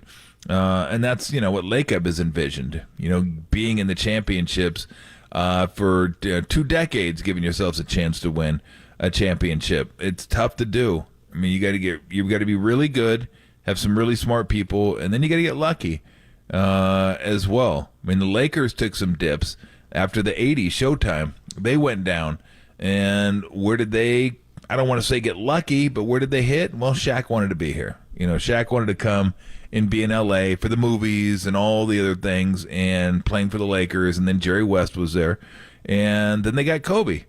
They had no right getting Kobe, and they found a way to manipulate and get Kobe. It's like, geez. So then you get Kobe and Shaq. It's like, poof, you're good for another 10 years. Like, you're good.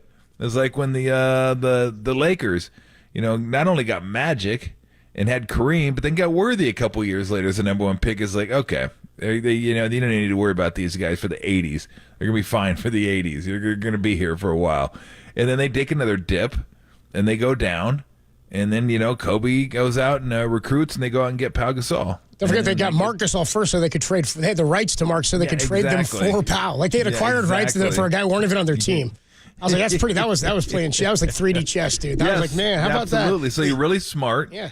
And it all kind of factors in, but it's hard to do.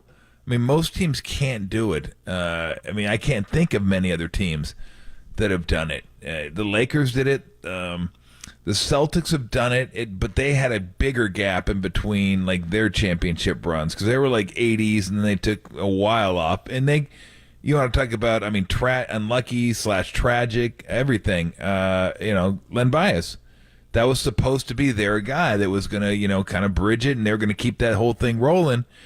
And he tragically dies of a drug overdose, and that's it. And now you're out in the you're just out in the hinterlands for a while, and then you come back and you get one with the Ray Allen, Paul Pierce, KG team. But that was short lived. That was just a put together quick super exactly. team. Well, that's kind of my point. You Leon get it. Poe, Scalabrini. Yeah, exactly. You can't even keep that one going. Yeah. And now it's taken them a while to get back to this point, and they haven't even won one with this group.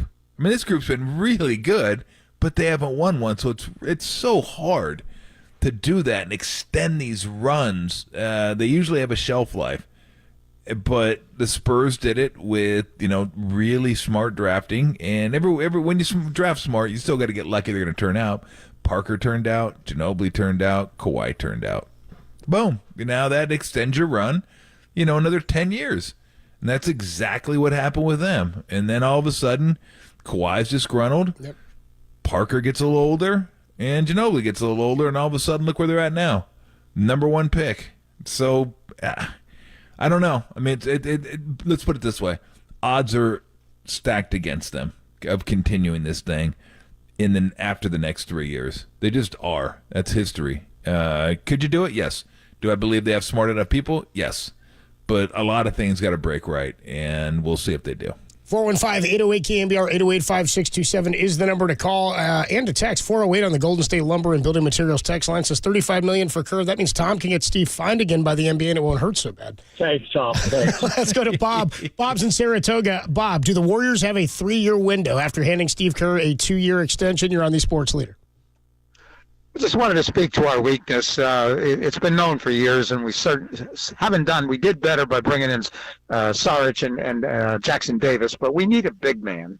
And we need to either trade for one or draft one, because that's been the primary weakness of the Warriors. And I think if they get that big man and can compete with all these guys whose name ends in itch, from Europe, that's who we got. And whoever that guy is has to be good on defense to shut down some of these guys. Well, they drafted James Wiseman.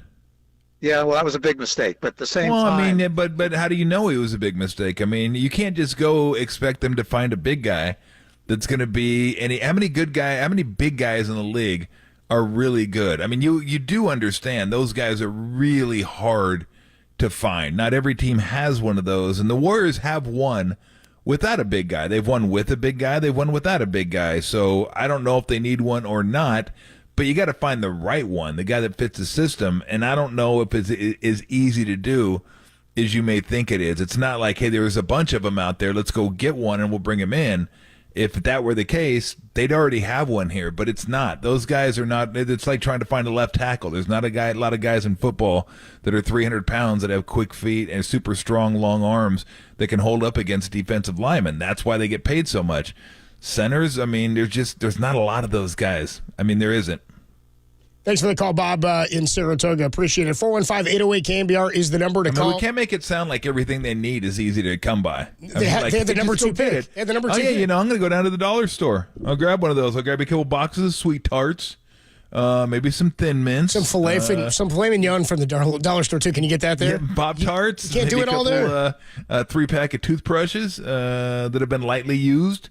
And I'll pick up a big guy. What aisle is that? 9. Good, got it. I'll get the big guy. It's not that easy. Trust me. It's not. They had the number 2 pick. Mark, I see you waiting on the line. John and Jeff and Milt. We'll get to all you guys here. Mort, you're hanging on the line too. We'll get to you in just a couple of minutes. 415-808-KNBR, 808-5627 is the number to call. Do you think after the 2-year extension for Steve Kerr, the Warriors have a 3-year window? And what do you think of this team after last night's loss to the Nuggets? That's next, only here on the Sports Leader.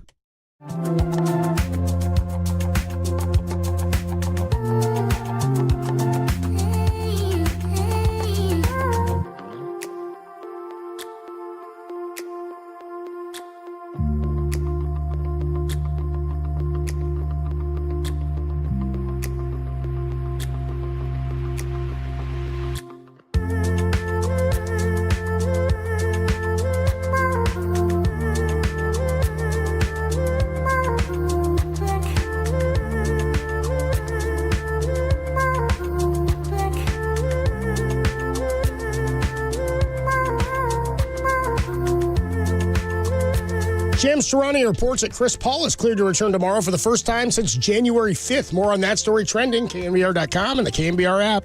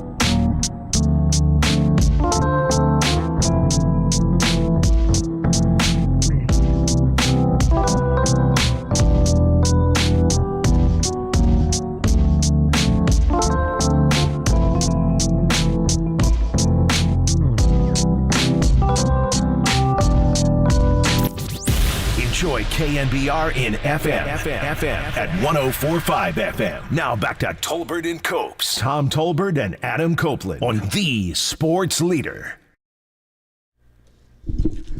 Monday afternoon, Tolbert and Copes with you. We'll be joined by Jorge Sedano in about 40 minutes or so. He was on sidelines yesterday for ESPN for the Warriors and the Nuggets. Warriors fall to the Nuggets. Excuse me, what did I say? Jorge Sedano.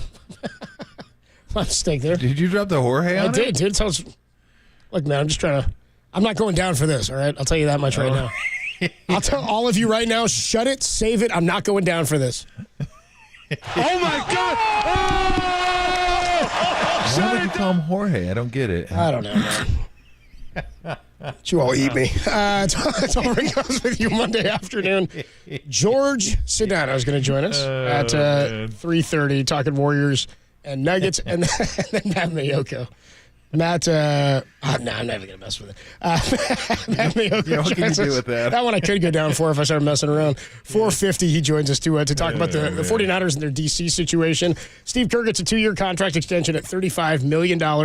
And now the Warriors have like a 3-year window where does it sort of feel at this point maybe now like there's a little bit of a finality to this timeline of the Warriors with Steve and Draymond and Steph? It would be hard to see that all three were back for an extended period of time where Steph and Dre are the focal points of anything in 4 years, right? But it does sort of seem like that's the window of time we have. And you just said, you get beyond that, it's going to become much harder to extend this window. Let's go to Mike. Mike is in San Jose, and 808 KNBR is the number to call. Mike's in San Jose. Do they have a 3-year window in your mind, Mike? You're on the Sports Leader. Hey, fellas, thanks for taking the call. I think Steph has a 3-year window. I, as a longtime season ticket holder, I'm very glad Lacob is our owner because he spends money.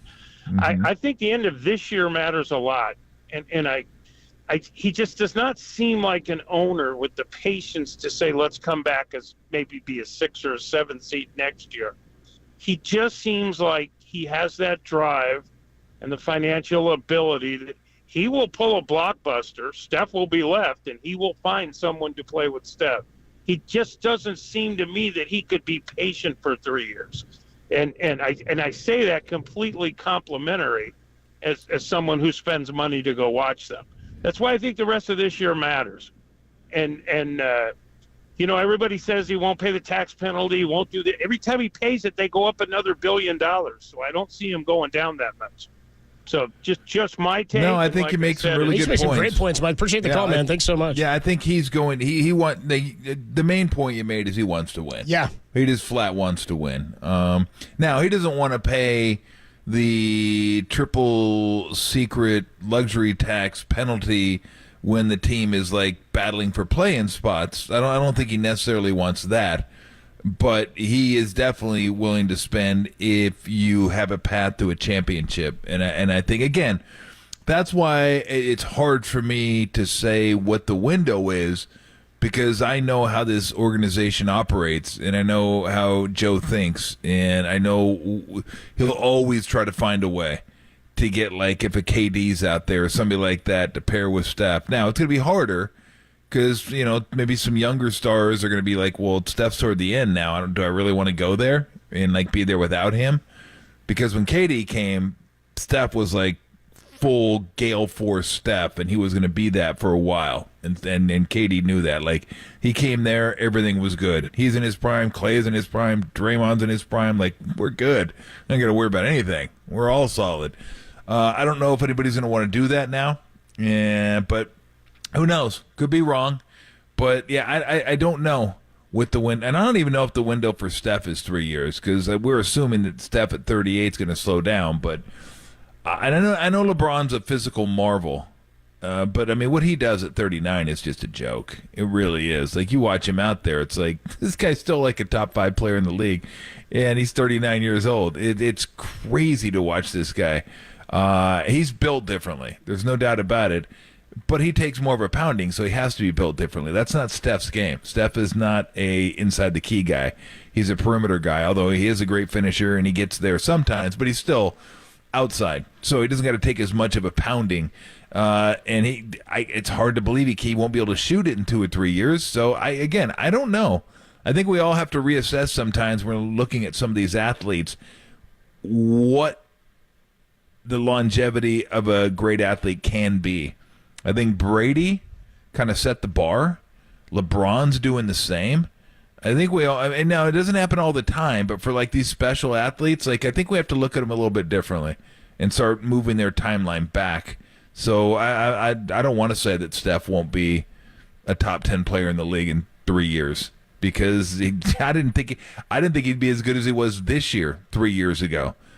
But I'll tell you what, guy's still incredible. It is, yeah. I mean, he's still now. Is he as good as he was? No, he's not, and you can't expect that. But damn, I mean, this guy's still dangerous as hell, and he could still, help a team. Maybe this team win a championship. I don't think it's gonna be this year, but if you want to bet against him, probably the smart money. But I'd still, even though the Warriors aren't as good this year, it's really hard putting your money against the Warriors when that dude's out there. Because that guy starts going off, you're like, oh, great. Then they can't stop this guy now. And, not a surprise, he didn't shoot the ball well last game. And they lose. It just, Nuggets have had his number. But, again, we move on. 415-808-KNBR is the number to call. Do the Warriors, in your mind, still have a 3-year window with the extension of Steve Kerr? Let's go to Mark. Mark is in Millbrae. Mark, you're on the Sports Leader. What's up, guys? Yeah, to me, well-deserved for Steve Kerr. I thought maybe he was looking more on the lines of a contract of Spoelstra, something more long-term, but fitting 2 more years, perfectly timed with the core. As far as the Warriors, I do think their window is at least 3 years because, guys, the one thing the Warriors weren't doing previously is not hitting on their picks. I mean, despite whatever team it is, you're going to have your free agents, but you need to hit your draft picks, and the Warriors were missing on every six. Finally, it looks like Kuminga's looking like he's going to be a star. Podziemski has been maybe one of the steals in the draft, and Trey Jackson-Davis is probably another home run. So finally, when you got that, and now we know that Lacob is dedicated to winning, so we know he's going to add. So this iteration is probably going to be over with, but we know they're going to upgrade and revamp the roster around Curry, and I'm assuming Draymond probably going to be here.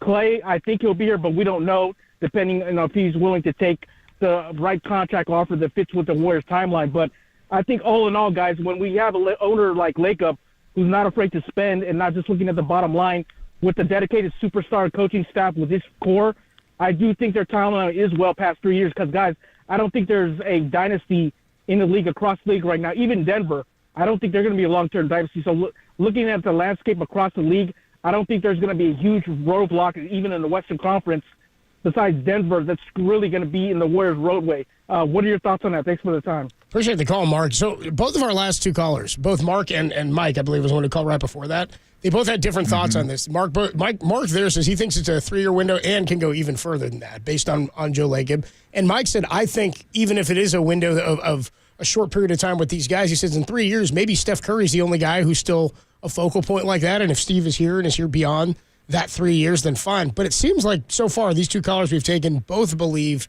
this move has proven more that Joe Lacob is all in on winning and gives you confidence for the future. Isn't that interesting? Both of these guys mentioned Joe Lacob and his commitment to winning. Yeah. No, I mean, fans get it. Yeah.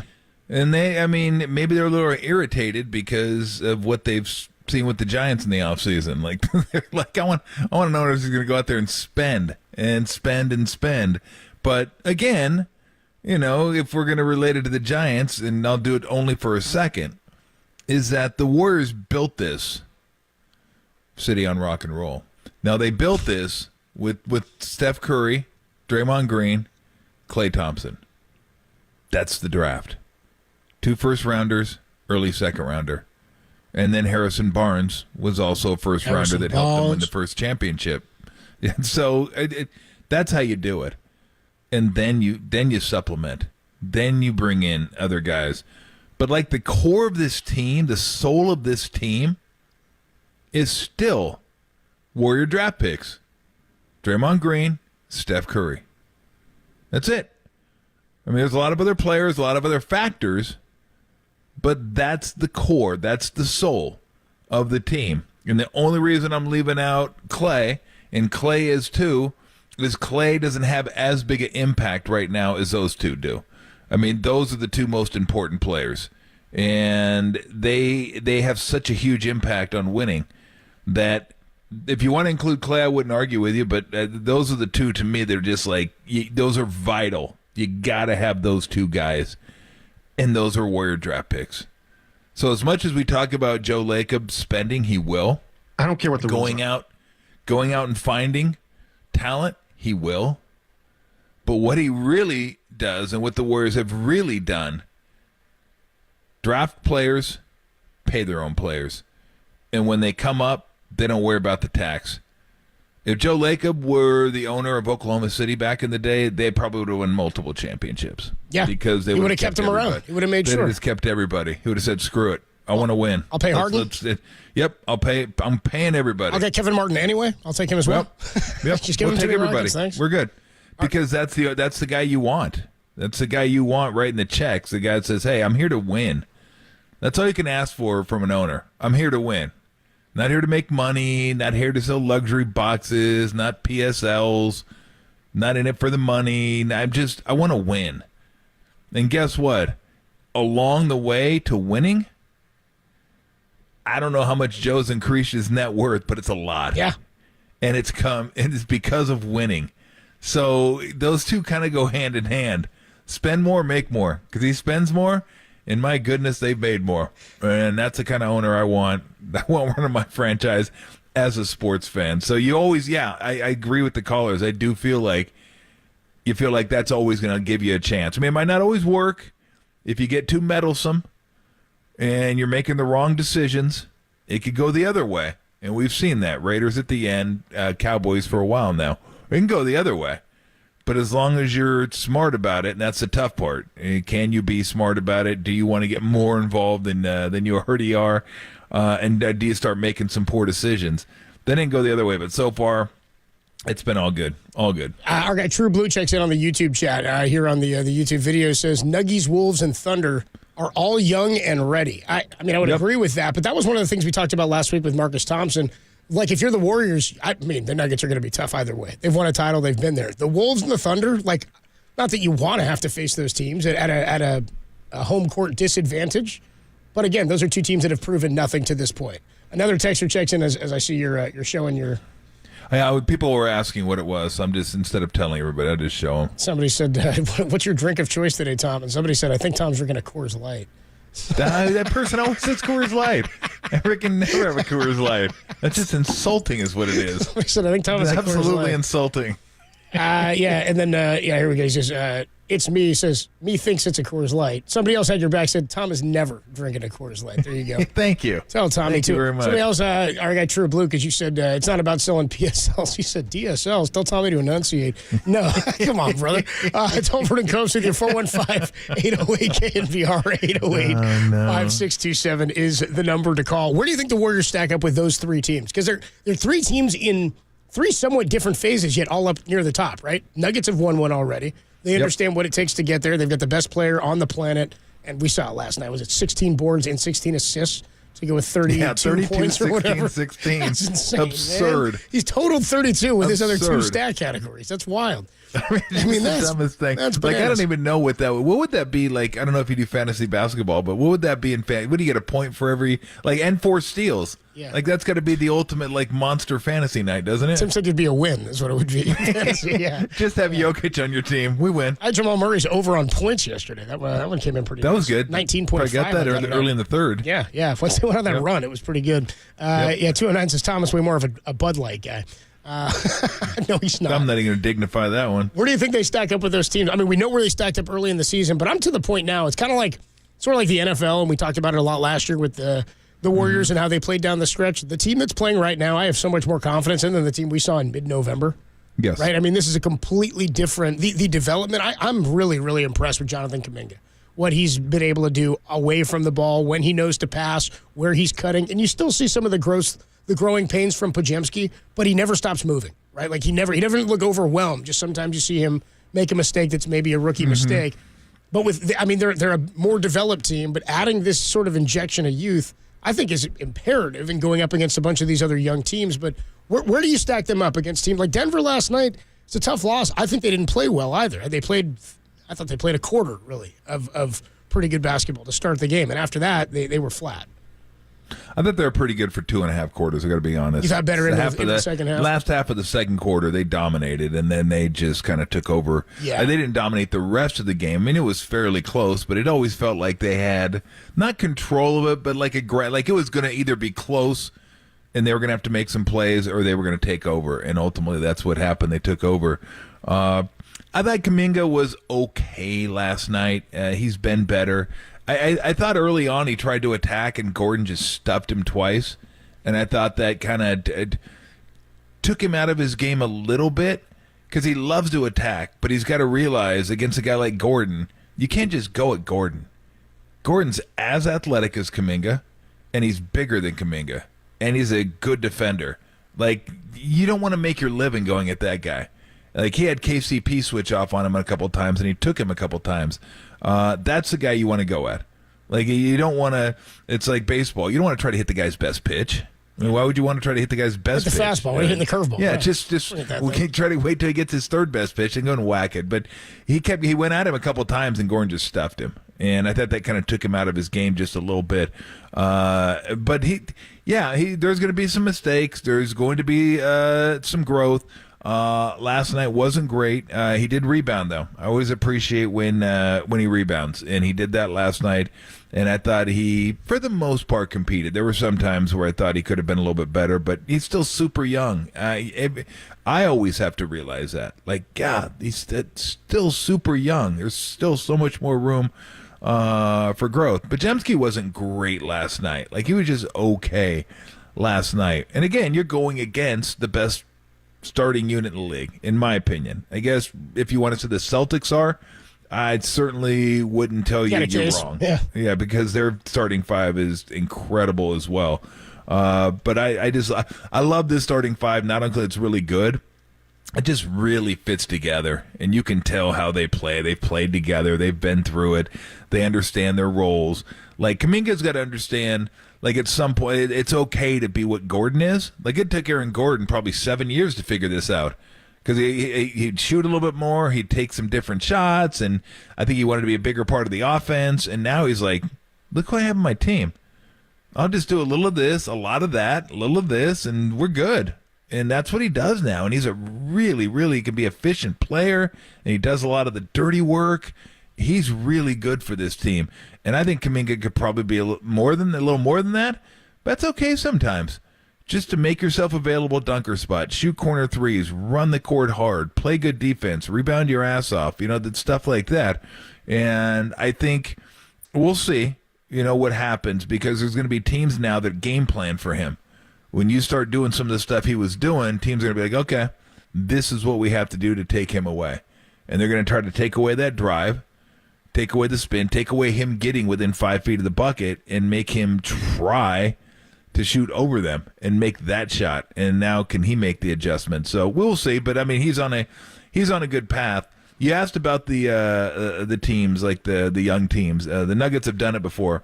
But here's the thing, because I've said it before. You know how much I love watching Oklahoma City. They're really fun to watch. But when a team game plans for you, like, and only you, it's going to be a little bit different for those guys. Right. It's going to be different going into the playoffs. And I'm not saying they can't win because they're really good. But it's going to be different.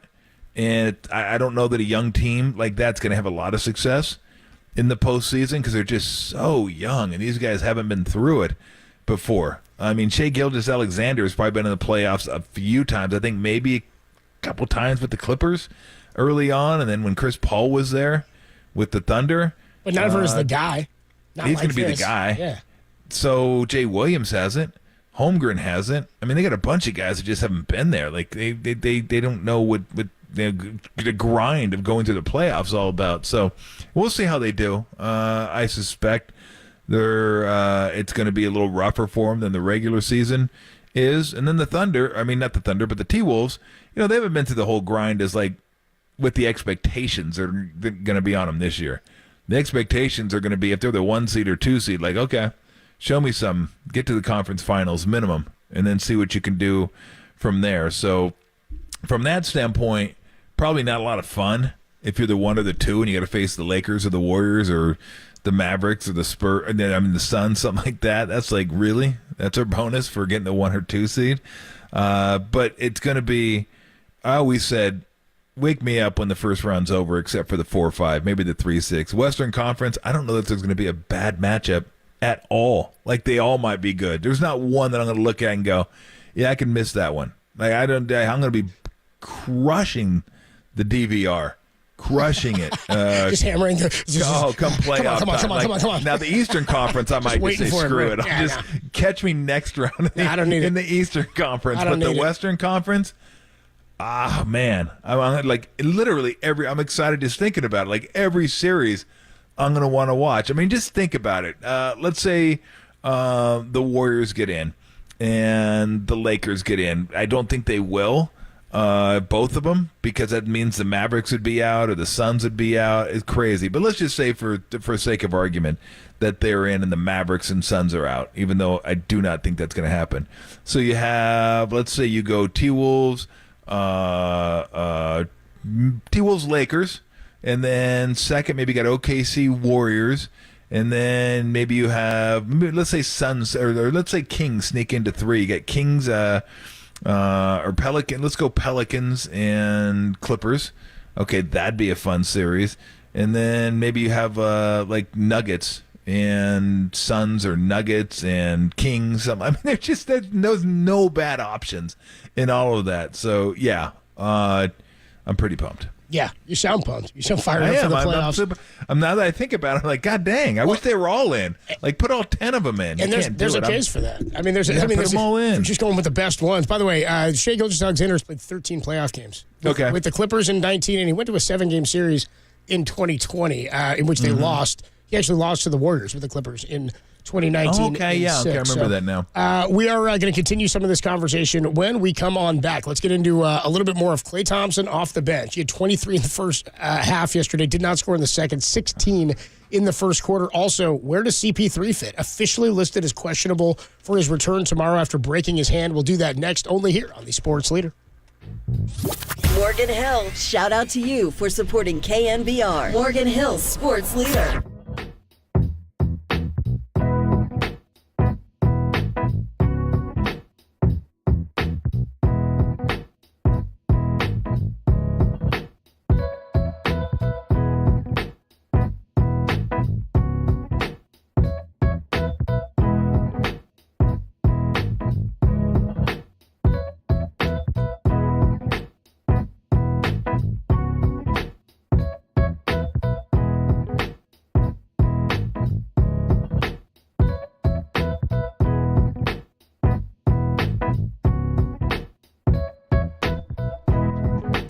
Looks like Tommy, no, dude, you gotta be ripping Tom here in these trends. Looks like Tom will continue to mooch off his famous friend Steve Kerr as the Warriors coach inked a 2-year extension, making him the highest paid coach in the league. There's more on that story trending now. Steve Kerr owns it. KNBR.com and the KNBR app.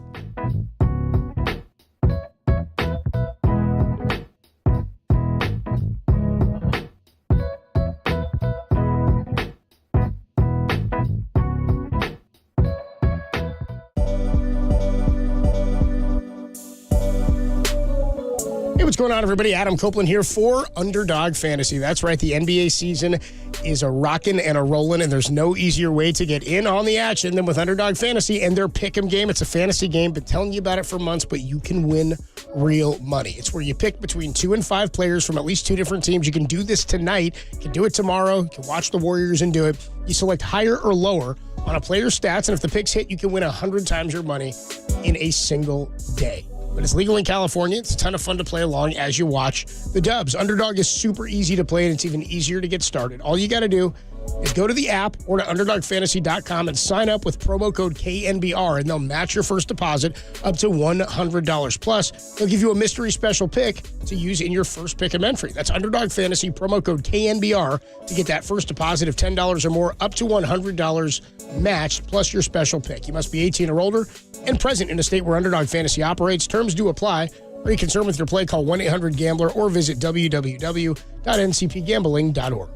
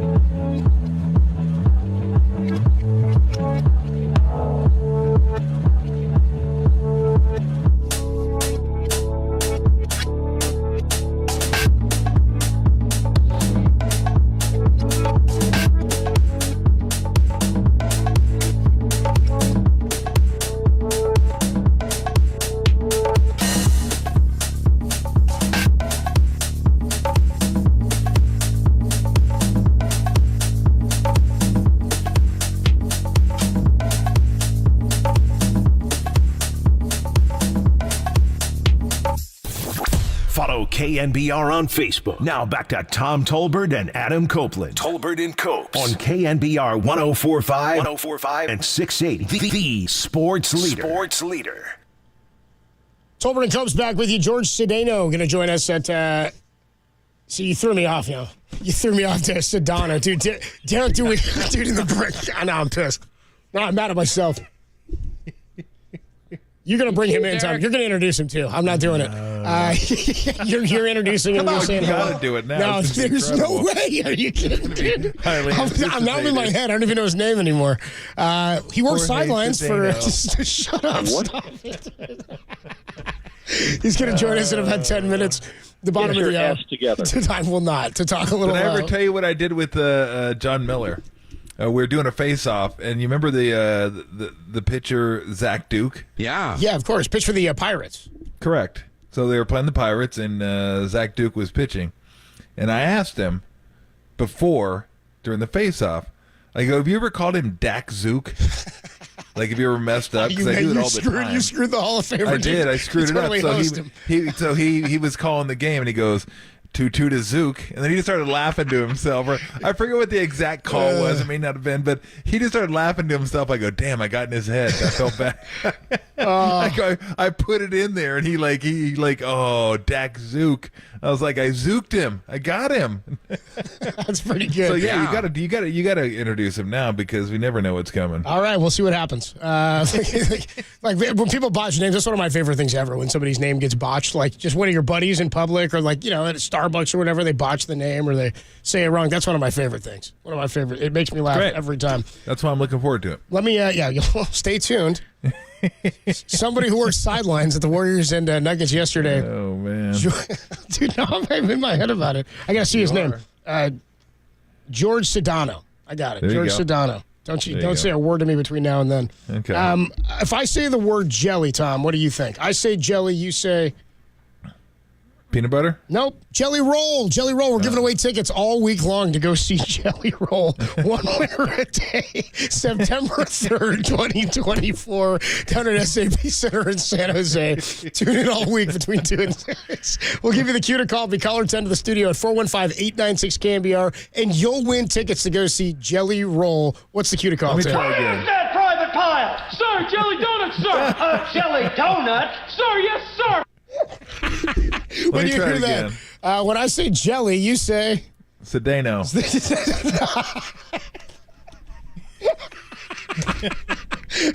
Be caller 10 when you hear the cue to call to 415-896-KNBR. Or furnished by Live Nation. Get the official rules at KNBR.com. Quick check of the Golden State Lumber and Building Materials text line. 209 just checks in and says, I don't know. They're talking, 408 just says Ferdinand Karangadang. Now they're just coming in nicknames at you. 925 Karangadang. 925 says Steve Kerr is still a bargain compared to the bag that Tolbert and Copes make. Yeah. Yeah, right. 415 says, damn, getting munchies for a donut now. Thank you. And then somebody else says, you were talking about the performance from Joker yesterday, Nikola Jokic, the 32 points, 16 assists, 16 boards. Somebody says, what about the Wemby 5x5? Did he have 5 categories with 5 stat? Did he go like 5 categories with a 5 total? Like, did he go blocks, points, rebounds, steals, assists? That's wild. Either that or he went to in and out. Yeah, I was gonna say 5x5. I think you got to go an even. I think you got to go an even number at in and out. No, you don't. Tim? Yeah, 5 just seems like you're kind of making stuff up. Yeah. Like, because 5, let's just go 5. Let's throw 5s in there. Was that against the Jazz? They got killed. Must have been. It's like when Chuck said that Draymond, what do you say? That's it. Wembanyama, 22 points, 10 rebounds, 5 blocks. There you go. No, that must have been a different game then. Anyway, it's like when Chuck said Draymond had the triple single. Yeah, the triple single, baby. 3 categories with 6 or something like that. It's like, that's a pretty good game. We used to call it the $1 trillion stat line when somebody had 1 minute played and no stats. Because it's just one and nothing. Zeros. That's pretty good. The $1 trillion stat line. I was watching Jeopardy the other day, dude. No joke. And this is, I think it came up in our news story because of the soup du jour. The Jeopardy, the story on the $1 trillion bill. It was this country became the first country to print a $1 trillion bill. I was like, what is Zimbabwe? We just had that in our story. Fantastic. 707 checks in, says, Jelly Cedeno going to join us when we come on back. It's George Sedano. He joins us next. He worked sidelines for ESPN yesterday for the Warriors and the Nuggets. If I botch his name, you'll hear it next. Only here on the Sports Leader.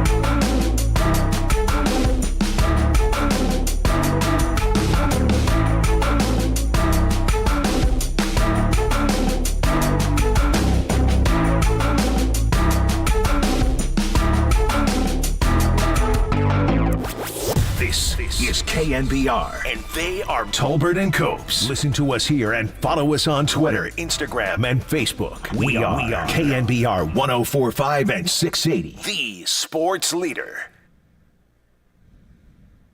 Tolbert and Copes with you on a Monday afternoon. We're working to make the connection with George Sedano, who worked sidelines yesterday for ESPN for the Warriors and the Nuggets. We're awaiting the return of Chris Paul, who we'll get into a little bit deeper with George in just a couple of minutes here. But you said, Tom, and I would agree with you on this. My biggest takeaway from the game yesterday is not that the Warriors are in a bad spot. It was, and you said it was a good team. Somebody called them, I think it was Malika Andrews before the game, called the game a matchup between champions once removed, which I thought was kind of funny. Where it was the defending champions against the team that won it 2 years ago. We've made the connection here on the UMA guest line with George Sedano, who worked sidelines yesterday for Warriors and the Nuggets. George joins us on the UMA guest line. What's up, man? Adam Copeland, Tom Tolbert here in San Francisco. How are you, George? I'm good, guys. Thanks for having me. Appreciate it. Yeah, man. Let's get into a little bit of yesterday's game. Tom and I were talking about this for the last about hour and a half or so, and my takeaway from it is Warriors played pretty well early on and then kind of fell flat, but didn't mean much to me in the grand scheme of things. I think they just lost to a superior team yesterday. Yeah, I'm with you.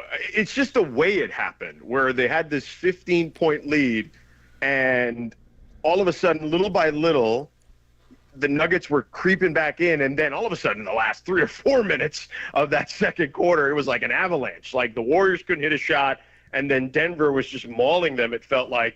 And when I saw it was tied at 62 at the half, I'm like, oh boy, I felt like that happened way too quick. And I spoke to Steve at halftime, and I asked him, like, how did you feel about the way that the half played out? He's like, no, I felt fine. Like, hey, look, they're the champs for a reason, and, you know, we just got to get Steph going. And unfortunately, they never really did. I know he got to the line more in the third quarter. He got to the rim a few times in the third quarter, but you didn't have that Steph Curry type game, and certainly they've given him a lot of problems, whether it's KCP or Aaron Gordon, or their length in general just affects him in a way that we haven't seen with any other team, except maybe the Lakers on occasion when they had Jared Vanderbilt. But yeah, it was wild to just kind of see it all unfold, and how really Denver just turned it up in a way offensively and defensively that makes me believe that that's the best team in the sport at the moment. I thought you were going to say Steve said, "No, I'm fine. Do you see my new contract?"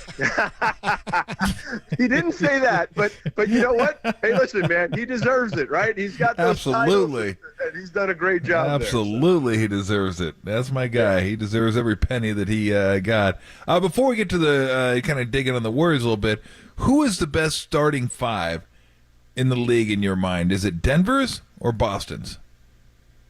Oof, that's really close. I'm going to say Denver, only because I feel like their fit is seamless. Their construction is so good. Aaron Gordon changed the math for them in a big way. Because, Tom, before Gordon was there, remember, people were always looking at them and saying, like, oh, man, they're on the cusp. But, if only Michael Porter Jr. could be more consistent, and, if only he could avoid injury or whatnot. But when Aaron Gordon came in, a guy who was miscast on, by no fault of his own, right? But miscast as a number one option in Orlando where he had to do it all. He comes into this team where he gets to be the third or fourth option, and he plays incredible defense. He plays great with Joker in regards to their chemistry, as a lob threat, from the dunker spot, the pick and roll, whatever it is they want to do. And he really just fits seamlessly. So I look at them and I say to myself, that team is just really hard to beat, because not only is it the skill, but also the size that they possess between Joker, Gordon, Michael Porter Jr., and even Kentavious Caldwell-Pope. Like, KCP has got a lot of length. He's got long arms. He's always been a good defender. And, Jamal, even though he's not, small, he's got girth to him, even though he's not the tallest guy, but he's got a lot of girth to him. He's strong, too. So, yeah, I'm going to go with Denver, and it's not just a cop-out answer because they're the champs. And just Boston, to me, Tom, has also – and I know this is a slightly different group with Porzingis and Holiday, but I just feel like there's a lot of demons that team needs to fight still. Yeah. No, I'm with you. I think Denver is the best starting five. I mean, Boston's really good, but I agree with you on Denver. I was going to ask you about Joker, but I could spend the next 3 segments talking about him, how good he is. Where do you see the Warriors right now when you kind of look at this team? Because they've been off a nice run. They took 2 out of 3 at home. Now they go on the road. They're kind of starting to put it together a little bit. And my whole thing was, yes, they're putting it together. I could see them beating almost anybody in the playoffs in a 7-game series. I just can't see them doing it 3 times. They put themselves in such a deep hole. They're fighting back, and they're going to have to play more than likely from the play-in spot, maybe even from a road play-in spot, which isn't enviable. But they're playing some good basketball. But it's just, where do you see them in this Western landscape, which is just, I mean, fraught with terror round after round, basically? Yeah, I mean, the West is a bloodbath, but I guess I'll give it to you short and sweet on the front end here and then elaborate. Good, but not good enough is the way I would describe it, okay? Where I like their team, but I just think that when they're facing the elite opponents, they just struggle, whether it's their lack of size, their lack of depth, their lack of experience in some cases with some of their other guys like Kuminga, Podziemski, et cetera. And I just think they just aren't ready just yet. And it's like they're a team on multiple timelines where you have the veteran group of guys, obviously, who would love to, cement their legacy even further with this particular group. But then you have these young guys that haven't really been through it just yet, or if they have, it was in a very small role. And they're on the way up, but I just don't know if those timelines will meet in the middle. But I do like this. I will be positive in this regard. I think that Kuminga's coming along because he's just doing things that young players don't do, I don't believe, until they've been in the league for a while. Because you know how it is, Tom. Guys come into this league, especially now, right? They come into this league and they want to do all the individual stuff. But what Kuminga has learned here, and I feel like Steve has helped him along with this, because he's talked about, and he told us yesterday about how he had like a real conversation with him when he was not thrilled about his role, and they figured this out. And he explained to him, like, look, man, if you are more engaged when you don't have the ball and you're cutting to the basket and you're fighting for rebounds and you're putbacks and lob threat, et cetera, you will be a better player and you will be more active and you'll get those points. You'll get the opportunities, but you have to play a certain way with this particular group. And he's done that, to his credit, right? So I think that I like that. Podziemski's been fantastic for them. And that starting five of Kuminga, Podziemski, Steph, Draymond, and Wiggins, I mean, the numbers bear it out and the tape bears it out. They are fantastic together. But, and I like Clay in this new role. And I think with Clay, I know he's talked about being Manu Ginobili. I don't see Clay as Manu Ginobili, no disrespect, because I just don't think they're the same kind of player. But I look at a guy who I covered before I arrived at ESPN. I covered those LeBron, Wade, and Bosh teams. And Ray Allen, to me, even though he was 3 years older than Clay is now, coming off the bench as the sixth man, to me, that's how I look at Clay. And I say he needs to model his game after what Ray did with those guys. And remember, Ray hit one of the biggest shots in the history of the finals. So Clay can have an extraordinary impact, I think, still coming off the bench. And when you couple that with a healthy Chris Paul, and we look at what that bench unit was doing with Chris earlier in the season, it was one of the best bench units in the sport while the starters were struggling at that particular time for the Warriors. So if they can make all that work, I think that they can be in the mix. But to your point, I just don't see them winning 3 or 4 series in a row based on where they're at. I remember that shot I had taken the Heat in 6. Wow. Yeah, well, you were close, and you still got the Heat right, but it didn't happen. I'll tell you what.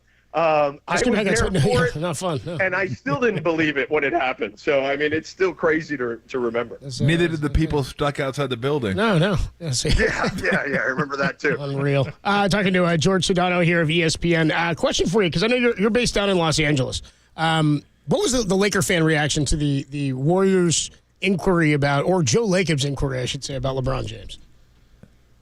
Mixed. I think it was interesting because there is look, Laker fans are a special breed, as I'm sure you know, and I say this with all due respect because honestly, their passion helps my paycheck, is the way I would describe it. So I love their passion, but part of them will never get past LeBron wasn't a Laker from the beginning, right? And it's like he's not Kobe, and so he kind of came into a no-win situation in a lot of ways.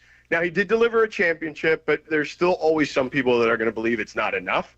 So there is a section, a vocal minority, let's call it, of their fan base that would be like, yeah, sure, get him out of here. Let's just start over, as if they have amnesia about what it was like the 6 years prior to LeBron getting here, where it was the worst 6-year stretch in the franchise's history.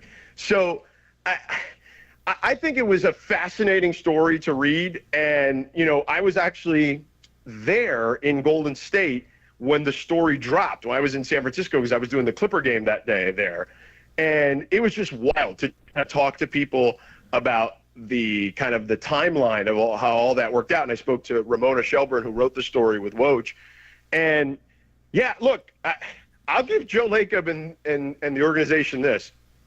They don't care about swinging big, right? Like they want to maximize this Steph window as long as they can. And that was a hell of a shot to take. Now, it didn't work out, but I applaud them for giving it a shot. Well, I grew up in Los Angeles. I was about as big a Laker fan as you could possibly be. The Showtime era, that was my team. Magic's my favorite player. And I will say this with no due respect, Laker fans are ridiculous. They're just absolutely ridiculous. I mean, and they are a crazy bunch. I tell the Warrior fans, I go, you're in danger of coming close to being Laker fans now with your expectations. It's just that let's simmer down a little bit. Steve Kerr must go, by the way, George. I don't know if you know that. Yeah, Steve Kerr must be the real world. Come back to the real world and join the rest of us here, Warrior fans. Yeah, I just look. It's so funny that Laker fans are that way, and they're so territorial. I mean, they should be happy that LeBron, one of the greatest of all time, is playing for and playing this well at 39. It's astonishing to me what he is able to do. It really is. I mean, I just marvel at him and just take him for granted sometimes, thinking, oh, yeah, it's LeBron. And then you have to stop yourself and go, oh, damn, it's 39 years old. This is not a old man's sport. And I think what Brady did, what he's doing, and maybe even what Steph's going to do. Now, Steph's only 35, but he shows no signs of slowing up.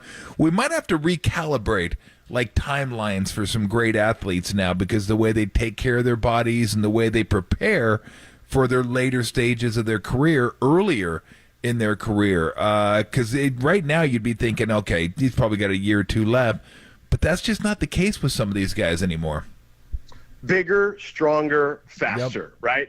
And I think that these guys that you mentioned epitomize that. And you know, the technology has been so good in regards to the advancements of how you can manage your body, that these guys are taking every opportunity to maximize that. And thank God, because honestly, like if you're the NBA, you're going to have a real void when LeBron and Steph are gone. Yeah. So it's funny, at ESPN, we do these yearly meetings, right, with the league. And, you know, they go through all these like charts and numbers and whatnot. And it's funny, whenever they do the individual player stuff, right? They talk about who's the most popular player and whatnot. They ask, like, they do a survey of like thousands of people, and they ask them, who is your favorite player? And you can only name one. And it's LeBron and Steph by a mile, okay? Like by a mile. And I'm talking about for years now, okay? And then there's, you know, Giannis has crept up there now. Like he's at least in their same stratosphere. But for years, it was just those two and a huge gulf. So, yeah, to your point, it's awesome to see, and we're the ones that are the beneficiaries of it because we get to watch greatness for a lot longer. No doubt. George Sedano, the voice you hear on the UMA guest line. Really appreciate the time today, man. We'd love to catch up with you again as we get a little closer to playoff time, maybe. Absolutely. I will be in town for the Bucks game. I'm doing that game, too. So, good deal. Feel free. Yeah, we'll talk to you then, maybe. Yeah, we'll reach out then. Or playoff time, whenever you want. Adam, Tom, thanks for having me, man. A pleasure. Awesome, George. Thanks so much, dude. George Sedano, the voice you hear on the UMA guest line. He was on the sidelines yesterday for ESPN for the Warriors and the Nuggets, and I said, dude, I thought I was going to botch his name. 707-6 goes, dude, Cope said his name really slowly. I was like, dude, come on, get out of here. Come on, I nailed it. Jelly Sedano. I got it. That was it. George Sedano. No. 209 says, I don't care how many times I've called LeBron a crybaby. I don't care how many times I've called LeBron a crybaby. I would accept him with open arms as a Warrior, which is always, and he says, that's always how you should handle a crybaby. Yeah. Well said from the 209. We'll get deeper into the bench stuff with Chris Paul and Klay Thompson. We'll get into that a little bit when we come on back. Klay had a great first half, a not so great second half, and it seems like Chris Paul may return tomorrow after a report from Shams Charania says he is now questionable for the first time since breaking his hand on January 5th. We got that. We got a great sound soiree.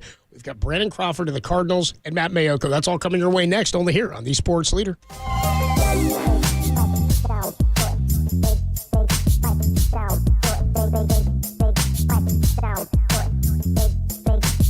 It's down white, boy.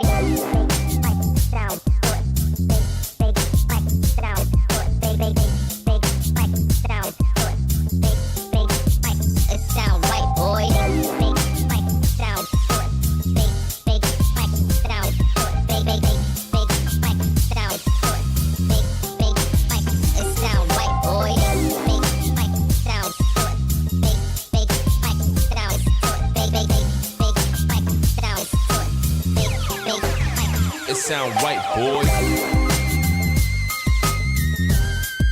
Check out all of today's interviews. Dan Graziano, Mark Jones, Ramona Shelburne, and Tim Kawakami. They're all trending. KNBR.com and the KNBR app.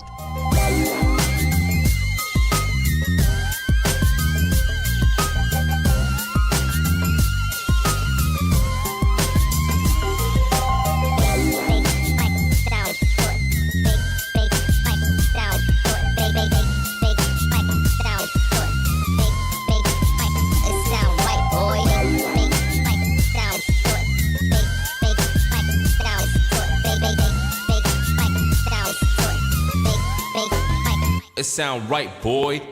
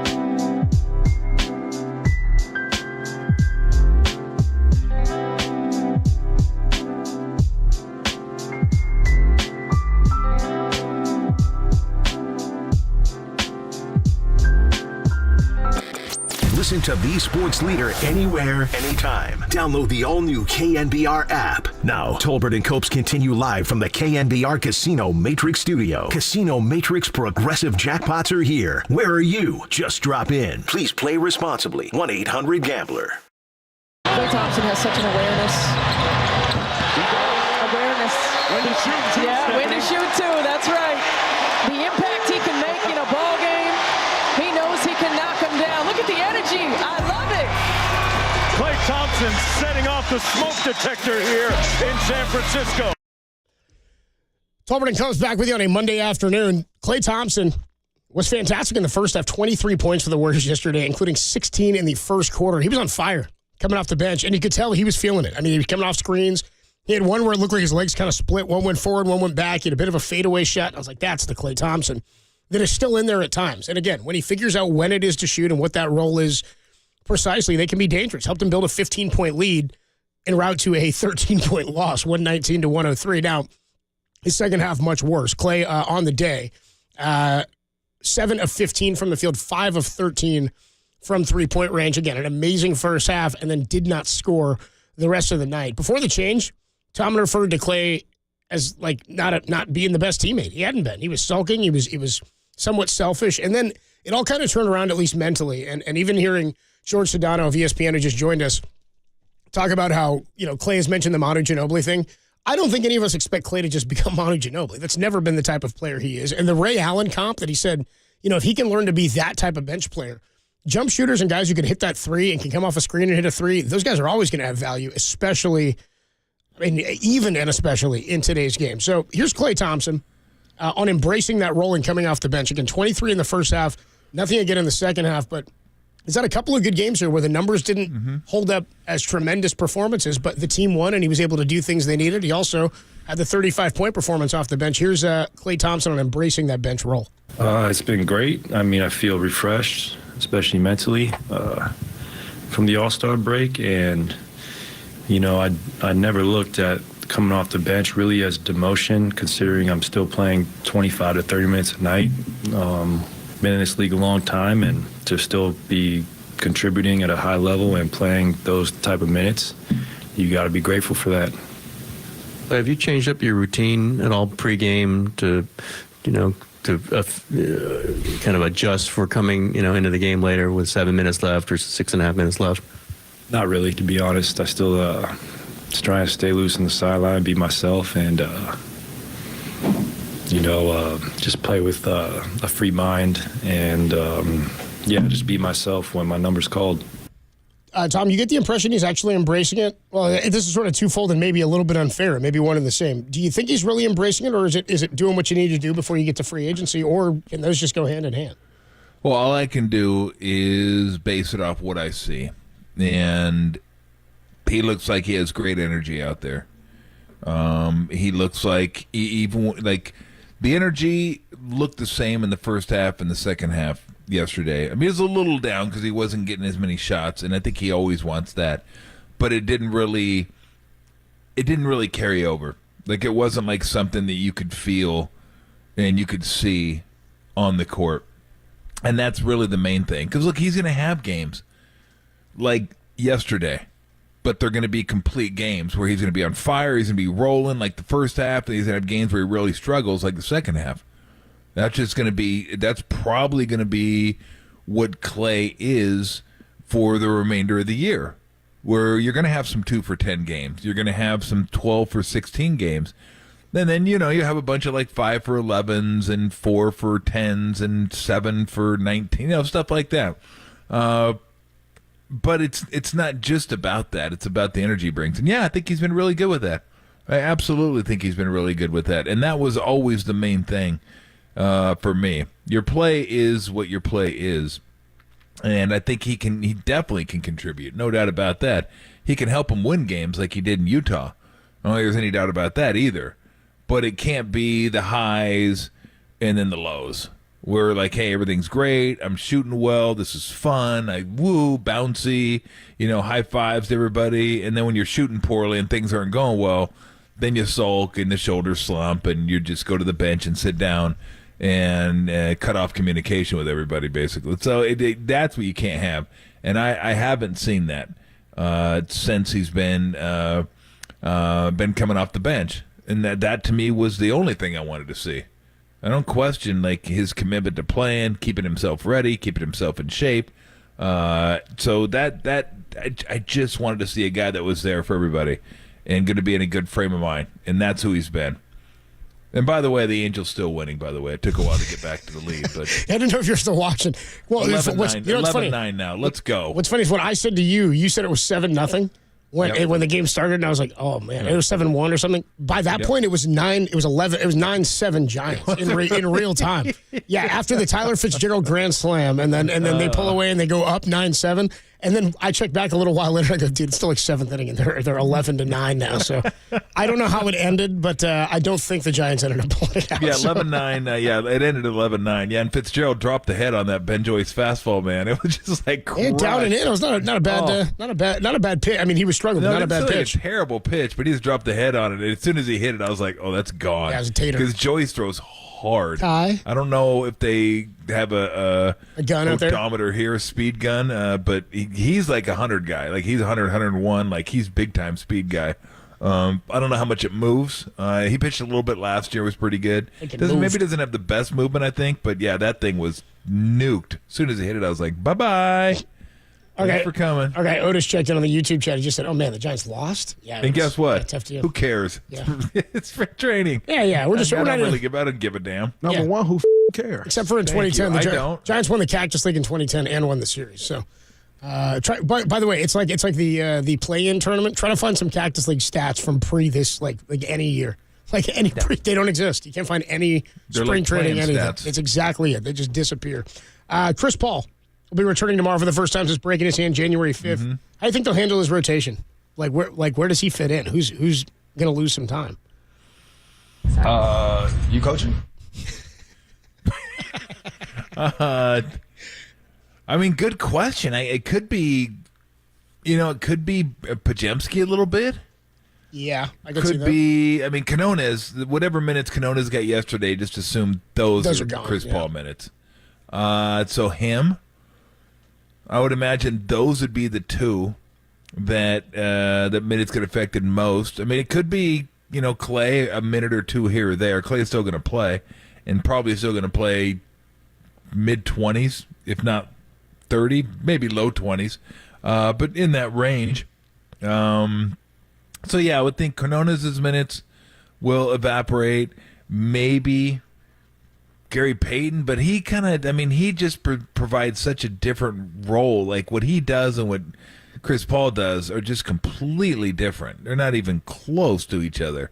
I love the lineup, by the way. I'd have to see how it did yesterday, plus minus. It may not have done that well. I'm not sure. The Warriors starting lineup? I just love the lineup with Pajemski and GP2 in it because you got two of the best rebounding guards in the league, especially for their size, and just they're a pain in the ass for the offense because these guys are always just running and going to the boards and going to the open areas after a 3-point shot. I mean, it just as a guard, you're like, God dang, I got to guard. I mean, these guys are always going to the glass. And both left-handed, so I love those two guys out there together. But I mean, that would be, I guess. What did let me look real quick because I'm curious what. What, are you looking for a number? I have the numbers in front of me. No, okay, yeah. How many minutes did Canones get yesterday? Canones yesterday played 14. Okay, so there's Chris Paul. There's 14 minutes for Chris Paul. And then shave a couple off, maybe GP2, a couple off Clay, a couple 14 off 14 GP2, Clay played so maybe 31. 2 off there. Yeah. That's 16. Who played 31? Clay, Pajemski played 30. Okay, let's say 3 off there. You get 22 minutes, 23 minutes There's right 20. there. Yeah. Okay, yeah. So it's not a problem. A little bit here, a little bit. And again, I think this can change. This will fluctuate. When they were rolling, winning their championships, KD, all that, it was pretty consistent.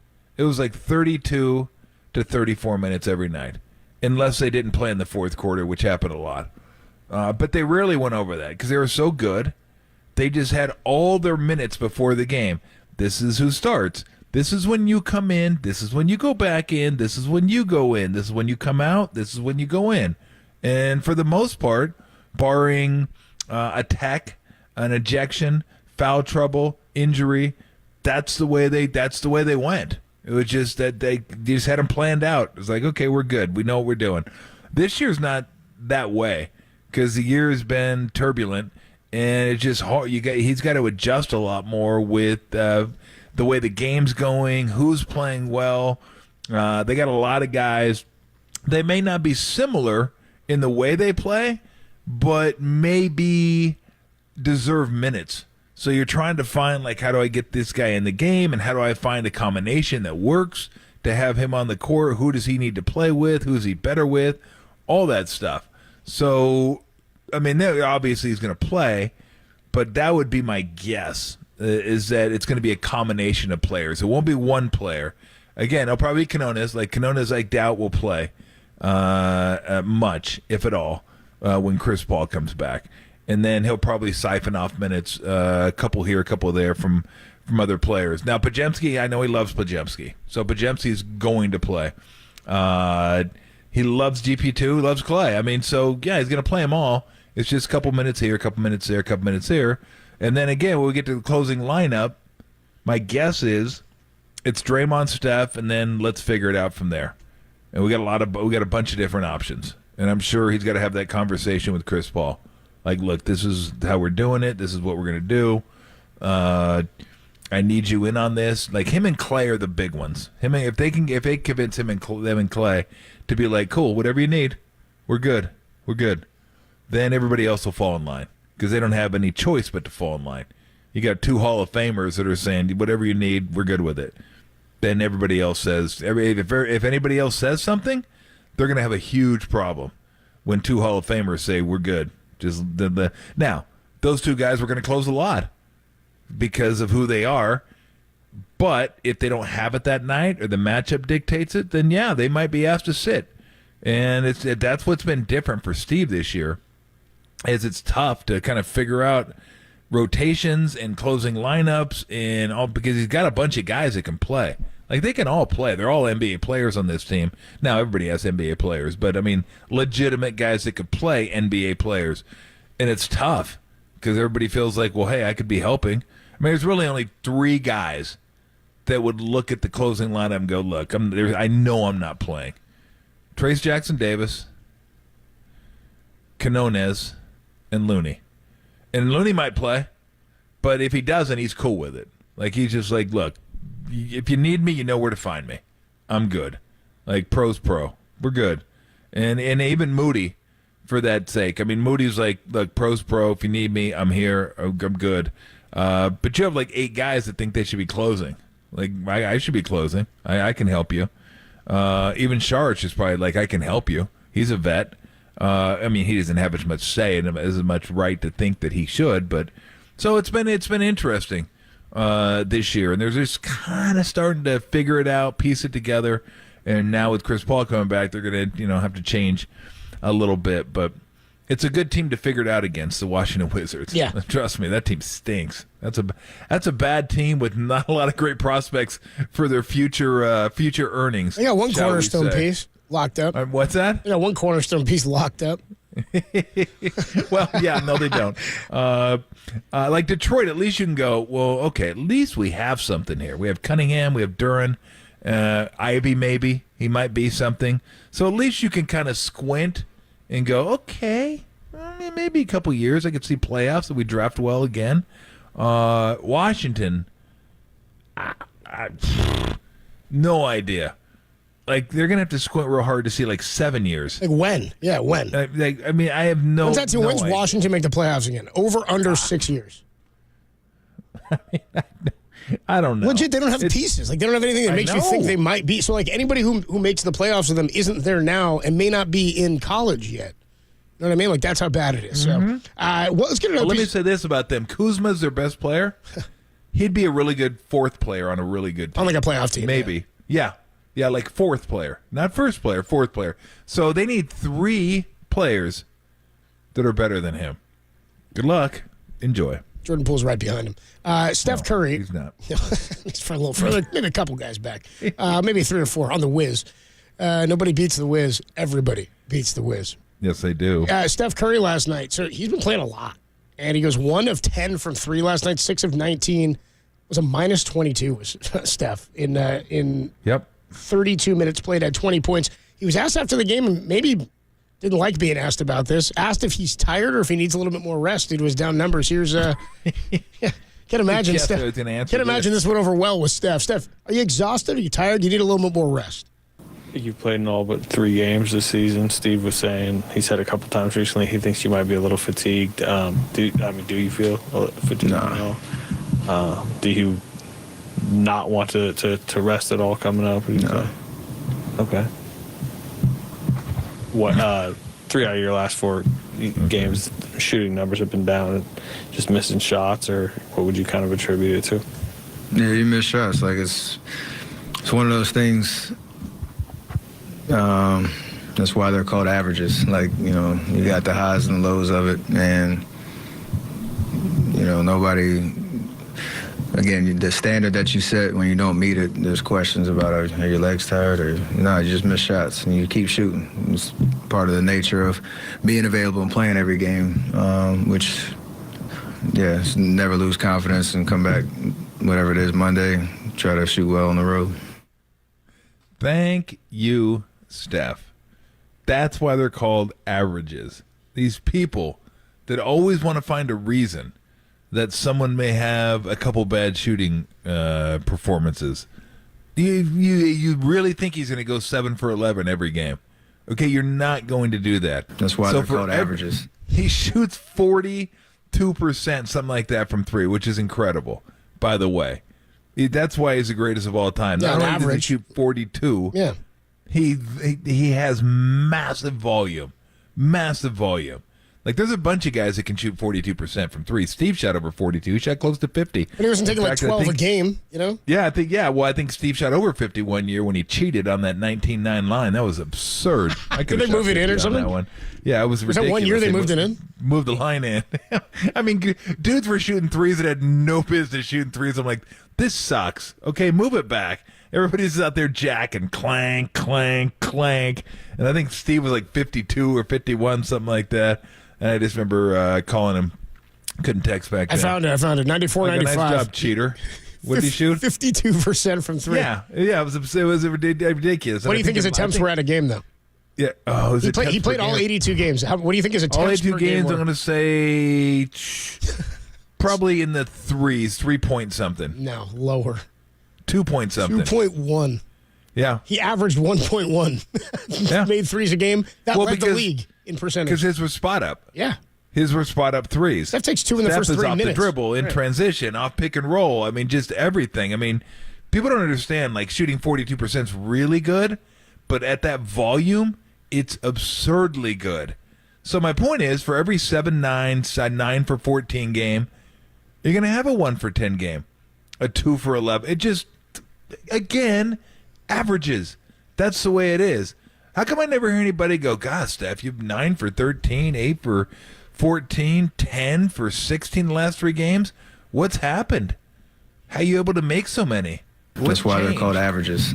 Thank you. They're called averages. If you're a baseball player, you're going to have some 4 for 4 games. What do you think contributed to that a whole bunch of 0 for 4 games? Yeah, That's why they're called averages. Yeah, that's right. People think because you shoot 42%, you shoot 42% every single game. Like, it'd be nice, wouldn't it, just going into every game, hey, I'm going to shoot 42% tonight. It's going to be sweet because that's what I do. Every single game I shoot 42%. And I also, you're not going to believe this, but I also, every single game, score 29.4 points a game. You're saying, well, how do you get the 0.4? I just do. That's how good I am, okay? Trust me. You watch, look at the box score at the end of the game. It's going to say 29.4 points. You're going to go, holy crap, 29.4. That's why they're called averages. I love that. You're going to have some games like that. There doesn't always have to be a reason for you not to shoot well. Sometimes you're going to shoot well. Sometimes you're not going to shoot well. And unfortunately, the last couple games, They did. Thank goodness one of them was against the Hornets, and it didn't matter whether he shot well or not. This one, and again, I might have to go back and get some tape and watch these games and see why he's having so many issues against the. And now I might go back and look at last year's box scores too. Just I'm curious. Now I'm curious to see if it extended back to last year because the Nuggets have beat him 7 games in a row now, and I'm curious to look at 2 things. One is Steph had trouble with him. What was his plus minus in those games? And did the starters for the Nuggets kick their ass like they're kicking their ass this year? Because there's just no 2 ways around it. Nugget starters are just kicking their Warriors starters' ass every single game. They're doing it. So, yeah, I'd be curious to find out. But if Steph's shooting is a worry for you, you have no worries. Like you have your team couldn't be in a better position. If that's number 1 on the worry chart, Steph Curry's shooting, like I would love to be a part of a team where that's our biggest worry because I would have no worries whatsoever. Steph shooting will never be something I go, oh boy, I wonder what's going on. Is it decline time? Is it over? Or what's going on with Steph? No, not at all. So I find that question laughable, but that's why they're called averages. I loved it. That answer was so good. That's why I might even use that. That's why they're called averages. That's why I don't read the newspaper because it's garbage. So you said they won 7 in a row now. Have Denver against the Warriors going back to last season. So is it 4 this year? 4 this year. 4 this year. So you'd have to go back to the final 3 games of last year. In the last game the Warriors played Denver last year, Steph was awful. 21 points on 8 of 28 shooting. Okay. Not good. Does it have a plus minus? 2 of 14. He was a -5. Okay. Okay. The game that Steph would have played most previous before that, they lose. Steph's a -16 in that game. He goes 10 of 17 for 28 points, but again, a -16. Okay. Okay. So that's their last 6. And if you go to the one before that, making it the 7th consecutive, he may have missed the one right before that. Okay. So, but if you go to his first game against them last year, so in his last 7, the furthest one back, they also lost. But the Warriors he was a +9 in that one. He had a pretty good game, 10 of 22 for 34. He was pretty good. Okay. So the last 6 games, Steph's played against the Nuggets. He's been a negative in every one. And I think you said -5, -16. That's right. Yeah. So it's which 21 would be -21. That put him at a robust -80 over the last 6 in his last 6 games against the Nuggets. Steph is a -80. I'm no math whiz. I'm neither am I, but that's why they call that. That's not really an average. See, Tim, no, we knew when he's like, that's why they call it composites. when he went like, yeah, that's why they call it composites. Tolbert and Copes with you on a Monday afternoon. We are still going to catch up with Matt Mayoko at 4:50. A little catch up with Matt on the, not so much the combine, more about the 49ers D coordinator situation, where they look like apparently have narrowed it down to 2 guys, Nick Sorensen and to Tom's guy, Brandon Staley, his former head coach of the L.A. Chargers. Oh, it's my guy now. That's your guy. Tom's Hornets, okay. Tom's guy, Staley. Yeah. Fantastic. And then my favorite sound soiree, that's coming up next. We got some sound from Bob Myers. By the way, Bob Myers is at the NFL Combine. To quote Derek Papa, he goes, Bob's taking this commander's job a little bit too seriously. Bob Myers checking in. He was in L.A. doing the Clipper King game last night. Come on, dude. He's like, I got to get on a bird, dude. I got to get out to Indy. I got to get to the Combine. We got Bob Myers, Draymond Green, and baseball was on the radio this weekend. John Miller and Dwayne Kuiper had a little bit of fun. That's coming your way next in the Sound Soiree, only here on the Sports Leader. Fairfax, shout out to you for supporting KNBR, Fairfax's Sports Leader.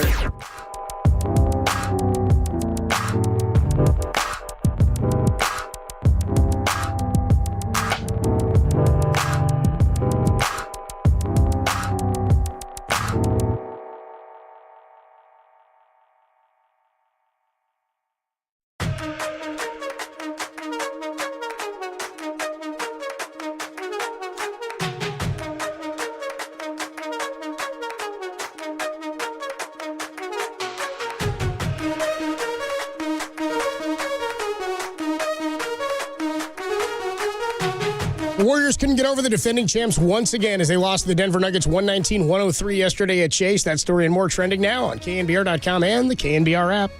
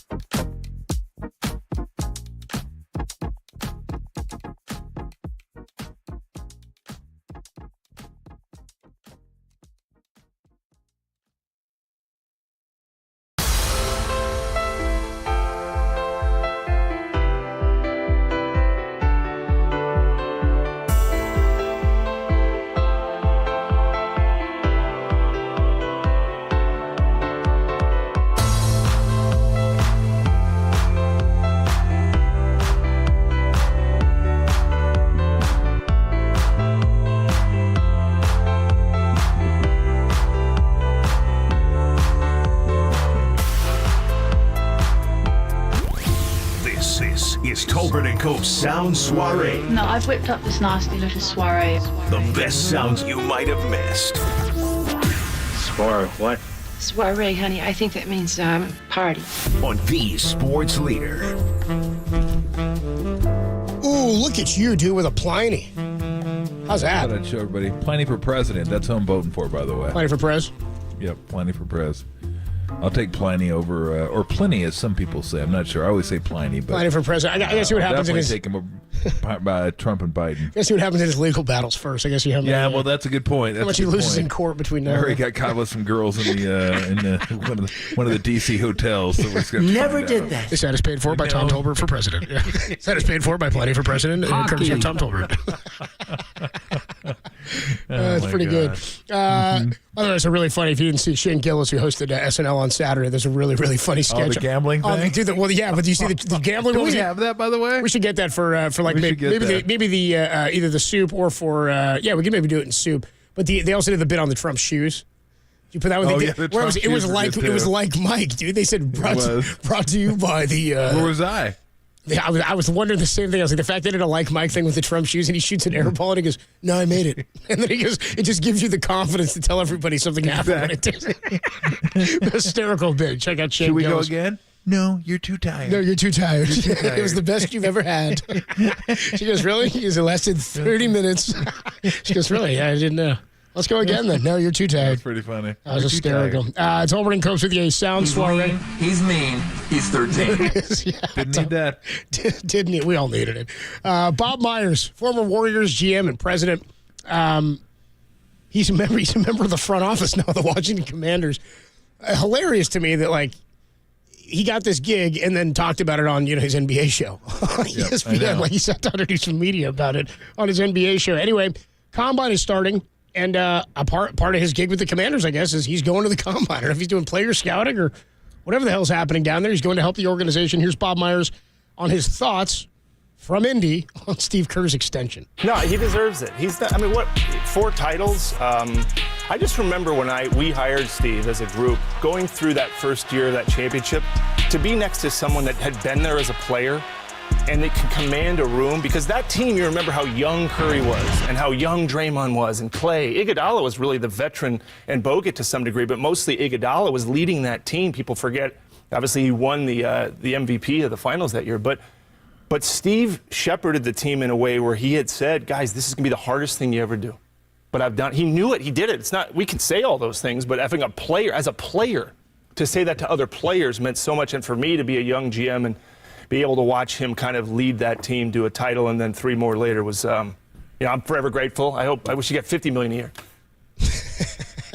Steve's like, I wish you were still in charge, man. You could have done that for me, brother. Bob. Let him know. You tell him. Wish you got 50 a year. Legum's like, thank God he's not here to argue for that. Yeah. Legum's like, that's why I got rid of your Glad ass. I cut this deal myself. $50 million. I don't care what the rules are. I can't pay him 50 and pay LeBron 50. You can't do it both. Oh God. Pretty That's funny. hilarious. 707 says I could see Cope saying Pliny the older to eat me. 707, get out of here. Come on. What is it, Pliny? Come on, get out of here. Give me a little bit of credit here. That's hysterical. 925 says I average 6 IPAs a day, but only drink on the weekends. That's still a lot. That's okay. 12 in That's 2 still a days. lot. It's still a lot, but Yeah, still. because I don't even. I'll have like 2 during the show, and then that'll be it. I'll drink water and just watch TV. But like on the weekends, I'll have a few more. But I'm mixing some pale ales and some lagers. I don't even do like. I'm not gonna say do this because it's not probably the healthiest thing in the world. But when I first kind of found out about the craft beers that I drink now, like Fieldwork, Cellar Maker, Sante, all those.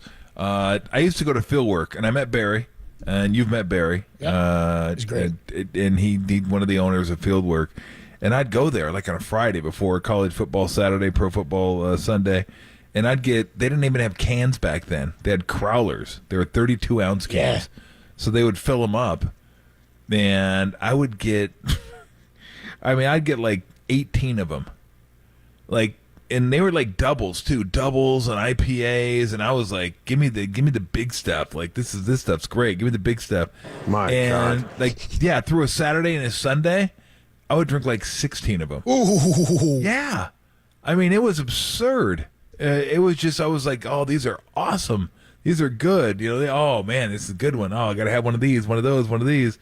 And I just like, okay, that's enough. I got to start getting down to IPAs. And then now, I don't even drink a ton of IPAs. Like I do. This one's awesome. It's only the Planning for President's only 7.0, which is like kind of right in the wheelhouse. I like in the 6s, but 7's that's about perfect. But I love pale ales. I love lagers. I love pilsners. So I usually have maybe 1-2 beers a night, and I usually have maybe a pale ale and a lager, and then on the weekends I'll have IPAs. But woof, that if I can quote Marty, that takes me back to the old days. Having Great 6 job, IPAs, you're having taking 6 me back. IPAs on the weekend. Yeah, that's a little rough for me. I was even rougher than that, like 15 years ago, 10 years ago. But yeah, the body doesn't bounce back. I always say the body gets less elastic. Yeah. The older you get. My body won't bounce back from those kind of days anymore. No. I imagine not. You can't be falling. Yours can. You're still I'll be okay. young. I'm good. Yeah. You can get after it. You Now can you're bringing me back. Thank you. That's a quarter off this. 707 checks in. Actually, no, it's a 747 checks in. Says, "Hey Derek, I just wanted to make sure somebody told you to eat S today." Derek is Perfect. back eating plenty of S. I hope you're canvassing for your guy Meatball Ron went well, dude. We pointed that out. Derek in my ear goes, "He dropped out." I know. I said, "Yeah, we pointed that out last week. We thought it was odd you were still down there doing work for him." Anyway, moving on here in the sound soiree. How about Draymond? Draymond goes in on Grant Williams after the Hornets game. At the end of the Hornets game, Draymond just went off on Grant Williams. This was just a roast job of Grant Williams by Draymond Green. Yeah, I don't really understand why people get so mad at like somebody scoring at the end of the game. It's like this dumb, unofficial, unwritten rule that everybody get mad. Like, if y'all were winning by 13 points, would you get mad if he laid the ball up? I doubt it. And so it's kind of like a sore loser type thing. Like, and, you know, Miles is my guy. That's my little brother, so I'm not going to sit here and go in on Miles. Miles can do no wrong to me. But Grant Williams got to stop it, man. He can't keep being like this tough guy is going absolutely wrong for him. Like, he's a really nice guy. For some reason, he keeps, like, trying to jump on the unlikable side. And I must tell you, it's not always fun over here. It's not always a good time. And so, I don't know, man. He need to figure it out. Talking too much kind of got you out of Dallas, like overdoing it. And he over there talking too much now. So you might want to slow down and stop all the tough guy stuff. Maybe he does want to get out of Charlotte. Maybe that's why he continues to talk. I would say this. That was all, by the way, about the layup at the end of the game. Yes. It was, by the way, 12.5 points spread, minute 13, right? It did. Oh. Yeah, it was, that was a rough beat. That's a rough day. Yeah. A rough day. And then, of course, Charlotte comes down, who's mad that the Warriors took a shot and they didn't even shoot it. Like, what are you doing? Like, we just, whatever. If they want to do it, they can do it. But here's the thing. You don't have to hold on to the ball at the end of the game. But you probably should if you can run out the clock. If you can't run out the clock, why can't you shoot it? If there's a differential between shot clock and game clock, why can't you shoot the ball without the other team being mad? Especially if you're pressing. I hate when teams say, you know what, we're going to continue to try, but you shouldn't. That's the whole problem with the unwritten baseball rules. And don't steal, don't swing at 3-0 pitches, don't take the extra base. You stink, so I can't play baseball anymore? Well, I never got that Well, my rule. whole thing is, are you trying? Yeah. If you're trying, I'm going to try. Are you going to roll over too? Are you not allowed to do anything to get back in it at all? Because if not, then... Well, that's what I tell them this. Look, I'll tell you what. If you stand there with the bat on your shoulder, and we'll do the same, and we'll just get the game over with. Last 2 innings will be 6 strikeouts, we'll be done. But if you're going to swing the bat, then we're going to swing the bat. Like, if you're trying, then we're going to try. Now, it's a little bit different football, basketball, because it's a time sport. Like, there's no way you can come back from a 20-point deficit with 1 minute left. You can come back from a 10-run lead with an inning or two left. Highly unlikely, but possible. At least it's possible. It's impossible in time sports. But, I mean, I'm getting off the point here. The point is, if there's time between game and shot clock, that's the issue. Go ahead and shoot it. Now, if you're going to shoot a shot when you can run out the clock, I mean, you can do it, but you're going to upset some people because people have to understand human emotion and enters into this. You're already mad. You just got your ass kicked. You're on the road. You're not feeling good. Maybe you had a bad game. And now they're going to tack on 2 more points when they don't have to? Is it a huge deal in the grand scheme of things? No, it isn't. It's 2 points. Who cares? You've already lost the game. There's no way you can win. But you have to understand. Draymond said sore loser. Yeah. Draymond's been a sore loser in certain situations, and I guarantee you Draymond wouldn't be super happy if at the end of a game teams were tacking on points. Somebody comes down and says, I'm going to jack up a 3. Let me score 3 more points here. I know people don't want it to be that way. they don't play. I'm just telling you, it is that way. You're out there busting your ass for 20 minutes, 30 minutes, 40 minutes, depending on how much you're playing, and you're losing in front of 18,000 people. Some are chirping at you and getting on you and whatever. You take it. That's part of the business. But you don't need somebody tacking on extra points gratuitously. It's like, why? You didn't have to do that, but you did it anyway. But if there's a shot clock in play, then I'm like, well, you had to shoot it, so go ahead and shoot it. Like if you want to lay it down, lay it down. That's fine. We'll lay it down too. Game will be over with. But I'm not going to expect that you're going to lay it down. So I mean, I get it that some teams in that situation are going to be upset. But the Warriors and Draymond specifically, they're perfectly well within their right to say, "What are you doing? What are you doing?" Like we had to shoot the ball. Yeah, 4 and 5 is like they were pressing full court. Exactly. You gotta let me play ball then. Yeah, exactly. And they were pressing. Right. My favorite one of all time was you remember Myers Leonard? Yep. Played for the Pacers, Heat, and he got suspended. Oh, no, excuse me, for the Heat. years. I'm thinking of Miles Turner. Yeah, you think that's Miles Turner, not Myers Leonard. Different hue. And got suspended for playing video games and saying some anti-Semitic stuff. I think he's back in the league now. Don't mix those guys up. Make sure you get the right one. Yeah, exactly. So he got confused one time because I forget who they were playing.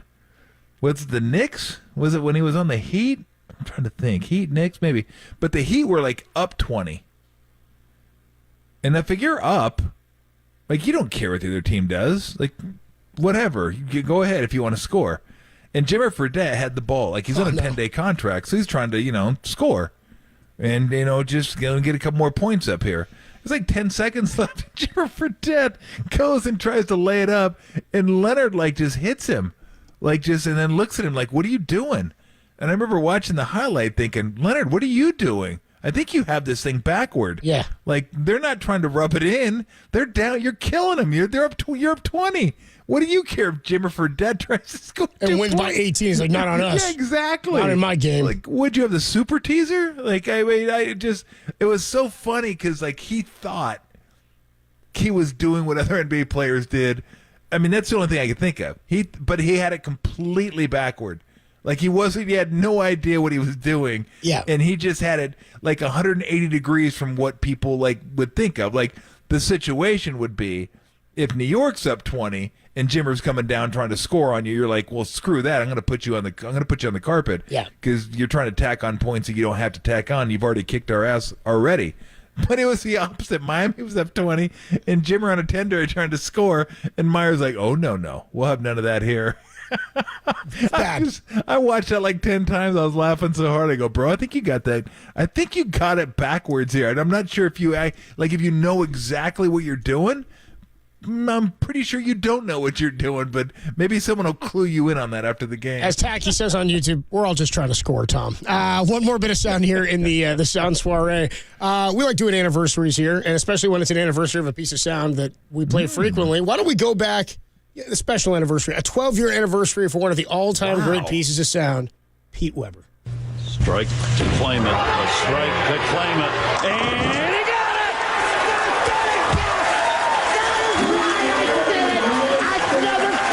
Are you kidding me? That's right. Who do you think you are? I am. Get it right. 12 years ago today, Pete Weber wraps up a perfect game, right? Whoever you think. I don't know. I just know that one. It could have been perfect game. I just know that. I love it. And then he had the Oakleys on, too, inside. It was like he had the NASCAR Oakleys on. Whoever you think you are, I am. I'm not even sure what that means, to be honest with you. Who do you think you are? I don't know if it was a perfect game. It was the 2012 PBA US Open. All he wanted to do was show up. All he was trying to do, by the way, was show up a 12 or 14-year-old boy who was yelling at him from the stands, dude. Right. They were jeering him a little too loudly for his liking. Right. So then when he put who do you think you are? I am. He says you're blanking with me in my house, like Pete Weber. Anyway, a legend. God. And that is incredible. We celebrate him today. Hold on a second. Yeah. I've just been informed. Let me listen. Yes, we actually have one more piece of sound Because that one yo-yo was saying that you said George Sedano more slowly. I don't think you did, but Tim did. He wanted to play it just to prove that it was normal. Go ahead, Tim. George Sedano. Shut up, both of you guys. You guys are just stupid. I knew exactly what you were doing. I was like, oh, yeah. I know, slow any piece of audio down before. Screw all you guys. George Sedano. Just get out of here. That's not. Who do you think you are? It's so stupid. Brandon Crawford has a new team. We'll tell you about it next on the Sports Leader.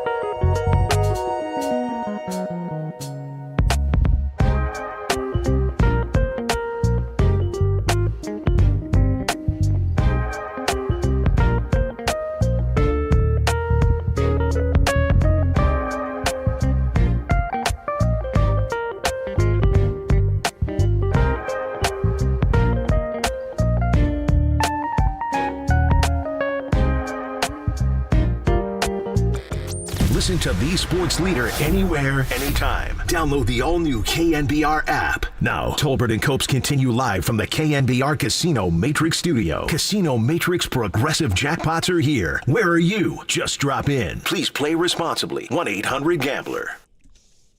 Brandon Crawford, the hitter. 1-2. Volquez set. He pitches. And Crawford hits a high fly ball right field. Snyder going back. He's looking up. It's gone! Brandon Crawford has launched a grand slam over that 21-foot-high wall, and the Giants have taken a 4-0 lead and totally silenced this crowd in Pittsburgh. Well, when you hear that call back from 2014, Brandon Crawford's grand slam against Ensign Volquez, is that who you hit it off of in Pittsburgh? They had the whiteout going, right? Went completely silent. Or was it a blackout? I can't remember. It just all went quiet after Brandon Crawford hit that home run. Still the most alarming note to me, and I said it to Derek earlier today. For those who don't remember, that was the first ever grand slam hit by a shortstop in baseball's playoff history. Isn't that bizarre? I don't know if there's been one since. It would have been 11 seasons ago now, but still, in 2014, that was the first time ever. Brandon Crawford, I think universally at this point considered by most Giants fans the best shortstop in Giants history, will put on another uniform for the first time in his big league career, whether it's in the majors or at the start of the season or not. But he has signed a deal with the St. Louis Cardinals. So he's going to go over there and serve as a vet. Seems like that would be the type of place that would need a guy like Crawford, a guy with great experience, a consummate pro, a guy who's a defense-first guy, though he's maybe lost a step, a left-handed bat, helps you on the infield a little bit. Be interesting to see if he plays any other position, because he's one of very few guys in baseball history to play this many games this deep in his career and only play shortstop. I got to tell you, my first reaction was, I don't know. This is like the second team I didn't want him to go to. Would be really? There's only two teams I really don't like. Like the Padres, I kind of scoff at them. The Rockies, I'm like, who cares? It's the Rockies. The D-backs, it's like Again, you wore purple and won a World Series in pinstripes, and you changed your number or you changed your colors. It makes no sense to me. No respect there. I respect the Cardinals a lot, and in my life, and they haven't gotten a lot of success over the Giants in my lifetime. Though to me, when you go back old school National League rivalries, I love that the Giants have a rivalry with the Dodgers, and I love that they have a playoff one with the Cardinals. And even the Dodgers and the Cardinals, going back 100 years, have had a rivalry pretty deep, whether a postseason or regular season. So I am stoked for Brandon Crawford. I think first and foremost, it's just going to be weird seeing him in a Cards uni. It's just an odd thing to think about. Blue Jays was harmless for me, and and Brendan Belge for the D-backs and Bumgarner, but a Cards uni is weird. It does seem like a perfect fit almost. It does, you right? can just envision the infield of Crawford, Goldschmidt, and Arenado. And then it doesn't even matter who's at second base. That just seems Was like it Nolan such a Gorman? Cardinal- Is he their second baseman? He's Is it pretty good. Gorman? It could be. Seems like such a Cardinal infield. So yeah, I mean, when I saw that, I was like, oh, okay, it kind of makes sense. Like that actually kind of fits. Just seems to yeah. I think he'll have he'll fit in that locker room, and they'll like him in the city, and it'll be fun for him to be able to play there. I mean, I think, if you're a baseball player, it's one of those cities you want to play in just to kind of experience. It's a great it, baseball because town, baseball, man. yeah, baseball is so huge in that town. They don't have a football team anymore. Don't have a basketball team. They just got baseball. Like, I'm sure there's a lot of Chiefs fans there, certainly, but they love their baseball. So that'll be cool for him. Now, it won't be super cool if they happen to play in the playoffs against one another, and Crawford does something against the Giants. That wouldn't be super cool. Well, he's not expected to start either. He'll be a backup. He's supposed to be the backup because Tommy Edman is recovering from wrist surgery. Mason Wynn, who's their 21-year-old phenom shortstop prospect, he's being brought in to help this guy out, to be the backup here, to maybe be a backbone or somebody steady they can rely on if they need some late inning defense, or this kid gets his feet wet. But they've been actively monitoring the back infielder market for a while because they're waiting for clarity on Edman's status. But this is going to give them. Sounds like he's sidelined indefinitely. This is going to give them a little depth, but. Tim Anderson was, I guess, another name people were looking at, or the St. Louis Cardinals, where he signed a deal with the Marlins this weekend. Ahmed Rosario signed a $1.5 million deal with Tampa last week. The Giants just reached out and got a deal with a minor league deal with Nick Ahmed, the former Gold Glover from Arizona. He signed today. Kike Hernandez is with the Dodgers. So a lot of these veteran backups are now getting scooped up this first week of spring. Now the teams are getting a little bit more clarity on what they have.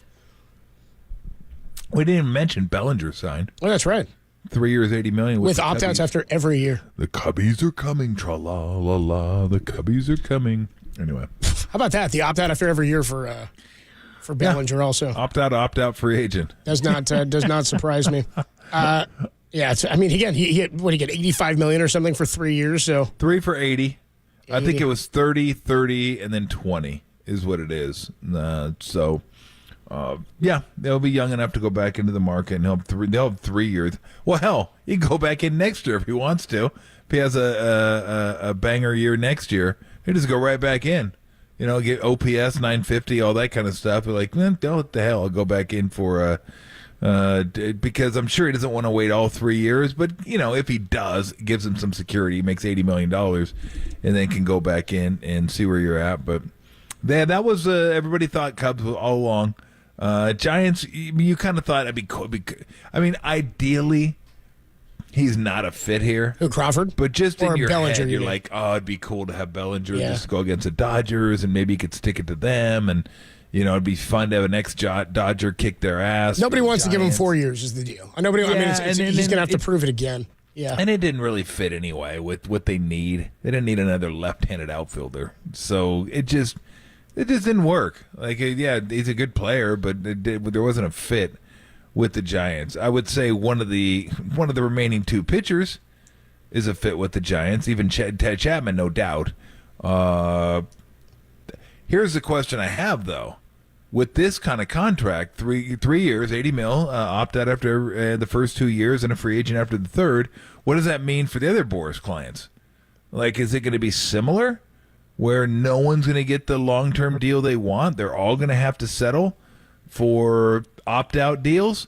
Look, if you want an opt-out deal, the Giants are expert at opt-out deals, okay? They got you covered here. Whatever kind of opt-out you want to put out there, the Giants have you. You want to opt out after the first 2 years, they got you. The first year, they got you. On a 2-year deal with an opt-out after 1, they got you. You want an opt-out option, they got that too. Like, the Giants are opt-out kings.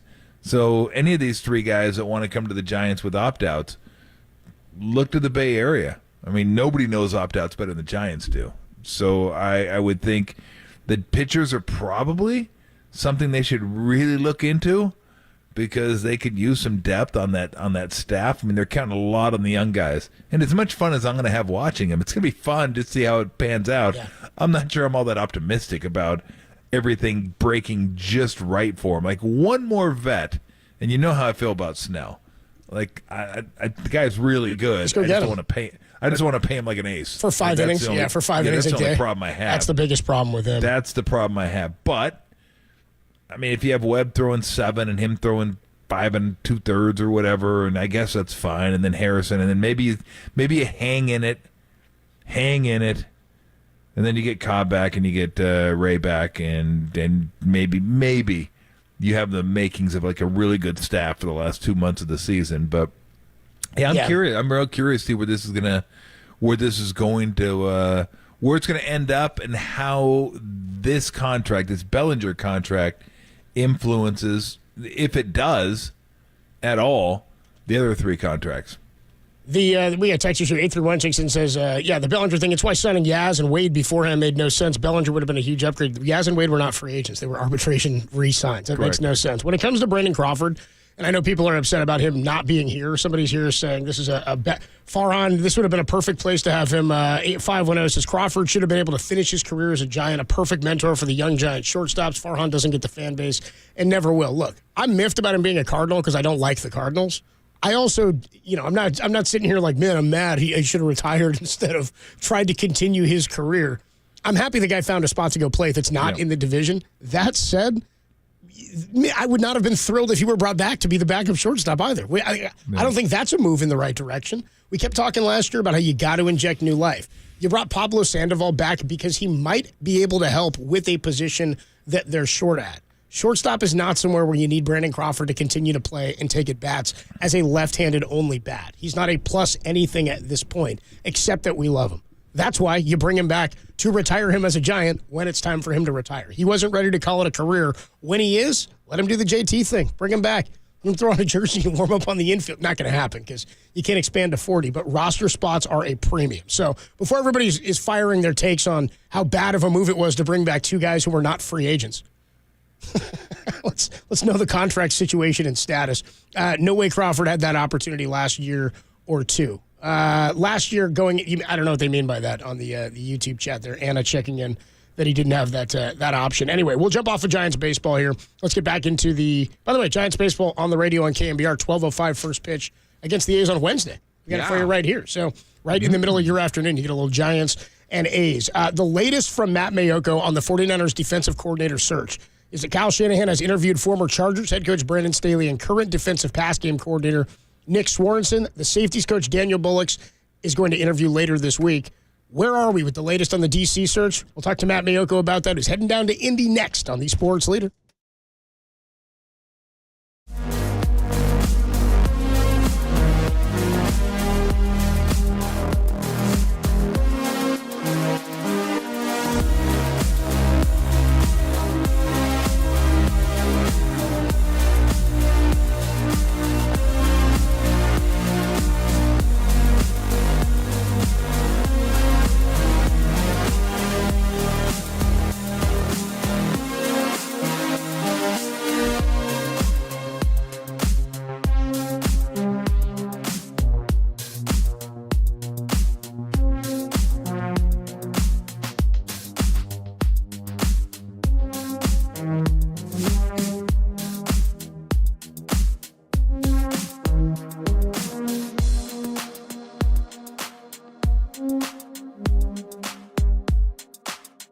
Shams Charania reports that Chris Paul is cleared to return tomorrow for the first time since January 5th. More on that story trending, KNBR.com and the KNBR app.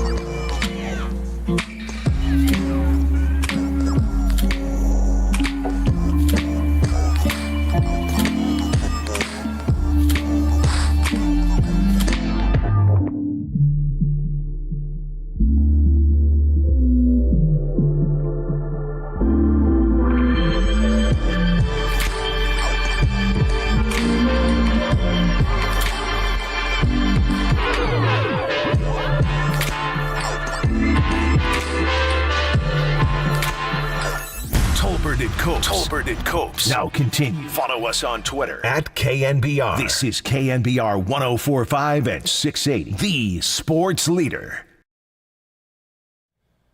We do it every week of the football season, and then sometimes we do it weeks that are not football season. Catch up with our guy, Matt Mayoko. We're making the connection with him momentarily here. We'll catch up with him on the 49ers defensive coordinator situation. Again, Kyle Shanahan has interviewed former Chargers head coach Brandon Staley and the current defensive pass game coordinator for the Niners, Nick Sorensen, which seems to me like if he was your guy, he's in-house. Just promote him. Just give him the gig. What's taking so long? The longer it takes, the more it makes me think maybe he's not the guy. Safeties coach Daniel Bullock is going to interview later this week. For me, the big situation here for the 49ers, I mean, they benefited maybe more than anybody with this raise in the salary cap. Was it $30.6 million it goes up, which is like $13 to $14 million more or so than what the 49ers were expecting to get, which is huge in the flexibility it's going to give them with Brandon Ayuk and what it's going to allow them to do maybe in the linebacking room where you're not going to have Dre Greenlaw for the foreseeable future after he tears his Achilles in the Super Bowl. But for me, it's a little bit interesting to me, and I don't know what your thought is on this, that they just don't have anybody in place as the combine is leading or is about to be here. Maybe they think that they're so stable elsewhere, there's enough coaches in-house that it's not that big of an issue, or maybe the combine is not something that is viewed like we need to have a coordinator there to see this go down. I don't think Kyle goes every year. We'll ask Matt Mayoko about that, but it is interesting. I wonder how much weight gets put into that. Kyle will not be attending. No, I'm wondering about in the past, like what's been the situation with the Niners there. So Kyle's not going to attend. I don't think Kyle's gone for a couple of years. That's kind of what my thought was too. I know they were there with Debo because they coached. Right. I just remember that storyline that they were there. Well, that was the Senior Bowl, or was that not the Senior Bowl? That was the Senior Bowl. Because the worst two NFL coach teams, I think they have to coach the Senior Bowl or East West, whatever that thing is they do every year. You're absolutely right. That wasn't the combine. I don't even know how much a defensive coordinator has to be there. Like, they're not making any decisions on who's getting drafted. I mean, they can tell you what they like, what they could use in their scheme, but I think they probably already know that. So they're trying to fit it and then again trying to figure out, do they want that? Do they want the best available? So I don't even know how big a deal that is as far as the defensive coordinator before the combine. To me, that wouldn't really make much of a difference. You just like to have it just so you have some stability. And again, I don't even really care, to be honest with you, because I just don't know like who's going to be good. Like, number one, get along with Kyle and have some cohesion with the staff, like somebody that you can gel with. I think always makes for a good working environment.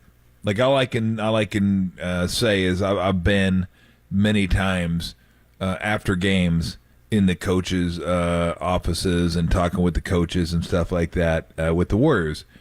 And they don't all hang out together. Like Steve has his office, and I'll go in there and we'll chat and stuff like that because it's set up differently.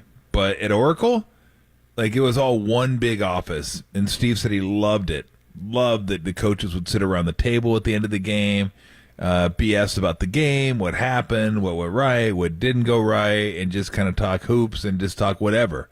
He loved that this building was set up that way. I think that's one of the things he looks at. Like he loves the arena, but he wishes some parts would have been set up a little bit differently. Like they would have had a big room that everybody would have had to go to and kind of congregate because he enjoys that. But the guys are great.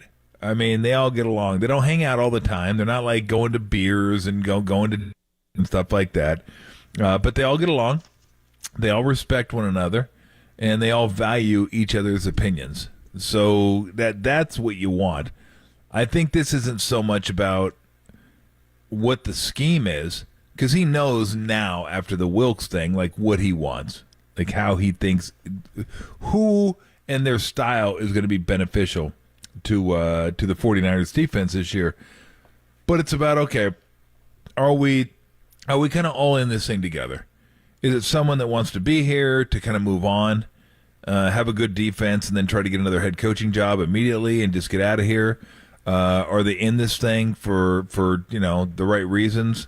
And I guess right reasons. I guess it could be. I don't know. That's kind of stupid. I'm trying to even figure out why I said that. Because everybody wants to win. Because if you win, then you do get a new job. So it's all the right reasons. But I mean, There's got to be some kind of simpatico there where you just like kind of feel a synergy together as a coaching staff moving forward. So maybe a lot of this will come down to just who Kyle feels more comfortable with, because both those guys are obviously qualified.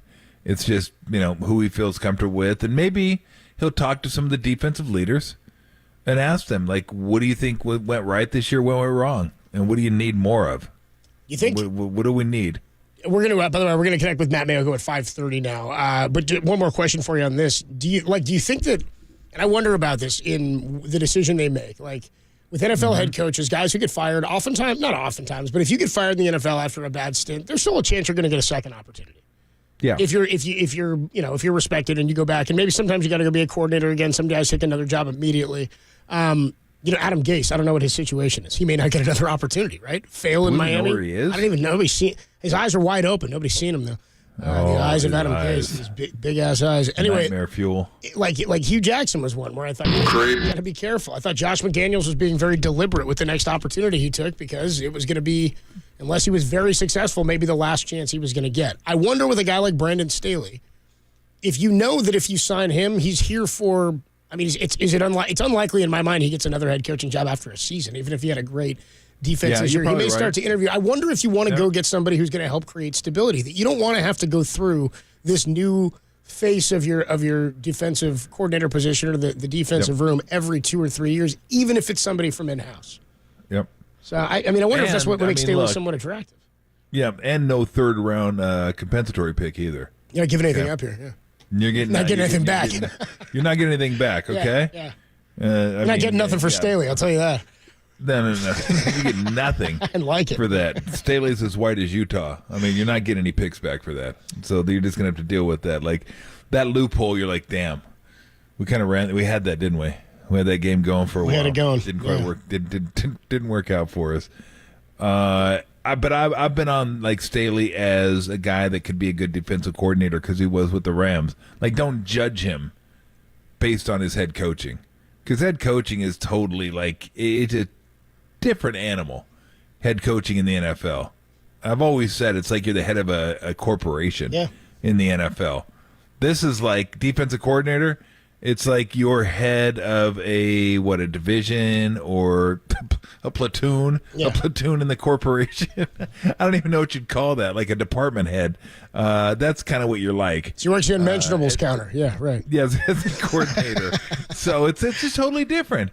You can like nerd out on your defensive stuff because that's all you have to worry about. As a head coach, there's so many things you have to worry about that aren't even football. So I'm not going to judge him on that. Now, would I hire him as head coach again? Not really, especially not now. But defensive coordinator, yeah, absolutely, absolutely. So did you say head coach or program director? You don't get to work. Never mind. I was hit a little close to home. But it'll be interesting because I don't know much about the other guy. I know you said he's in-house, Sorensen. Yeah, he's the defensive pass game coordinator, and then they're also going to go with a. So again, when you're interviewing guys with in-house, I mean, it's people who are respected probably by the defensive staff. And again, to your point, they've had so many great veteran defensive guys here. You're going to ask Nick Bosa, you're going to ask Fred Warner, you're going to ask Talanoa Hufanga, Tashawn Gibson. These guys who have been around and may be around for the foreseeable future, what they think about the stability. You're listening to KNBR and KNBR FM San Francisco, the sports leader, a Cumulus media station. We are going to catch up with Matt Mayogo, 5:30 now. 5:30, he'll join us. You said something during the break, Tom. Let's switch gears here momentarily. There was a major injury on a court storm this weekend in the Duke basketball game. Do you want to? Kyle Filipowski. Yeah, he's their best player, and they lose. Wake Forest?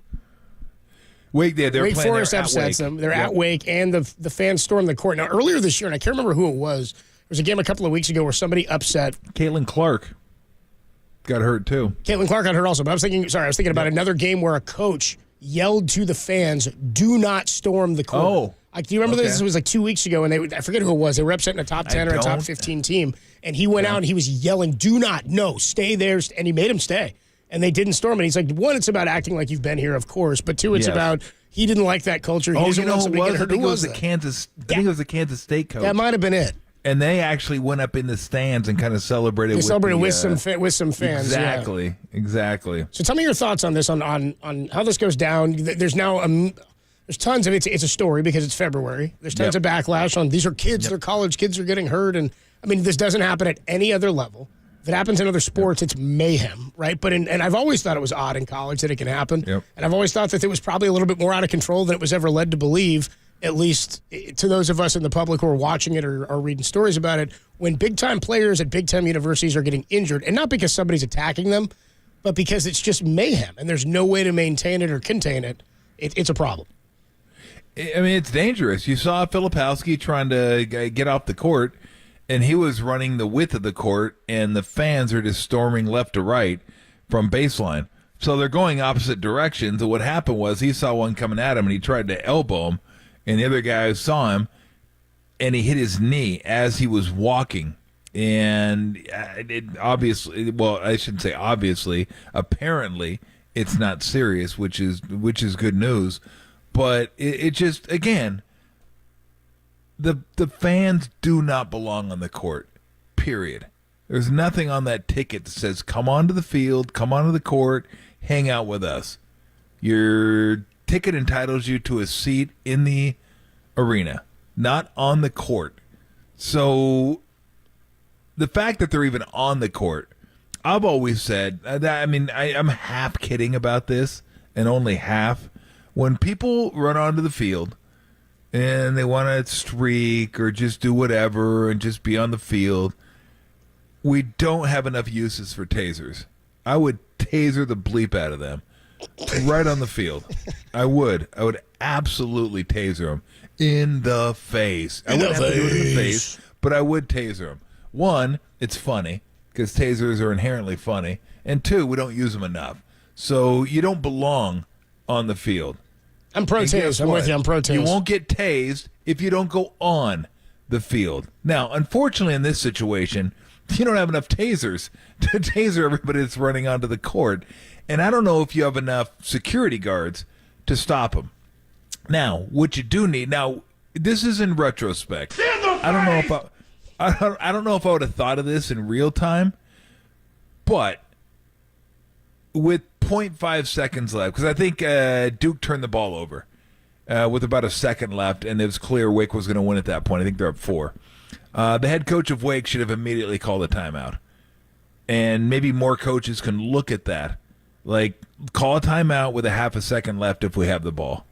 And we'll let you guys get over to the sideline. And then we'll inbound the ball. We'll go tell you what we're doing. Like, look, we're not calling the timeout to embarrass you. We're calling you to let you get your kids over and just stand on the sidelines. We'll inbound it, and then you guys can head up the tunnel and get the hell out of here. Now, I'm not faulting him for that because I wouldn't have thought of that in the moment. We're asking it for a lot of a coach now because then we get to the point where it's like, well, why didn't the coach stop the game? Well, yeah, I get it. Yeah, I hear you. The easiest way to do this, and they called the conference today, ACC did, like a media conference, John Shire, and it was an ACC teleconference today. Yep. Shire said the ACC should implement an absolute ban. And a lot of coaches are calling for it. Bill Self has called for it. Number of players and a number of coaches have called for bans on the storming of court. The ACC could be the first because they're now the ones who've dealt with this injury. So if you ban it, then what? What if the students say, "Well, screw it, I don't give a crap"? You're not arresting all the students. I mean, I don't know. I don't know what you. Because I know Jay Billis had something. He was like, "Well, you can't keep them from coming on, but once they get on, keep them on the court and then give them citations." And my whole point was, and I love Jay, but if you can't keep them from getting on the court, then how are you going to cite them? How can you keep them from leaving the court? Exactly. Like, I mean, there's going to be tons of guys and girls that are just get on, have fun, and then get off the court. You're not going to be able to get them all. You'll be able to get maybe a few of them.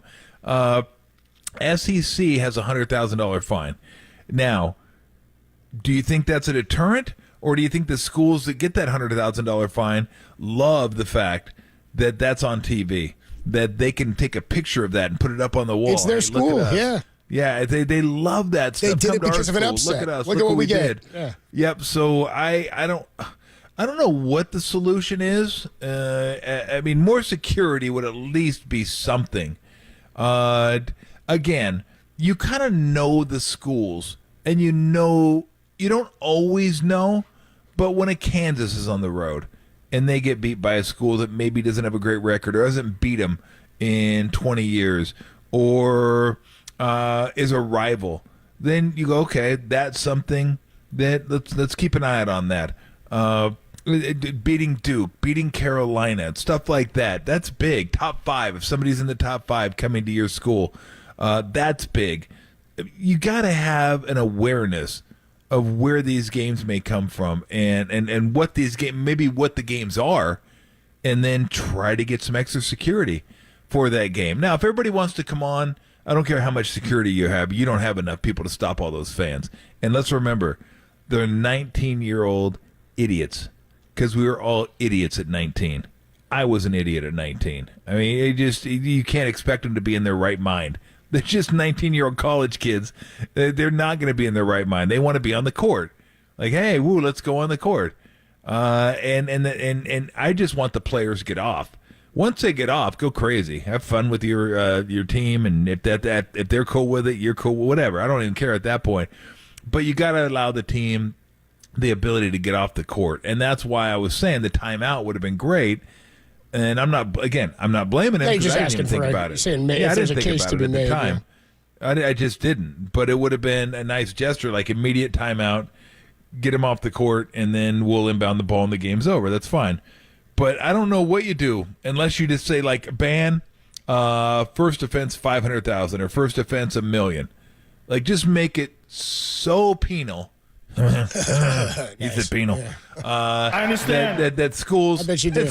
That schools aren't even like cool with that. Like, yeah, we kind of like the picture and the running, but that's a lot of money. So we're gonna stop that. We're gonna put I guarantee you, if the school president, school chancellor, and AD and whoever was responsible for that security in those situations, if they said, okay, here's the deal. You keep people off the court or you're all going to die. They'd find a way to keep people off the court. But obviously they're not going to, and I'm making an extreme point here that if you want to do it, you can do it. It's really hard, and there may be some kids that get through, but it just depends on how much is at stake. Do you really want to keep these kids off the court? Okay?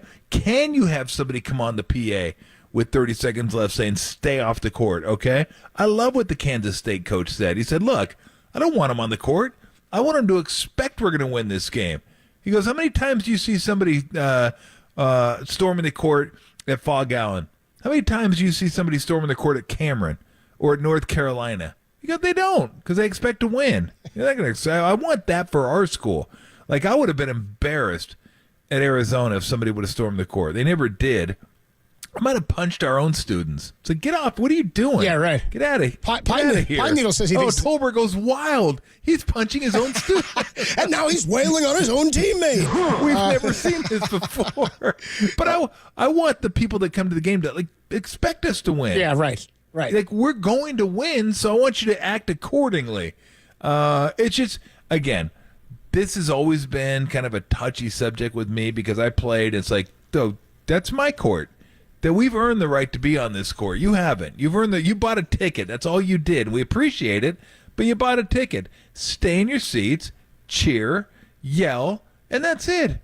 I don't need you on the court celebrating with me. If you want to celebrate with me, let's go to the quad after the game. We'll go hang out, have some beers, and talk about the game and celebrate.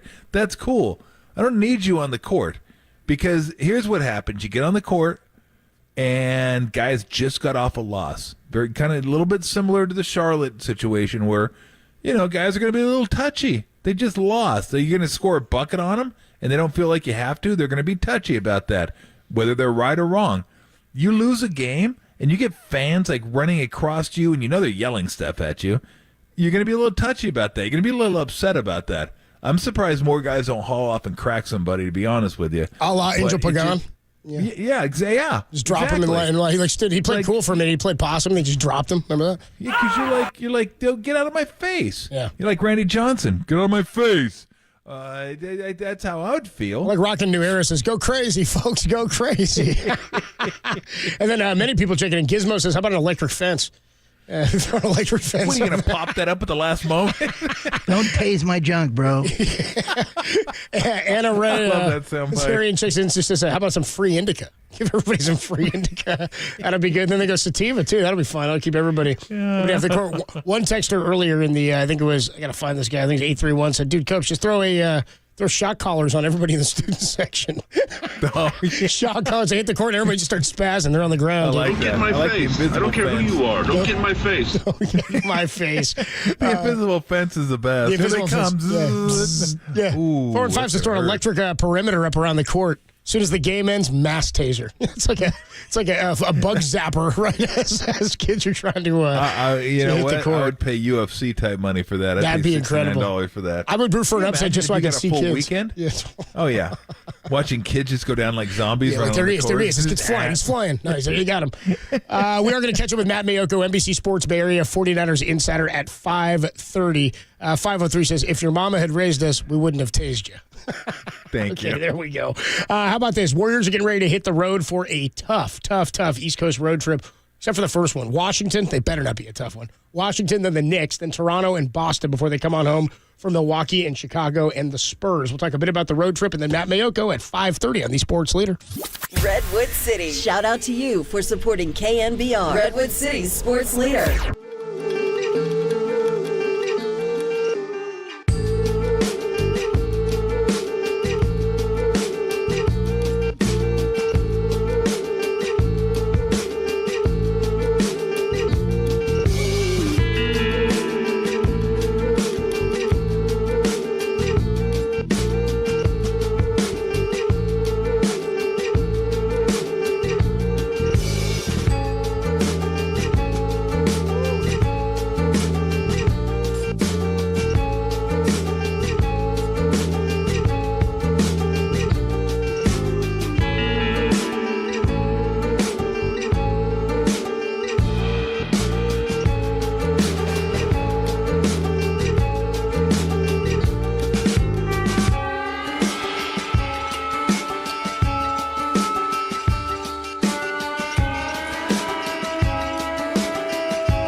Looks like Tom will continue to mooch off his famous friend Steve Kerr as the Warriors coach inked a 2-year extension, making him the highest paid coach in the league. There's more on that story trending now, KNBR.com and the KNBR app. What is that private pile? Sir, jelly donut, sir. A jelly donut? Sir, yes, sir.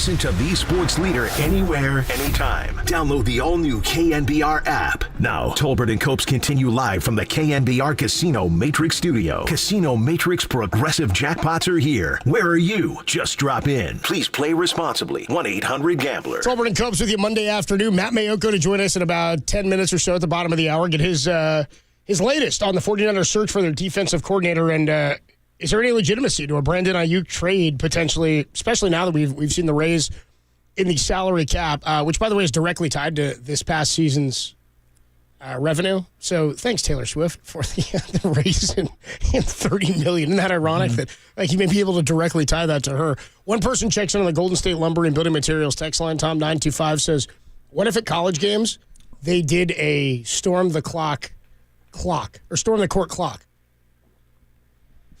You rev everybody up for like what does that even mean? You let the game end and everybody like high fives and you let them rev there for like a minute or something, and then it just explodes and everybody hits the court. Might be more dangerous. I think we already have the storm the court clock. I think it's the clock. I think that's what they're using. I don't care if they hurt each other. No, me neither. I have no problem with that. Just an absolute brawl. Just don't hurt the players. Tim said you had a trivia question. I do. I'm going to see if you think about it for a couple seconds and you might get it. First black players in the ACC.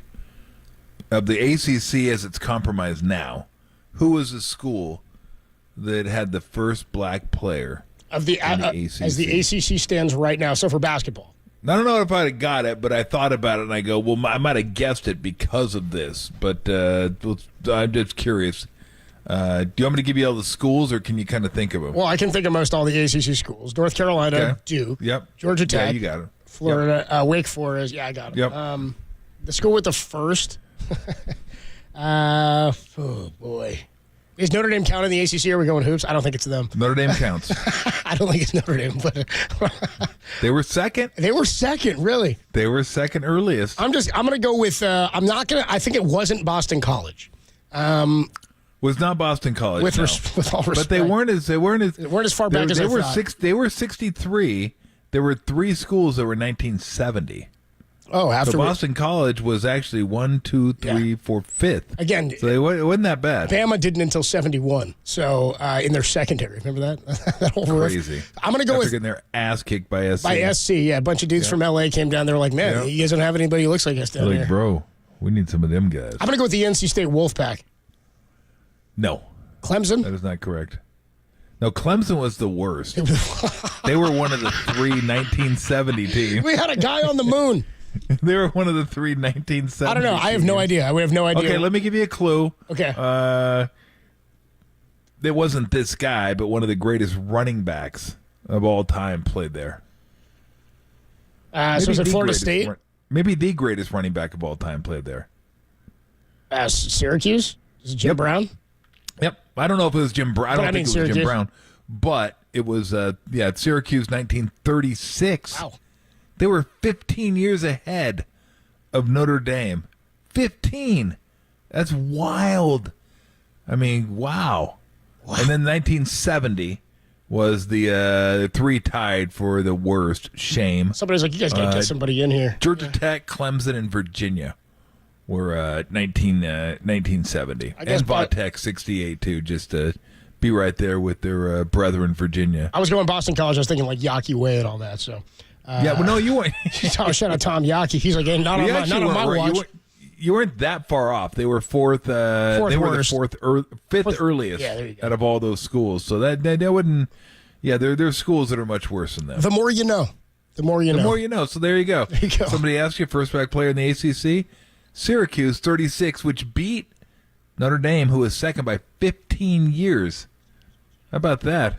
There's a reason they won 15 league titles. Derek nailed it, dude. I guarantee this is what's happening right now. Everyone's like, why are they talking about this? Because I was wondering the same thing. I look up at my TV in here, and I have been paying attention to this. We do have North Carolina squared off against Miami. Do you have that game on by chance, Tom? Oh, that's how I saw it. Derek in my ear the whole time. He's like, Derek's looking at me like brow furrowed, like, what is happening? What is this? Why is this happening? And in my ear he goes, was Tom watching like an ACC game during Black History Month or something? Was an Aflac trivia question just popped up on the screen? Well, no. Okay. It was Miami, North Carolina. I know. I've been watching it. I've had an eye on it. It's a good tilt right now, 52-46. Absolutely. It's a really good game. Really good tilt. Look, you nailed it, Derek. That's hilarious. We goof around for like 4 hours. We're going to give you a little knowledge for like 2 minutes. 2 minutes, now you know. If it's okay with Derek, Jeopardy, whatever, you got this now. You know it now. If it's okay with Derek and Tim that we talk Black History like once this month, I'd appreciate it. Just one time, guys. Come Try to keep it out of the show. Extra day to do it. I'd like to give back. We got one extra day this month. We can't use it, Derek? Jesus, dude. I mean, Derek. Jeez, Derek said, don't forget, Tom said, I don't do Black History Month because every month is Black History. I said, cut it there. Just leave it where he said that. Yeah, leave it where he said the Black History thing. Selective editing. It's hysterical. It's so funny.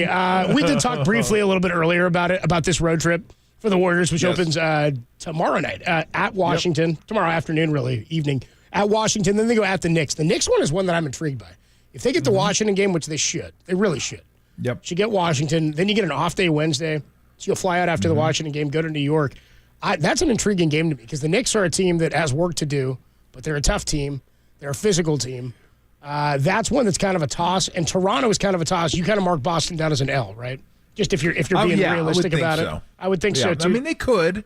I mean, they beat them here. They could happen. The issue was the back-to-back for Toronto and New York. If you're going to mark down a loss and a win Washington, lose at Boston. How detrimental is a 1-3 road trip? Well, let's look at the standings real quick. They are right now 29 and 27. Yeah. So that'll put you at 30-30. Lakers are already 31 and 28.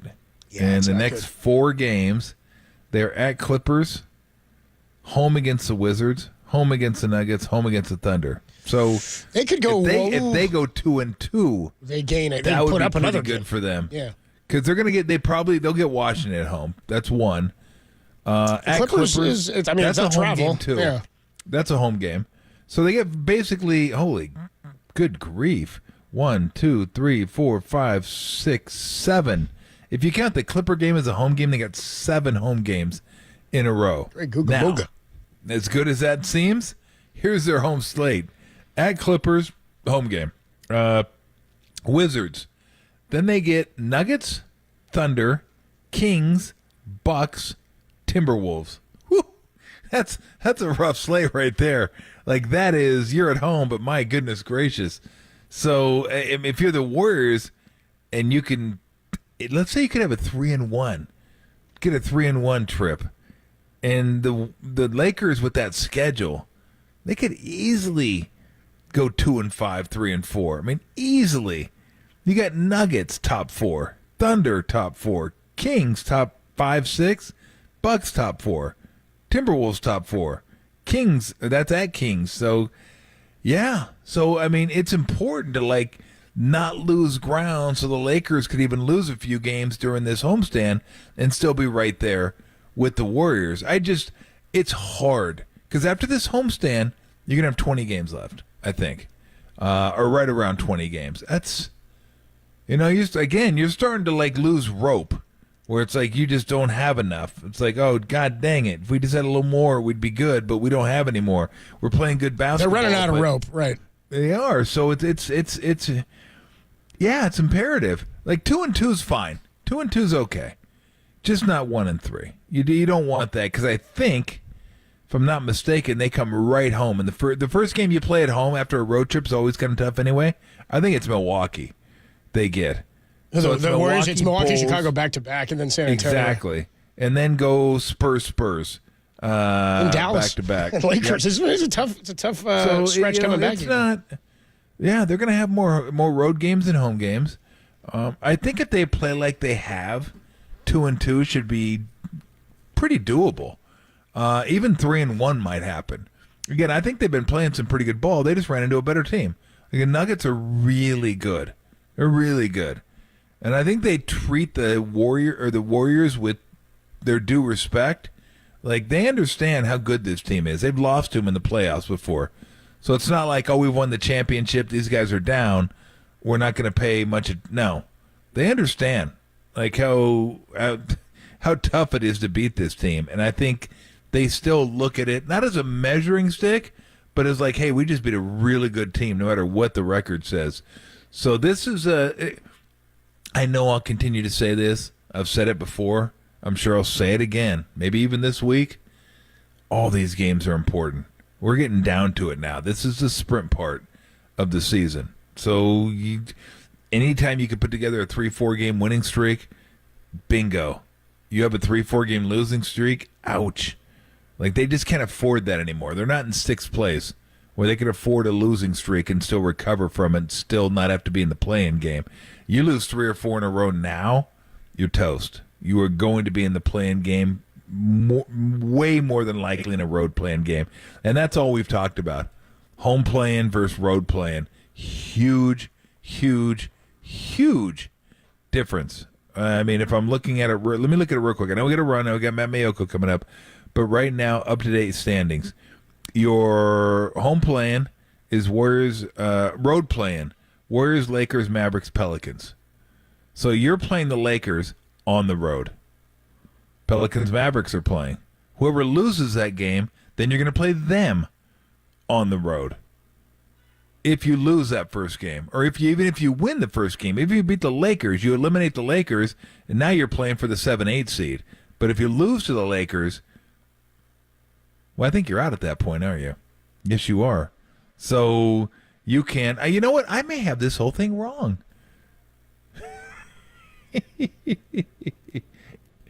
No, but if you win the first game, you got to win another game. Yes, it's basically what it amounts to. It's the play-in, dude. I don't know what happens. Right. It's because what happens is 7 plays 8, 9 plays 10, and then you lose the that first one, you're out. The winner of 7-8's in, and then the winner of if you lose the the 8, between the loser of that game and the winner of the other game is in. Yep. So yeah, I did have it right. Thank goodness. I kind of screwed myself up there for a minute. So you got to win 2 games. You have to, and again, you don't want to have to do that against that competition. So. Yeah, these are all important games. It feels like these are playoff games. Like every game's kind of taken on that type of importance. And yeah, I mean, it's fun. It makes it fun from a dramatic standpoint. Like each game, I'm totally locked into, and they need to win them all. I get the other sound bite. I was Benny Hill for a second. For a minute, you're dancing around. I was like, he'll come back. He'll get it. Just let him land it. 650 Golden State Dude, Lumber. He's on a roll. Let him go. Forget it. He's rolling Germans. 650 says, storm the court's better than storm the Capitol. I was actually going to riff on that last segment you're going. I was going to say, actually, Tom, they didn't storm it. It was a tour of the court. Tim and I were saying it. Yeah, it was. You're right. You're right. It was a tour of it, so a little different. It never happened. Never happened. Matt Mayoko, our NBC Sports Bureau 49ers insider. What's the latest on the defensive coordinator search for the Niners? Who's representing the Niners at the Combine, and is there any legitimacy to the Brandon Ayuk trade rumors? We'll ask Matt Mayoko about it next on the Sports Leader.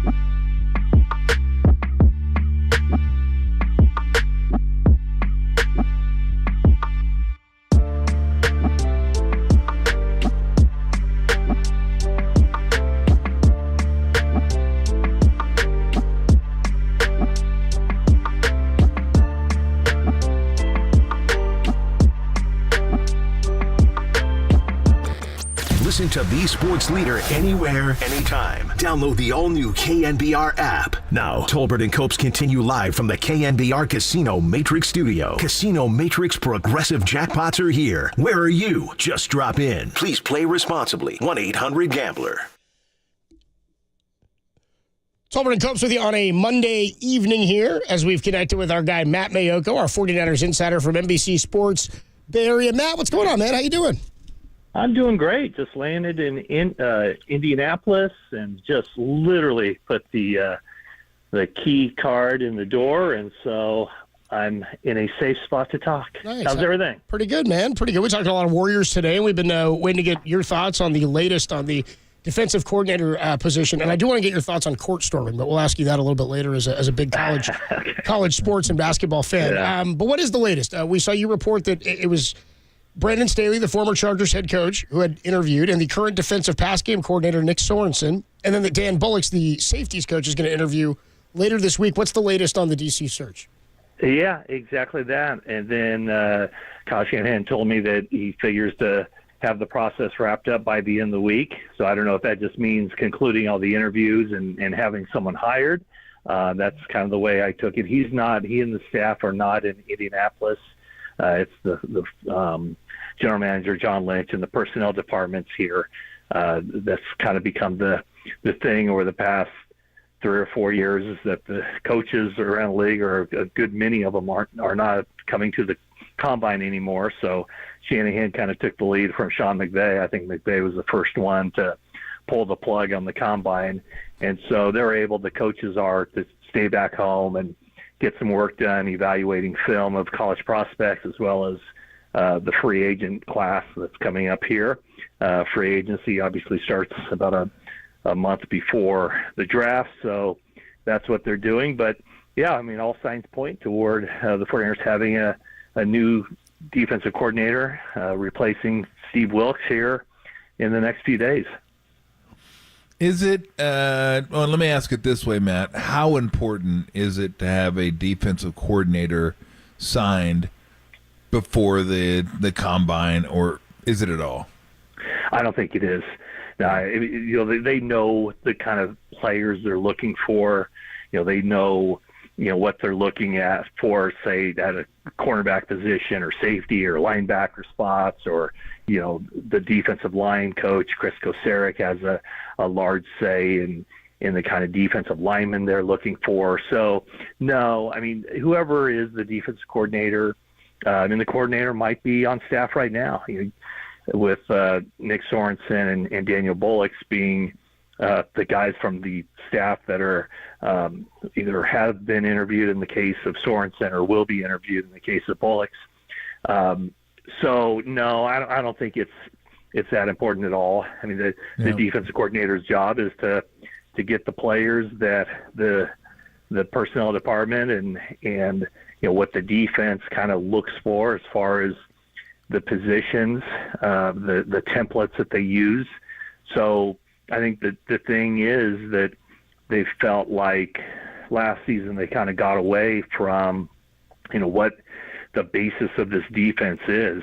And so the plan is to get back to that, back to the Robert Saleh, the DeMeco Ryans, having their thumbprints on it, and then, taking it another step with the players they have. So, I don't think that the announcement that Steve Wilks was fired 2 weeks ago now, I don't think that was any surprise. I mean, people could see how it just didn't seem like a good fit for anybody. So now it's try to find somebody who is a better fit, who can take that defense back to where it was in the previous years. Voice here, Matt Mayoko, our NBC Sports Bay Area insider on the UMA guest line. If Brandon Staley, the former Chargers head coach, is the guy hired as the defensive coordinator, what do you think the reaction from the fans will be? Because I think he's viewed, because of his tenure as the head coach, as not a competent guy to fans, but you don't become the head coach of a pro football team without having some good credentials. He is a respected DC in his past. What do you think the reaction would be if he's the guy? I have no idea. I really don't try to. I really try not to look at social media or anything like that. But Good job. if he's the guy that Kyle Shanahan has interviewed and likes the vision, then that's what they're going to go with. So, I don't know enough about Brandon Staley. I mean, the guy was only a defensive coordinator with the Rams for 1 year, right, before he became the head coach of the Chargers. So, he must do a lot of things right from a coaching standpoint to be able to put himself in that position to go from, outside linebackers coach with the Bears and the Broncos to just quickly rising up and becoming the defensive coordinator. So, I mean, I don't know enough about Brandon Staley and his system and what he likes to do to give you an informed opinion. But I would say that if he's the guy, that, there was something probably from Kyle Shanahan scheming against him for 2 years, or for 2 games at least anyway, in that I think it was a 2020 season where he was the defense coordinator of the Rams. There must be something that Kyle really liked about how he ran that Rams defense that would make him an attractive person to bring to the 49ers. Well, let me follow up then with this. Do you think that, and I was saying this to Tom, it's always interesting when guys get promoted from within, but the Niners have had so much success with that. The guys just keep getting plucked to go to other organizations. Do you think that maybe they're looking for somebody who could be here for a couple of years? And I wonder if it is a guy like Brandon Staley. A lot of times you get a second opportunity or a third opportunity as a head coach, but because he was just a head coach and didn't have great success, I would imagine he's probably, even with a great year as a coordinator, wouldn't get a head coaching job the very next offseason. Do you think they're looking for somebody who can be here beyond one season? Well, I mean, I think that's always the idea, but also if you look at it from the sense of if you do have your assistant coaches picked off for head coaching jobs, that probably means that they did a really good job. Sure.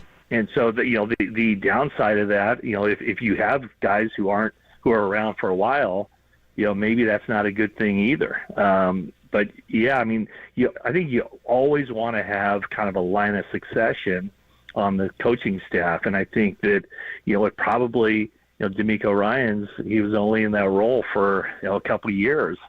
And so maybe they really didn't have that opportunity to really settle in and have somebody on staff gain the confidence of Kyle Shanahan to say that person could take it over. So, they went with Steve Wilkes, a veteran guy, somebody who's been a defensive coordinator in the past. But, I don't know that the way to approach a hire would be this guy might be so good that we might lose him after a year.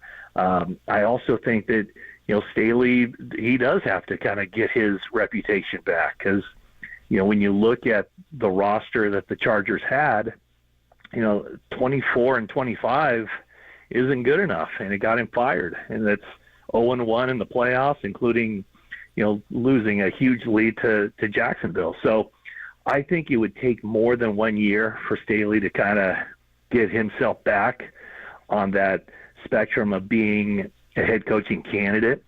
So, yeah, I mean, I think that there's probably, I would be surprised, I guess, I mean, without any one of those guys coaching a game yet as a coordinator for the 49ers, I think I'd be surprised if whoever they pick for that role would be like a one-and-done coordinator to head coaching, position kind of person, but you never know. So what do you think they're going to be looking for at the Combine? Because to me, it's offensive line, right side, defensive backs, and maybe another tight end. I could see them maybe dipping into the tight end market. And depending on what happens with Ayuk, although, again, we talked about this last time, I can't believe they're going to trade him and not sign him. You draft guys hoping they're good.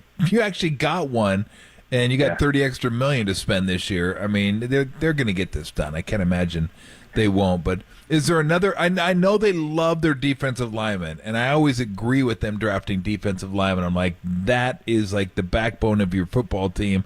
But in this situation, you got Purdy. You'd like to keep him upright, I would hope. So that offensive line, tight end, not in this order, and defensive back. How do you see that? Yeah, I mean, I think that they have 11 picks, and there are a lot of areas where they can fortify. And I would say I would put defensive line near the top of the list because they have 6 defensive linemen who are scheduled for free agency. So they need to have that influx of young guys coming in, and maybe Drake Jackson can stay healthy and perform at a decent level this coming season.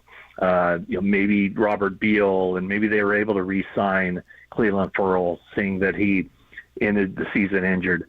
I would say the right guard is definitely a position, and they could be in a position too late in the first round where they take a guy who played offensive tackle at a high level in college, and then move him inside the guard initially, and then kind of see where things go in the future with the 49ers tackles that they have now. But I mean, I think wide receiver is a spot. I mean, regardless of what happens to Brandon Ayuk. We'll see what happens in free agency, but it would not surprise me, depending on the tender the 49ers give Juwan Jennings, if some team comes up and tries to get him and makes it difficult for the 49ers to match an offer sheet. And even if, Jennings is back and Ayuk is back and Samuel's back, that's 3 guys right there. And tell me who the 4th receiver is. They need to have – well, yeah, that's – or, who else? Ronnie Chris Bell? Conley? Yeah. Chris Conley, at age 52. So they need to have some younger guys. They need to have some younger guys in that pipeline. Linebacker too. I know they took 2 linebackers kind of late in the draft last year, and I don't know exactly what they think of those guys, but with Dre Greenlaw having the surgery on the Achilles, you don't know exactly what he's going to be like to open the season. Definitely a nickelback. When you look at probably the weakness of the team this season, it probably was the nickelback position. I mean, that position was so weak that not necessarily that position. I think Diamondre Lenore would be a really good nickelback. However, he's also turning into a really good cornerback. And when you bring him in and move him into the slot, that leaves a gaping hole on the outside. And, they tried a couple different things, right? I mean, Isaiah Oliver started off as the nickelback. They ended up cutting him after the season, but he lost his job middle of the year. And then Ambry Thomas on the outside, as the 49ers went into the Super Bowl, they determined their best option was to take the guy who they found off a Disney cruise, Logan Ryan, and move him into the nickelback position for the most important game of the season. So they need to find a nickelback, more depth at the cornerback position. They have 11 picks, so there aren't very many throwaway picks. They have to hit on some of these guys, not necessarily starters. I would say a starting right guard is certainly a priority. Starting nickelback is a priority, and maybe 2 rotational defensive linemen. Those are the spots that they have to tick off in this draft. Yep. Maybe get Arnaz Battle back. Come on, Arnaz Battle. Wow, that is going old school. I got Desi Arnaz Battle. That's who I All go. right, let me ask you before we let you go. St. Elmo's? Hitting up St. Elmo's while you're back in Indy? Stop. Well, I probably will. I think my all-time favorite road trip restaurant is a place called Bluebeard that I've dropped the bags off at the hotel. All I have to do is it's phenomenal. Yeah, look it up on Yelp. Give me an idea then. I've never been there before. Yeah, do you come to Indy often? Why would I? Yeah. Well, good question. Well, the first couple rounds of the NCAA tournament are going to be here. So. I have been there for the NCAA tournament a few years ago. That's when I went to St. Elmo's. I wanted to ask you, before you get to Bluebeard, what was your first experience with the shrimp cocktail at St. Elmo's? Oh, it was it kind of paralyzed me. Yeah, it was like a full back nose brain cramp kind of experience. So the great painful. thing, however, very painful. Here's the great thing about horseradish, though. It's not like a ghost pepper that just stays in your mouth. Yeah, it goes away. For 15 minutes. it goes away quick, but man, does it jar you. It's like wasabi. It'll get the nose. It really, it hurts. Well, I tell everybody, I go, that hasn't had it, I go, horseradish is like somebody turning on a 747 in your nose. Like the engine's just, but then they turn it off and it's gone. Right. It's there and it really hurts and it's intense, and then your eyes water and it's gone. I go, salsa just won't go away. Salsa, it's there for like a half an hour. It'll build too. The more you eat it, it'll just keep getting hotter. But the horseradish. Have you ever watched? Have you ever watched? What's the name of it?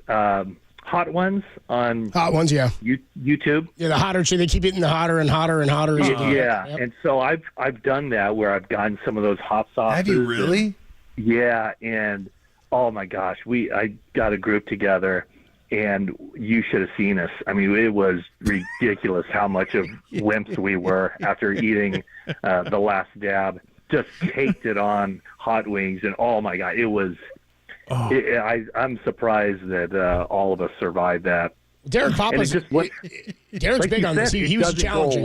Yeah, he wants to challenge you. He's like, I could do it. I'm like, it doesn't sound like. Oh, you want it? You would do it again? You would do the hot ones one thing again? Oh, I would. Yeah, sure. Yeah. So wait. I want to know. Give me an idea of what it's all about.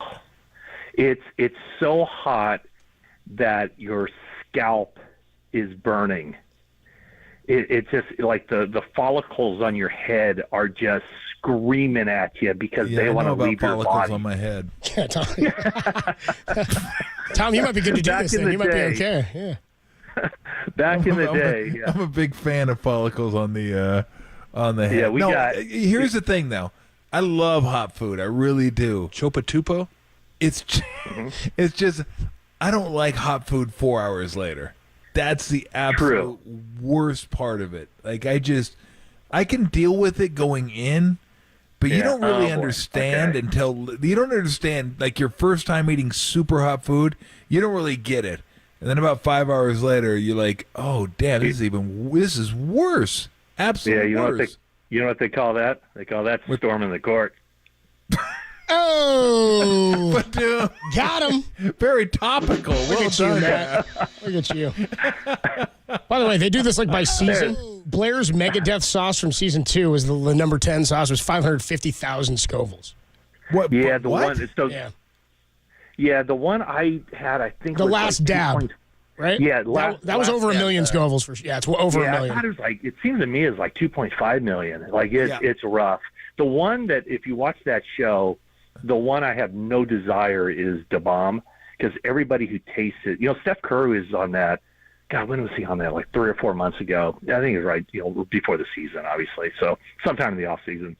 But everybody, he was like cool as a cucumber. Like he did not show any emotion. That was his thing, like to not show that he was just burning up inside. You did the last dab Redux, I think, is what you did. The Redux. That's over 2 million. Okay, yeah, that might have been the one. That's over 2 million Scovilles. The one that's really bad is Da Bomb, because there's like zero redeeming value of that. Like it tastes horrible. There's no reason to even have it. At least the one I had was, I would put like I would stick a toothpick into it and dab it on my eggs because it's the taste is okay. Wow. How about Pucker Butt Chocolate Plague hot sauce, Tom? You want to do that Excuse me, what was that? Pucker Butt Chocolate Plague. The Chocolate Plague is a hell of a name for a hot sauce. Wow. Pucker Butt Chocolate Plague. Yeah, Da Bomb. I love the Pucker Butt. That's I like good. that name too. Yeah, we should do some of these. We should get some of these and do them. Derek, you're out. You don't get to do it. Yeah, we should all do it. We'll bring Matt in studio. We'll all do it like we did about how many years ago we do it, Tim? Me and Brian Smith did it with the Smoke Eater's wings. And it was over a decade ago, and it was those wings were so hot that you eat one of them, and it stays in your gut for 3 hours. Like 3 hours later, it feels like a star is in your stomach, just kind of burning away. It's like, oh, this feeling sucks. We'll do it at the end of the show then, maybe. Yeah, I'll do it. I don't want to do it anymore, but I'll do it. I'll bring the beer. I'll bring the beers. I'll bring the beer. Okay. So it ain't gonna help. Beer doesn't help at all, by the way. This is a great off season. This sounds like sometime after the draft. We're doing this, come April, May, early May, Matt. We'll do it. Oh, yeah. Okay, there we go. Sounds good. Okay. Hey, enjoy the combine and start getting your Scovilles ready. Sounds good. Thanks, guys. Thanks, All right, Matt. Matt Mayoko, good stuff from the from our NBC Sports Bay Area 49ers insider. Dieter Kurtenbach is your sports phone host tonight. We'll talk to him next. Only here on the Sports Leader.